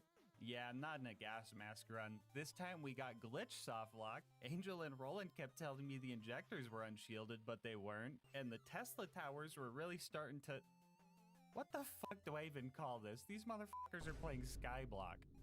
This game is so fucking cursed. Gage is so fucking cursed. And the fucking Wanderlust is so fucking cursed. You know what? I'm even willing to say it. The Wanderlust is just fucking cursed. I refuse to believe that anybody even play tested this weapon, and honestly, I don't think a lot of you guys play tested this weapon either. Recently, our homie Mick made a video ranking all the pistols in BL2. You should watch that if you haven't. But yeah, in the video, he ranked the Wanderlust as the second worst, but only because the starter pistol can't go past level 33. What I'm about to read to you are real comments left on that video. When I read these to you, please think about all the struggles you've seen in this video so far. Here we go. Isn't the Wanderlust meant to be used on Gage? How did you not think to test that? Honestly, the Wanderlust is okay on Krieg and Gage. Krieg, it can activate Bloodbath, and Gage can have so much raw damage that it can kinda work. Breaking news, local Wanderlust hater doesn't know how to play Hellborn, Krieg, or Anarchy Gage. This thing on Gage would be actually fucking insane. The Wanderlust completely bypasses the downsides of Anarchy while still having just high enough base damage to kill stuff. Still not good, but does have this niche use. The Wanderlust in my eyes wouldn't be the worst pistol, mainly because Gage actually makes surprisingly nice work of it. Given how it is designed to be shot while taking cover, a 1 accuracy pistol that can get a massive damage boost from the 8 times damage of 400 Anarchy, yeah, it can be surprisingly useful on Gage. Guys, this will be the video that breaks me.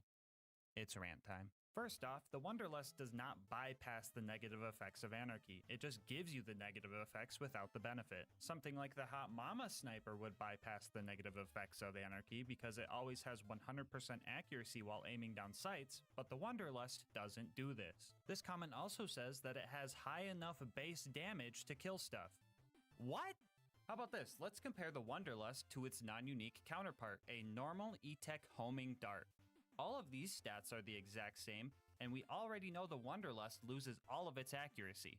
Now, which of these two stats do you think got increased to balance out the Wanderlust and make it worth using? Well, the Wanderlust does get a whopping 3% status effect chance boost, which is pretty much useless. But what about the damage? A measly 10% buff? Maybe a 20% buff? Yeah, how about a near 30% nerf? Yes, the pearlescent version that you can only get at level 62 or higher and only found from Tubbies loses 30% of its damage and all of its accuracy just to get a 3% boost to dot chance.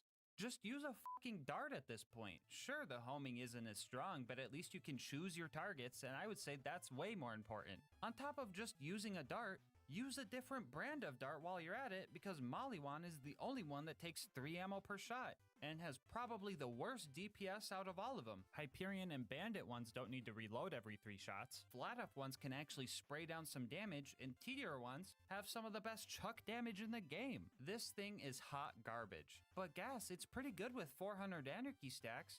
Yeah, you know what else is good with 400 Anarchy stacks? Literally every weapon in the game. You know what's not good with 400 Anarchy stacks? The fucking Wanderlust. May I also remind you that this thing came with the same DLC that gave us Digistruct Peak and the OP levels. I think it's fair to say that if a DLC gives us a gun, it should be at least reasonable to use that in said DLC. So what kind of sick joke is this thing? I couldn't even beat the OP4 peak with an OP10 Wanderlust and 400 Anarchy stacks, because the Wanderlust killed me. And I know it was the Wanderlust because I had full health right as Scorch rammed me, meaning there was a projectile in his forehead that bypassed my health gate. This thing does not go crazy with Max Anarchy. You go crazy with Max Anarchy.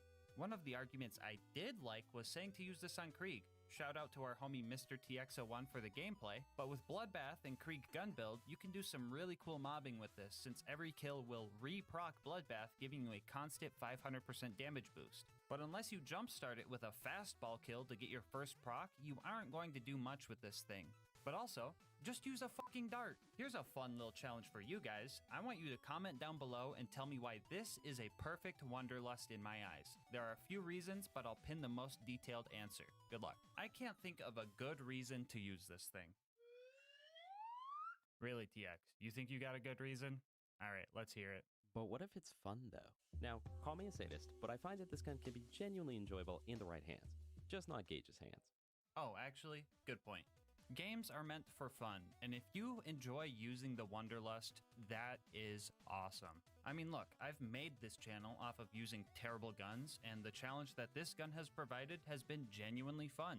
So if you think the Wanderlust is fun, use the Wanderlust. I'm not here to tell you not to, but please, oh please, actually use the Wanderlust before you say it's good. The amount of times I see people go, no accuracy? It's factually busted on Gage, is the biggest hasty generalization fallacy I've ever heard. Too often, I see people not trying things and just assuming based on what other people have said.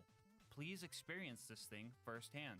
You've seen the struggle in this video, but I still encourage you to get the save file from our Discord server and test it yourself. And if you like it, that's awesome. I know I go pretty bare bones for my runs and don't optimize every little part of the build, but you can build around just about any gun in this game. And for some people, that's just the beauty of Borderlands. Fun is different for everybody, and part of the fun for me is that feeling when a hard fight is finally won. And that's where I find beauty in Borderlands. I personally don't like the Wanderlust and wish that a super rare item like this was worth the payout, but the challenge it possesses is one I have no regrets taking on. I love the beauty in the struggle, and honestly, I don't know if I would change anything about this game, because I always have fun with it.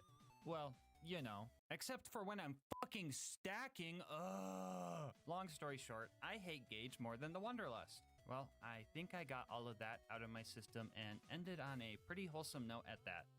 But I bet you're wondering about Angel Core now. Well, after failing a few more times to that same big wave and the Wanderlust one-shotting me because it bumped the cover I was trying to use, I tried a new strat and got a little lucky. The plan was to start firing before the big wave started, so I had a bunch of projectiles in the air that would all home in at once. It was like some Netero 99th hand type of thing.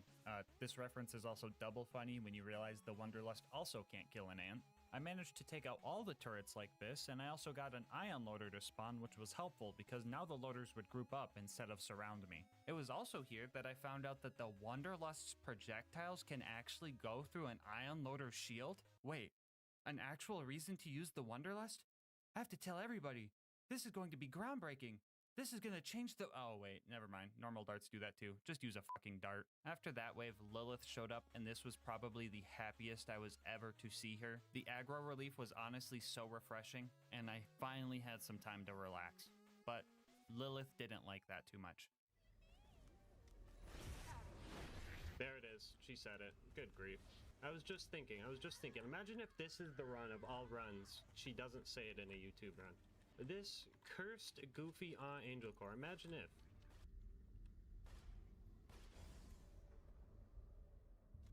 What the fuck? What the fuck, dude? What is this gun? What'd I hit? Did I hit Lilith? My Wanderlust targeted Lilith, bro, and it killed me.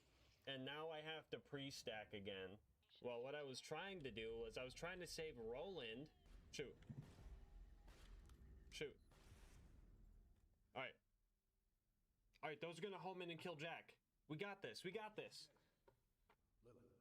Nah, I think they despawned. Yeah, they despawned. I fucking hate this gun.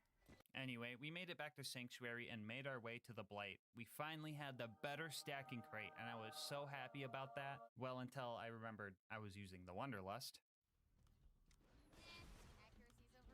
No, not the bully. I can't stack here, guys. The fucking Wanderlust shoots the bullymongs. No, bullymongs. I'm sorry. I didn't mean it, dude.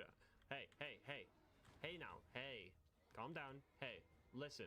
The gun didn't hurt. You're fine. Okay? It didn't do that much damage. Okay? We're cool. I know your homie's over in Three Horns, okay? I know him. Yeah, I know him. I also know Anger. I know him too. Yeah, see? We're cool. We're cool. It was an accident, okay? Thank you. Thank you for understanding. Dude, your spine looking dope, by the way. You gotta send me your glute exercises, bro. Send them my way. Thanks. Up next was Sawtooth Cauldron. I got here and was immediately cornered by the ambush commanders and their horde of goons. The issue of not being able to choose my targets became extremely prevalent here, and they were also just completely surrounding my only ammo vendor. It wasn't long before a stray grenade sent me plummeting down into the lava below, and at first glance this seems like a Rip Stacks moment, but I had a plan. Hold on. I have a big brain play. I have a big brain play. Good. Good.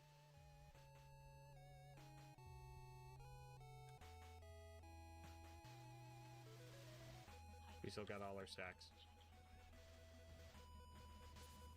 15 minutes of normal gauge gameplay later, we finally took out the ambush commanders and made our way towards Boombringer. I wanted to fight as little enemies as possible, so I decided to try and sneak past them. But this isn't a stealth game, so that didn't work. Now stackless, I realized that my current objective didn't really require stacks, so I decided to just keep trying and hoping the bandits had the same accuracy as me. I also did some grenade jump strats to bypass most of them. Making it to Boombringer took more deaths than time, really. I had no faith that my Wanderlust would home in on Mortar's buzzards, so I decided to just point blank it because I had nothing else to lose. Mortar and the buzzards were up next, so I decided to get more money to stack and then go back to the crate. Just in time for one last mid-roll. Welcome back. I've decided to let Mortar live, but I did break his ankles to teach him a lesson, and rode the elevator up to start fighting the buzzards. If you're wondering, yes, they do fly away faster than my bullets can home into them, and yes, that's fucking annoying. In order to hit these things, we first had to hide in the soup can until we cleared out the bandits. Luckily, we had some help. Oh, fucking stinky him, dude. Yes. Oh, do it again. Do it again. Yes!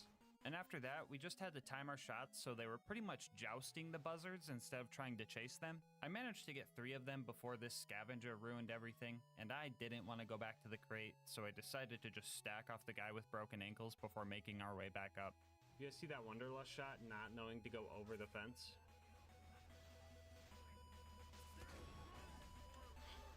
Thank you, Wanderlust. Very cool. Also, don't worry, he didn't survive. And neither did the buzzards when I got back up there with max stacks. We secured the goods and made our way to the boneyard. We immediately lost our stacks here trying to kill a tubby skag, so I found a cheese spot to stack on the guy. He survived all the way up until I made it to 235, and he did not drop a Wanderlust, which sucks for later. Still not sure why I decided to stack up here. I knew I was just gonna rush the pumping stations, so I speed ran through all of that and stacked up for the Saturn fight. Oh, you wanted to see Saturn himself. Yeah, no, I don't have any footage of that. This is the best you're gonna get. Yeah, so I stood here for a bit, ended up taking 2.5 full ammo backpacks to take the scary red dot down. After that, I immediately lost all my precious stacks to an RPG loader, so it was back to sneaking past all the bad guys to grab the info and get out of there. Alright, we're on the final stride. One last farming session at the crate to get us through the rest of the game. Instead of throwing another ad meme here, I just want to tell you guys how many times I had to pre-stack in this run. What you are watching now is pre-stacking session number 50. And with an average stacking time of 10 minutes, that maths up to 8 hours and 40 minutes of anarchy stacking. And I'm just saying, if that isn't worth your sub, I don't know what is. We met with Claptrap and started our last mobbing section. We played carefully and got pushed all the way back to the entrance of the area and held our triggers down until the door was open. We then ran through Heroes Pass, dodging all the non-necessary fights, and made it to the fight with Jack. and I was truly dreading this fight. A lot of you guys might know that Jack has some extremely strong health regen at OP10 that has given us issues with far stronger weapons. Match this with the fact that he could just teleport away and get shield surveyors we have to deal with, and you can see that this fight could be hard. And if you also remember that the Wonderlust does splash damage, so we can't block him at the terminal to cheese his AI without blowing ourselves up in the process, you see that this fight has to be hard. And our only real hope for this fight was for Jack's AI to break, which could take an indefinite amount of time. And you know how long it took for Jack's pathfinding to finally break? 0 seconds. He was bugged practically fresh out the womb. His shield broke, and for the first time I have ever seen, he just did not make himself a shield surveyor and just started pacing back and forth. I was ready to be here for 6+ hours, hands together praying, but to my surprise, I was already blessed. Yeah, bro, I have never seen Jack go this freaking broken right off the bat. Like, he was still moving, but it was like you gave your 4-year-old little brother the controller. I don't know. Maybe Jack was like, yikes, he has to play Gage and use the Wonderlust for this run? I'll just let him have it. But, like, thanks? There has to be a god. Yeah! There has to be. I don't even know what else to say. I was just baffled and had to fight the warrior now. This was going to be a long fight, and for one last time, we used the Shock Wonderlust to fight the warrior. Shock Cage isn't real! One of the biggest issues with this fight was just making the Rack angry, and my Wonderlust loved doing that. Don't get me wrong, the Wonderlust was clutching up when I needed it to, which was an extremely weird feeling to just be like, rip stacks and then get a second win so many times, but this was a patience game.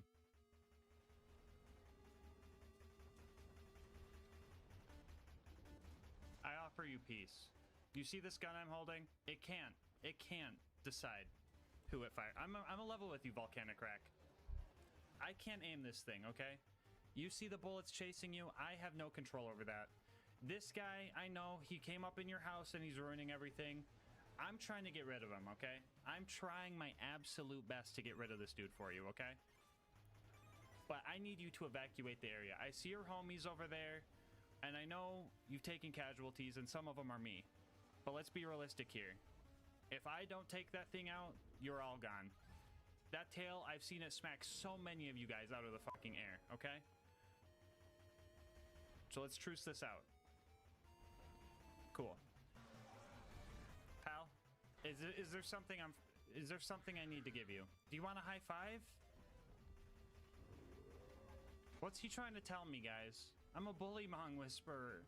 You want to front like that? Huh? Huh? Yeah, what are you gonna do when I keep running into you, huh? Got you by the throat. Yeah, get out of here. They didn't want peace. Anyway, after a few clutches and 1 hour later, the warrior entered his deathbed phase, and we won this fight. We decided to let the real MVP of this run deal the finishing blow to Jack. Shout out to the stacking coaster for being vital to this run and my mental health. And with Jack finally dead, yeah, you can beat Borderlands 2 with only the Wonderlust. And yes, you heard that right. Bonus content time, whoa! So I quite enjoyed the challenge of this run. That being said, I don't think I will ever be happy if I get a Wonderlust drop from a Tubby. So to finish this run, I decided that in order to complete it, I would have to farm a Wonderlust with the Wonderlust, so that getting one would bring me joy just one time in my life.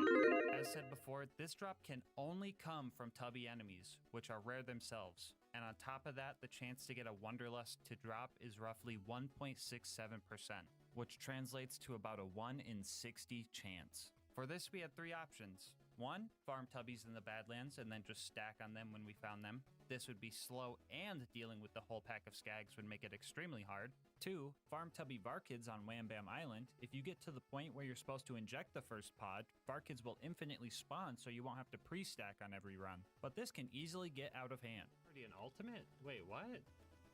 Yeah, I don't know if this would be a viable. Because if I can't kill the pods fast enough, then that would be an issue. What the fuck? No! Not you! And before you ask, I was gonna try, but she despawned. Sorry, guys. Or 3, use the Kleptocurrency Tubby farm to find Tubbies optimally. Option 3 was regrettably our best option. And the issue with this option is that we had to beat most of the fucking giraffe DLC to unlock this farm. But like, no way I would do that. Could you imagine having to go back to the stacking crate just to fight through all the tanky plant psychos and all the annoying doll guys beaming you with their E-Tech snipers? And then fighting more tanky plant dudes and even tankier doll guys? And fighting even more tanky plant dudes and even more tanky doll guys? Just to finally make it to a giant tanky Super Saturn and lose all my stacks because max ammo is nowhere near close enough to kill it. And then have to cheese stack off Uranus? Yes, I just said that. Spend $800 bajillion on ammo and sit there for half an hour watching your homing bullets fail to do the one job they were designed for. Just to finally get the kill and get a bunch of cool loot you can't even use. And on top of doing all that, adding another hour of stacking to the run and still have to farm tubbies for a 1 in 60 drop. Can you imagine that? Well, you don't have to, because you just watched it. So how did the tubby farming actually go?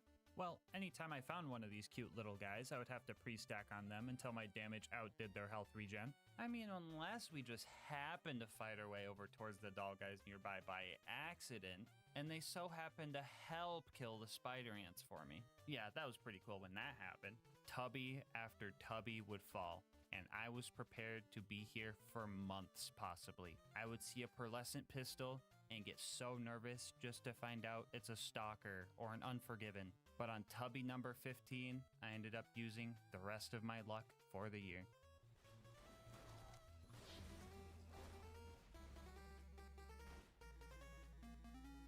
Don't forget to look away. I mean, the prediction's up. It almost fell through the fucking floor. You guys see that? There's no way, right guys? There's no way it's happening. There's no way Quad Blades win this, right? Quad Blades isn't gonna win this. Quad Blades isn't winning this, right guys? That's just not gonna happen.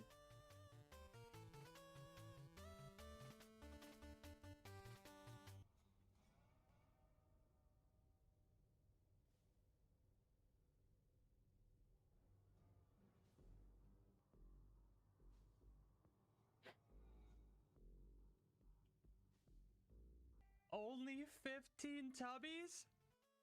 That only took 3 hours. Oh my god. Oh, we got it. Oh my god.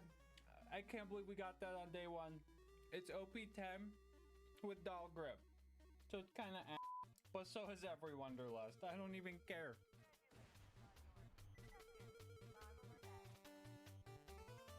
Oh. Let's go, it bounced in! Before you go, I just wanted to say thank you so much for making it this far into the video, and once again, thank you guys for 100,000 subscribers on the channel. You guys are awesome, and I cannot express my gratitude enough. If you want to continue to help the channel grow, make sure to like, comment, and subscribe. Doing all that helps with the YouTube algorithm, and I love hearing your guys' kind words and ideas for new runs. If you want to support the channel more directly, consider becoming a channel member to get videos a day early, getting yourself something over at GamerSupps using my link, or going to GASMASK'S.com to get some merch. I will leave my Discord and Twitch channel where I stream these runs live down in the description, and last but not least, shout out to Mango Soda, who made this video's thumbnail art. They do commissions and will also be linked below, but until next time, breathe easy, homies.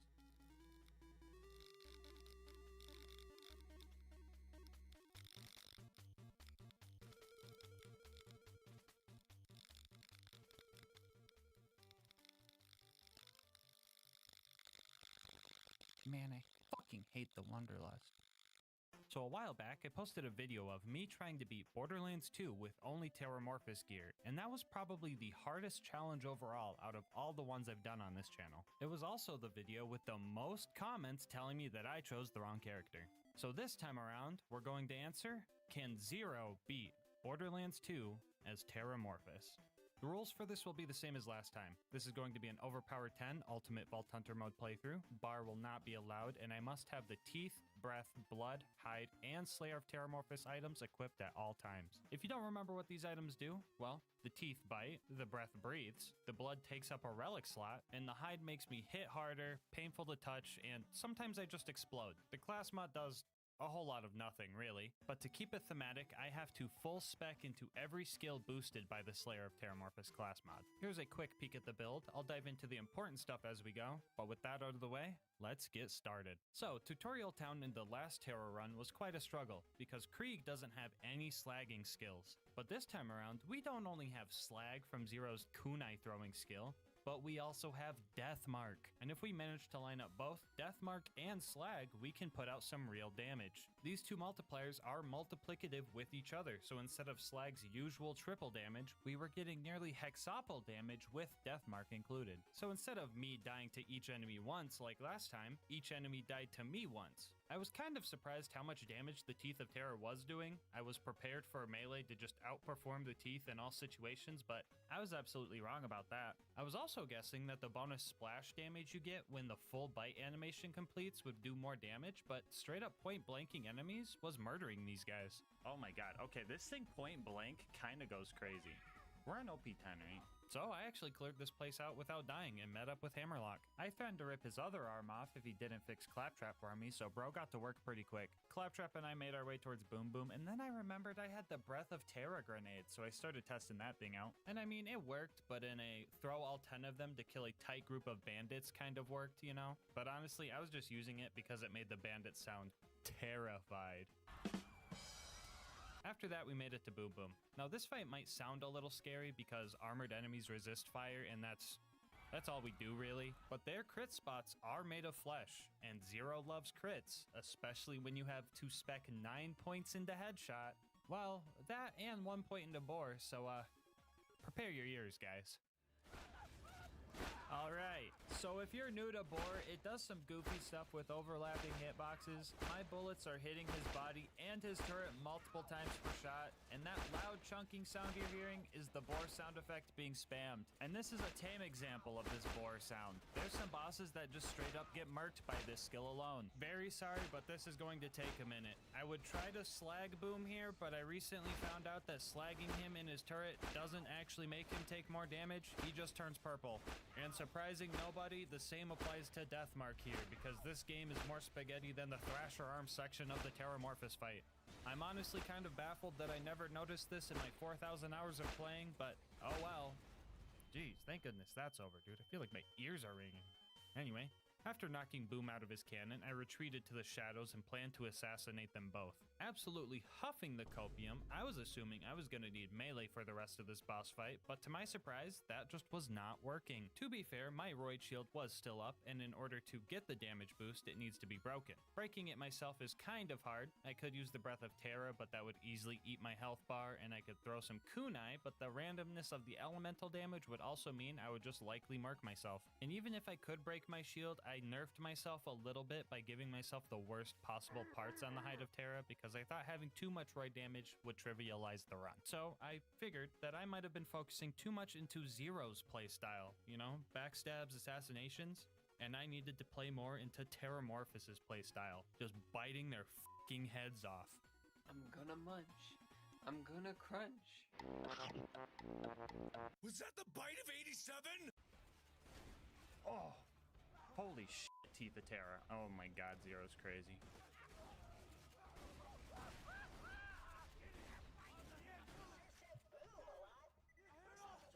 This is why I don't always choose the optimal character, guys. Dude, this video is gonna be the perfect example of why I chose Krieg. After I dealt with those guys, I saved Claptrap by throwing 10 breaths of Terra at him.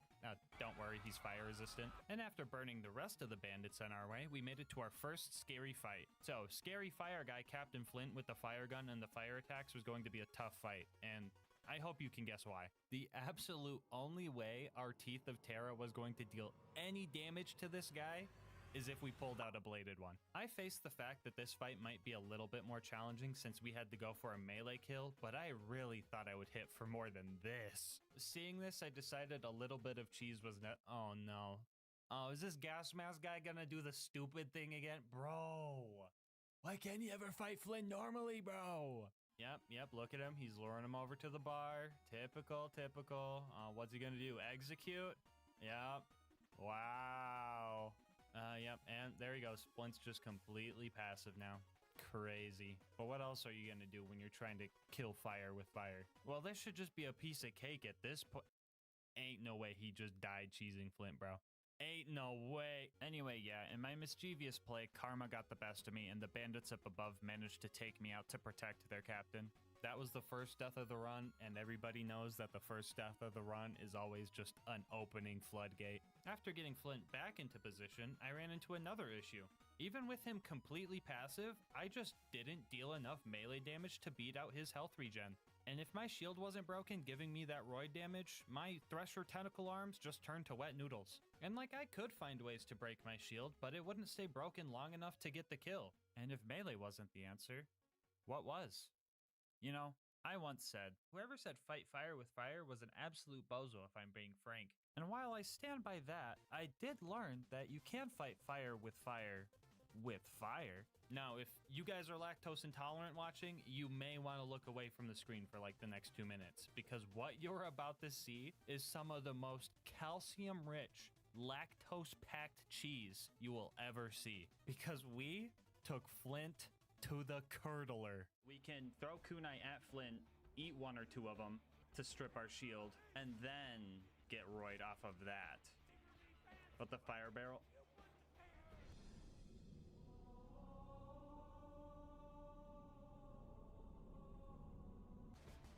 Oh, shit. Wait, right here. Wait. Can I hit him from here? Oh, that's crazy. And he gives me the crit.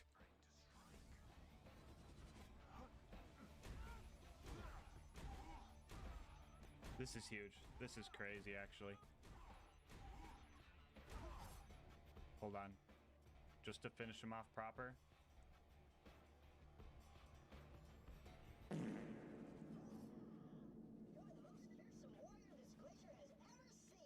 So yeah, I'm like the only person in the world who has ever killed Flint with a fire barrel. Just a little flex, you know. Anyway, after clearing out the bandits and getting revenge for ruining the one life, we made it to Three Horns where we met up with the Bullymong homies and got a sick matching car. To the Terramobile!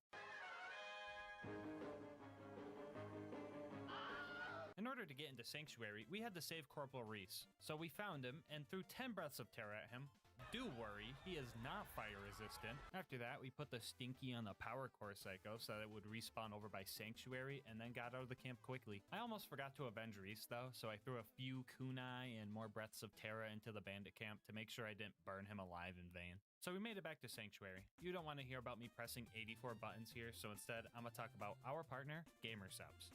Attention, all European and Australian homies. GamerSubs has officially launched stores just for you, which means your shipping times and prices are going to be slashed. No longer will you have to pay $8 for an energy drink that tastes like glass cleaner. And honestly guys, I am so hyped for you. I've made the jump to GamerSubs and I have not looked back. It tastes better, it's sugar-free, and less than 1 calorie per serving, so it's just better for you. And they have anime ladies. And I know some of you guys don't like anime women, and that's fine, but to that I say, fuck the cup, drink the juice. They have plenty of flavors based on old men if you're looking for something safe for work. But I mean, hey, if you do like anime women, don't fuck the cup.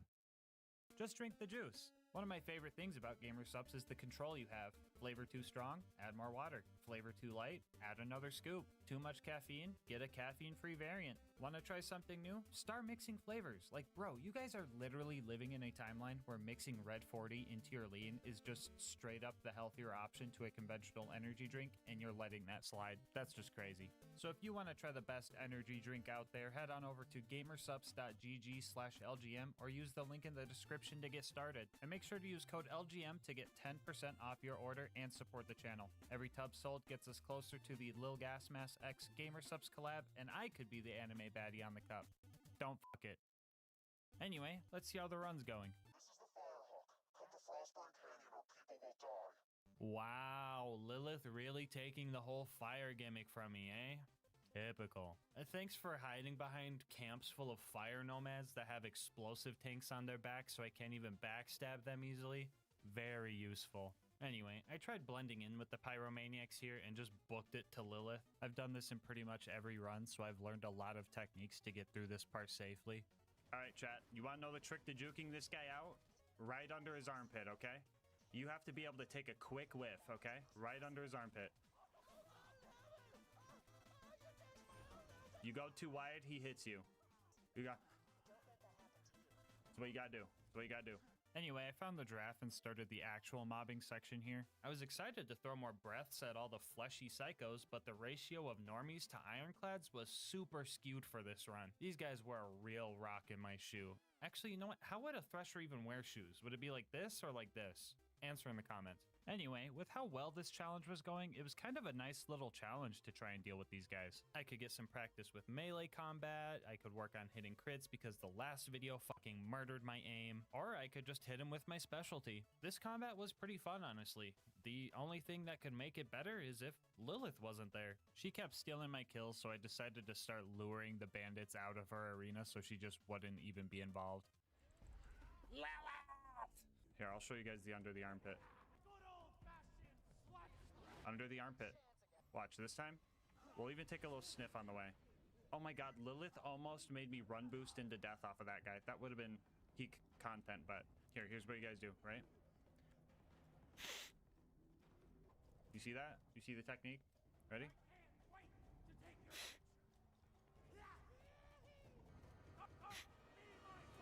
It's that easy. It's that easy. Right under the armpit. I put the stinky on him.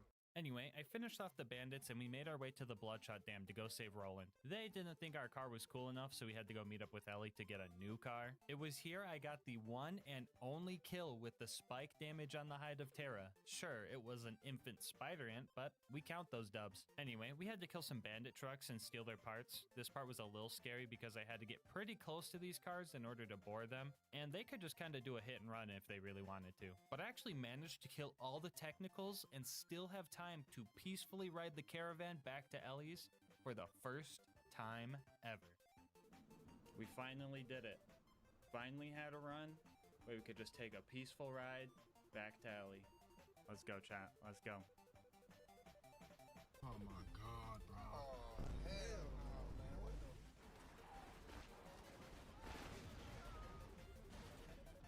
Come on! After we got our new truck, the Bloodshots liked it enough to let us in, and we started our fight with Badma. I kind of fumbled my first attempt, but on the rematch, I managed to get a few second wins by boring the little dudes tied to his shield, and Killing Blow managed to finish him off. This skill is absolutely god tier, and it's only a tier 1. Speaking of tier 1 skills, did you know for the 4 base game Vault Hunters, the Slayer of Terramorphous class mod only boosts 5 of the tier 1 skills?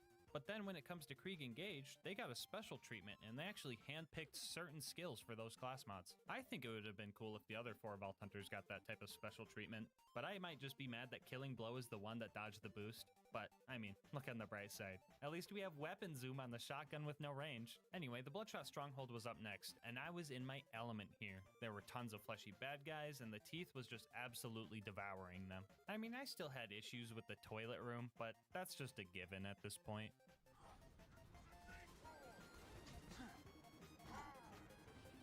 No! No! You are not gonna clog the toilet! They call me a motherfucking plunger. Put the stinky on him.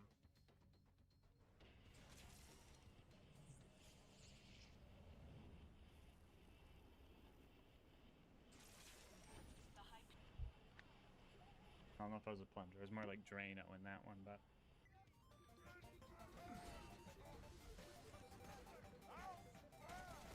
Don't make me be Drano again, bro. Don't make me be Drano again. The dunk. Let's get it. Anyway, we cleared out the rest of the mobs and gave Mad Mike the flushed away treatment before reaching the end of the fleshy enemy era. This part of the game introduces loaders, and at this point in the last Terramorphous run, it pretty much turned into a glorified melee run. The Teeth of Terra just didn't deal enough damage to even tickle these guys, and this run will be no exception. The bright side about the loaders here at the dam is that they weren't mandatory, but the blue toaster at the end was. I was pretty confident that some well-planned melee attacks could take this guy down, but I swear to God, one day I will remember how slippery this fucker is. Yeah, things went south here really quick. I just could not deal with the loaders and turrets fast enough to find time to focus on the warden. Another one. What the fuck is that? And another one. Another fucking protector, what the fuck is that? And even when I did manage to land a good melee hit, dodging all the bullets and the warden's big stomp was just not working, especially when it put a fire dot on me. I tried the wedging strat with the back ramp, and even with roid damage, our melee was just not working. My idea of how this run was going to go was just totally backwards. I thought melee was going to be way better than shooting, but I stand corrected. So after a few rough attempts, the drop barge showed up and the warden took Roland to the Hyperion Friendship Gulag, where I was going to have to find a new plan to deal with this thing. The problem with this fight here is that it can actually be harder. Not only does the toaster make a bunch of loaders, but he now just gets the ability to moonshot more in now. That's helpful. It took a few deaths and a lot of experimenting, but I ended up finding a strategy that could win me this fight. Step 1 was to lure all the loaders to one side of the warden, and right as they're about to kick my door down, I would use deception, run up to the warden, and feed a shot right into his eyeball. The good thing about constructor crit spots is that they don't have an elemental resistance, so we could deal a little bit of damage even though we were using fire on armor. After that, we would run over to the other side of the warden and lure the loaders over there, while occasionally throwing a breath of terror to keep the warden's shield down. I would then repeat this process, spreading the toaster's minions like butter, right up until the warden was in killing blow range, and we secured the dub. Roland might have been saved, but a new fear was instilled into me. Any future combat with loaders seemed pretty scary, and up next was setting up for the Wilhelm fight. So we made it to the tundra and started doing the easy stuff first. You got a fire gun, right? Do I have a fire gun? He says. Chat, do you think I have a fire gun? Anyway, we met Mordo, we met Tina, got the explosives to blow up the train, and had a casualty along the way. He's gonna deflect the train. Bro killed my decoy, no! So the Wilhelm fight was up next, and while I was ready for a challenge, Borderlands was ready to troll.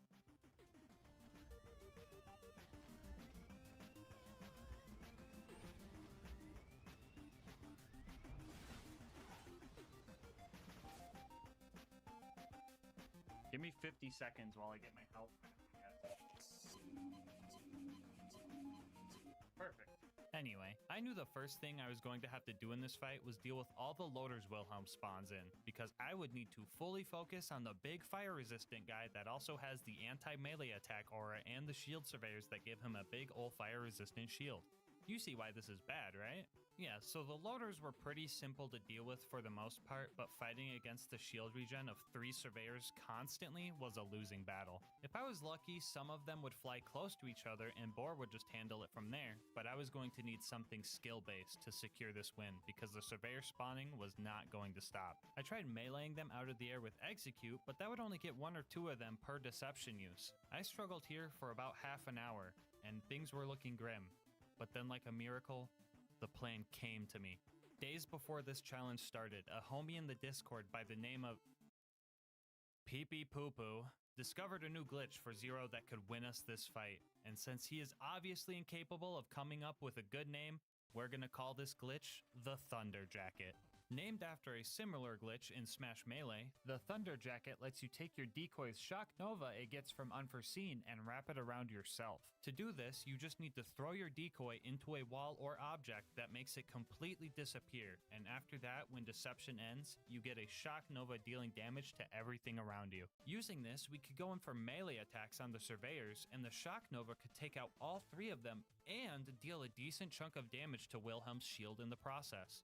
With this new tech, the tides slowly turned in my favor. I was starting to whittle his health bar down slowly. I just had to play safe and make sure I had enough health to escape after each hit. Surprisingly, the blood of Terramorphous Relic was actually kind of helpful. Zero is notoriously squishy and doesn't have the best health regen skills, so having a flat regen even at 2% was making this fight way more doable. And the winning fight ended up taking a while. I even had to deal with the loaders hitting their respawn timer mid-fight, and that was a little bit nerve-wracking. But after fighting Wilhelm for over an hour, he finally hit killing blow range, and I locked in to finish this fight.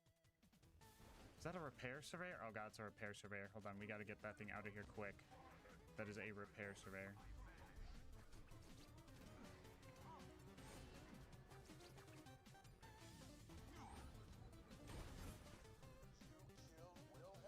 Let's fucking get it. Holy moly. Like, I'm not even gonna lie, that fight was honestly one of the most fun Wilhelm fights I've ever had. It was a good amount of challenge, I got some melee practice in, and the new Thunder Jacket tech is honestly super cool. That being said, throwing a nice celebration party back at Sanctuary would go hard right about now. Well, off to the fridge with us. I used a Breath of Terra to melt the ice faster here and ran through this joint, only stopping to kill one rat for a second wind. After we made it through the fridge, we pushed through the extraction plant and started our fight with Lil Bro. Look at this dude.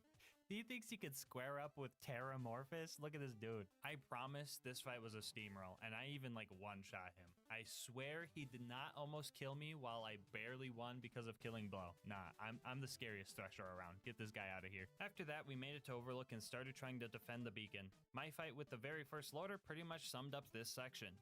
The beacon's already dead, guys. Just an FYI, the beacon's already dead. Yeah, so I gave it my all here, but my all wasn't much. 90% of my kills were second wins, and the other 10% were just me getting lucky with Slag Kunai. And don't get me wrong, having Slag in this run was a godsend, but the consistency was pretty bad. And honestly, I think the loaders knew I was struggling a little bit, and they started BMing me. Bro, I know he's not spewing his fucking load all over the beacon, dude. That's disgusting. Yeah, so the beacon got bodied enough times to become invincible, and the fast travel just eventually landed, and I had to make my shameful escape from the toaster and the 24 loaders that just invaded Overlook, but that's their problem now. I've got the preserve to worry about. So I thought that lining the loaders up and using Boar to wound them all at once would be a good idea, and maybe it would have if I wasn't locked to the worst possible element right now. So I had to do the good old die as they're wounded and confuse the game strat so the door would open. After that, I struggled through the rest of the loader mobbing here. I decided to try the kunai eating strat again to just brute force the rest of this, and it was kind of working. I mean, most of my kills were just clawing at loaders while dying anyway. The kunai were just streamlining the process and getting to the end part. This wasn't the worst loader mobbing. I did have a bunch of stalkers distracting them for me, so this part was relatively okay. And the symbiosis didn't end there. I was lucky enough to find a slag stalker homie to help me with the big loader when he showed up.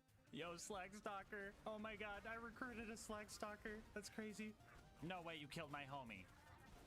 No. No. We gotta avenge slag stalker, guys. Yeah, so basically, we just had to do hit and run strats here and waited for health regen in between hits to just whittle this guy down. After that, we dealt with the loot dudes. These guys get unslagged if they go airborne for some reason, so the knockback from execute was kind of screwing us here. So I immediately went back to symbiosis strats and got the local skags to kill the little dudes for me. They gave me a bunch of good relics to use because they knew I needed an upgrade, and they also gave me a bitch, but I had to politely decline because my items are glued to me for this run. After that, we ate like 14 pup skags before making it to the Bloodwing fight. The main concern with this one is the first phase where she's fire resistant, but that was easily fixed by patiently waiting for her to land and meleeing her into shock phase. Here we could fully commit into shooting her with the teeth. Most of the time she was out of our range, but when she was, her size made it easy to land every single pellet. Corrosive phase came along, and that was pretty much synonymous with killing blow range, so we took Bloodwing down first try. Alright guys, real talk. I think I've kind of mastered the Bloodwing fight, and at this point, keeping the rivalry score going just kind of feels like BMing. So my question for you guys is, do we keep keeping score? Do we do something crazy every time the fight is bad? I don't know. Give me your ideas in the comment section. Anyway, up next was recruiting Brick and his air support, because Morty's air support just blew up. Some more fleshy combat here was a nice change of pace. Don't get me wrong, I love some good challenging fights, but sometimes bro just wants to throw 10 breaths of terror at a group of little dudes. Sure, I added a few deaths, but the initiation was pretty much a breeze, and I got the cremate sarcastic slap. Jack didn't like me hanging with Brick, so he started moonshotting some loaders down. Brick and I were clearing these guys out easily for a bit, but then they started cheating. Oh, hi. I got scammed so hard. Because you're doing a fucking eye laser. No! I'm killing this fool.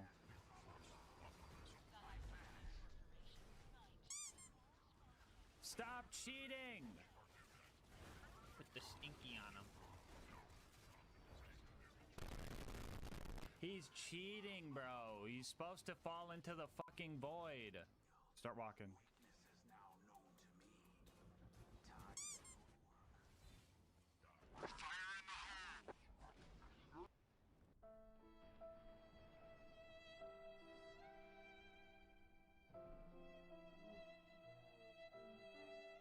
And on top of cheating, they also just started being really weird. This clip I am about to show you is entirely unedited, but it straight up looks like I added it in post. But on my gas mask, this was a real thing that happened to me.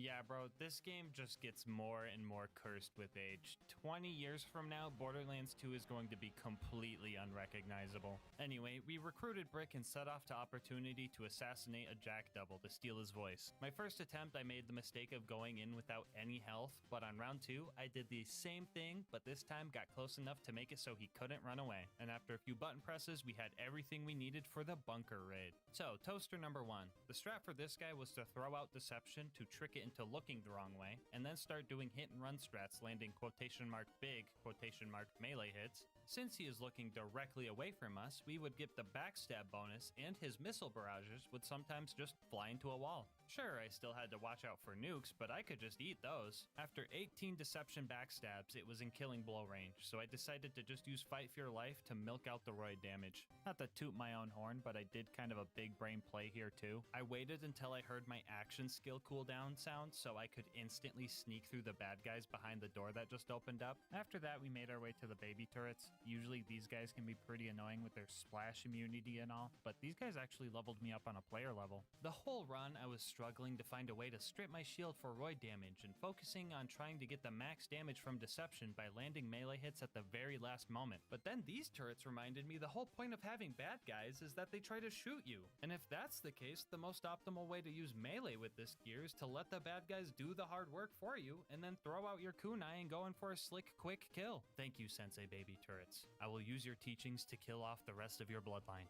Up next was the big toaster. First thing I did against this guy was Boar Chomp, or Bomp, if you will, his turrets off to get half of his health bar for free. After that, I was chilling behind it and doing the same thing I did with the other toaster, but this time I was also shooting it and pretending like that was helping. That one took a little bit longer, but after it died, it was time for the traditional face McShooty snipe.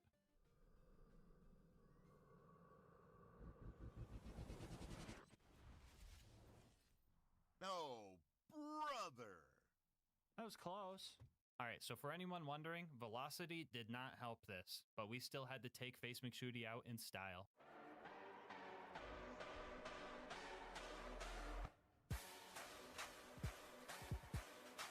Anyway, bunker time. The turrets here weren't bad at all. I was truly baffled though how much damage Zero could do with the teeth compared to Krieg, and then I remembered Zero has slag and Deathmark. That just makes sense. Surprisingly, I ended up shooting most of these things to death, but the last one I just decided to have a little fun with.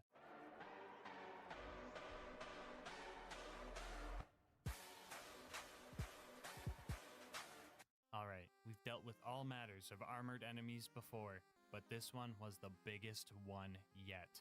We had a long and hard fight ahead of... Yeah, insert joke I stole from Obo Shoes about the bunker being a giant Crunchwrap Supreme that I just ate in one bite again. I don't even know at this point. Bathe in it.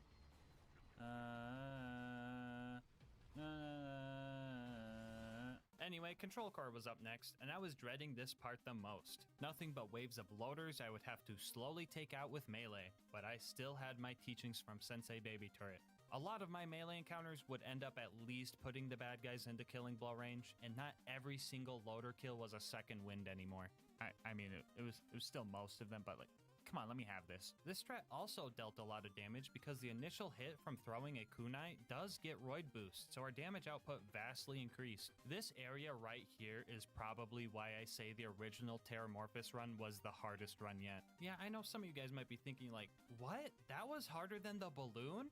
That was harder than the stick bug? And yeah, those guys were bosses, so it makes sense that they were hard and took many hours. But do you guys remember the one angelic guard that spawned with a slag sniper that killed me over and over and over for 2 hours straight during that Terramorphous run? No, I mean, you guys might not, but I sure as hell do. That run is the perfect example of why I don't always choose the optimal character. I don't want to make things too easy. That's not the point of a challenge. Challenge is the point of a challenge. I knew Krieg would be terrible without slag, but I thought the fire melee guy using all the fire melee gear sounded the most thematic and fun, so that's what I did. But now we're here with Zero, and the learning curve is different, and some of the new strats have been really fun to work around. But this is probably one of the easiest runs I've ever done, I'm not gonna lie. Like, sure, the loaders were annoying, but it wasn't really hard. It kind of just felt like if every time I ran up to a loader instead of us fighting, we just played rock, paper, scissors, and the loser died.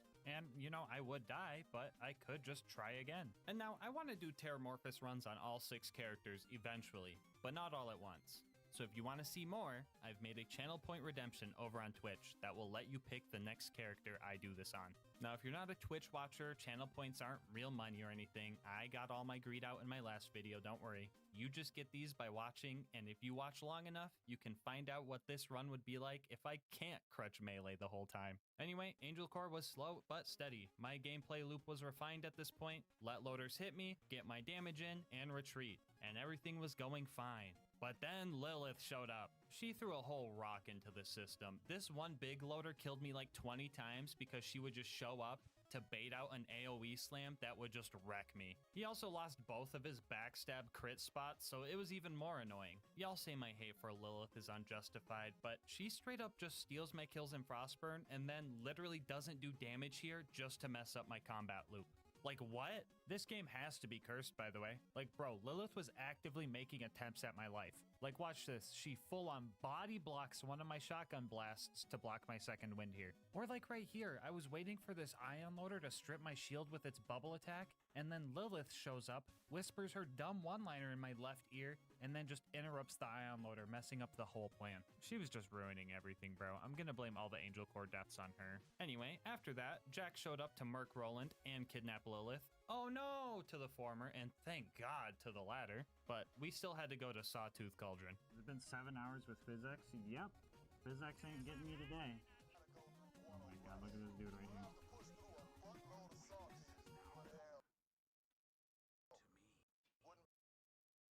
As soon as I pulled this trigger,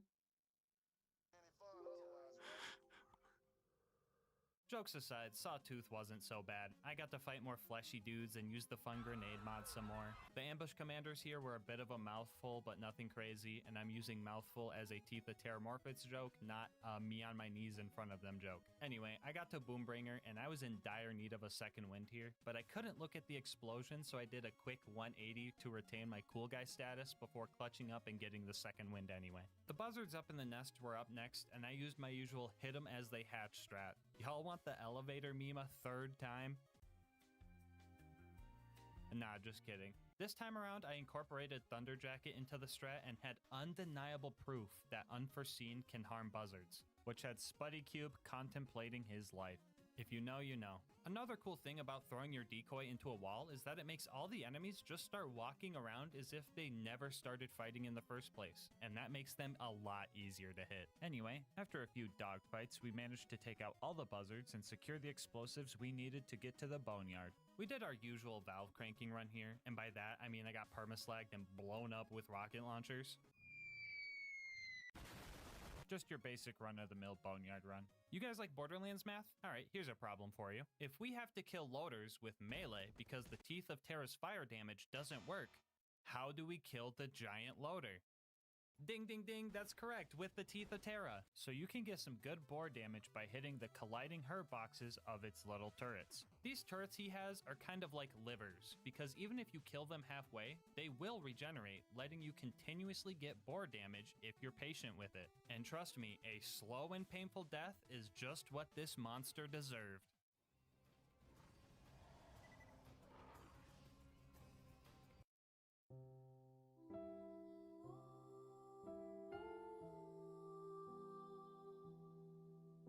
Minutes and one close call later, we avenged our little homie, snuck into the info stockade, and got the info we needed. The claptrap door was up next. If I had to deal with this fight earlier in the run, I might have had more trouble, but I knew how to fight loaders now, and I knew how to use Thunder Jacket to bring the surveyors down. I was using everything I learned throughout this run, and I was doing great. I mean, meleeing hot loaders was a necessary evil, and I was kind of overdosing on blue light therapy, but we still breezed through this. After that, we started fighting through Heroes Pass. Usually I use a couple of speedrun skips to get through this part faster, but I'm not allowed to unequip the Breath of Terra to do the grenade jumps I would need. So after fighting through the first section with Brick and Morty, I decided to improvise.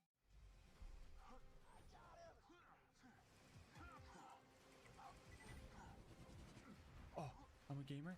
I'm a gamer. Hold up. Oh, the skip. Let's go. No nade needed. You guys got the rest. I believe in you.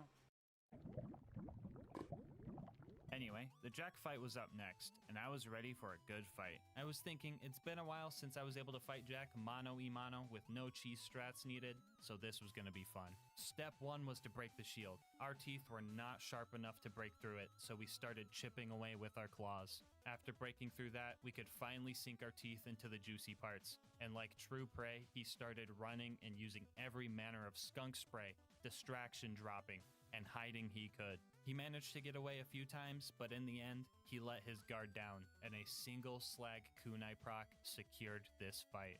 Which means, yeah, Zero can beat Oh wait, almost forgot about this guy. Hold on.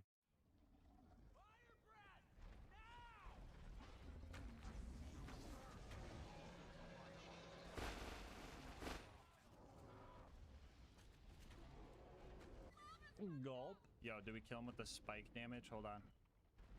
Stop me.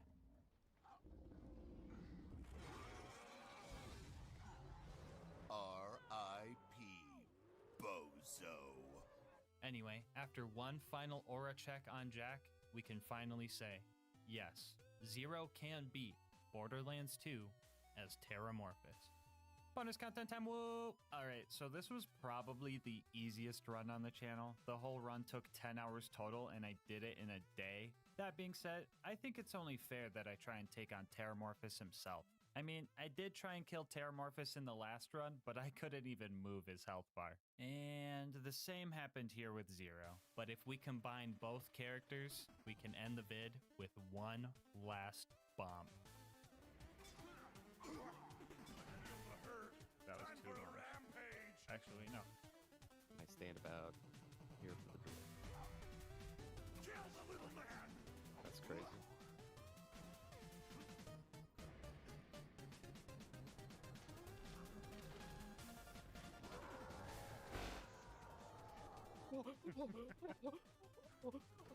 Easy. And I won too. And you won. Wait. Yo. Oh. We actually got a pitchfork. That's hilarious. One item I can't use. Before you go, I just want to say thank you so much for making it this far into the video. If you want to support the channel, make sure to like, comment, and subscribe. Doing all that really helps with the YouTube algorithm, and I love hearing your guys' nice words and ideas for new runs. If you want to support the channel more directly, consider becoming a channel member to get videos a day early, using my code to get yourself some delicious gamer subs, or go to GASMASK'S.com to get some merch. I'll leave my Discord and Twitch channel where I stream these runs live in the description, and last but not least, shout out to Mango Soda, who made this video's thumbnail art. They do commissions and will also be linked below. But until next time, breathe easy, homies.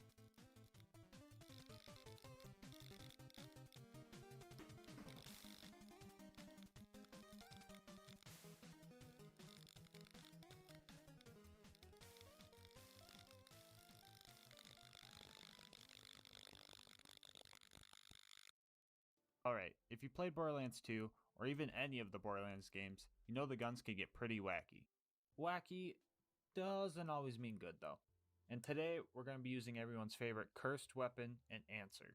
Can you beat Borderlands 2 with only the Bane? Alright, like every challenge run, we're going to lay down some ground rules. First off, we're going to do an OP10 playthrough to maximize the difficulty. I can use any Vault Hunter and any of their skills, with discretion of course, because I know the Gunzerker's a little busted. We are going to be using Maya. Some bonus rules. We are making driving cars and holding other weapons for speed a sin punishable by death. For the gear, I kept it pretty simple. Grenade and shield are more boring than Sawtooth Cauldron, and the Vault Hunter relic is there to maybe get some funny drops. Now I could have went with more OP stuff like magic missiles, the B shield, etc., but we're saying screw the training wheels and hopping right on the motorcycle. We do have a legendary cat class mod though, which is going to be a blessing and a curse. Alright, since we're in Ultimate Vault Hunter mode, the game actually has us skip the Knuckle Dragger fight. I'm not really sure why the game has us skip this fight, but it's probably an easy fight anyway, so don't roast me for skipping it. You can totally roast me for the video quality right here though. I'm not sure why it got so bad at this spot, but it gets better in a second. And if you don't believe me, does this not look like a face you could trust? So, as you can see, the Bane makes you slow, and I mean very slow. Which means every time we die it's going to take a while to get back to where we were. It's also annoying. Like, very annoying. Oh, you guys just go full casual on me now? I'm not even past the first boss yet, and you can already see the instant regret. Speaking of the first boss, apparently Boom's cannon completely ignores health gate, so we already need to cheese a boss. First off, we lured Boom to the elevator shaft and just kinda took him out there. And then after that, the homie Claptrap actually found us a pretty good cheesing spot for Big Bertha. Anyway, you could see Alyssa there taking off my headset. She was a bit curious about what I was enduring. But even without the headset, I could still hear the gun scream. So pretty early on, I learned a few things. Grenade jumping was going to be our best way to move around.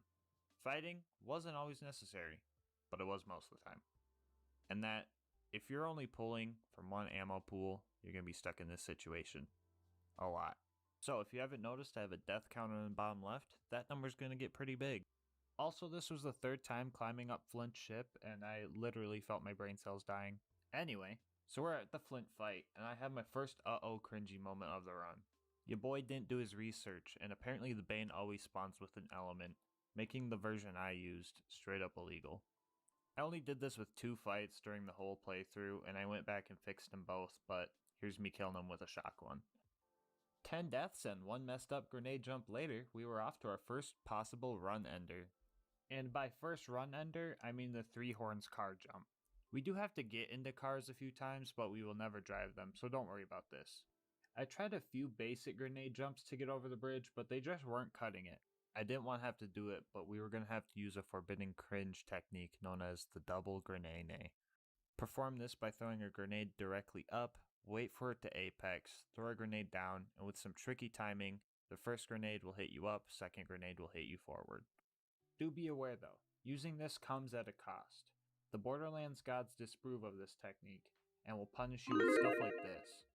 After snagging the power core and totally killing enough bloodshots to avenge Reese, we were finally off to Sanctuary. As usual, I failed to satisfy Alyssa, so I let her take over for a little bit. She was kind enough to handle all the boring beginning Sanctuary tasks for me, but then we had a little bit of fun and customized our character. We decided on this outfit, it looked pretty cursed and it kind of fit the run. 3 hours in and we've made some decent progress and developed some new strategies. Here, you can see me performing a trick I like to call baby boosting. Baby creatures deal a lot of knockback but not a lot of damage, and if they help me out, I usually spare their life. Usually. Frostburn Canyon was uneventful, blah blah blah, talked to Lilith. Alright, time for the fun part. We're gonna go save our homeboy Roland. We needed a car again, but luckily we're strong enough to just move it by hand. Sadly, our car wasn't good enough, and we needed to go see Ellie for an upgrade. Alright, so we got to the dust, and I'm just gonna say this part took very, very long. On the bright side, the buzzards weren't as strong as I anticipated them to be. I actually didn't take any deaths while in the dust, but this part took like an hour and a half to find all the cars. I couldn't find the last coward until after it got dark, and I still had to run to Ellie, and then run to the Bloodshot stronghold too. After all that work making a car we couldn't even drive, it was time to face Badma.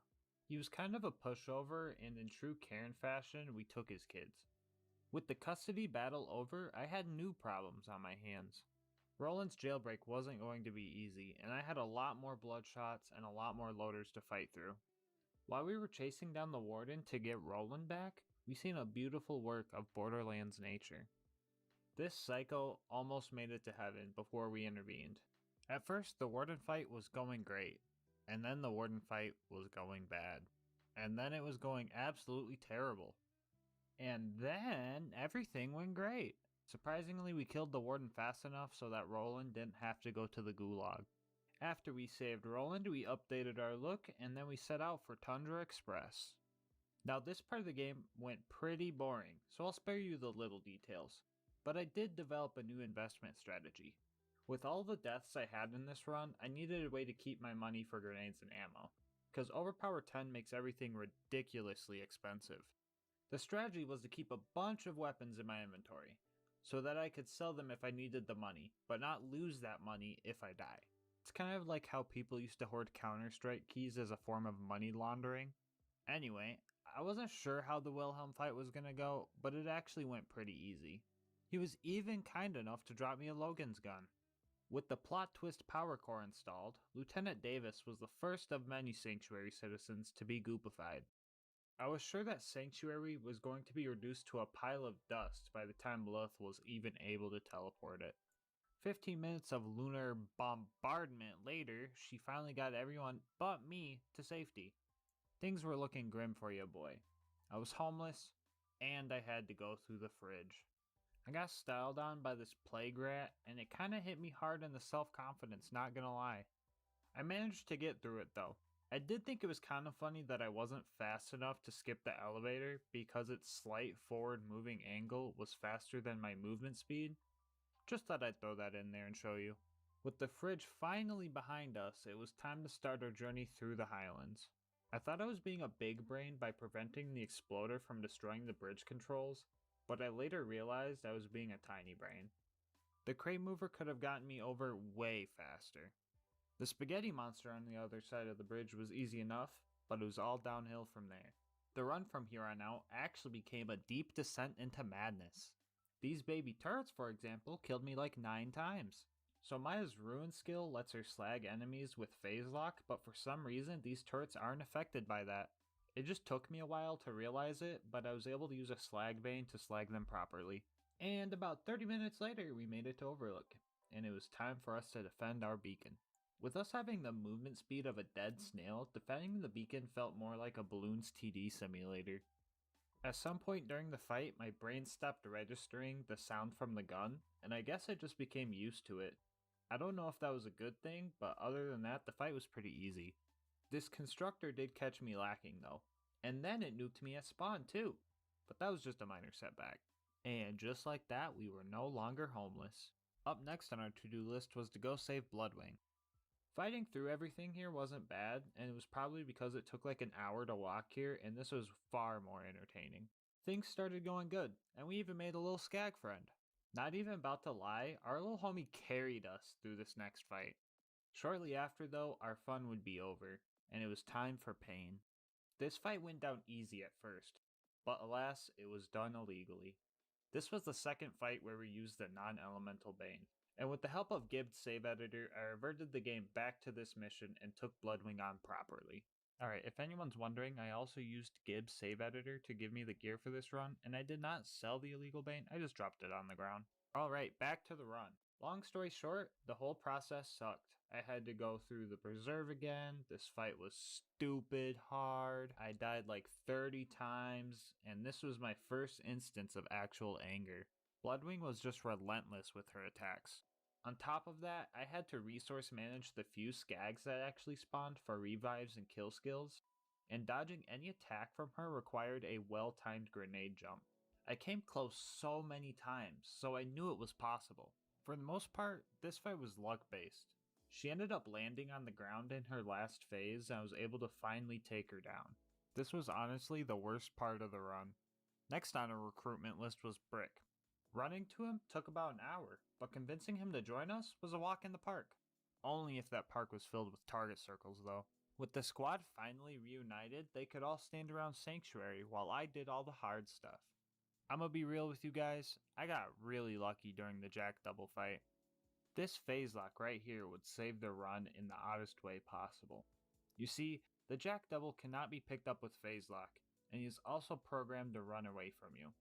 Mix that with our movement speed and it was obvious we didn't have a chance to catch him. But when I phase locked this loader, Maya's converge skill actually yanked the Jack double into this weird knockback limbo.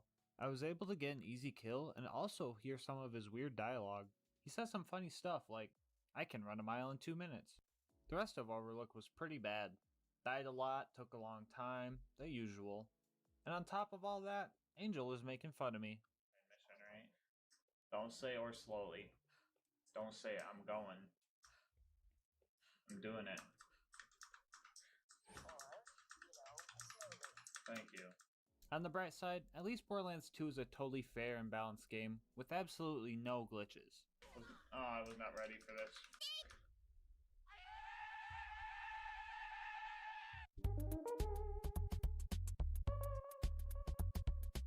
Alright, that's it. You know what? I'm gonna write a bad review. Borderlands 2 is totally unplayable. Nothing is balanced, the gun noises are all unrealistic, the gameplay just feels really slow for some reason, and all the guns that drop are garbage.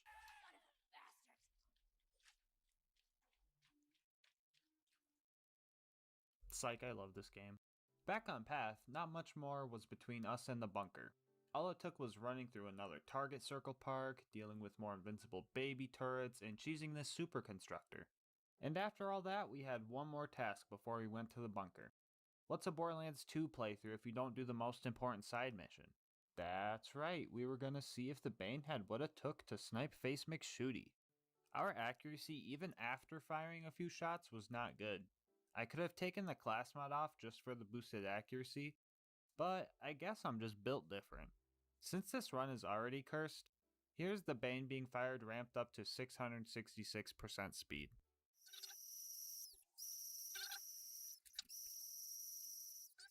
It only took about 1,000 bullets to get the headshot, but the Bane can snipe Face McShooty, and it will be ranked appropriately on the Face McShooty tier list. I'll be using this same list for future runs as well. The large turrets protecting the bunker were absolutely nothing compared to their small turret counterparts, meaning everything that I've learned from my 2008 Monster Energy condoms is a lie. Killing the bunker was easier than I expected. I died a couple of times, but each fight was like really close, so I wasn't too worried about it. Control Core Angel was pretty average under this run's context, but I almost had an issue with getting back into the main area after dying. For some reason, you have to press this button to get back in after respawning, but the door just kind of closes on you before you can even make it through. Now I knew I could grenade jump through, and so did my homie Skybot. I just thought it was funny that this door required me to grenade jump to get through it. Just imagine the mental breakdown I would have had if this door ended the run. Despite our best efforts, Roland was still sent to the gulag, and we had a lot of running to do. You think running through the dust is bad? Well, imagine running through the friggin' Iridium Blight. The Blight friggin' sucked because I knew that the worst part of the game was coming up, yet I still had to run over and trigger the bridge blowing up scene, die a bunch, all this just to go to the friggin' cauldron. I decided to get there and pick back up where I left off the next day, because screw Sawtooth Cauldron. All my homies hate Sawtooth Cauldron. In between streams, I watched a speedrun of the Sawtooth Cauldron, and I had a plan to get in and out of here as quickly as possible. Step 1. Take out the guards. Step 2. Meet up with Double Agent Lil Lunatic. Step 3. Grenade jump like a boss. Step 4. Royally mess everything up. Step 5. Repent. Step 6. Repeat Step 3. Step 7. Get the goods and head out. Believe it or not, it only took like an hour to get all of Sawtooth Cauldron done, which is pretty fast all things considered. Victory was so close, yet so far away. Our second run through the Iridium Blight was terrible, just like the first one. We eventually made it to the boneyard, and I had a strategy planned out in advance. I knew I needed a car, so the first thing I did was push the dang thing all the way to the pipeline. I tried a trick where I would bounce on it as I pushed it, and it kinda worked, but I don't think it helped much. The car was in position now, and I just needed to run to all the pumping stations. It took me a while to hit all the stations, but I had a few skags to baby boost me along the way. It also took me a while to figure out how to blow the pipe open without actually driving the car, but it turns out as long as the car is close enough to it, you can just get in the car and it will trigger the explosion. Some of you already know what's going to happen next. Saturn is a totally optional boss, and a lot of people run right past him. However, we can't do that for obvious reasons, so we had to take him out. My ammo when this fight started was pretty much full, but we still ran out. We were so close to the kill, but in the end he caught us lacking. We were too close to victory to give up, so I stocked up on ammo and went for the safety shed again. I didn't care how many bullets it took. We had some Tims to scuff and a challenge run to complete. We managed to get the kill this time around with about a clip left, and the badass constructor on the bridge was easily taken out from afar. The third run through the Iridium Blight wasn't bad, but that's only because I knew it was going to be my last. This last part of the run would prove to be the most annoying, besides the bird. First, I disappointed myself by not hitting this grenade jump first try, and the turrets that Mordo has to take out can respawn for some dumb reason. They're big and protected, so maybe those condoms weren't wrong after all. But you can see it here that dodging their onslaught at my speed was terrible. It gets worse though, so don't worry, cause next, I beat Jack first try, and the warrior after 2 tries. Wait, that doesn't sound right. Oh yeah, I forgot the part where my recording and stream both stopped, so I had no friggin' proof. Dude, it was so friggin' embarrassing too. I shotgunned a monster and everything. I was so hyped. Death counter reads what I know in my heart as the total deaths it actually took me, so that's not gonna change anymore. Anyway, Gibbs' save editor came in clutch once again. I was able to reset the Jack fight. This time around though, was a lot harder. Jack took me out like 4 or 5 times before I finished him off again, but that was fine. Honestly, commentary can't grasp how angry this part made me, so I'm just gonna let some raw audio go through. What is that? No, the f***ing hole again! The f***ing hole! Okay, this is our chance to go get our f***ing...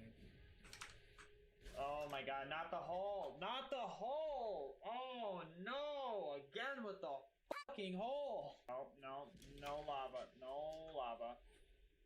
And Murder Rat gonna dive bomb me? That Crystal X cooperating, you guys should too. Oh, as soon as I say that, he puts me in the hole. He puts me in the f***ing hole as soon as I say it. Oh my god! Okay, okay. Think. How much time? 15 seconds. Get on this rock. Watch for Crystallis troll in the hole.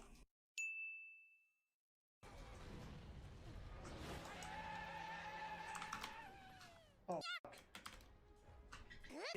Hole troll! F***ing hole troll.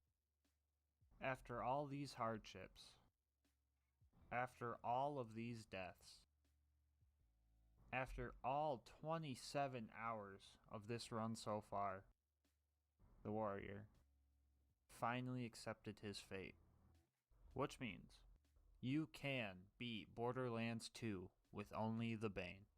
Like I said before, this run in all took a little over 27 hours spanned out over 7 different days. It was a long journey, and I'm glad that it's finally over. The Bane stats are definitely decent, so the only setback this run was the horrible movement speed. I could mention the screaming as well, but that was more of an annoyance rather than an actual performance variable. That might just be me though, I don't know, I'm pretty good at going brain dead. But if the Bane didn't have the movement speed impairment, then I bet I would see a lot more people use it unironically because it's a decent SMG. But it did get me through the whole game though, so I would say this gun is OP10 viable, believe it or not. I recently went back to see if you could get the Bane with the Bane, and during that adventure, I ended up getting another pearl from this tubby spider ant. And this boner got squished and made a wet noise.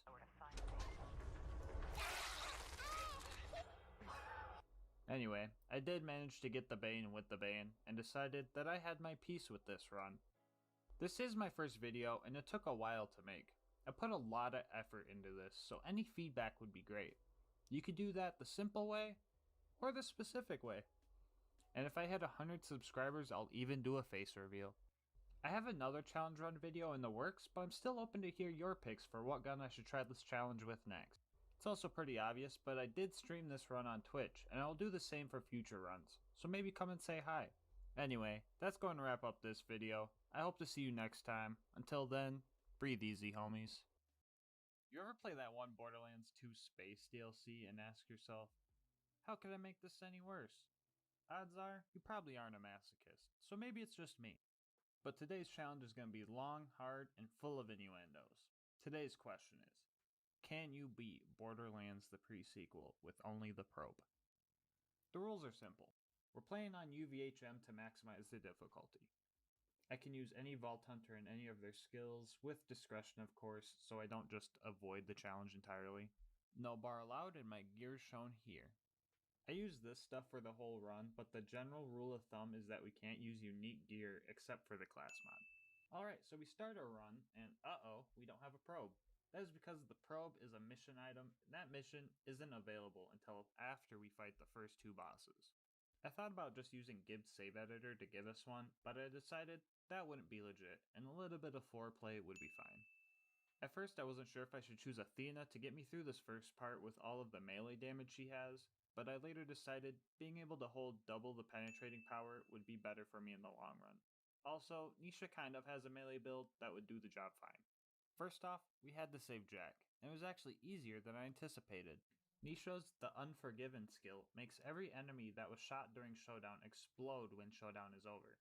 And luckily for us, smacking their cheeks also made them explode.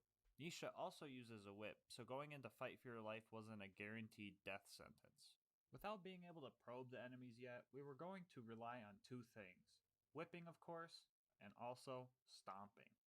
Ground slams weren't as helpful on the space station because the gravity was normal here, but it would come in handy later. So Flame Knuckle shows up, and I'm ready to call this run not possible because I did not expect to win this fight. But it turns out, he deals like no damage. The first phase of this fight, he was mostly just focused on Jack, who was pretty much doing nothing anyway. So it was just 10 straight minutes of whipping and stomping. His second phase was a little bit tougher though. I will admit I did try launching him into space, but the game was too smart for that. The main struggle with this fight was the fire damage over time he could inflict. If I was ignited, it was certain death for me. I died a few more times during this fight, but I managed to take him out by using Jack as a distraction. And it turns out, he wasn't happy to see me. He just had a nukem in his pocket. Anyway, Jack did some curse stuff, I was yeeted at the moon in some fancy toaster, and we met the bestower of the probe. But our dominatrix days weren't over yet. We had one more boss that needed punishment. Getting to deadlift wasn't the worst thing, but it was definitely a little annoying. But when it came to actually fighting him, it was terrible. His attacks were very strong, and he wouldn't stop moving, so I had to lure him away from his beloved jump pads. I didn't think he would actually chase me down there, but I just had to be patient. He eventually came, and his torture began. After 10 minutes of precision slamming, he finally perished, and I could finally go get my trophy. I managed to rob him for everything he owned, but I also forgot the Moonzoomy key, so I felt kinda dumb after that. But everything was going great. We finally got our probe, Nurse Nina showed us how to use it on her lucky volunteer, and we respec'd our skill points so we could double fist our new weapon. The next target on our list was Red Belly, and it was going to take some work to get to him. So the probe's initial purpose was to aggravate some Kragans instead of killing them. So the damage on the gun is extremely low. For reference, one clip from the probe equaled about one bullet from a normal Maliwan pistol with matching parts, but it was still able to handle most mob enemies pretty well. Baddie enemies and bosses were a totally different story though. I would expend all my ammo prematurely, and Nisha doesn't have any ammo regen abilities that would be effective enough to keep us from running out frequently, and in some cases, I would resort to using my whip to finish them off. After being attacked by a swarm of numbers, we finally infiltrated Red Belly's base. This part of the run was the turning point from causing pain to receiving pain. The big enemies leading up to Red Belly messed me up a lot. The first one just let me kill him. I don't know if he ran out of ammo or was just into it, but we would meet again. We fought off a wave of baby scavs and their babysitter too, and found ourselves in a pretty spooky part of the run. You guys probably think Pyramid Head is scary, but Cylinder Head was my worst nightmare. Those guys hit like a brick, and now he's going to need a better probe to win this fight. Save quit farming to change the element of our probe would come in handy a few times during this run. I got a corrosive one because I thought it would be great for armored opponents like them, so I fought through everyone again, and the corrosive one also sucked. I tried a few times and I realized I needed some fire damage. So I fight through everyone again just to accidentally fire a torpedo gun, reset, and fight through everyone a fourth time just to get absolutely dominated by Red Belly. Belly was the main problem. He would be able to take me down a health gate in a single hit, and if he was lucky enough to set me on fire with that hit, I would have very little chance of surviving through it. I would have to use Showdown, shoot him as much as possible because the probe actually heals you slightly based on damage you do, and pray that it was enough to survive all of the burn damage. Even with the cheese strat that I'm doing right here, it took a lot of time and patience to get through all of this. The smaller one was easier to take on, so it didn't take too long to get rid of him. Back at Concordia, the Merif decided that he did want to partake in some of our services. It was apparent upon first glance that the Merif had a slime fetish, though. He got a little rowdy after we told him that wasn't our forte, so Jack had to put him down. Ew. Very nasty. Ooh, spaghetti. Anyway. Alright, back to the run. We changed up our look, did the funny calculator thing, stole a stingray, crashed the game, and then we met up with Pickle Rick. That was probably the cringiest joke you've ever heard, so sorry about that. But anyway, we ran around the map touching knobs and pushing buttons for a while so that we could get on the bosun's ship. All of that was easy, but it was pretty hard when we got inside. The fights in here were pretty tough, and I died a couple of times because of this mugger, and I felt true humiliation when I couldn't even get a kill on this LilScab for a second wind. This clip right here really shows how annoying it is to try and kill with this gun. I could not imagine trying to do this challenge without being able to dual wield these pistols. This challenge may have been hard, but in all honesty though, the game itself is well balanced, and just like Borderlands 2, has absolutely no glitches.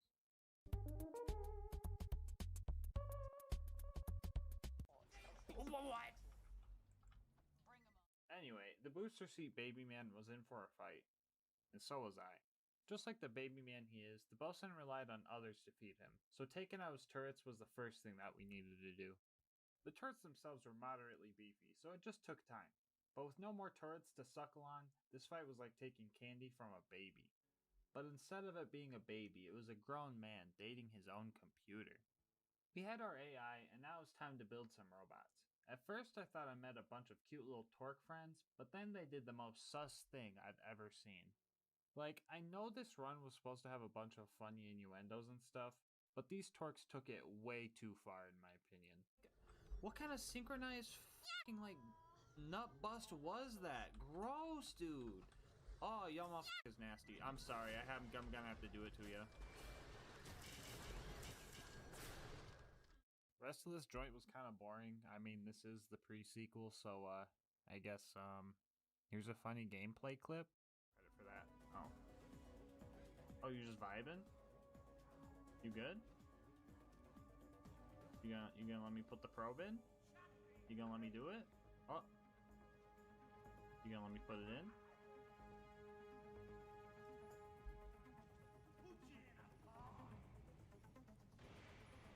Doink. The rest of this place was a breeze. There was one tough guy, but he was conveniently placed next to this abyss. But from here on out, it got pretty tough. There were a lot of baddie enemies in the robot factory, and at one point, I was even getting double teamed by a couple of them. The turret calibration segment was annoying as usual, so that sucked. My game crashed shortly after, so that sucked. And then I had to redo the turret calibration, so you know, that sucked. Alright, that's enough pre-sequel bad jokes for now. It's time for a boss fight. Felicity was a little angry about her new job, so we had to teach her a lesson. This was probably one of the toughest fights so far. She was pretty tanky, and she was also able to create repair surveyors. The surveyors themselves weren't that much of a threat, but I was on track to run out of ammo quick. During my second attempt, I ended up opening the last of the ammo crates in the arena, and the fight was really close. Alright, we're going in after this.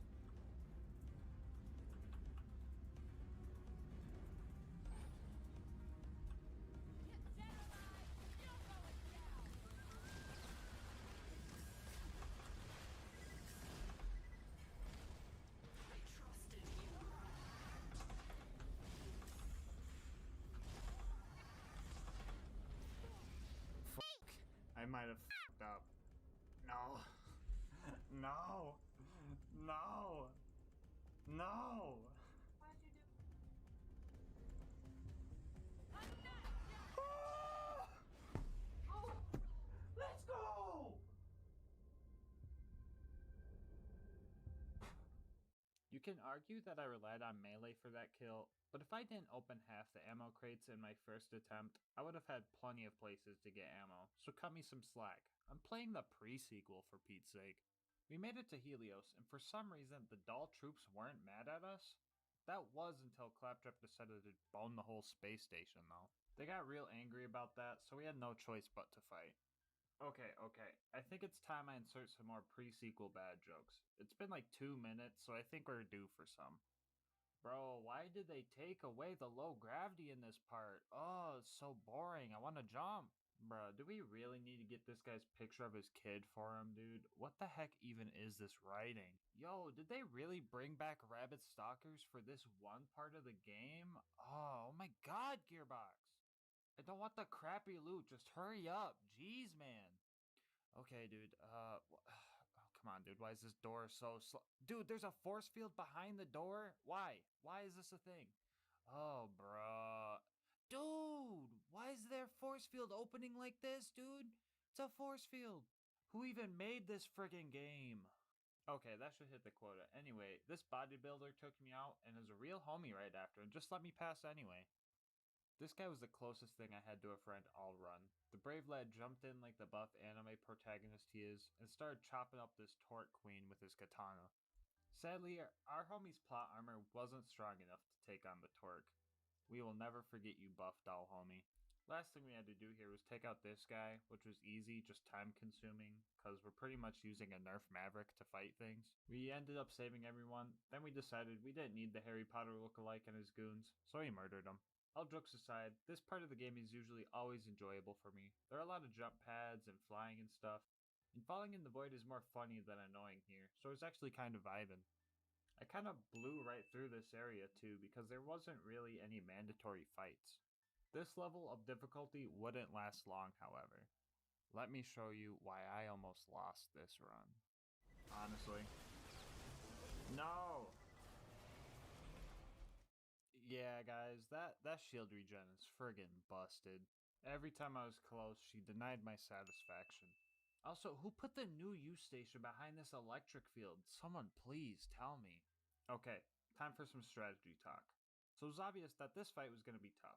So we had to save quit farm for some parts that would hit the spot just right, which is basically shock element and a Jacob's grip. This combination would give us the best damage per shot. After many deaths, I was on track to beating her.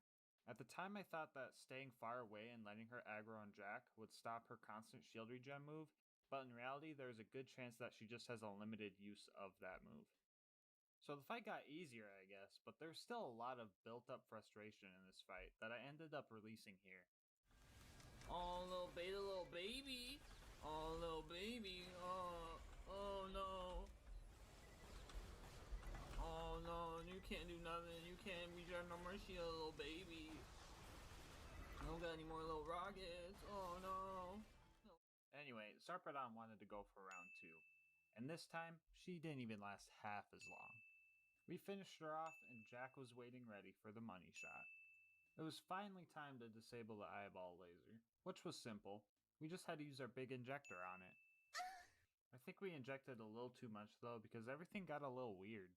Anyway, Jack sent us on our final mission to finally beat this game. On the way in, we came across this injured soldier, and I decided to let him go because I kind of felt bad that my man's was level 0.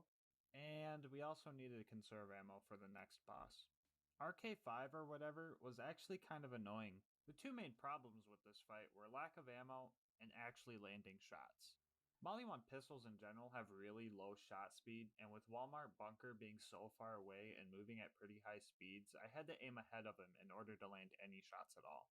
Mix this with the limited ammo crates and the fact that Showdown doesn't account for the distance, and you get a whole lot of wasted shots. Things only get worse though, because I won the fight and beat the game. Wait, that doesn't sound right. Why does that sound familiar? Oh yeah, my footage cut out right at the end of the run, just like last time. How does this happen twice? I redid the fights, but I didn't have footage for this one still for some reason, so I fought Bootleg Bunker again for you guys. If you want a teaser for my next challenge run though, just look at the death counter. Make sure to subscribe to see what monster's idea caused this pain. Alright, we finally made it to the last boss, and for the peeps that are wondering about the pregnant alien boss, I'm sorry, you guys are getting kink shamed today. The Sentinel fight was actually really long. The whole fight has like 7 phases, and to give you an idea on how long it took, I grabbed this Mox Tail for a little bit of extra gun damage, and it's supposed to last 30 minutes. We made it to the arena with about 28 minutes left, and the long grind started. Like I said before, this fight took a while, but to be honest with you, it wasn't the hardest thing in the world. That title is reserved for me when I finally get to stop playing the pre-sequel. Okay, let's wrap things up. All jokes aside, I actually enjoyed this fight, because everything in this fight was skill-based. Every move that the Sentinel threw out was dodgeable with some sort of precise movement, and I think the pre-sequel should get some props for that, because in Borderlands 2, some enemies are just straight up undodgeable. I think we're going to end this fight by showing you guys a couple of clips from the battle and the finishing blow. The fight itself was probably a full 30 minutes, but I'll keep it short. I messed up. Not that much. Release 5 naked people. Oh, We come can on. all work together. Oh my god. Oh no, that is not good. Dude, you need to perish like now. You need to perish like now. No, please. Let's go. No barf. No barf, gang.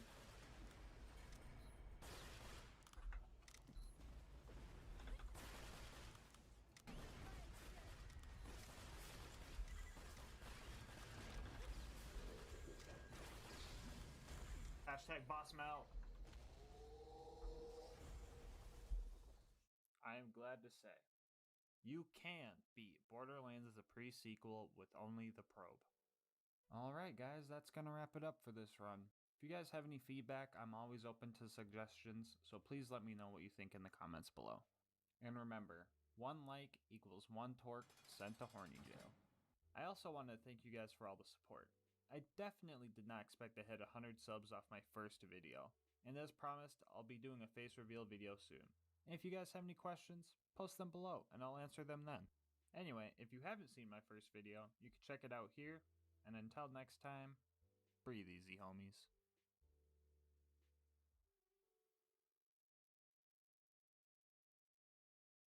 Borderlands 2 offers millions of guns, but for the most part, we all use the same 10 or so because the rest just aren't viable.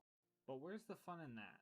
Well, in my never-ending journey to prove the viability of low-tier weapons and gear, I have come across the challenge that almost broke me. Today we will be answering, can you beat Borderlands 2 with only the elephant gun?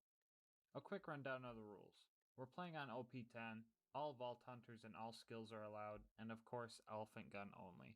As for the rest of the gear, I'll show it on screen.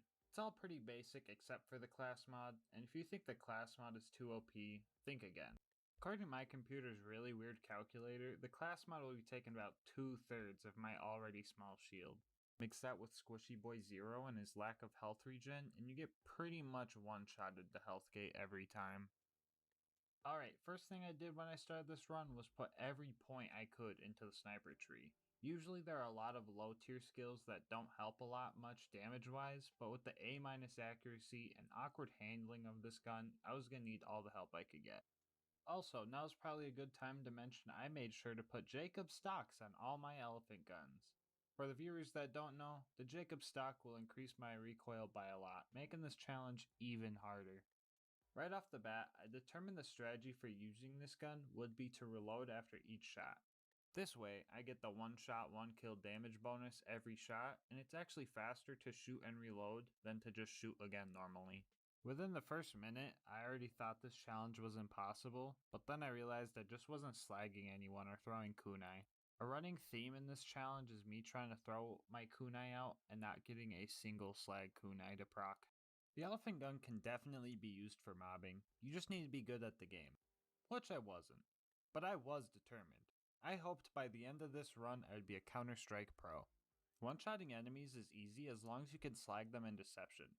Doing this also doesn't cause you to alert other enemies, which if you think about it, kinda makes Borderlands 2 a stealth game. So some enemies would be super easy, but sometimes the same type of enemy would be a real pain. Like this Ironclad Psycho took 6 bullets to the head, and this one took 1? It really just depends on if they get slagged. We made it to our first boss, and we started to have a bad time.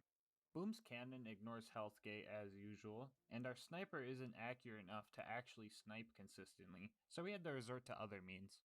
Between Boom and Boom, it was obvious we should take out Boom first, which I tried to do without cheesing, but he just wouldn't die. I managed to one-shot him right as he downed me though, so that was kind of annoying. Boom, on the other hand, was just super obnoxious. I tried climbing the tower behind him, but the psychos were just throwing tomahawks like it was a Black Ops 2 Sticks and Stones game. Boom also tried to launch me out of the arena, but I'm a Borderlands 2 genius, so his cheap strats weren't gonna work on me. I managed to snipe this rack and live to die another day. Or another 10 times until I realized I should change up my strategy. The new strat was to just keep running circles around him and landing crits when I could. This strat was used a lot during this run, so for future reference, I'll refer to it as tetherballing, so it sounds like I invented it. I finally knocked Boom out of his booster seat, and he died the same way Boom did. The path to Flint wasn't bad because a lot of the fights weren't mandatory, so I ran past a lot of enemies. My last Borderlands 2 challenge run didn't have this liberty, so I decided to milk the shit out of it. I was sure Flint was gonna end the run, because its mask blocks crits, and no crits equals no dead fire guy. What you're about to witness is the cheesiest boss fight you have ever seen. We're not talking about that good gate-crushing G cheddar. We're talking about that tricking Flint into thinking you're in melee range but you're actually not, then shooting him in the back of the head 46 times until he is diagnosed with death stinky cheese.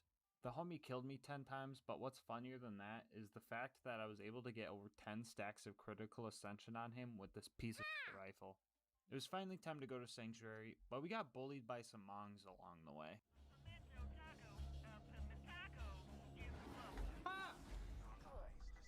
No!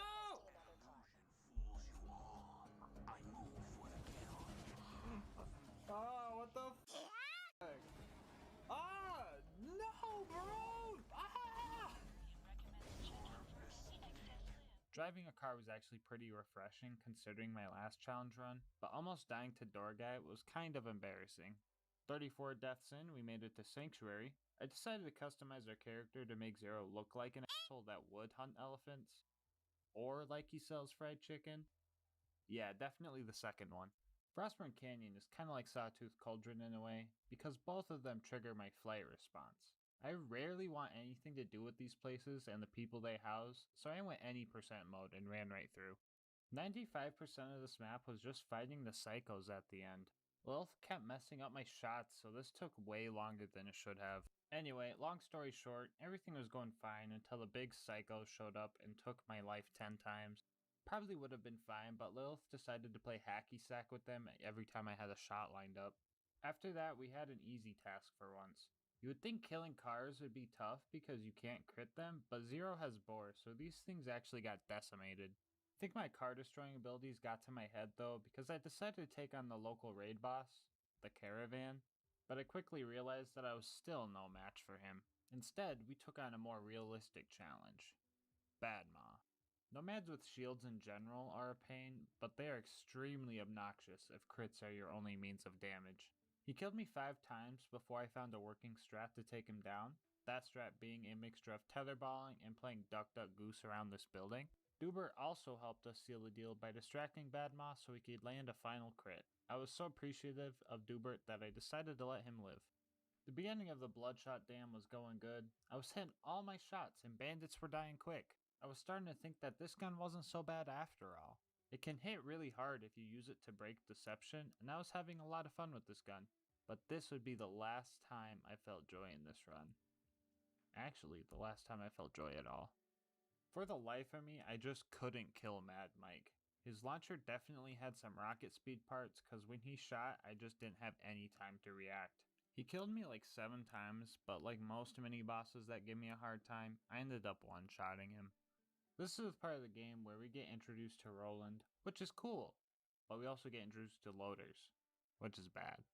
Also, did I mention you can't crit surveyors? Cause you can't. It's like really f***ing dumb. I died way too many times here, but I managed to get to the warden. The fight went decently smooth because he has a big ol' stationary crit spot and Critical Ascension put in some work. But I was still very fed up with this part of the map, so I finished warden off with a spiteful 360 no scope. Get it? Because there's no scope. I really didn't want to fight the rest of these loaders, and I guess Roland didn't either, because he just let me turn the mission in before we killed them all. This is why people like Roland more than you, Lilith. Come on, you gotta step up your game. Speaking of cool characters, Tina made us some bombs so we could go hijack a train. The loaders on the train weren't too happy with us, though. I wouldn't say we fought the loaders blocking our way. It was more like we slowly dismantled the loaders blocking our way. There are some surveyors too, but if you just jump in place, they get a little confused and stay still, which was a lifesaver for this challenge. So the Wilhelm fight was weird, because it felt doable and impossible at the same time.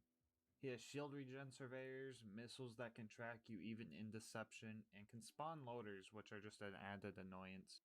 But on the other hand, he has a decent sized crit spot, the drones could be boar killed very easily, and the drones were good for second wins. My advice for anyone taking on this challenge is to keep your distance, and keep one drone on low health so you have a second wind ready if you do go down. Also, if you want to try this challenge for yourself, I'll put a link to this save in the description. I'll throw in some of my past videos save files too. Anyway, the fight went a lot better than I anticipated, with only 3 casualties. Okay, maybe 4. The next part of the game can be summed up pretty quickly. Lilith made me go through the fridge. To be fair, I literally just ran right through it, but the game gets exponentially worse from here. Everything was going kinda fine until this angelic guard from hell popped up. And I'm no English teacher, but I'm pretty sure that's an oxymoron. Anyway, the loader alone was already obnoxious, but I also had to deal with the f***ing Terramorphous wannabe heads with the undodgeable whip arm attack. My last bit of luck got me through this fight. It was distracted by some loaders, and I was able to slag it long enough to kill him from a safe distance. Overlook went as expected. I got there, placed the beacon, befriended the wounded loaders, started putting them back together, met their mother, had an argument with their mother, committed mechanical genocide, and went home. Back at Sanctuary, our boy Michael gave us one last chance at playing the game like a normal human being. And boy, I wish I took his offer, because the preserve was hell. All the hardest enemies for the elephant gun to kill were here. Stalkers, loaders, skags, the f***ing bird! The loaders were the first obstacle. Apparently getting both of your arms shot off isn't considered a wound. I'm pretty sure all 5 of these loaders right here were missing at least one limb, but it just didn't register. So we just had to do it the old-fashioned way and just murder them all. Stalkers were really annoying because A, they're stalkers, and B, they're stalkers. I just feel like trying to land crits on them is so awkward because they move really quick and just turn fucking invisible. The ultimate loader was close to being a run ender. If I can't crit something, I pretty much have no damage. And once you shoot the arms off this guy, it no longer has crit spots. The only reason I was able to take it down is because it didn't have health regen like most normal mobs do. It took a while, but it was killable. Skags are probably the easiest of all the enemies here, but I got pretty unlucky with the rabid spawns.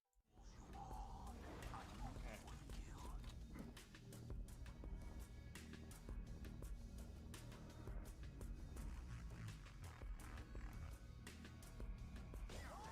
Ah! Critting Skags isn't always easy, so I resorted to grouping them up and trying to bore them.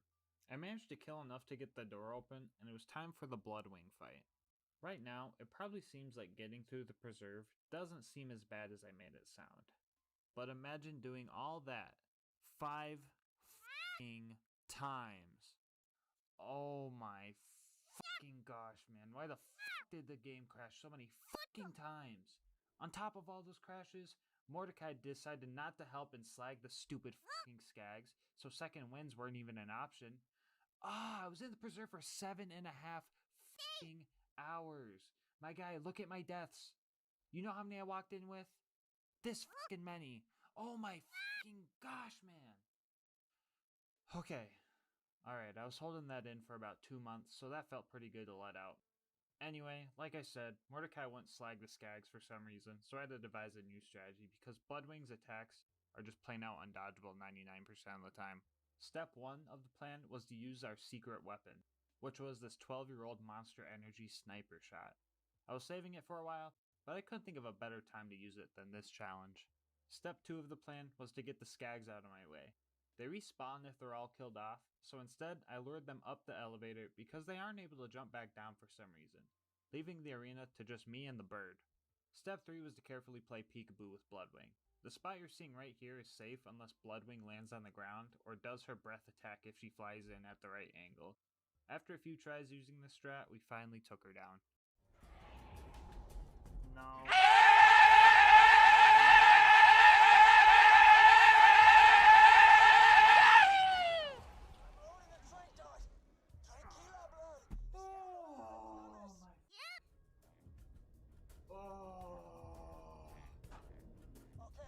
Oh my fucking god. Oh, how did that fucking work? Dude, I'm trying to keep still. My fingertips are numb, bro. You guys. No amount of emotional turmoil was going to make me give up on this run.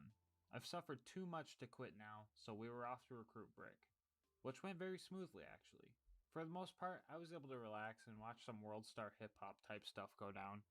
Opportunity was up after that, and it went pretty bad. The Jack Doppelganger should have been an easy assassination mission, but everything went terrible. He is pretty tanky and tries to run away from you. On top of that, the engineers had a thin piece of metal that somehow blocked crits. Sometimes I'd be able to shoot them off, but it felt kinda random and luck-based. Also, there's this one ion loader who was a master at strategic positioning because his actions caused like 10 of my deaths. But like most mini-bosses that give me a hard time, I ended up one-shotting him. On the way to bunker, I realized I forgot to take the Face McShooty mission like a heathen, and I found this really dumb death spot.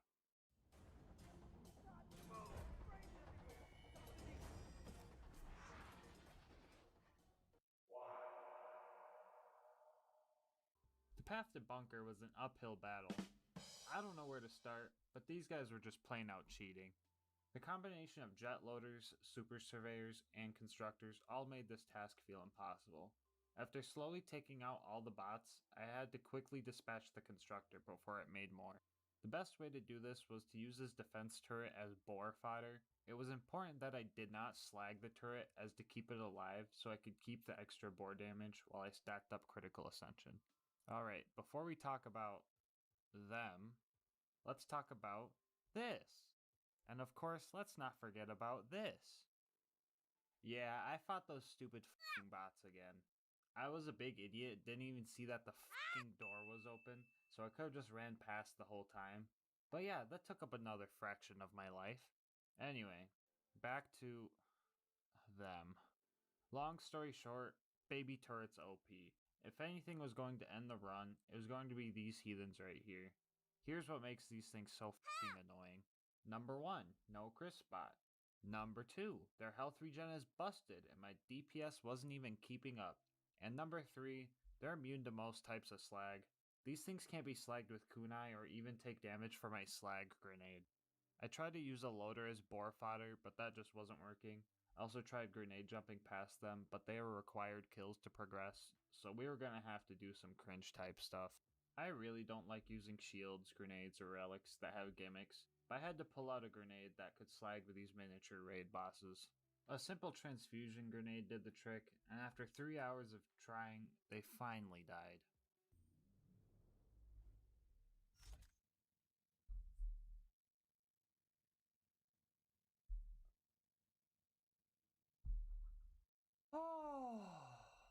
Alright, this place wasn't as bad as the preserve, but I did rack up like 80 deaths just trying to get to the friggin' bunker. Anyway, the super toaster on top of the mountain wasn't bad. It was mostly just this ultimate loader that was making the fight hard. But the critical ascension makes quick work of constructors, so nothing too painful. Speaking of pain, it was time to see if the elephant gun could snipe face McShooty. The main issue wasn't the lack of scope, but more a lack of natural accuracy. Even with the accuracy boost from my skills, it still took about 15 shots before I landed the crit. Nonetheless, the elephant gun can snipe face McShooty, so it will go on the top rank of the tier list. I knew the bunker fight was going to be tough. Yeah, the big turrets had crit spots, so that was in my favor. But was I going to have enough firepower to take on the... Oh yeah. Find it really funny that all those big turrets and the big defense spot were like super easy to take out, and then you have ion loaders who won't even let you in their bubble if you're down? Like for real though, whose idea was it to make it so you just start climbing the bubble? Who? Please, someone please tell me. On top of those fuckers, we also had more invincible baby turrets, but now they had undodgeable laser beams, which sadly means I had to bust out the cringe grenade again, which made me feel like a cheater even though I wasn't cheating. We managed to make it out alive with a little over 400 deaths on the board, and I practically dodged a bullet because my game crashed as soon as I made it back to Sanctuary. TBH, I wasn't hating the idea of going to Sawtooth Cauldron. After all, I've been fighting robots who resist normal bullets for the longest time, and squishy bandits seem to be a lot easier to handle. The ambush commanders weren't bad either because their heads are pretty big and deception can distract them pretty easily. I did get pooped on by mortar though. The buzzards probably would have went perfectly if it wasn't for this goon, but I think he tried to fight a buzzard and just flew away anyway, so he wasn't an issue for long. You could get through this next part of the game pretty quick usually. I don't think there is a single mandatory kill in all of the Arid Nexus, which is a good thing because our boy Saturn can't be slagged and doesn't have a crit spot. But even with running right past everyone, I managed to die right before picking up the info we needed. The final mission was upon us, and I was ready to end this. But the game would not make it so easy though. Taking out loaders with Claptrap was fine, but the combo of super surveyors took forever to kill. Eventually I managed to confuse them really close to each other, and Boar took it from there. Hero's Pass was going fine, until I met up with my sworn enemy, Baby Turret. On top of having stupid health regen, no crit spot, and being hard to slag, they are also completely immune to molten lava, I guess. One last time I had to pull out the cringe grenade, cause not even Brick and his infinite hammer supply could take it out. With the turret dead, the path was clear. It was time for the big fight. Jack was our first opponent, and he was definitely a tough one. The fight was more intense than a 1v1 on Rust against the guy that said rude things about your mom on Xbox Live. Hey kiddo, Jack here, president of Hyperion. He had health regen, which made this fight last a while. He was also using a lot of crazy movement tech that I've never seen before. I managed to hone in on his one weakness, that being his big shootable face, and went on to the final fight with the warrior, which went a little something like this.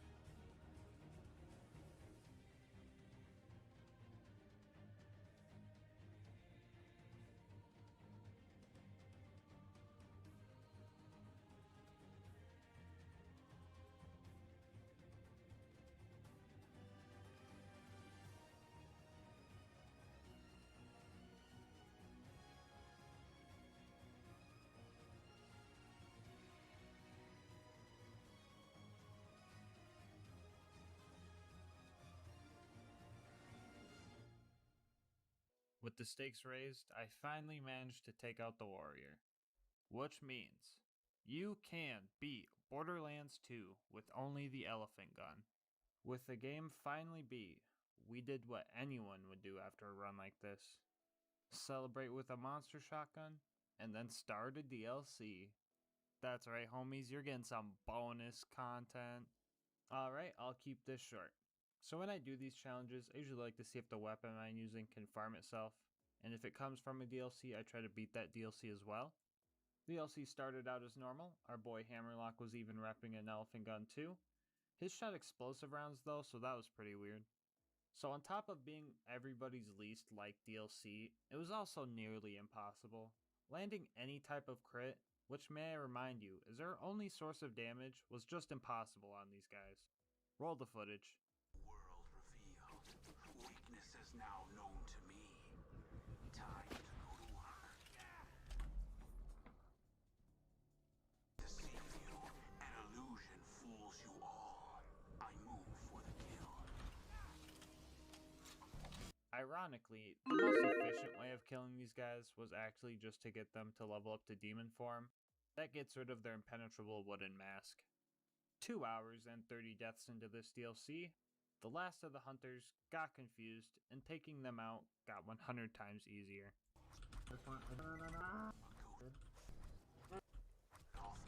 Boat working out?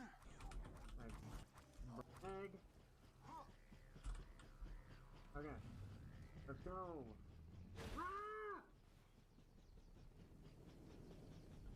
With all the eggs procured, it was finally time to take out Arizona. And she was a pretty tough boss to figure out. So basically, her crit spots can disappear if they're shot too much, and if not fought properly, she can still have half her health left with no way to crit her. And with the amount of health she has, the fight from there is practically impossible.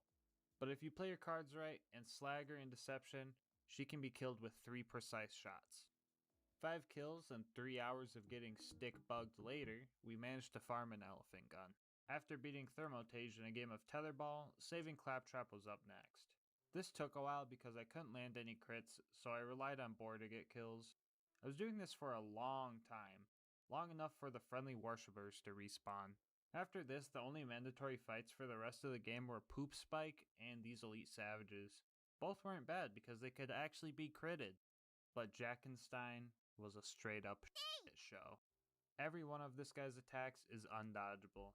Mix that with the amount of ion loaders he spawns, you get a whole lot of pain. I had 2 options. Pull out the cringe transfusion grenade again for some type of healing, or use this cheese spot I knew about. After 80 attempts in this fight and 600 deaths total over the run, I chose the latter.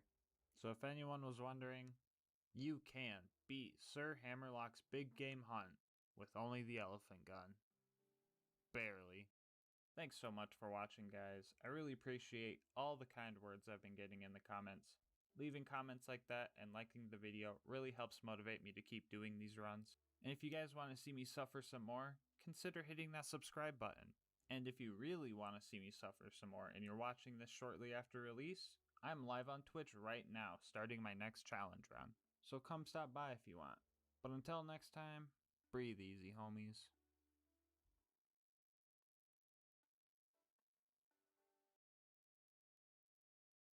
Captain Blade was the most feared pirate on Pandora long, long ago.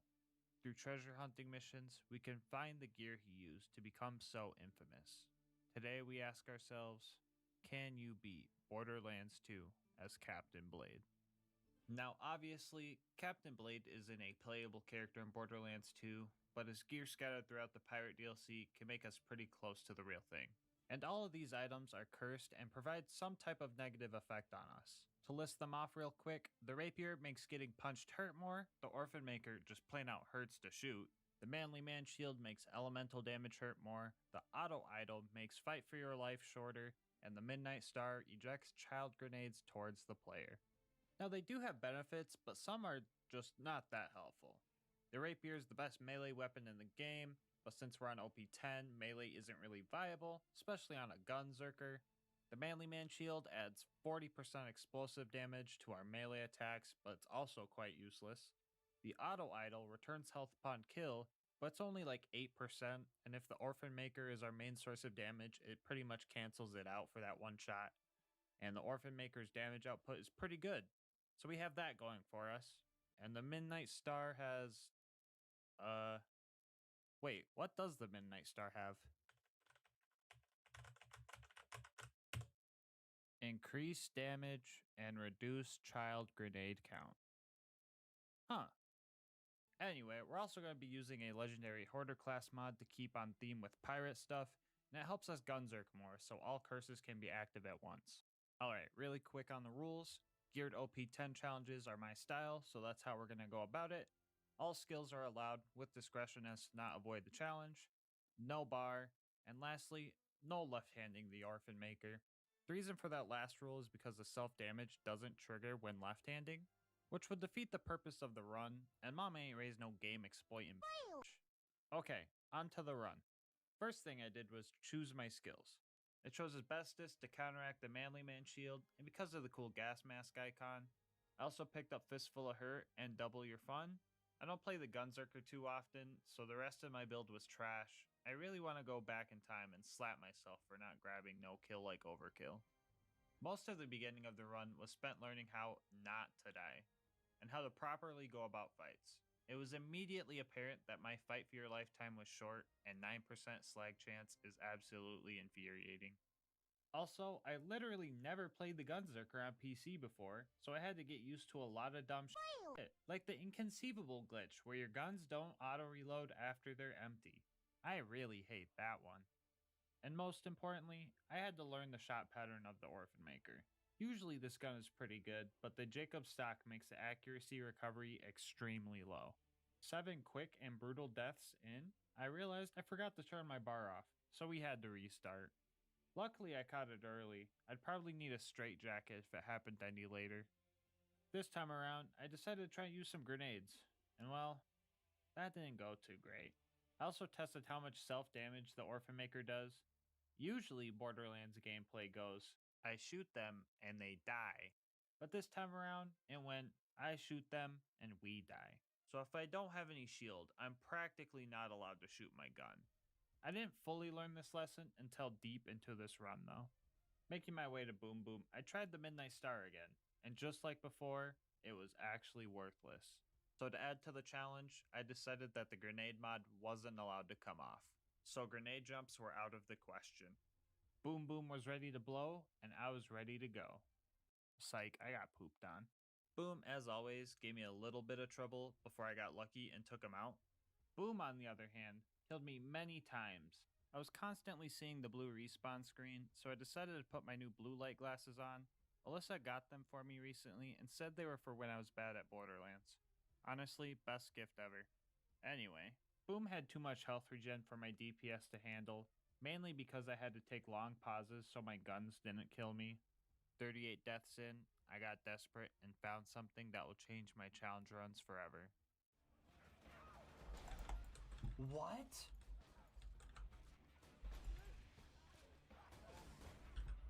I didn't know I could do this. Dude, I wish I would've known this from my last run. The new strat of getting within neck snapping range worked great. I just lined the psychos up so they couldn't hurt me and started going to town. Also, here's a slagged armored enemy taking nothing but critical hits by this corrosive rapier, and it's doing nothing. This is just for reference on how little damage this thing does. Good thing we had the Orphan Maker though, because this wouldn't have been possible without it. After getting misted by my first monster shotgun of the run, we were off to fight Flint. You can't see it, but the word fight has quotations around it in my script. It also says something about foreshadowing, but that word has too many syllables for me to understand. A common problem I would face in this run is getting shot down to low health right before I tried to shoot the Orphan Maker, making me die. Another common problem was thinking the Midnight Star would actually work this time around. All these issues were building up, and day one of this challenge was really breaking me. I've never been closer to giving up than I was during the Flint fight. The health regen mixed with me always taking damage from other people made this fight impossible. I had one last idea before I was going to throw in the towel. Earlier in the run, I said something I was totally wrong about. 10. Melee Sal on OP10 don't exist.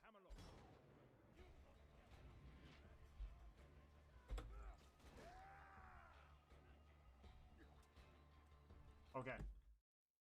Yeah, you seen that right. In one last desperate attempt to best Flint, I managed to find the cheesiest cheese ever. I call it Flint locking. Knocking him out of his arena makes him really confused, and he won't try to attack you anymore. And if you try to knock him into the water, this happens.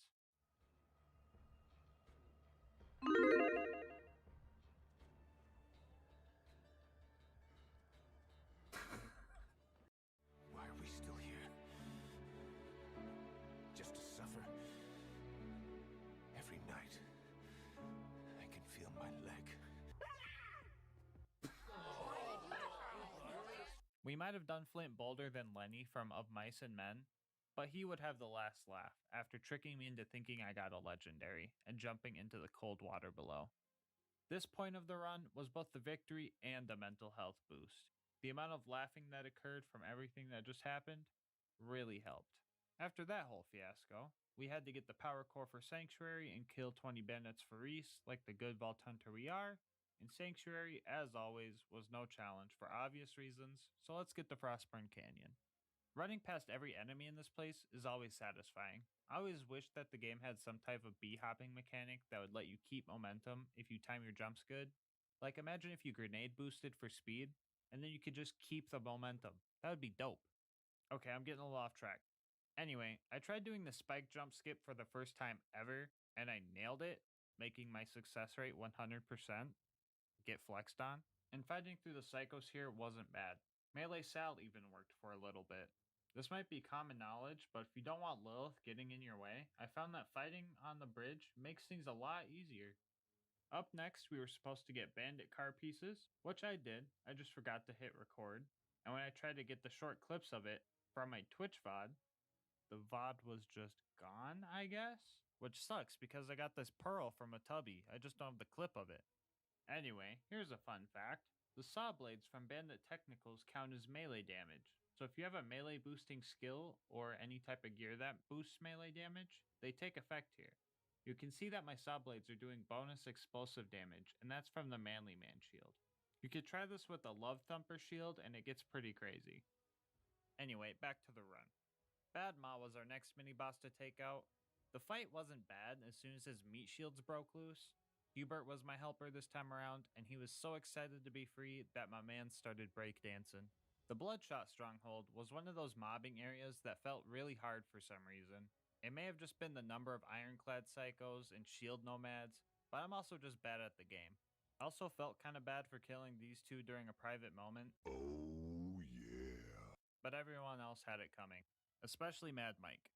The guy just wouldn't die, and the fact that his corrosive launcher did extra damage because of my shield wasn't helping. After a few tries, I realized that he wasn't even a mandatory fight and the door to the next area was open. So I decided that flushing him like the turd he was totally fair. After saving Roland from getting kidnapped, we had to save Roland from getting kidnapped, which means the Warden was our next target. If you decide to try this challenge, which, save file in the description if you want, it is imperative that you kill Warden before he goes to the gulag. Be patient, be smart, and don't worry, he doesn't have health regen. You need to kill him first try or it's pretty much over. My mistake here was going for the kill instead of taking out that surveyor. If I were to have killed Warden here, it would have saved me hours. But I didn't, and now it was time for pain. Gulag Warden may seem like the same fight, but it's actually harder. Usually shooting Warden in the eye will stop any construction it is doing, but in the Gulag, you actually get ultimate loaders moonshot at you as well. Meaning getting close enough to do damage without dying is pretty much impossible.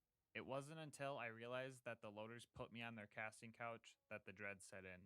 Like holy shit, I really looked like I was gonna cry here. I tried a multitude of different strats, resetting the map to get a jump on the Warden, running around the map and doing run-by shootings, looking for cheese spots, but nothing was working. I had a few options. I could be a baby and reset the mission with the save editor to retry the Bloodshot Dam fight, but the same thing could just happen again. I could be a man and reset the whole playthrough because that would be more legit, or I could be a true man and live with my mistakes. With that being said, the final strat was devised. Step 1, break loaders' kneecaps to slow them down. Step 2, eliminate most loaders to have only 4 on the field. Warden will only spawn up to a certain amount. Step 3, be smart and patient, and do damage when it is a safe option. Even with this strat, the fight was tough. There was an angelic guardian dual-wielding Vladoff snipers that really messed me up, and I just wasn't able to kill it, so I just tried avoiding it. Eventually, the loaders got confused and stopped pursuing me for some reason, and I was able to slowly take out Warden from afar. I don't know why they stopped pursuing me right here. It's almost like Borderlands was meant to be played faster or something, and they just ran out of AI. Either way, I got really f***ing lucky right here. I really hope I never have to go to the Gulag again. Tundra Express was our next destination. The usual order of operations ensued there. Sing Campfire Song with Varkids, meet Mordecai, meet Tina, and try to grenade jump with the Midnight Star. Pretty basic stuff. I was a little overzealous and forgot to grab the damsels, so that was kinda cringe, but oh well. It was time to fight Wilhelm, and I was prepared for an intense battle. I planned to take him out in my first attempt. It's a trap!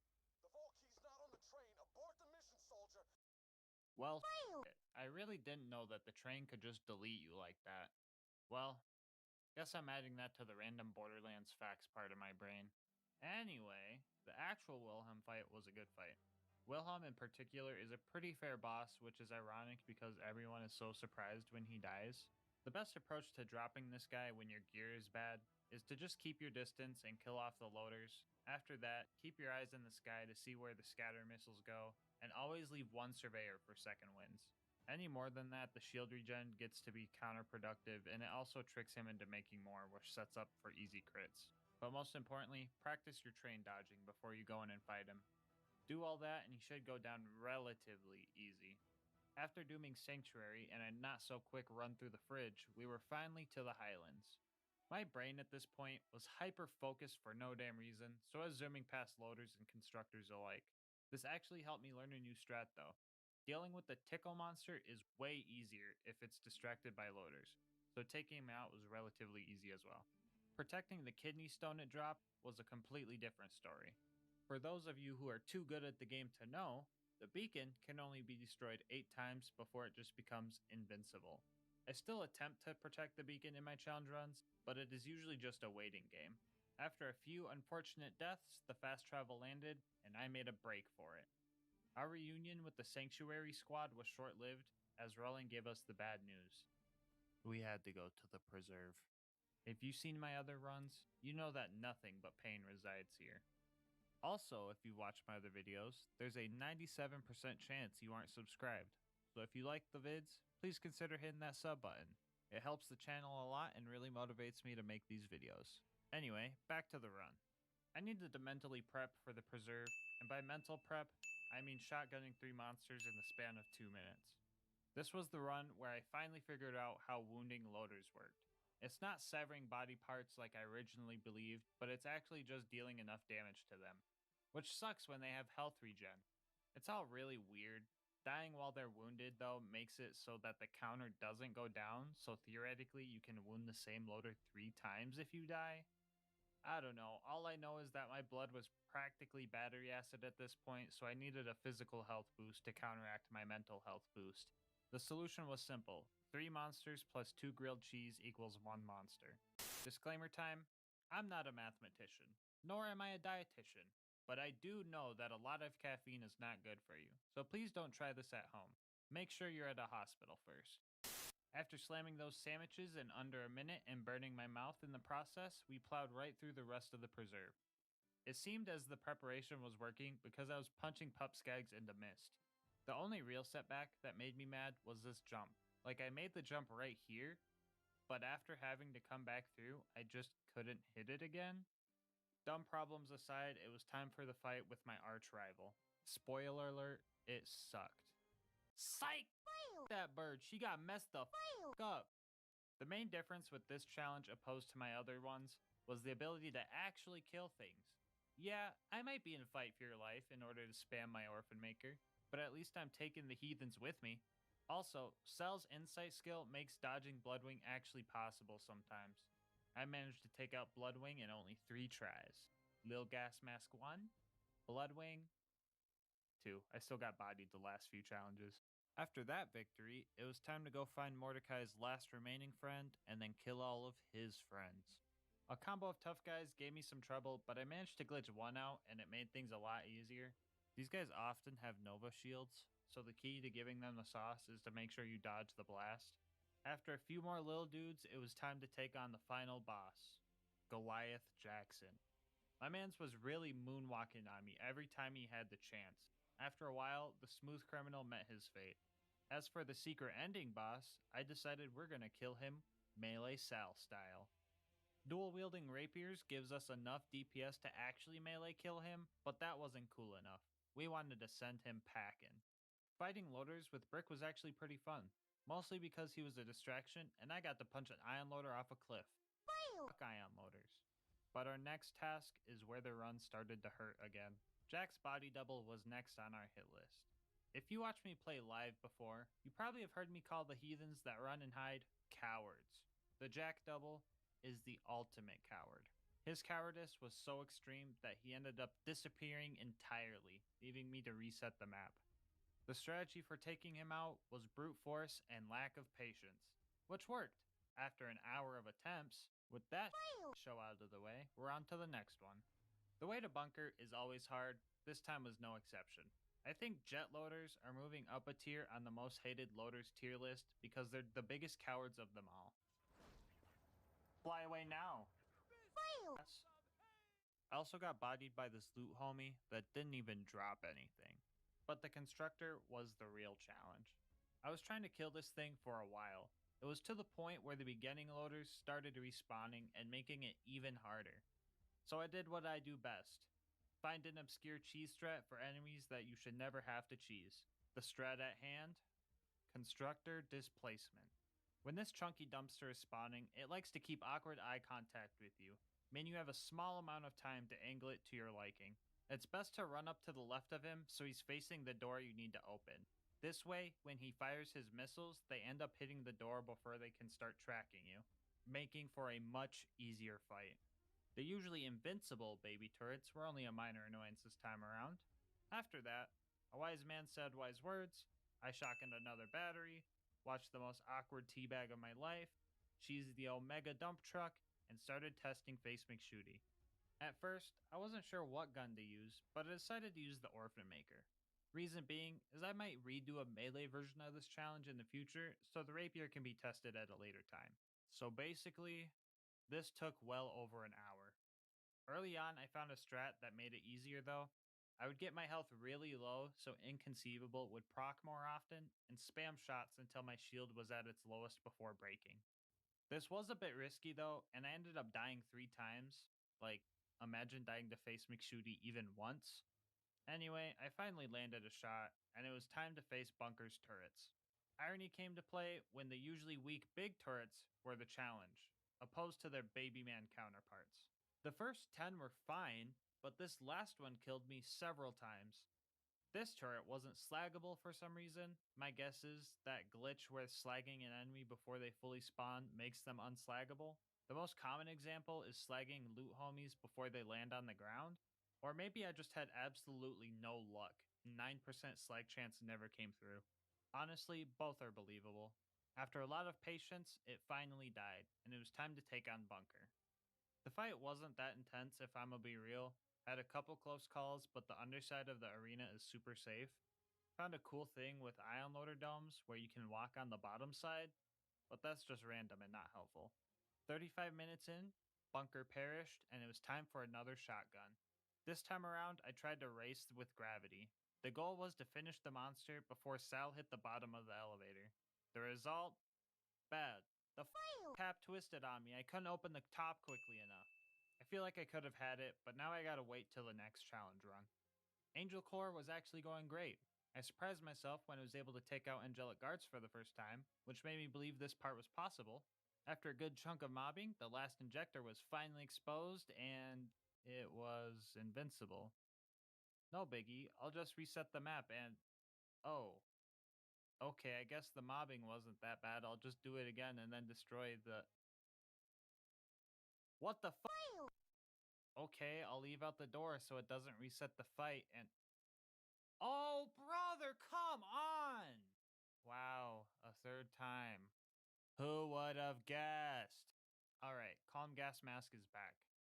So this was actually a hard lock. I literally couldn't proceed. On the third attempt, I noticed that the injectors respawn for some reason. I don't know why, but I thought that this might mess up the game, so I tried a fourth time, and I did it under 25 minutes, which is the time it takes for mobs to respawn, and it still was busted. 3 whole hours of Angel Core, and 1 hour of troubleshooting gibbed to make the mission complete. We figured it out. Alright, with that covered, it is time to cover Sawtooth. I hated this too. The ambush commanders actually spawn camped me for a while, and I was having trouble getting shots on them. My most viable strat was to get up close and fight for your life and spam the Orphan Maker. This wasn't a guaranteed kill though. After getting tenderized like a steak for a while, I managed to kill 3 of 4 of them, and the last guy was glitched out of bounds. Oh great, more glitches. My favorite. I thought I had a simple fix. I really thought I could just reset the map on this one, which I did, and I only still had to kill 1, but 4 of them spawned, all at once. On the bright side, I only needed to kill 1. After that, a cowardice buzzard killed me, and I found a weird glitch where if you die in the elevator, you'll respawn on the elevator. It was kind of weird.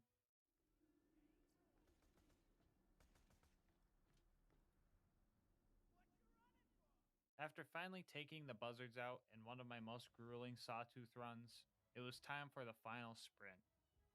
Every time I go to the boneyard, I rewire my brain for its prime directive. Locate valve, crank. Locate valve, crank. Locate valve, crank. After they were cranked, we telefragged the pipe and went to the Badlands. With the amount of mental deterioration these runs put me through, being able to turn my brain off for a bit helps, especially right before the big fight. It was also my birthday, so Alyssa made me baby plum cupcakes. Hashtag wholesome moment. Anyway, I usually run right past Saturn, but since I did that last time, and I really didn't want to deal with him firing at me, I decided we would kill him this time. Now I could have patiently killed Saturn with the Orphan Maker, but I really wasn't about that action. So I propped my Powerade bottle up on my mouse and killed Saturn while I bodied people in Smash Bros. Passive income, man. It will change your life. I bodied Saturn and Mr. Game & Watch practically at the same time. Killing Saturn made retrieving the data a lot easier. It was now time for the final stretch before Jack and the Warrior. Fighting the loaders with Claptrap went like most loader fights. I would kill a few, die, then repeat. This time around though, I was smart, and I baited out the super surveyors by severing their homies' limbs. I also found a couple of warloaders dabbing, and I wasn't about to let that amount of cringe exist in the same realm as me any longer. Like, bro, I'm already here.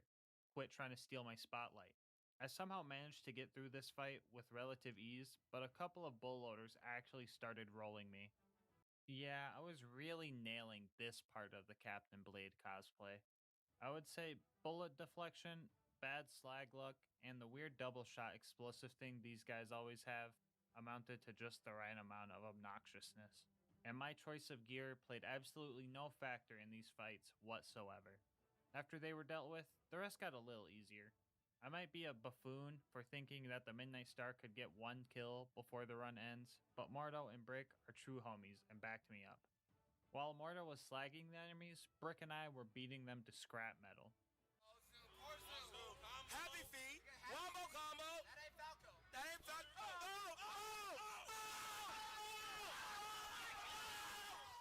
And after Mordo took out the turrets, the rest of the enemies became optional. The final fight with Jack was upon us, and like most of the runs so far, some weird cursed shit went down. What you're watching is a 40-minute fight sped up a whole lot. As you can see, his shield isn't really dropping. So when I eventually died, I needed a large refresher to keep me motivated. It was my birthday.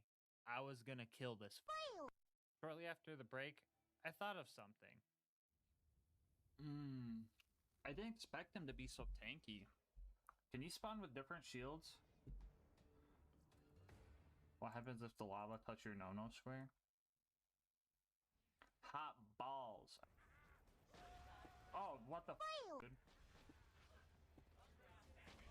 What the? Yeah, so I guess my man's had a turtle shield on or something stupid. I don't even know anymore.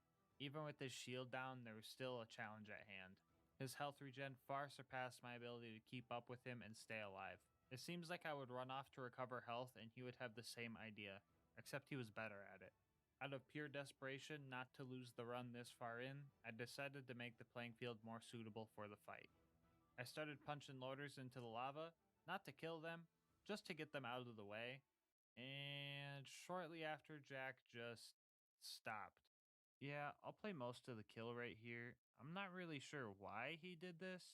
My guess was he probably realized it was my birthday and decided to give me the win, but it's likely that this fight was just being glitchy like it always is. Either way, I got the kill, and it was time for the true final boss. This time around, I decided to take him on from a different spot than usual, but the same shoot monster till he dies strategy was used. After a few fails by the hands of Crystalisks, the warrior assumed fate acceptance position. Or so I thought. He tried to pull one last trick on me, but luckily, I'm a very paranoid individual, so my guard was already up. Once his health bar was finally down to practically nothing, I seen my chance to get a kill with the Midnight Star. The final boss, taken out with the worst grenade ever created. All to finish off this treacherous set. Nah, psych, it failed on me again. On top of that, I killed the warrior while left-handing the Orphan Maker. I decided that since I was in Fight for Your Life, the self-damage wouldn't have really did anything, so I let this one slide. The warrior dropped a terrible leech, and I finished Jack off with the obvious choice of weaponry. The proof is here. You can't beat Borderlands 2 as Captain Blade, even on your birthday. Alright, don't go yet. I got some bonus content for you guys. Really quick though, it'd be awesome if you guys subbed, liked, and commented on this video. It really helps with YouTube's algorithm, and I also love hearing what you guys have to say. My Twitch and Discord links are also in the description if you want to check those out. Alright, now let's shiver some timbers. The Pirate DLC plays a lot like normal Borderlands 2. You just get pirate shanties stuck in your head more often. Things started out a little rough, but after outplaying the last few Pirates action movie style, our first real test arrived. So No Beard always spawns with this corrosive stinkpot rifle, so we had to dance our way around this one. On the bright side, the guy's got no beard and 2 left feet, so taking him out was pretty easy. After talking to the most talented ventriloquist on Pandora and fending off a very angry Alfredo noodle, we finally had our first aircraft, sand skiff, which we properly flew into a bigger boat so that we could in return shoot the smaller boats. Whole lot of boatception. Upon meeting Scarlet, she said that we needed to put Sandman to sleep, so we were off to his lair. On the way there, we also dug up another rapier because I wanted to find all the treasures as a bonus challenge. I don't know why I added more challenges because Big Sleep and Sandman were actually pretty annoying to fight. Well, Sandman actually died like a baby man, but Big Sleep is just a dumb boss. Like most enemies I despise, Big Sleep has this undodgeable chain attack that can even hit through walls. On top of that, the guy can just hit the whoa out of nowhere and deflect my bullets that, may I remind you, already hurt to shoot. A little over a dozen deaths later, I had to bring out the special weapon, the gas mask. And before anyone asks, yes, this gear is also cursed. Whoever wears this thing becomes unbelievably sexy at the cost of undying masochistic urges. With my breath steadied, brain cleared, and on the 666 death mark, I noticed something. For some reason, Big Sleep completely whiffed his melee attack right here while I was standing on this crate. Being the large craniumed lad I am, I instantly knew what to do. A simple confusion strat was all it took to take on this heathen. Also, he dropped the 12-pounder, so that was pretty cool. After we dug up our Orphan Maker and Manly Man shield, we raided this Hyperion caravan. Nothing too eventful, just your average Sea of Thieves gameplay experience. Grabbing the auto idol was more significant than talking to Herbert, so I'll include that instead of him. But our next destination was Washburn Refinery, where even robots can be cowards. There was a group of 2 super loaders that took about 20 minutes to kill, and then there was Hurley, who took 2 minutes to kill. Gearbox did my boy Hurley pretty bold when it comes to balancing. The main attack that makes him unique does 4 damage. On top of that, you can blow his arms off, making him the easiest boss in the game. With all 4 parts of the compass found and or jerry-rigged, it was time to set off to the lighthouse. Here we found the last treasure we needed, the Midnight Star. Way to save the best for last, am I right? Surprise, surprise, Scarlet betrayed me and sent her biggest cowards after me. They really said, I'm about to head out as soon as I needed a revive. Nothing too hard, but the lieutenants did mess me up quite a bit before I managed to take them out. We somehow photobombed our own POV of getting eaten and fought Roscoe the Rat Hive. Thinking about it now, the Leviathan has some type of turducken situation going on. Like for real, you have the rack inside of the Rack Hive, and then the Rack Hive inside the Leviathan? I don't know, I'm probably thinking too deep into this. Anyway, Roscoe was a bigger baby than Sandman, both figuratively and literally, so he died in like 40 seconds. The Leviathan, though, was a whole different story. At first I was bombarded by sandworms and their deadly corrosive spit, but then after I respawned, they just disappeared. I don't know why, but it was just 10 minutes of dodging rocks and shooting his eyes and heart. After that was done, a whole wave of worms popped up, and I just took them out from a safe spot. It was a very slow process, mostly because when they go underground, they remove any slag applied to them. And, the whole 9% slag. Yeah, you get it. After all that, I had to fight not one, but 2 sandworm queens before the Leviathan showed its neck. It would have been so simple. I just had to kill the last weak spot, but I left-handed. I had no excuse this time. It was tempting to let it slide, but I had to do what was right. Resetting the fight was the only option. So I did this 20-minute fight about 3 times before the Leviathan finally perished. Which means you can beat Captain Scarlet and her pirate's booty as Captain Blade. Alright guys, that's going to wrap up the video and the bonus content. I just want to thank you guys so much for watching, and until next time, breathe easy, homies.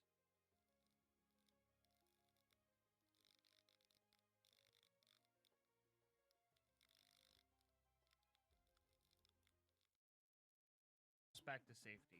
The best we could do from here was cheer her on from the sidelines as she ran back to the mainland. A couple of lads even seen us use the power of friendship and decided to join the cause. Oh, there's some psychos behind us? No, they're homies. They're homies. Oh. After a bit more mobbing, well, I think I was mobbing. It was kind of hard to see, anything at all. Anyway, we made it to the Flint fight. Before we jumped in, we devised a plan. One of us would lure Flint over towards our safe area, and 3 of us will attempt to deal as much damage as possible, while Queen Eye will be our designated medic that we can crawl to. Everything was going according to plan, and Flint looked like he was about beat, but we rushed in too soon and ruined everything. We all started dying, Flint kept healing and healing and healing. After about 20 minutes, we got our bearings together, and in an epic final stand, we managed to end his reign of terror. Finally, at 3 Horns, our next objective was to situate a car. There wasn't really any mandatory combat for this part, but these bullymongs were straight up relentless. We may have died, but on the bright side, our cars were straight up ballin'. That's right, everything is rainbow around here, even our exhaust fumes were glitter. You know what they say, if you're gonna pollute the planet, at least make it aesthetic. Corporal Reese was in some trouble, and since this challenge is all about friendship, the least we could do is go and save it. Oh, he's dead. Well, in that case, let's just make sure to kill the 20 bandits for him. Finally, Sanctuary, where all the homies are at. Speaking of homies, PK Lucas has a message for the YouTube squad. He also wanted me to show you guys this graph. We are up 8% from the last video, which is super awesome. If you have watched any amount of my videos and are enjoying the content, you might as well sub. And if you're already subbed, good job, I'm proud of you. Anyway, back to gaming. Speedrun Canyon had its usual start. I was thinking I was going to smoke everybody in this race, but Tom straight up teleported to the end, precisely why he was designated checkpoint grabber. We had a little bit of trouble on the way when Queen Knight decided that she didn't want to walk anymore and tried to have a psycho carrier. Don't worry though guys, she's fine. Watching her attempt at taming a wild animal gave me an idea. And right then, we devised a new strategy. I call it res running. This strat utilizes fight for your life riding mechanics and redeem the soul's insta-revive to make for an easy medic evac. To perform this when your friend is down, first call out that you're going to res them and tell them to get ready to run. Then jump above them and press the revive button, thus landing on their head and letting them run you guys to safety. If their redeem the soul isn't active, they can also revive you as you're running. The power of friendship and teamwork is a great thing. Our first non-homie NPC arrived to ruin our day. Honestly, Lilith wouldn't have been that bad if her phase blast didn't hurt us. Whatever. we can camp out on the bridge where she can't get us and deal with the 3 super psychos. Or, wait, I mean, 12 super psychos. It turns out 4-player difficulty also adds more enemies as opposed to just stronger enemies, so I guess that's good to know. All of us were running out of ammo quickly and frequently, and since we were all still broke, I ran back, acquired loot, hit the skip again, and shot my gun 8 times before running out of ammo. Some of us had other ideas, like Queen Knight. Bless her soul. We were shooting, but mostly slicing as psychos for upwards of an hour. After saving the useless character, it was time to save the necessary character that the challenge may or may not have depended on. First thing we need to do is acquire a new whip. The cars we needed to destroy are weak, but I ended up getting ran over anyway. A few times. The second time I was just chilling when a car decided to ram the caravan into the back of my head. The deaths were worth it though, because now we have a truck that can hold all the homies. This is usually the part of the run where I say, Bad Ma hard, but honestly, there was another big psycho that took longer than him. We cornered him a few times, but good god, these guys are super tanky. Let's all take time to appreciate the fact that these guys don't have health regen, otherwise this would be a quick video. Bad Ma, like I said, wasn't as bad, but still took a while. It would have been nice to get Bloodbath from his shield homies, but we killed him off too early. The Bloodshot Stronghold was one of the most obnoxious parts of the run. The mobbing area before Mad Mike is literally a shithole. And the enemies here have the high ground, and getting close enough for efficient kills was just tough. Also, let's not forget about all the Ironclad psychos. But the absolute worst part was when Steam servers went down and kicked everyone from the game. It could have been a simple fix. Just had to wait for the homies to rejoin. But this wouldn't be a gas mask challenge run without dumb glitches. We had a game crash, meaning I had to run through all the obnoxiousness again. Since we got through all the mandatory combat here before the crash, I decided running through the next save was fair since we were practically right there anyway. Finally at the dam, we faced one of our scariest fights we were all dreading, the Warden. Constructors usually have upwards of 90% damage reduction to explosive damage, meaning we were going to have to put all of our offense into this fight. While going through the Friendship Gulag would have been pretty thematic for this run, it was not an option. With our plan ready, we charged in, and the fight went fan-tastic. I believe 2 or 3 of us were actually able to get Bloodbath to proc off loader kills, and with the 5 times duration, we absolutely annihilated Warden. And just like that, Roland was saved. Next up was our scheduled tea time with Tina. We decided to split up into 2 teams to get through this area faster.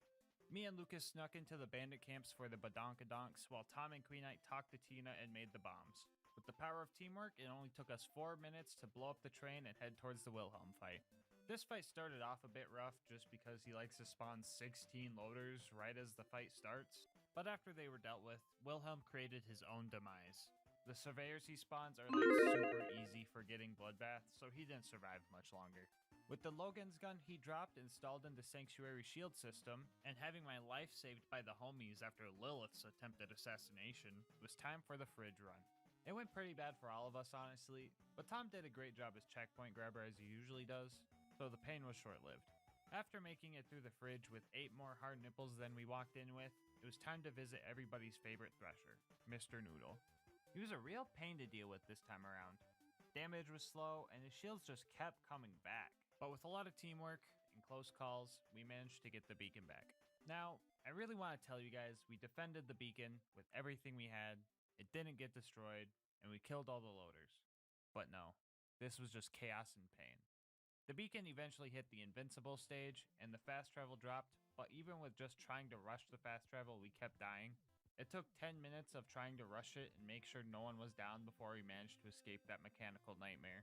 But the pain didn't stop there, because up next was the Preserve. We started out getting our butt cheeks chomped by rabid stalkers. But if we're looking on the bright side, wounding loaders is way easier with 4 players, so that was pretty cool. The mobbing wasn't crazy difficult, except for the stalkers, based on how they're built and the whole invisibility thing. Basically, it was just really tough to deal damage to them. I managed to get a crazy Bloodbath chain for most of the first mobbing area, which paired with the revives I was getting, saved a lot of time. The ultimate loader was surprisingly weak compared to other big enemies we have faced. The real challenge we faced was totally optional, but we needed to know who would win in a 4v4. 3, 2, 1. Here comes the bad Oh no, this is impossible. Oh no, not the jet loader. Well, we died pretty fast. We managed to take out 3 of them, but with no drops, sadly. But the 4th was a jet loader and flew away. A bit more mobbing, and we made it to the end. Bloodwing was upon us, and she knew I was bringing friends this time around, so she came prepared with her own secret weapon. Not only did we have to deal with Bloodwing, but the jet loader is dropping missile strikes on us as well.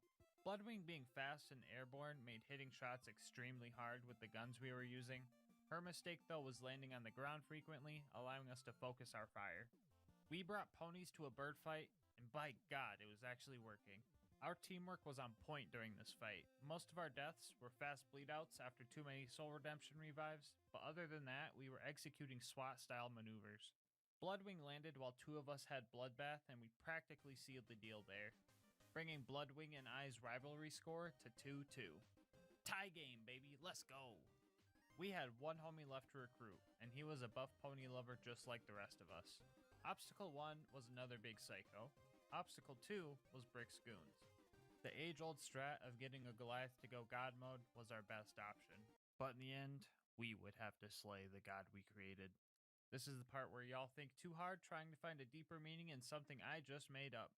Anyway, after jumping the sarcastic slab, we started punching robots with Brick. Also, here's a classic Tom joke. Hey guys, how does Brick kill loaders? How? I don't want to know. He breaks their motherboard. That's going in the video. With the boys, and Lilith, finally reunited, it was time to get the last thing needed for the bunker raid. The Jack Double was our next target, and let me tell you, this was a long fight. I feel like every time I fight this wannabe in a challenge run, I get some cursed, desperate POV of me trying to kill him. I can't get through this line without laughing. It's staying like that. This fight was extra tough because not only was his shield tanky, but he also has the power to instantly refill his shields, I guess? Lucky for us, however, he constantly summons reinforcements, aka bloodbath fodder. With both advantages and disadvantages in this fight, it was a real roller coaster. We got close a few times, but this insta-shield trick gave him a lot of time to regen his health. After a good 30 minutes, the game gave up and the Jack Double got stuck. Lucas and I would take turns going in for damage while Queen Knight and Tom distracted the reinforcements. Shortly after that, Fake Jack's fake face was sliced off. Finally, with all the tools acquired, it was time for the bunker raid. Obstacle 1 wasn't anything new for us, a simple constructor fight and the first door is open. Obstacle 2 was the one I was most worried about, the infamous baby turrets. For those of you who don't know, these turrets are completely immune to splash damage for some reason, meaning the only damage they would take were from direct pony contact. These guys also have some anime protagonist health regen, which makes progress incredibly fragile. Luckily, we were all Krieg and fought a glitch with another glitch. Infinite vertical melee is a thing in BL2 where you can melee anything directly above you, no matter how high it is.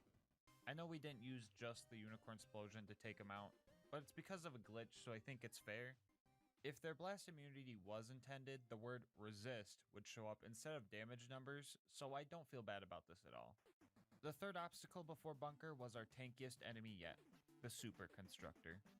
We all hid and started laying into him as best as we could. Now, if you viewers learned anything from this fight, let it be that horses beat nukes. No. Oh, can I shoot the nuke? Please. Nuke, come after me. Please. Yes. I shot the nuke with a horse. I shot the nuke with a horse. Oh god. Somebody shoot the nuke. No, it's coming after me. Please, no. No. This fight wasn't necessarily hard, it just took 20 minutes to finally take him out. And finally, the last test before bunker, Base McShooty.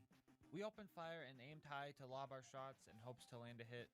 We suspected that the shots were disappearing, and we were right.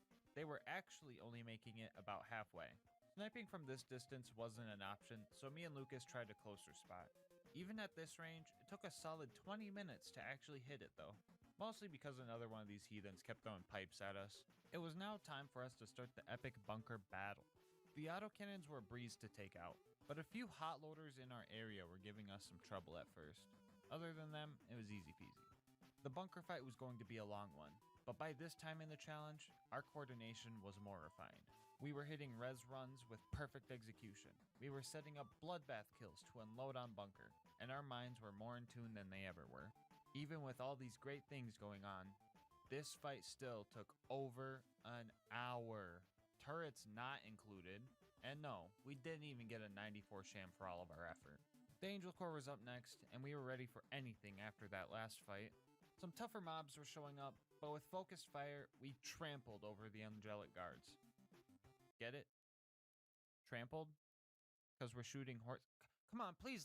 This time around, we discovered a new strat of saving the shock field generators because they're easy to kill and give second wins, which helped a bit. Also, we had Roland and his turret, which gave us tons of ammo. You know what didn't help though? Lilith constantly phase blasting us out of nowhere. Honestly, fuck Lilith, bro. She actually pissed me off with her bullshit. Why the f does she come in, murk us, and then just say, Howdy, boys. since when were you a f***ing cowboy, Lilith? We told you not to come here. Can you please leave and make sure not to cripple us on your way out? Thanks. F***ing A. Howdy, boys. What the fuck even is that? Okay, got that out of my system. Cool. Anyway, Control Core Angel took about an hour to kill everything, but on the bright side, it was time for the final stride towards the vault and Jack. Psych! Welcome to Sawtooth Cauldron, boys! This place was terrible. The good old spawn camping from the ambush commander prank really got on our nerves. This was probably the most visual pollution I have seen in this run. It was to the point where I couldn't even see myself dying. Can't even see my body, dude! There wasn't anything to do, except just unload into the horde until the objective checked off. Would you believe me if I said that wasn't even the worst part? The buzzards were pretty much impossible to hit consistently, and we had to kill 5 of them, bro. Oh my. I'll go over some of the strats we tried to use to handle these guys. First off, our best chance of killing buzzards was for them to just get stuck on some part of the tower so we could focus fire and take them out. That requires a lot of waiting and hoping though, so we also tried something else. We would ride the elevator down so that the buzzards would despawn and ride back up and try to catch the buzzards right as they spawned. I even attempted to ride the spawning buzzards by downing myself and landing on top of it, but it wasn't working too good. We also tried to go to other parts of the map to kill buzzards with low movement options, but couldn't find any. The actual method of how we killed them will surprise you. The first one got stuck and made for an easy kill. The second one got stuck and we managed to shoot it down. The third one somehow managed to get stuck, so it was a sitting duck. The fourth one, however, got stuck, so that one was easy. And the fifth one, get this, actually got stuck in a spot where it couldn't move. It's pretty freaking weird, right? It also only took 75 minutes, so we actually did all that pretty fast. Right, guys? Right? We weren't in the boneyard for too long because we split up to the different pumping stations and the pipeline, so teamwork saved us some time there. The Badlands, however, are usually tough because of a certain boss, but what if I told you we weren't going to need to deal with any of that? I think it's about time we use that extra skill point. Speccing into Light the Fuse gives us a new technique I like to call totem poling. As shown before, when you are in a down state or fight for your life, you can ride on top of your friends, but will bounce off as soon as you are revived. The reason for bouncing off isn't because we are no longer in fight for your life, but because of a transition from being crouched to a standing position. With Light the Fuse, you never crouch when going down, and can run and jump, so when revived, you will stay on top of your friend's head. Repeat this process stacking from the bottom until your tower is made. Using this strat, you can effectively reach heights of around 7 times higher than your normal jump, which gave us a way to sneak past everything. Like I'm just jumping off the rock. Yeah. We both made it. Perfect. Perfect. The true power of friendship prevailed again, and we made our escape. In a way, you could say we beat Saturn with only Light the Fuse, and that is truly awesome. After respecking out of Light the Fuse because it's terrible in OP levels 1 or higher, we made our way to the final stretch. The claptrap door wasn't too bad. We just needed to make sure we took out this super surveyor while it was distracted, otherwise we could have a sequel to the Buzzard's Nest. The run through Heroes Pass should have been easy, since we have Mordecai and Brick there to help us out. But a loot goon spawned, Brick glitched out, and I had to spec into Light the Fuse to skip a barrier because they wouldn't open the door. And we absolutely couldn't get past the super constructor with enough time to travel to the vault. To keep a long story short, we tried to fight Jack, but I was expecting to light the fuse still, and it was doing more harm than good. The ending explosion radius is huge, and I would just down anyone around me, so going for a revive was a huge risk. We decided to run back to Sanctuary to respec and just run through Hero's Pass again. This time wasn't bad because we got to the door before the constructor even spawned. And now it was time for the real fight. This fight honestly was really tough, and the mask wasn't coming off until it was done. This is supposed to be the part where I talk about the glitch where he went invincible and we had to reset the map. But this is supposed to be a wholesome video, and I already let all my rage out on the cowboy giraffe. Okay, as for the real fight, Phase 1 was super easy. His shield is pretty tanky, but his clones are super weak, so revives and bloodbath are practically spoon-fed to us. Phase 2, however, was the real challenge. Jack's health regen is pretty tough, almost as tough as the baby turrets, and he also has a shield surveyor that has to be destroyed in order to deal more damage to him. This fight was a constant tug of war, and to show it off, here's the fight at 1 minute per second speed. Just look at the health bar. Bloodbath at the time was scarce, but things were looking up. Jack stopped spawning his shield drones, but started spawning his field turret instead, which was going to be our savior. These things are relatively weak, so Bloodbath was back on the table. I'm probably gonna lose. I'll win the bloodbath. Win it. Win the bloodbath kicking in. Win the bloodbath kicking in. Let's go. Ooh. Yeah. The warrior was here, and it was time for a fight. Crystalisks started spawning, which were susceptible to both melee and explosive damage, which were our specialties. The warrior fought hard, but he was no match for us. We had everything we needed to win this fight, and that is each other. The warrior eventually seen what we were capable of, and willingly let us fill his heart with the power of friendship. With the warrior down, we all celebrated. Queen Knight high-fived Jack a little too hard, but in the end, at least we know. You can beat Borderlands 2 with only the power of friendship. The run, however, isn't done. We still have some bonus content to tackle if you guys want to stick around and see us take on these DLCs. First off, we did Turkey DLC because it was the day before Turkey Day, and what better way to celebrate massacres than to blow stuff up, am I right? This DLC got pretty chaotic. The key points were the opportunity tributes that took a long time to kill. We're talking about 30 minutes to kill Rose and this clown shoot idiot. We had the jabbers after that, which would have went fine, but we had to kill them while they were slagged for the mission to progress. Hitting these guys with bullets or grenades is already tough enough. Luckily, Tom snagged a homing slag grenade at some point and made this doable. This only took 15-ish minutes to do, but that's relatively still a lot for what it was. On the bright side, we were finally able to cook Lucas like the snack he is, and fought the Waddle Gobbler, which was just your pretty standard easy to dodge moves but really tanky health bar fight, nothing crazy. So we also did the Grandma Torg missions, but in Japanese, so she didn't really talk and the voice lines were just skipped, which is already cursed enough, but getting the candy for her got even more cursed. One of the heathens we needed to kill ran out into the ocean where we couldn't kill him. Guess we have to wait until Wonderlands to blow up the ocean. Round 2 went a little bit better. He was a lot closer this time, so we were able to kill him. The whole thing was just really cursed. We all kind of regretted doing the side mission TBH, but I guess you can beat the horrible hunger of the ravenous Waddle Gobbler with the power of friendship. Did you guys know that was the full title? Because I didn't. Let's move on to the first big DLC, which was the Tina DLC. Our mission: save the queen. Our first obstacle: total pushovers. Literally, the skeletons are so frail that a single shot actually staggers them like a grenade or something. Mr. Bony Pants guy was also a joke, so the docks went by quick. Flame Rock Refuge shouldn't have been hard, but the fire barrels used to light the blimps didn't work for some reason. I tried using Krieg's Fire Breath skill to do it, but that also didn't work, so we just did a quick reset and the problem was fixed. Finally, at the forest, the difficulty started to ramp up a bit. We were no longer fighting skeletons, we were fighting trees. Strong trees. Tina forgot to balance the combat, so this stump was level 138. Like, imagine the peak runs you would need to do to get to OP 58. Anyway, the rest of the forest was alright. We stole the blood fruit pacifistically and made it to the spooky version of the forest.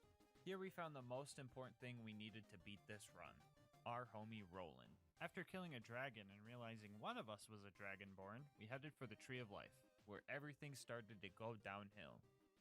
Actually, downhill doesn't describe it. It was more like things were going off of a cliff. We planned for the Ghost Kings to be tough, don't get me wrong. What really grinds my gears is that someone over at Gearbox HQ decided to make these guys resistant to all elements and gave them health regen. I don't know the rules for who does and doesn't get regen in UBHM, but an exception should have been made for these goons. Taking the first phase out was easy, but when they turned into fast-flying heads of suffering is when we almost gave up. This was one of those times where I was about to ring the bell and deem this challenge impossible. We tried many strats to take these guys out, like luring them out of the arena and hoping they just get stuck somewhere, getting bloodbath, but that wasn't easy because most of the enemies had the immortality sword in their back and it wouldn't give it to us anyway, and we even tried old-fashioned slicey-dicey strats, but to no avail. The 4v4 between the Ghost Kings and the GASMASK gang was looking grim, but we were looking at it the wrong way. It wasn't a 4v4, it was a 5v4. Roland, the absolute legend, was going to be our key to victory. We noticed that his turret was actually dealing relevant damage to the Ghost Kings. It was just a matter of the head being close enough for the shots to hit, and the body being far away enough because it would confuse the turret. First head was the easiest because we still had normal enemies to get bloodbath off. The second was probably the toughest. At first we got close, but we ran out of bloodbath and eventually healed back to full. We tried to reset the map for more enemies, but that was a bad idea because the first Ghost King came back. This time around, we didn't get much bloodbath for the first fight, but somehow still managed to kill him and get our progress back. This is when we tried the aforementioned lure strat that just didn't work. And right as I was about to give up, the second Ghost King just died. Alright, let's see. Let's look at bug page on Ghost Kings. Ghost Kings. Wait a sec. You killed it. Wait, what? I don't know. I just went back in the arena and it's dead. Huh? G-Strat, we just abandoned Roland. We did it, yeah! My theory is that he went into a non-combat stillness and Roland's turret just laid into him. Which really surprised us because we didn't see Roland throw out his turret up until now. With our newfound hope, we went back in and fought through the other kings, making sure to fight the head as far away from the body as possible, so the turret would put in the work. Even with this strat, it was highly reliant on things mostly out of our control. After nearly 2 hours, we finally took out the last king and ended the worst fight in GASMASK challenge history. It was time for the mines. The dwarves here were a lot tankier than we anticipated, but nothing compared to what we just beat, so we were fine. After ganging up on Ragnar the Emancipator, we completed the jumping and cube puzzles, both correctly, and then went to fight Greedtooth. We tried befriending him, but he was still mad about us punching his boss. Luckily for us, he spawns a bunch of dwarves, so bloodbath is easy pickings, and Lucas also rolled a 20 on his perception check and noticed there was a damage shrine in the arena. We combined that with our bloodbath for some major damage. Later in the fight, some aerial golems spawned in, but we kind of just ignored them because they were just kind of jokes. Anyway, 20-minute gold golem fight, not too bad. Hatred Shadow was our next challenge. First thing first, we had to kill a darkness with ponies, you know, because symbolism. And next we had a couple of mobbing areas filled with tough knights and wizards, and at the very end, we had the handsome dragon. First, we have established this already, but flying enemies are super annoying. We're shooting unicorns, not Pegasi, so it's kinda cheating on their end. Secondly, Bloodbath was kinda off the table because the baby dragons were surprisingly tanky, and even if we could proc Bloodbath, our stacks were usually low because sustained damage was hard to keep up with, so even if we had it, it wouldn't do much. And so the patience game began. Lucas and I, being the chaotic individuals we are, were right out in the open trying to do what we could. Tom and Queen Knight, though, were chilling on the sidelines acting as cheerleaders for us. Those two were roasting us more than the dragon during this fight, so yeah, I went there. Do you guys know why that's the cringe end of the bridge and this is the cool one? Because you guys are there. Oof. Got him. After a long fight, we were so close to winning when disaster struck. Steam servers went down again. We could have waited and this would have been fine, but for some reason my game straight up kicked me from the map and Borderlands was soft locked into this restoring session cycle. So not only did we have to do that whole fight all over again, we had to do the whole map's worth of mobbing as well. Why can't things ever just go smoothly, bro? What's with all these glitches and bugs? Like, come on! It's never just, Claptrap said his voice line twice, that's a weird glitch. It's always some never before seen, Jack turned invincible, Tom fell through the map, brick won't move, game soft locking bullshit. Okay, breathe easy, breathe easy. Okay, back to the run. Both dragon fights took about 30 minutes each, not including all the mobbing required, but in the end, we made it barely holding on to our sanities. The Lair of Infinite Agony was actually quick. There's no mandatory mobbing here, so the only thing we had to worry about was finding Mr. Miz to get our extra mysterious amulet. And finding him wasn't too bad, so all we had to do was buy the... Well, it's fine. Everything is fine. All 4 of us pitch in, we should have enough. I sold all my gear and asked Queen Knight for some money, but she thought it was a scam and wanted me to explain why we needed it and threatened to punch Mr. Wiz, which would have restarted the challenge. And Lucas was also killing him with jump damage, and I was just panicking across the board. Queen Knight decided to duel me for the money, and with hours of pain on the line, I decided to play it cheap for the greater good. With all of our life savings combined, we were able to buy the amulet with the worst possible friendship rating. The Sorcerer's Daughter was our next fight, and with all the fragile spiders around, bloodbath chains were easy to come by, but this fight still lasted a while for one reason. This was not Big Arm. No! We probably did enough damage during this fight to kill her 3 times, but the health regen powers were so powerful. We discovered that she could only leech us if we got too close, so the new strat was to stay as far away as possible. She still caught us lacking a few times after the new plan, but we eventually got our shit together and finished her off. I made a mistake right after the fight. I rolled 2 dice on this chest, and rolled 2 13s. You guys might not know, but this number always foretells bad luck for me. Rolling 2 of them meant something most unfortunate was going to happen. With paranoia high, we went to the top of the tower to face our final boss. Phase 1 seemed simple. His clones were easy bloodbath, just like in real life, but taking him out was going to take a while. The shield doesn't regenerate? I hope not. No, why'd you say it? We quickly devised a new strat to save our slag grenades for when his shields were depleted to put as much damage into his health bar as we could. Even with this strat, he managed to recharge his shield 9 times during this fight.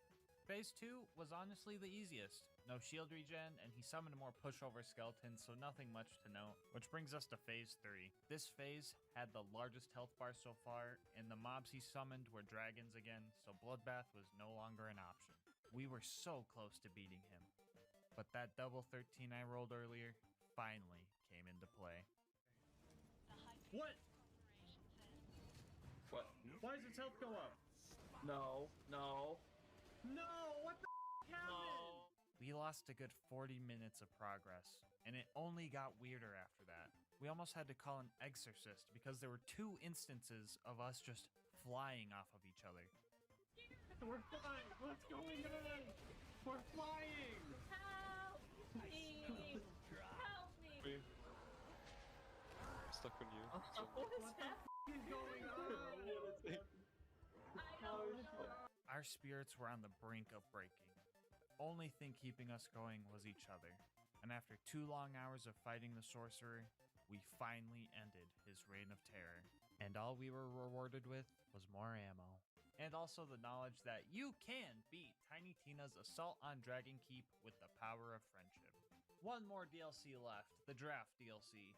We start off trying to defend Sanctuary before these insane X-Doll military goons decide to start gassing us. And with us being the GASMASK gang, we didn't have an issue at all. But Lilith, for some reason, is still calling the shots and straight up kidnapped us, and Hector made off with the most important thing in the universe. Back on actual ground, the game showed us that we're bad at fighting plants for the 2nd DLC in a row. There were a lot of plant psychos, and the chaos was really starting to get to us. We ended up shooting each other multiple times throughout this fight, but the last thing we were going to do is let some garden beat us. Anyway, we met Vaughn, and our next mission became clear. We had to figure out how this gas stuff worked. Testing included collecting infected brains and inhaling the gas ourselves for a sweet damage boost. We got the brain scanned, but the new Pandorans decided to launch an attack on our new base, so we had to defend it. This time around, the baby turrets were on our side, so we were practically Oh, what? They died already? These things were supposed to be invincible. No. So we fought these guys for a while before they ran out of vegetation to throw at us. Speaking of vegetation, our boy Mordo caught the plant disease, so we needed to save him. Luckily, Talon is here to help us kill literally only this one guy in the cutscene for us, and leave us to deal with the other 14 that all seem to have blast-proof shields. These guys were pretty tough, so we did what anyone would do. Inhale some plant gas so our guns were stronger, cause that makes total sense. Talon led us to where we needed to go by pooping out a trail for us, and Mordecai was officially diagnosed with plant. We needed to find a cure fast. Luckily for us, Cassius had what we needed. Getting to him was going to take some work. And by work, I mean using a giant space laser to open a door. We had to fight through some more Garden Gang members to get to the laser, but Brick showed up and he's been hitting the gym. Homie was level 116, so he could bite through any plant. Well, almost any plant. We made it to Helios Fallen, and I think you all know where this is going. We had to fill Uranus with unicorns.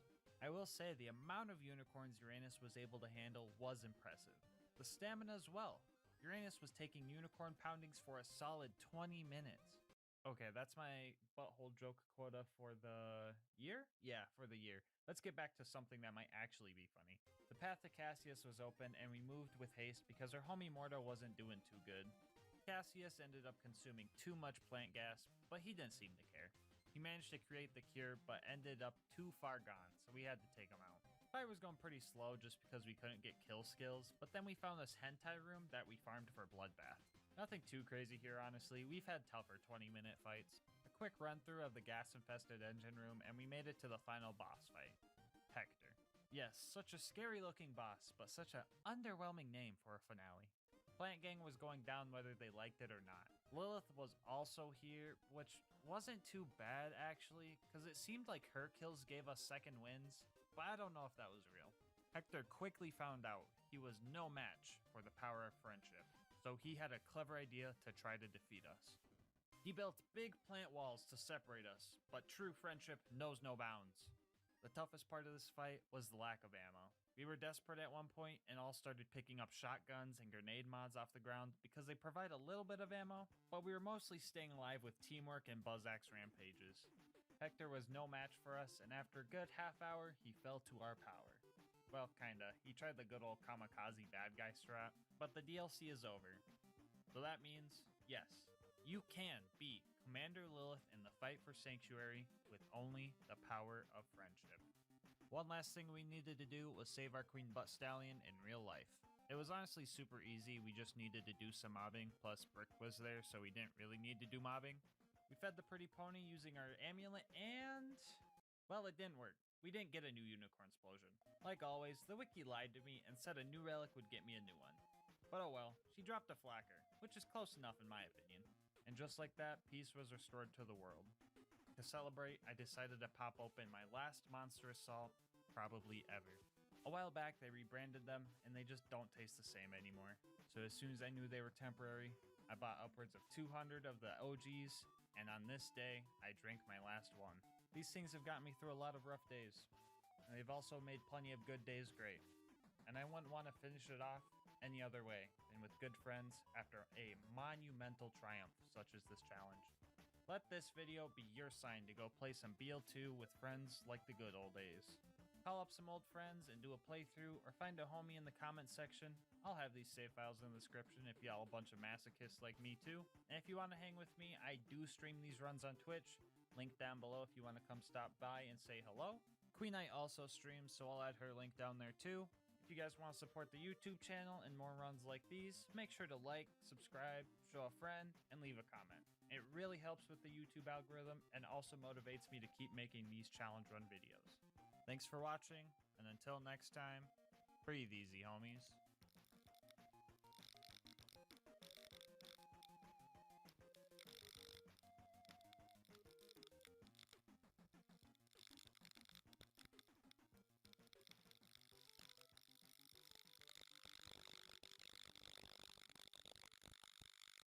So a while back, a homie by the name of Obo Shoes Games created a video about all the reasons why you couldn't beat Borderlands 2 without moving. And that got me thinking, can you beat Borderlands 2 without walking? Well, yeah, you could just sprint, crawl, or jump everywhere, duh. Okay, let's make it more interesting than that. What if we didn't have access to the 4 basic movement controls WASD? Well, in that case, you're still pretty much out of luck then. But there are still some loopholes we can consider. In order to succeed, we will have to really stretch the definition of beating Borderlands 2. My challenge runs are usually UVHM OP10 geared runs, where I test the viability of many cursed and terrible weapons. So we could do it that way, but the UVHM geared speedrun category pretty much already does this via double shot rocket jumping. They still do walk for parts of the run, yes, but most of the time they're just flying or spamming Norfleets. This also isn't a freshly birthed character, so getting to this max level geared scenario would require a save editor or walking while getting your character up to max level. If beating the game with a fresh character is what we are looking for, then a super easy, and in my opinion lame, way to do it is to play co-op and have someone else do all the work for you. But there is a way you can create a fresh character and beat the game without using WASD in single player. The quotation marks are there because this is where we really start stretching definitions. So the Giraffe DLC came out and gave the players the ability to create a new character starting at level 30. Each character also has a specific set of gear that is the exact same each time you create a new one. These characters also start at the beginning of the very last mission, the Talon of God. Okay, calm down. If you want to call me a cheater, I have the whole "you cheated, you didn't grow" copy pasta in the description, so you don't have to Google it to paste it in the comment section. Anyway, beating the game with one of these saves is a real speedrun category known as any % boosted. We will be doing a modified version of that, but don't think this is going to be easy. We still can't use WASD, so this ain't no walk in the park. Well, actually, it's not a walk at all, actually. So we set our movement keys to the arrow keys so we don't touch them, pick 0, and spec into execute. And bam, we can now dash toward enemies, allowing us to move. This should be easy, right? Well, not entirely. This is definitely a helpful skill, but there's one problem. It only works if we have line of sight to an enemy. And since we need to go talk to Claptrap first, we are pretty much screwed. But there's still hope. A level 30 boosted 0 starts out with a Rocketeer assault rifle, which we can use to do this. Okay, that was like 2 inches, but if you chain them together, you can actually get some momentum going. Throw some grenades into the mix, and we have a basic foundation for movement in this run. So our first goal of the run was to talk to Claptrap, but we were going to stop by Zed's place and hope for a better shield, since we are going to be shooting our feet a lot. We were able to use execute on his patient to get close quickly, and luckily we got an adaptive shield from the homie, so the corrosive dot we would sometimes give ourselves would be less of an issue. Getting out was tough because of the roof and the tight doorway, but we made it to Claptrap before running out of ammo. Here we could have save quit to get back to the fast travel, but we were low on bounce juice, so I decided to farm some by ooping myself to get some for free. Before we left, we bounced our way over to Crazy Earl's to buy an assault rifle ammo upgrade with the 12 Iridium we started with. This also filled our ammo so we could tackle the Iridium Blade strong. The first strat I tried here was punching a car while getting in and out of it to move, but it wasn't working as expected. I would have to rocket bounce to re-angle myself constantly, so we gave up on that idea.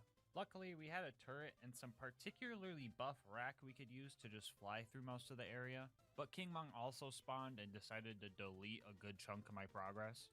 After barely escaping that fight with my life, I slowly bounced my way to Claptrap and then proceeded to farm some more ammo at the respawn station. Fighting the bots at the door was probably the best point-and-click adventure game I've ever played. The strat that got me through this was just having one robot really close to death so I could just use that for a second win. It was definitely scary at times though, like when exploders decided to run up on me and all I could do was just... But we managed to kill all the bots and the door was open. I thought that these stairs might be too steep to climb and me and Claptrap were gonna have to cloak ourselves and cry at the bottom, but I was wrong and climbed them one step at a time. Spawning into Heroes Pass, the first thing we do is die.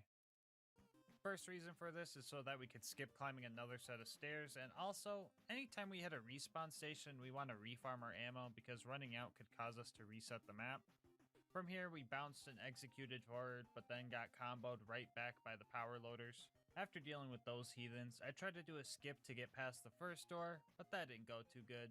To make up for lost time, I tried to perform an execute jump, and well, that didn't go too good either. We were back at square one, and Brick was ahead killing everything, which was good and bad. Good because that means I didn't have to fight them. Bad because I didn't have anything to execute off of. But on the bright side, we were able to get more bouts practice in. There's still some enemies around by the time I caught up, so the bridge jump was easily hurdled with an execute. Execute also let me clear another large portion of the path by targeting these 2 defense turrets. I tried using the turrets to just jump over the door, but the line of sight just wasn't there, so I had to scratch that plan. I opted to just kill the rest of the loaders, and shortly after, we almost had a big uh-oh moment when I got stuck on the respawn station. I tried to launch myself off, but the new station wasn't registering my shots. Luckily, I had a grenade, so I managed to knock myself off. From here on out, I think everything just turned into spaghetti. I died multiple times trying to use the constructor to fly across the gap, and died one more time when the constructor was almost dead, so a lot of time lost there. 4th time around, I actually made the jump and had some scary fights on the other end. I managed to get the constructor down, but an ion loader had an angle on me from afar. I knew all it wanted to do was land a fatal shot and bubble up like a coward. Luckily, I remembered I was in normal mode, and dot damage actually works, so we killed it with our Rocketeer and made it to the vault. After farming up some ammo to make it all the way over to the next ammo farming station, it was time for the final fight, the Warrior. Oh yeah, wait, there was Jack too, but he's kind of a baby in normal mode, so we dealt with him quick. Anyway, the Warrior fight seemed like it wouldn't be too bad. Plenty of opportunities for revives, racks to use for some fancy movement, and not too big of a health bar to deal with. But I somehow managed to get launched into lava not once, not twice, but 3 freaking times. At this point, the enemies just straight up de-aggro, so I couldn't even blind fire towards minimap dots. 4th time around, I resisted the allure of the hot tubs and focused on the ammo stations like a true gamer, and managed to get the kill. If I had this mentality sooner, we could have had a sub 2-hour run. But the Warrior is dead, so at least we know. You can kinda beat Borderlands 2 without walking. Alright guys, this was just a short little challenge video. My next one will be back to the usual full game stuff. Before I go, I want to shout out Obo for the inspiration on this run. I also want to shout out Zubius for the footage he provided, and Holy Milk because he beat my time 4 hours after I completed my run. I'll have links to their YouTubes and Twitch channels in the description. If you want to support my channel, make sure to like and comment. It helps a lot with YouTube's algorithm. You can also check out my other videos and subscribe with notifications on to know when new ones come out. I'll also have my Twitch and Discord links in the description if those are up your alley. But until next time, breathe easy, homies.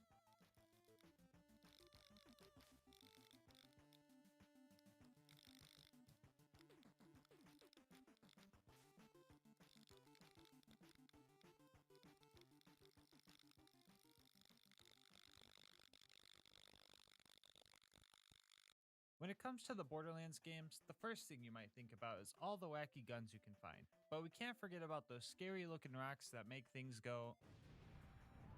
So to mix things up this time around, today's question is, can you beat Borderlands 2 with only the fastball? Alright, before we hop in, I'm gonna pitch the rules to you real quick.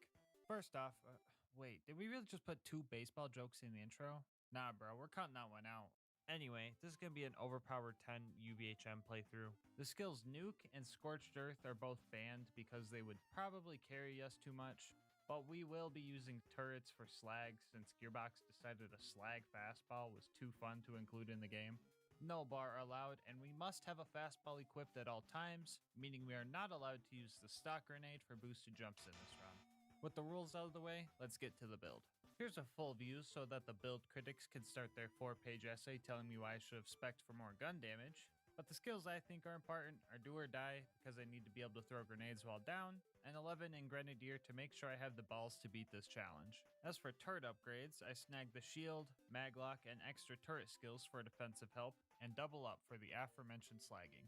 Gear consists of a basic shield because I wanted to do it without a big boom blaster to really flex on them.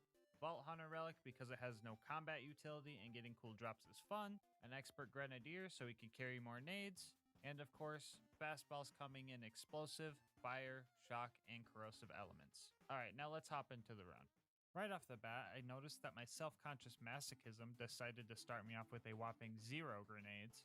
I usually start myself with full ammo, but no cash to keep it balanced, but this time I just had to search for everything. All the enemies in this beginning bit are fleshy, so fire fastballs were the way to go. Dealing with the bullymongs was simple, because they're huge targets, but I started having a little trouble when the bandits came into play.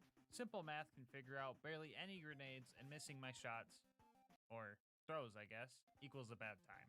I had a few bandits left and opened every container in Liarsburg to find more grenades with no luck. I would have bought more, but the town didn't have power, and I was practically broke anyway. So with nothing we can do, I guess the run ends here.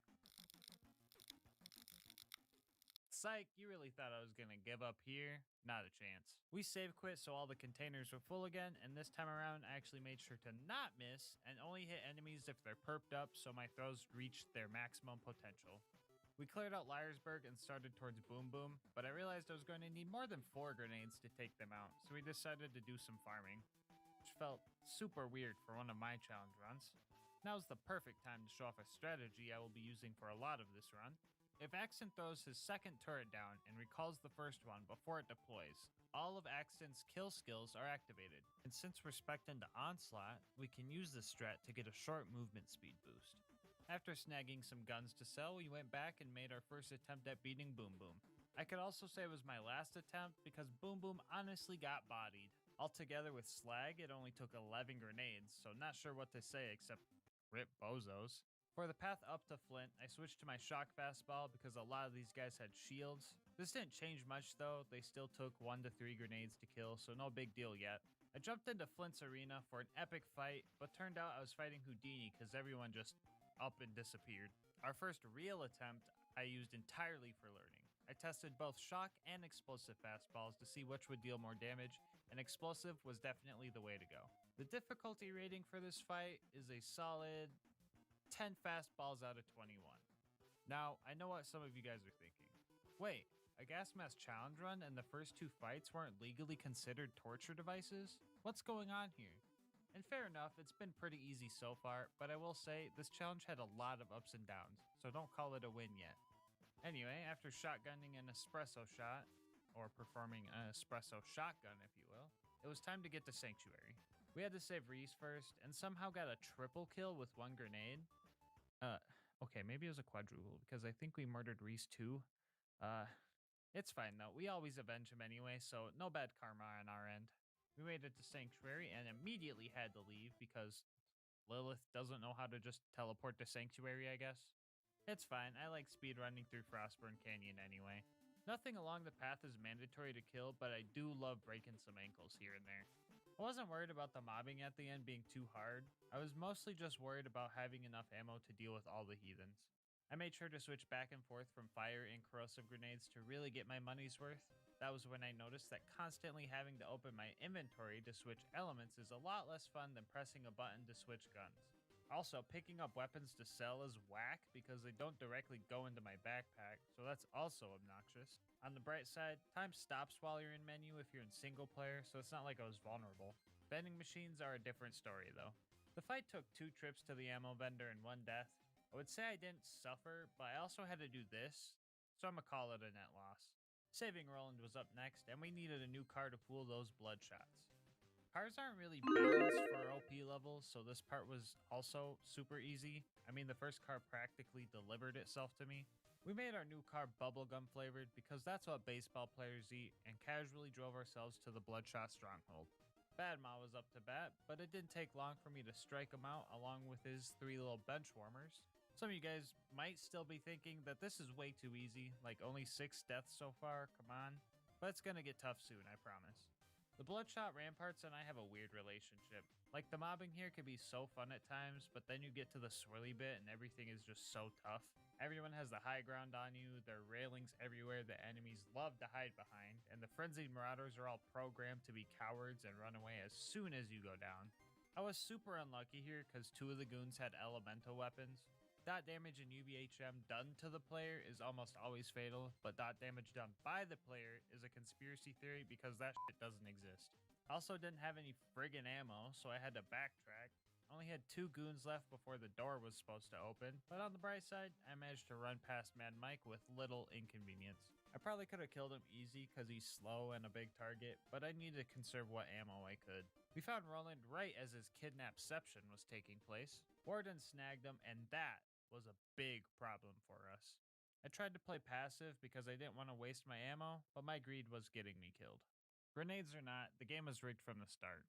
With 20 grenades to my name, I went in to fight Warden, and well...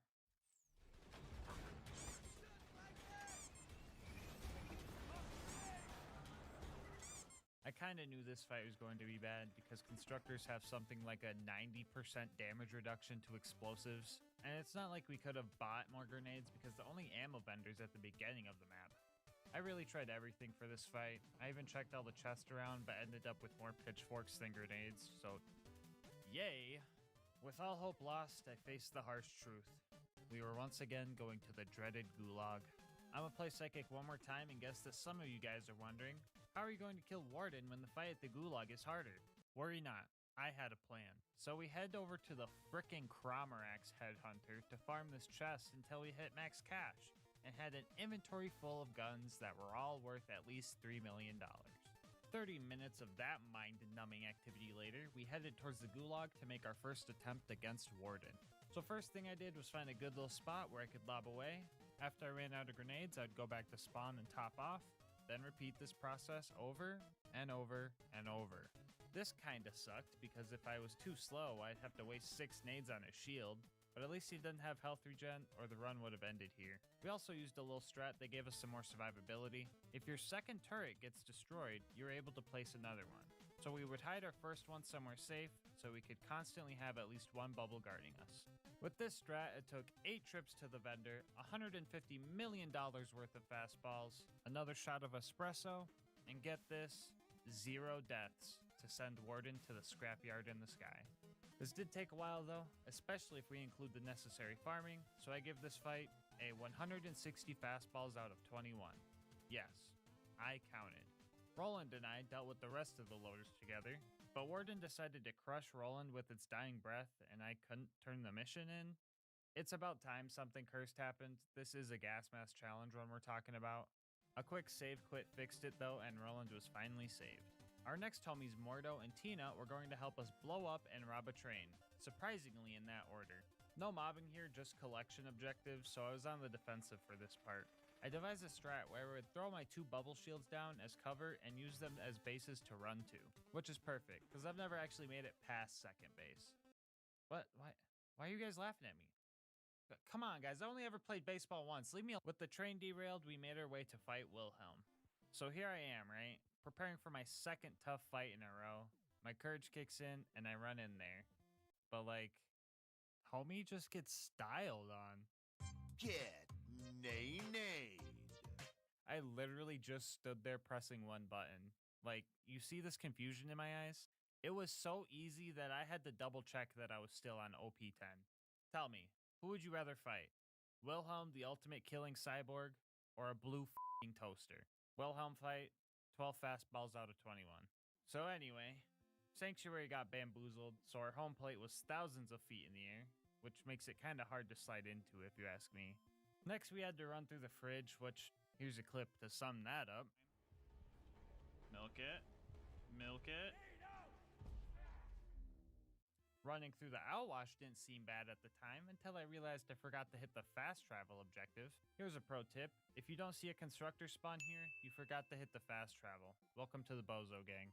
Mr. Noodle's health bar honestly intimidated the heck out of me, so I noped myself out of there until the loaders came to help. Not only did he have a tanky health bar, but homie also got telekinesis from that beacon he ate.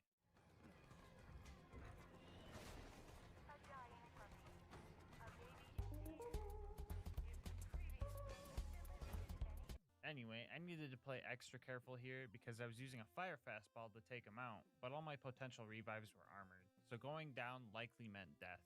I played patiently until he was distracted, got him perked up, and took him out. With the beacon back in our possession, it was time to head to Overlook and set it up. The first few waves of gun loaders were going well. Slag and corrosive fastballs can easily take them out, so I just had to make sure I kept my stock up with the ammo vendor. Everything started falling apart though when this happened. Oh my god! Oh my god! You have to repair the beacon. Okay, holy fudge! I kinda held it together after that, at least up until another constructor popped up. Some speedy dodging and a whole lot of turret diversion is what got me through this fight. At one point, I tried to hide from a nuke inside of my bubble and barely survived. I sold all of my leftovers from the chest farm and just barely had enough to kill the constructor, and the rest of the bots used up the rest of the ammo I could find in town, so that was a pretty close call. Finally at Sanctuary, we reunited with our homies and devised our next plan. I, however, didn't listen to the plan at all because I ended up going to Brick's place instead of the preserve. Maybe that's just my subconscious trying to drown this heckhole out of my brain, I'm not sure. The loader wounding bit wasn't bad, but we had some close calls. The mobbing sections were alright, just obnoxious because I had to switch between shock and corrosive a lot for loaders and stalker kills, but the ultimate loader pretty much got deleted at the end. And so did all the loot homies, but they were kinda lame with no drops. The final bit of mobbing had me super spooked when I seen a pup skag hitting Mach 20 because of their shock power up. Honestly though, it didn't matter much. Pretty sure physics says that running full speed into my fastball just guarantees their death anyway. At this point I was pretty much to Bloodwing, but I had no grenades to my name. Any I found were used to clear out the goons in my way, so I decided to run back to the nearest vendor and just top off there. We then bubble hopped our way back and started the Bloodwing fight. We killed one bird with 9 stones. And ironically enough, that means we were efficient. This fight is so weird, because you either body Bloodwing because your damage is so overpowering, or you get decimated because you didn't kill her fast enough and her attacks are friggin' undodgeable. Anyway, the bird is bodied, which means our rivalry score was 3-2. Wait, am I in the lead? Okay, maybe this challenge is too easy. Nah, just kidding. In like 2 minutes from now, I'm straight up hopeless. Anyway, Mordecai must have been really angry this time around because he straight up deleted a tubby stalker in his rage sniping montage. At least I'm pretty sure that's what happened. I didn't get to see it, I just found the corpse and loot. Brick was the next homie to recruit, and he is usually the easiest. I apparently found muscles on the way, which was cool, but I didn't even realize who I was murdering until chat pointed it out. Rip my homie muscles.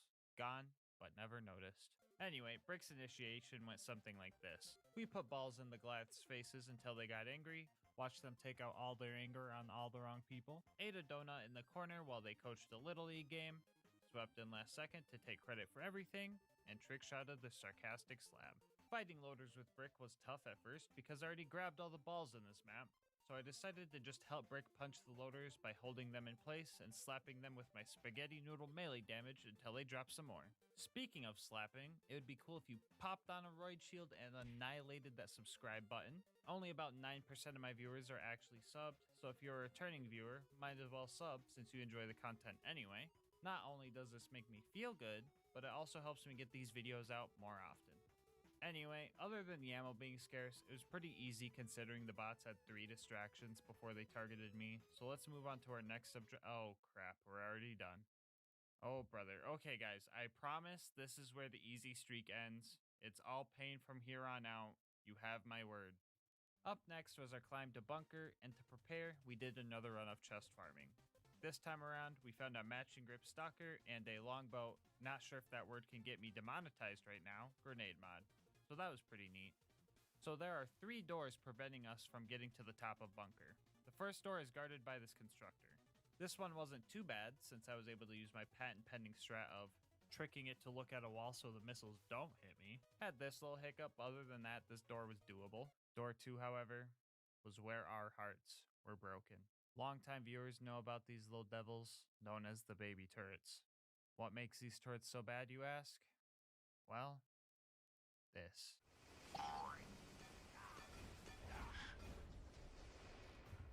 These turrets are completely immune to blast damage due to a glitch, meaning our fastball will never be able to damage them. And since they're mandatory to kill, that means you cannot beat Borderlands. Wait, hold up. Are we really gonna count that as a loss because of a glitch? In my eyes, this is just a straight up oversight on Gearbox's end, so let's keep going. We could kill the turrets with our turrets if they want to be like that. After that, nothing will be able to stop. Oh, fuck. Even if we consider the baby turrets as an invalid run ender due to a glitch, there's no way around justifying this thing. 21 fastballs barely scuffed the paint on them. I tried opening ammo crates to find more, but even with a godly amount of grenade RNG, I don't think it would be possible. Maybe if we had access to the whole map's worth of grenades, but the thing despawns if you get too far away and its health resets. And I wouldn't call that a glitch, but just an intended mechanic to reduce lag. The only way I could think to do this would be having a co-op partner holding it in place while you run back and forth buying ammo. So no, you can't beat Borderlands 2 with only the fastball. Because constructor blast resistance, lack of ammo, and despawn mechanics, and also those stupid baby turrets. On the bright side, Mama ain't raised no quitter, so we're going to see the rest of this challenge out by doing a cheesy turret kill on the constructor, and I'll make it up to you later in the run. Just you wait. Quick note before we get to bunker, I actually had to climb this hill twice and kill all the door guards twice because they all reclosed. Apparently you can open the first and second doors and save quit and they'll stay open, but if you open the third and save quit, they'll all close again, so just watch out for that if you're playing. Anyway, we refarmed some money for the bunker fight while also finding another fastball and legendary soldier class mod, so that was cool. Also got a bunny launcher from a loot homie while we were trying to snipe Face McShooty. I guess now's probably a good time to say I'll have this save file with all the cool drops in the bank in the description if anyone wants to try this challenge out or snag some free loot. Hitting Face McShooty seemed pretty unlikely because the grenades just kinda... Even if they did reach him though, they can't crit, so the fastball disappoints us one more time.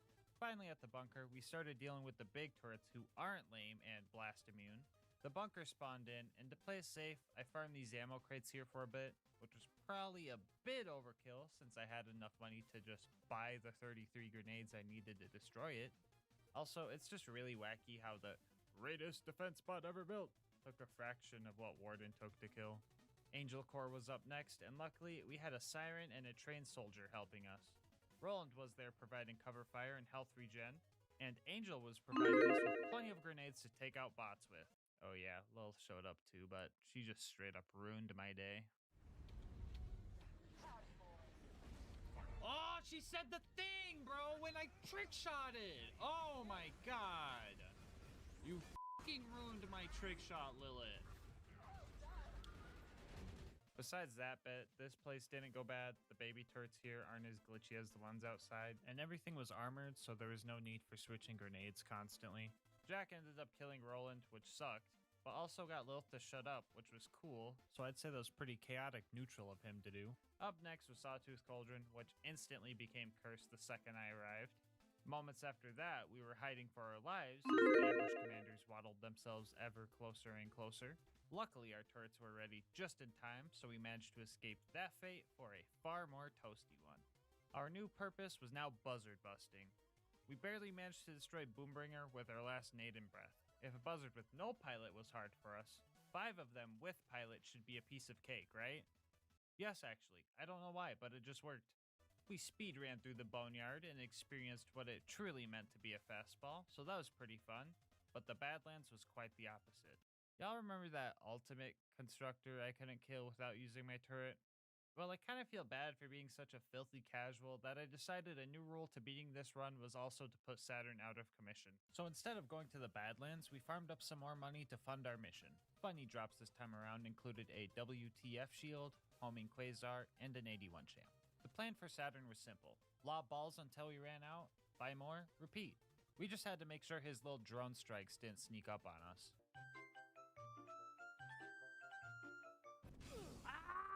With the strat we had, it took 14 trips to the vendor, $200 million, and way too much time farming. I rate this fight 201 fastballs out of 21.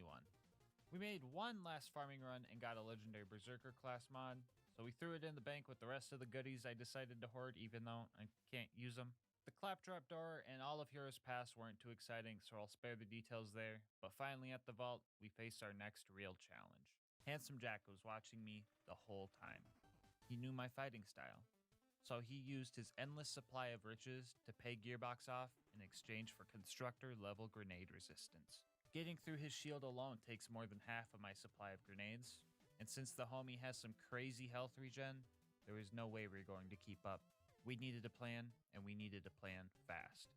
I knew that if we had a chance at taking Jack out, we would need him slagged, stationary, and have full ammo ready to go. Slagging Jack is super hard for some reason, so that part was luck-based. And having full nades for his health bar was going to be tough, especially because he would spawn his shield drone that just took up a lot of our resources. So with this knowledge, I devised a game-winning plan.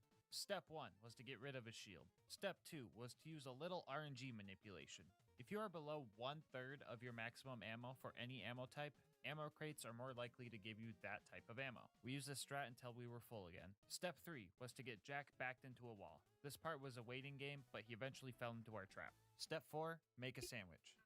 What? No, not literally. I mean, like, wedge him between 2 turrets and just pray for slag. Step 5, start chucking. 18 fastballs into a purple Jack and he was finished.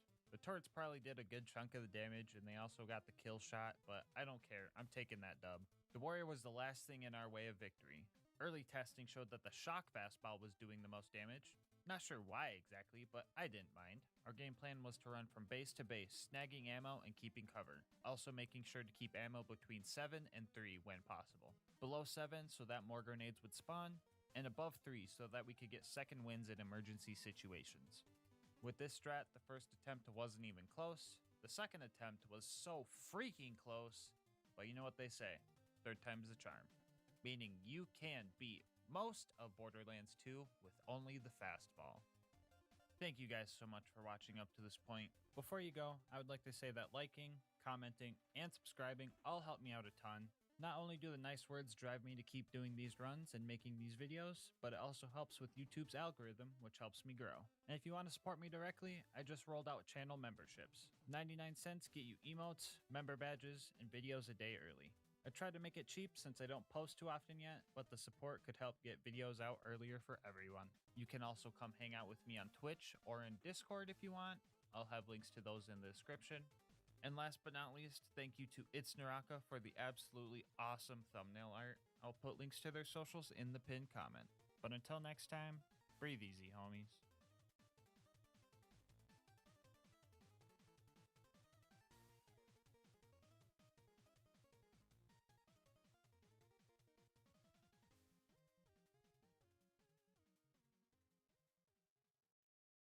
So on my channel, I've attempted challenges using only the cursed gear Borderlands 2 has to offer. But there's one cursed weapon that I have not touched yet. So for part 3 of GASMASK does permanent damage to his soul, we ask ourselves, can you beat Borderlands 2 with only the gub? For anyone who's wondering how the gub is cursed exactly, let me explain. Many of you guys might know JoltsDude139. He's a great Borderlands content creator and has been creating content for the franchise for almost a decade. Another fun fact about Jolts is that he has a stalker. By stalker, I mean the gub.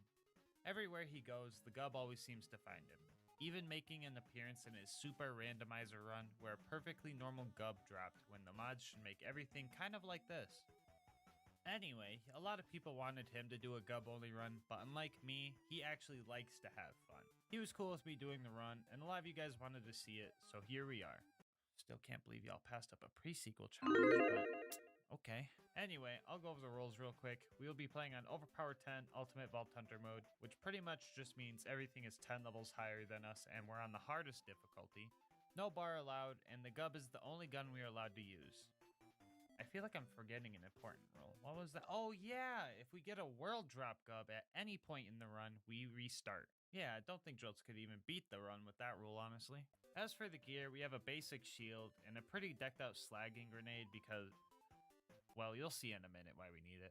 We also have a Vault Hunter relic to increase the chance of a world drop gub by like, this much. And a legendary Titan Comm for survivability.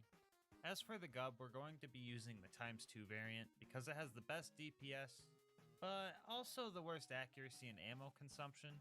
But who cares, it's double the gub. And since we're the Gunzerker, we can hold 2, so it's double the gub. And if we equip 2 more to swap to, it's double. Anyway, here's a quick peek at the build. Gonna keep it short and just say I skipped a lot of the meta skills because the gub isn't a meta gun and they didn't work as good. Alright, with that out of the way, let's get to the run. The very first step in our journey was to make sure that we didn't get any bully rot spawns, because I'm 99% sure I wouldn't be able to kill one of those. The coast was clear, so we jumped down and started the fight. Right off the bat, you can see that. Well, actually, that's the problem. You can't really see anything. The gub on the left likes to take up most of the screen, so that's just the first annoying part about this run. The second annoying thing is the gub's lack of lethality. For reference, imagine getting into a gunfight and you're equipped with 2 paintball guns loaded up with Mountain Dew rounds. You can do some damage, but to be lethal, you pretty much need to be within lobotomizing distance. The tutorial town of Liarsburg went pretty bad. I ran out of ammo, I ran out of grenades, and I died 4 times before I managed to clear the place out. After a little bit of ammo farming and a personalized dose of copium, we took on the first boss, Boom Boom. Lucky for us, these guys are weak against corrosive damage. Unlucky for us, the gub still sucks. Like, in order to kick Boom off his turret, I was gonna need full ammo, slag, the psychos to leave me alone, and the rack to not randomly aggro me and mess my rhythm up. What the heck even was that? After I massacred the rack's whole bloodline, I got some gear to sell for ammo, since I wasted mine on the last 4 attempts. I got a little spooked when I noticed it was a pistol chest. If I got a gub here, it wouldn't have been too bad of a restart, but pistol chests have 4 chances to roll one, so that's pretty spooky nonetheless. After we got geared up, I positioned myself so the psychos couldn't hit me and finally started Boom's dental checkup. It took pretty much all my ammo to get him out of his booster seat, but the hard part was done and finishing the job after that was relatively simple. After a little bit of mobbing, we jumped into the Flint fight. Then we jumped out because, yeah, sorry guys, but there's no way to do this fight normally. Flint being one of the few bosses that have health regen meant that we would have to play inhumanly well, because our DPS just wouldn't be able to handle it otherwise. Encircling around him isn't an option since his melee attack is a launching ground slam, so we need to do a little bit of cheesing. Some of y'all remember the Flint locking strat from a previous challenge, but for the new homies I'll demonstrate. First you need to get Flint to walk on this railing. After that, use some sort of knockback to launch him off. In our case, we used Fistful of Hurt to send him flying. Now that he's out of his arena, he gets a little bit confused and just stands there. If we look at our damage with slag and point blank fire, we see 2 things. First off, a lot of numbers. And second, that this strategy was pretty much needed for this fight. Anyway, Flint was beaten and we made it to 3 horns. As soon as I got there, I discovered something about myself that I didn't know. Apparently I could speak Bullymong. These bozos better leave me alone. Leave me the f*** alone.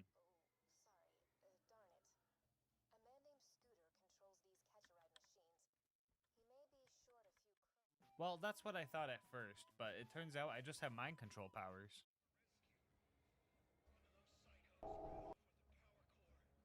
Anyway, we needed to get the power core and kill 20 bandits to avenge Reese, because that's the right thing to do. I'm not one of those heathens that find the specific bandit with the power core by looking at his clothes, only kill him, and then run out of there. Imagine being that guy. We made it to Sanctuary and did the usual shenanigans until we had to go to Frostburn. Along the way, we found a tubby spider ant and said screw it, the odds of getting a gub are low enough to risk it because I want to see what it drops. I killed the tubby spider ant, is what I want to say, but in reality, I let the bandits handle most of it. Lucky for us though, no gubs were dropped, just a legendary killer class mod. The rest of the run to Lilith went fine, and the mobbing at the end actually wasn't too bad. The ironclad psychos weren't as annoying as they usually are, but I can't say the same for Lilith. Howdy, boys. No, Lilith! Why do you have to say the cringe? Lilith, bro, why do you have to say the fucking cringe, dude? Lilith, don't! Lilith, if I die... Lilith, if I die...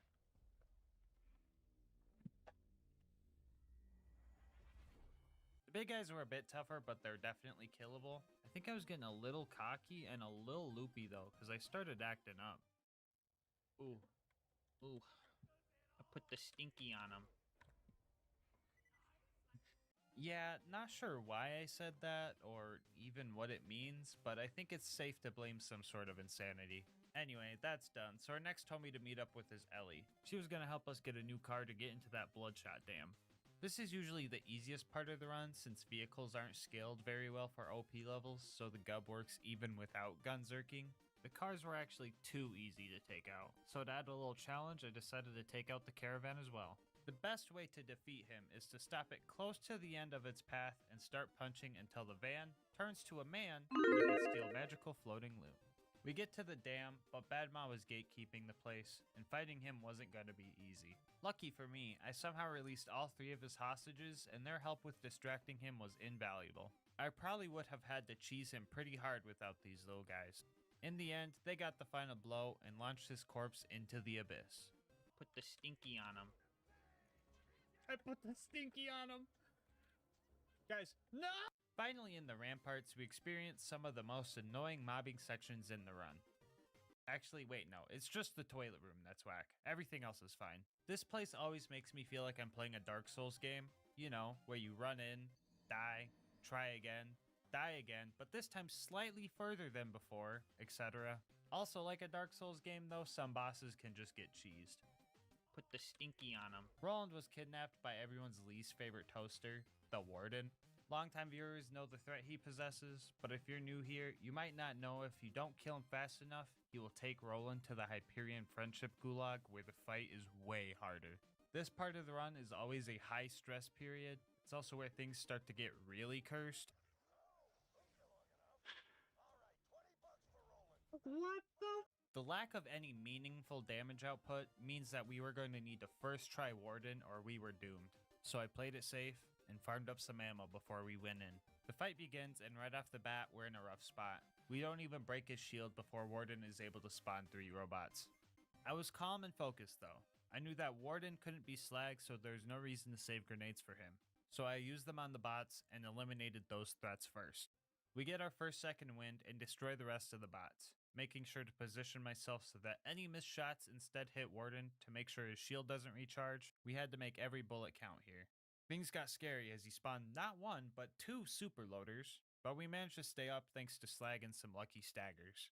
Ammo was low, and we were so close to the kill. We scrounged for ammo, but found ourselves down, with the surveyors keeping their bullet deflectors up. I tried to go for a loader, but found myself out of ammo. I couldn't do it. Well, at least not without keeping you on the edge of your seat. Oh. It was still a close call. I went down again shortly after to barely get a revive with our last few shots. We managed to grab some ammo, but the final exploder got to us. In a last-ditch effort, the Warden tried to put on a facade, acting like he had full shields again. But in reality, the puny shield that the surveyors gave him was a false hope for Warden. Gub in hand, and ruptured guts hanging out of my stomach in another. I finish Warden off and pop off. Oh,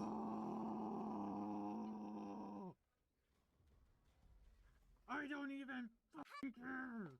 A psychotic euphoria came over me. I felt invincible. Then these 2 world drop class mods reminded me that if I get a world drop Gub, I have to do this all over again and I'll probably die and just go to the gulag anyway. Still didn't stop me from opening chests or sacrificing myself, cause let's face it, if I got a Gub like that, that would be hilariously depressing. Our next objective was to will Kilhelm, but I kinda crashed after my psychotic episode over at the Bloodshot Dam, so I was playing really sloppy. On top of that, this loot goon Goliath gave me another chest full of pistols. The Wilhelm fight seemed doable, and this fight's usually pretty fair. That was my mentality pretty much up until the point he put the stinky on me. I wasn't going to be able to fight him without full ammo, so I decided to head home and stock up. The second fight didn't go too well either, but the third fight went a lot better. I just had to make sure I kept grabbing ammo from the crates and keep my cool. The shield regen was making me panic a bit, but I quickly realized it's not really a threat, so I could regen my ammo as slowly as I wanted. Also, he kept chasing me, so he would just run out of range of his shield drones, which is kind of dumb on his end, but oh well. Adding that to the book of obscure strats. Day 2 of the challenge started pretty spooky when the first loading screen of the day showed me a Gub. A very small part of me wanted to call that a reset, but the other larger and smarter part of me knows that you guys would want these videos out sooner than later. Speaking of getting videos out sooner, you guys should all hit that subscribe button and click the bell. This way YouTube's algorithm promotes me more, meaning I can divert more time to making videos. This way you get them sooner and you get notified when I post new ones. Anyway, back to the run. I don't recall exactly what happened at Sanctuary, but what I do know for sure is that Lilith kidnapped everyone, so that's pretty annoying. And on top of that annoyance, we also had to run through the fridge. Well, it's usually more annoying. This time I somehow made it through without a scratch. Like I didn't go down at all, which absolutely baffled me. Mr. Noodle was our next opponent, and this was probably one of the toughest fights I've had with him. The tiny things really added up during this fight. He had a big health bar, he had a recharging shield, slag would wear off every time he tunneled underground. I didn't have any ammo, and the loaders wanted to attack the poor sap using paintball guns and hiding in the corner instead of the giant whale squid. The one silver lining? One of those loaders had a slag weapon, so when it finally realized the real threat, it helped me keep Mr. Noodle perped up. I eventually had to retreat a bit because I was getting cornered. With no slag or ammo still, I ran even further back and found one grenade, which was enough to finally take him down. Finally at Overlook, we set up and started protecting the I was annihilated. Truly decimated.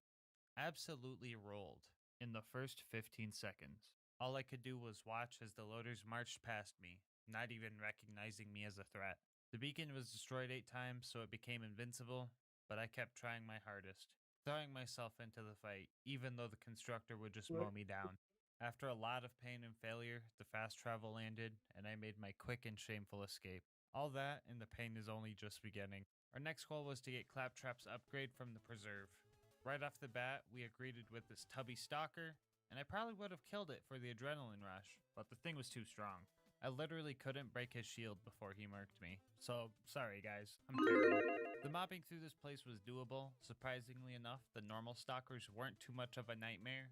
The main strat was to make sure I had some loaders on the field to distract them while I tried to get rid of them. I usually never mention this guy because for some reason the super stalkers are just like 3 times easier than the normal ones. I'm not complaining though. Could you imagine if they were worse than rabbits? I'm willing to bet you can't because there's nothing worse than rabid stalkers. Anyway, I tried to kill the loot homies, but my DPS was straight up not enough. It felt like the gub on the left was for stopping their health regen, and the gub on the right was for dealing damage. So I enlisted the help of the local wildlife to get through this faster. Alright, let's check out the loot. So here we have a stalker pistol, that's pretty neat. Over here we have a bearcat. Those sell for a pretty penny, that's pretty cool. And what's that over there?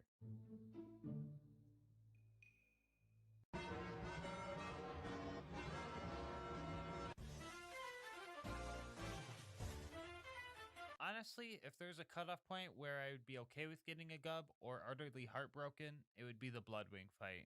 This fight was by far the worst fight in GASMASK challenge history. The fight's main 2 problems are the undodgeable attacks from Bloodwing and the relentless skag spawns. Usually the skags are good for revives, but during this fight they just used up too much ammo to be worth it. If I was lucky, Bloodwing would land and I could get some good damage and slag in, but it was so rare that it wasn't reliable. But I'm used to all that stuff. The thing that made this fight painful was phase 3. Corrosion! You see these damage numbers I'm hitting on shock phase Bloodwing?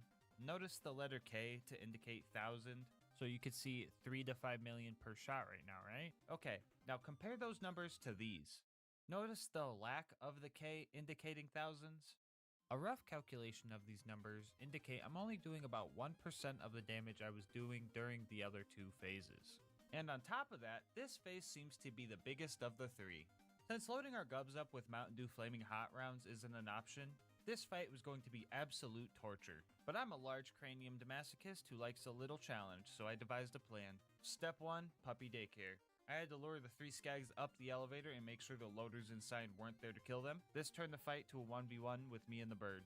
Step 2 was to stock up for the fight. Max grenades and ammo were needed to give a good head start. Step 3 was to know how to fight her. Cell has some ammo regen with gunzerking, but it's not a lot with how much ammo we throw out. So if Bloodwing wasn't on the ground, we would make sure to just tap shots at her to activate get some, so our gunzerk cooldown would speed up, meaning more ammo regen. We would chill in this safe spot, only coming out to grab health sticks and ammo for Mordecai's drops, or to dodge certain attack angles from Bloodwing. In emergency situations, we would give the bird, for some quick health regen. I also made a mental note of where Mordecai was leaving health sticks for backup situations. The health sticks were often crucial for survival because corrosive dot damage lasts the longest, so surviving one at OP10 is really tough. Lucky for us though, we have 10 out of 5 in asbestos, so they don't last as long. First two phases surprisingly went good. We got lucky with landings and managed to deal with them quick. But phase 3, oh my gosh, phase 3, dude. Bloodwing did not land a single time, meaning this fight was going to take even longer. On top of being mentally drained at this point, I constantly had to be on my guard because a single mistake could set me back another hour. I just had to keep fighting with the little hope I had left.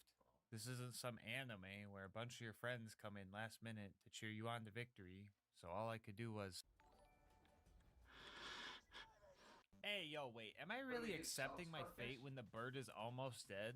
I can't give up with all the homies rooting for me. Alright, let's get pumped up. It might seem far now, but we're closer than we think. We gotta be optimistic. This part of Bloodwing's health bar is fake for some reason, so let's hit it home, right here and now. MVP asbestos skill.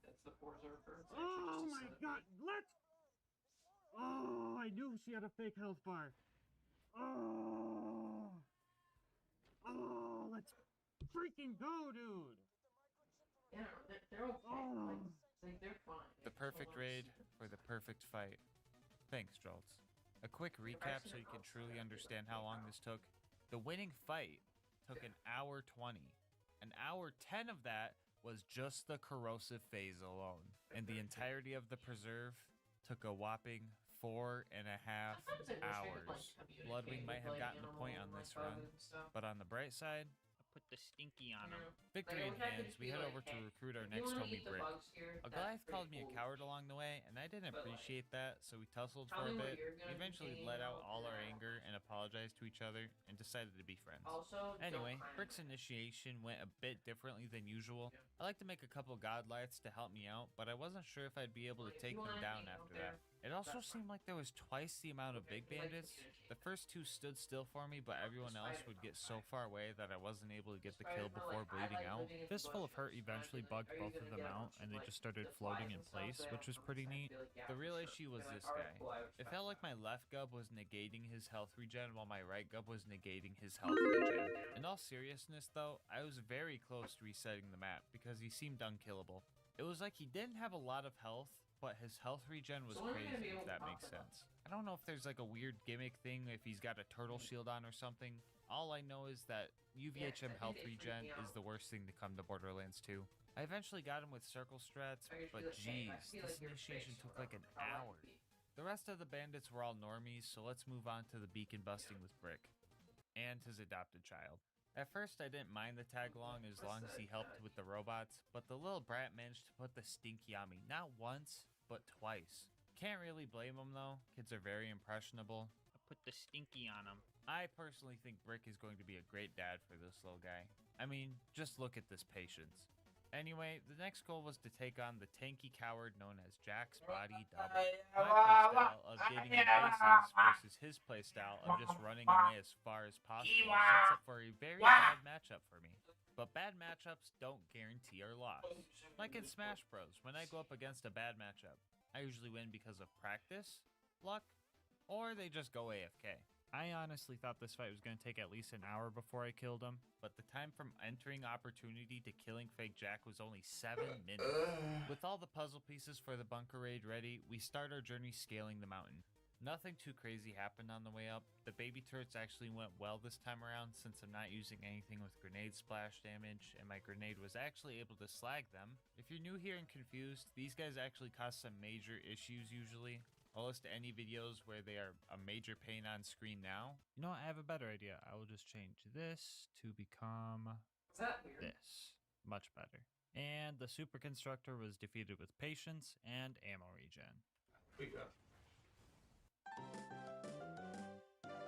Anyway, yeah, pretty quick mountain run. This loot dude made me forget about Face McShooty, so I didn't do it till later, but we'll go over it now. I was expecting to do this for an hour, but lucky me, I landed a headshot within the first 5 minutes, so that was a big time save. Finally at bunker, we took out the turrets pretty quickly and prepared ourselves for a long bunker fight. Fighting with the bunker isn't too tough, honestly. The turrets he has on him aren't balanced properly or something, because they just kind of tickle my shield. It only really gets dodgy at half health, because he gets his slag laser at that point, and that most definitely does damage. But I was able to buy ammo and keep cover, so bunker only took about 15 minutes. And yes, I waited to make sure his nozzle didn't spit out a gub, and lucky me, I can keep going. So it's been easy for the last few minutes, but let me remind you, I'm fighting loaders, and since the gub is corrosive, this is where it excels. An Angel Core was pretty much the same. I played smart, Roland and Angel provided ammo, Hi, and I got through without dying guys. once. And then when I was doing a light pop-off because I didn't die, I got Nickelodeon slimed by What'd the you last guys event, do and last then slimed night? again by Roland's blood, so that was depressing. Anyway, I looted Marcus's stash and found 2 more pistol chests, which put me back on edge. After that, we were off to the boneyard to uncover the location of... Oh yeah, I forgot about this roadblock. Well, in that case, let me introduce you to the Death Cubby.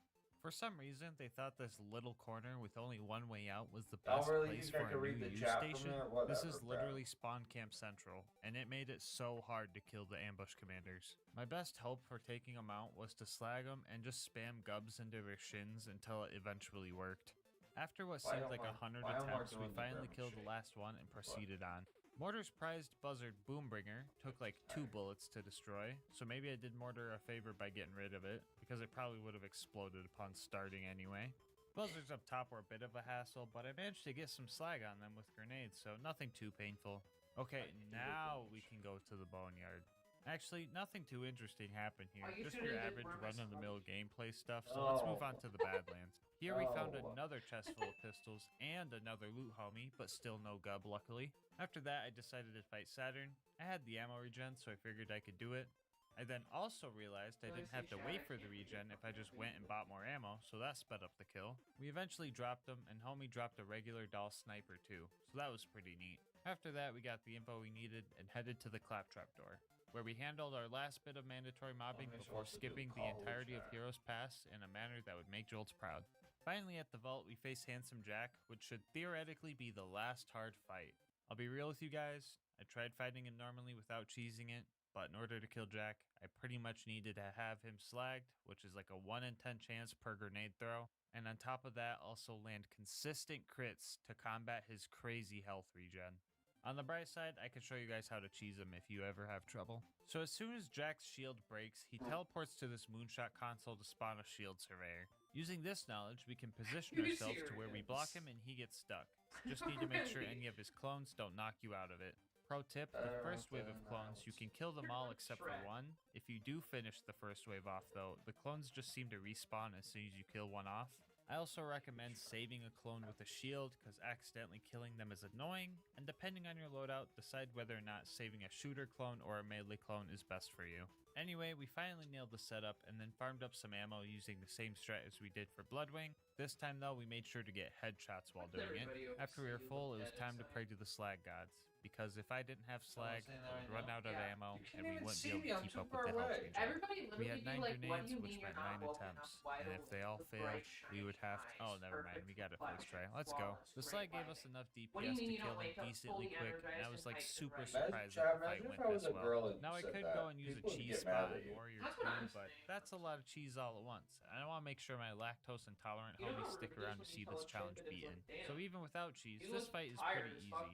He just has a lot of health to get through, which gave me plenty of time to mess up over and over and over and over. What should have been a 30-minute fight took almost 3 hours, because anytime I would go down, I would have no ammo, or the racks were too far away, and on 2 occasions, the warrior stole my revive because I guess he can do that? What the? A lot of my homies say, dang, GASMASK, you have some crazy patience to do these long fights. But honestly, I don't think I'm patient. Pretty sure I'm closer to stubborn. Eventually, the warrior went down, and not a single gub was dropped, which means you can beat Borderlands 2 with only the gub.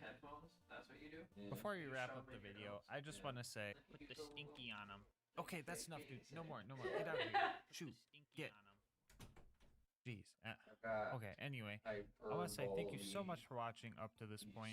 If you want to help the channel grow, make sure to like, comment, and subscribe. Also, don't forget to hit the bell so you get notified when I post new videos. It helps with YouTube's algorithm a lot. I also read all my comments, so please let me know your favorite part of the video, or if you have any ideas for future challenge runs. Honestly, all the nice comments you guys leave are the biggest motivations to keep making these videos. If you want to support me more directly, consider becoming a channel member. It's 99 cents and you'll get emotes and videos a day early. On top of that, helps me post more often so everyone gets videos earlier in the long run. I'll have links to my Twitch and Discord. Screw it. My Twitter too, in the description if any of those interest you. But until next time, breathe easy, homie. Can't tell me the last time I lost their pillowcase. Actually, only my pillow protectors.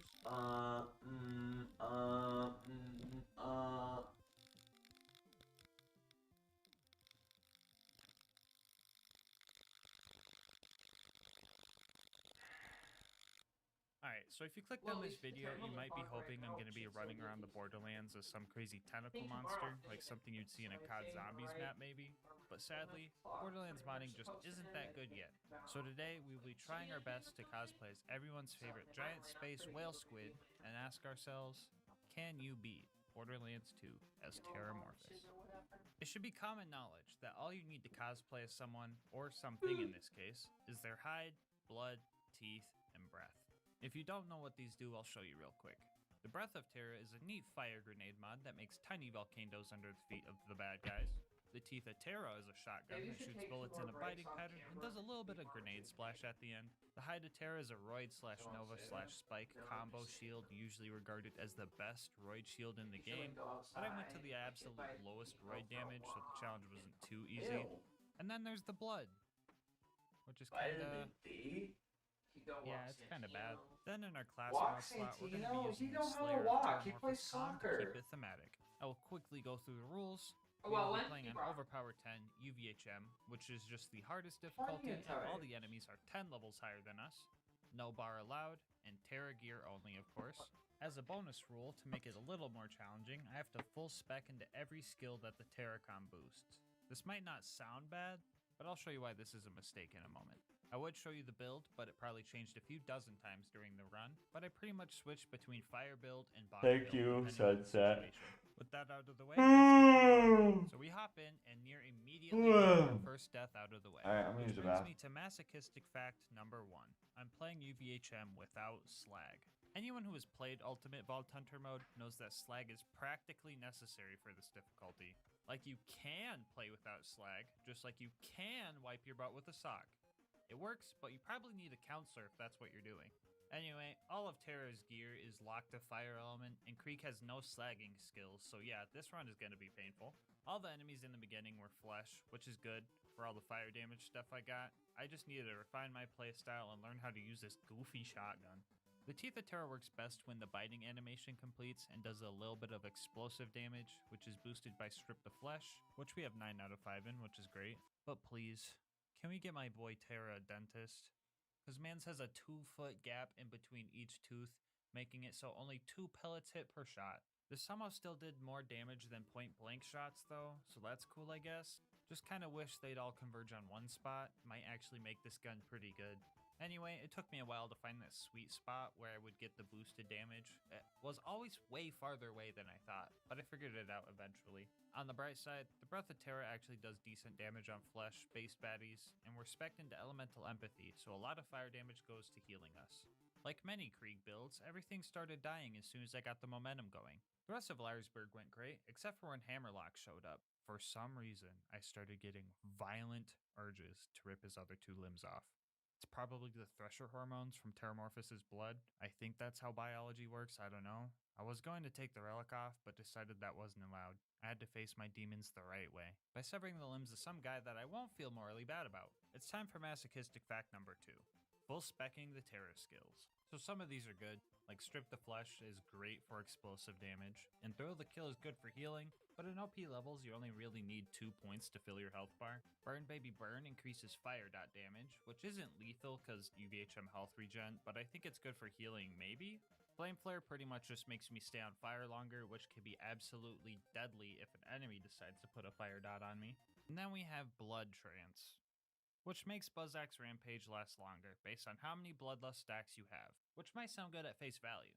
but a lot of melee builds use Release the Beast to get health back frequently, and if you're in BuzzAxe Rampage, you can't do it again until it ends. On top of that, you can't use grenades, or pull out a slag weapon, not that that matters, or pull out a moxie weapon, not that that matters, and I can't even light people on fire for stat boosts, unless I want to waste another 5 points for 50% chance to deal fire damage.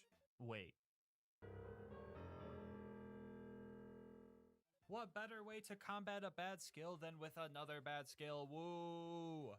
Hellfire Halitosis, or for the scientist watching, Fire Breath, is usually a skill that has very, very niche uses, but it's going to come in handy for this run. This way I can activate all my fire buffs and get a little healing while on BuzzAxe Rampage. After making it to Boom Boom, we find our first instance of masochistic fact number 3, fire only on armor. Boom Boom was going to be a tough fight, and I didn't want to cheese it if I didn't have to.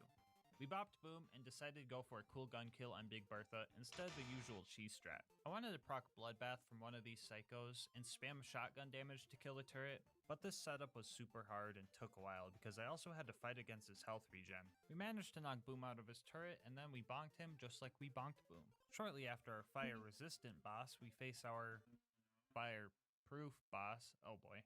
Okay, so Flint has fire resistance, but when he goes into fire phase, fire damage actually heals him. So it looks like we're gonna have to resort to... Oh, 1 second. Hello? Hey bro, you can't melee kill Flint, dude. What? Why not? His launching AoE slam will just launch you away. It won't work. Trust me. Wait, what? Didn't they make Creek heavier than other characters so he wouldn't get launched in melee combat? Yeah, but even so, your shield has Dang, fire Blueby! and Nova Blueby, damage, you really so take just up the heal him whole anyway. camera! Okay, well, what do I do then? You know what you have to do. Blueby down. Wait, are you... Please don't tell me. Yep. Blueby ball. Alright, I'll tell him. Good luck. Alright guys, my boss called. I've got some bad news. We're going to have to cheese the Flint fight. I know, I've never did anything like this before. I usually body Flint face to face, but this time I'm gonna have to play a little unfair. So Borderlands 2 has this little quirk called Infinite Vertical Melee, which means anything directly above or below you can be meleeed no matter how far away they are. So we respec for bonk mode, lured Flint over to this pole, got some stacks, and started slicing from 3 stories away. 1 eternity later. Woo, we did it! Good news, we officially made it past the part of the run I didn't think was going to be possible. Bad news, I didn't plan to make it this far, so now I have no idea what I'm doing. After making it to 3 horns, I managed to steal the interface adapter without a single bandit noticing me. Got some wheels, belly bump door guy vehicular style, saved Reese, avenged Reese by killing exactly 20 bandits and no less, and made it to Sanctuary. Lilith, being the immature human she is, left a cryptic note in my locker like some kind of cringe high school rom-com stuff, so let's get her mission done with. I usually like speedrunning this place, and this time I had an extra reason to skip a lot of the pointless combat. Anyway, we find Lilith and start fighting all the psychos, right? And I discover a cool trick with this Breath of Terror grenade. So I'm pretty sure bandits are programmed to dodge grenades if you try.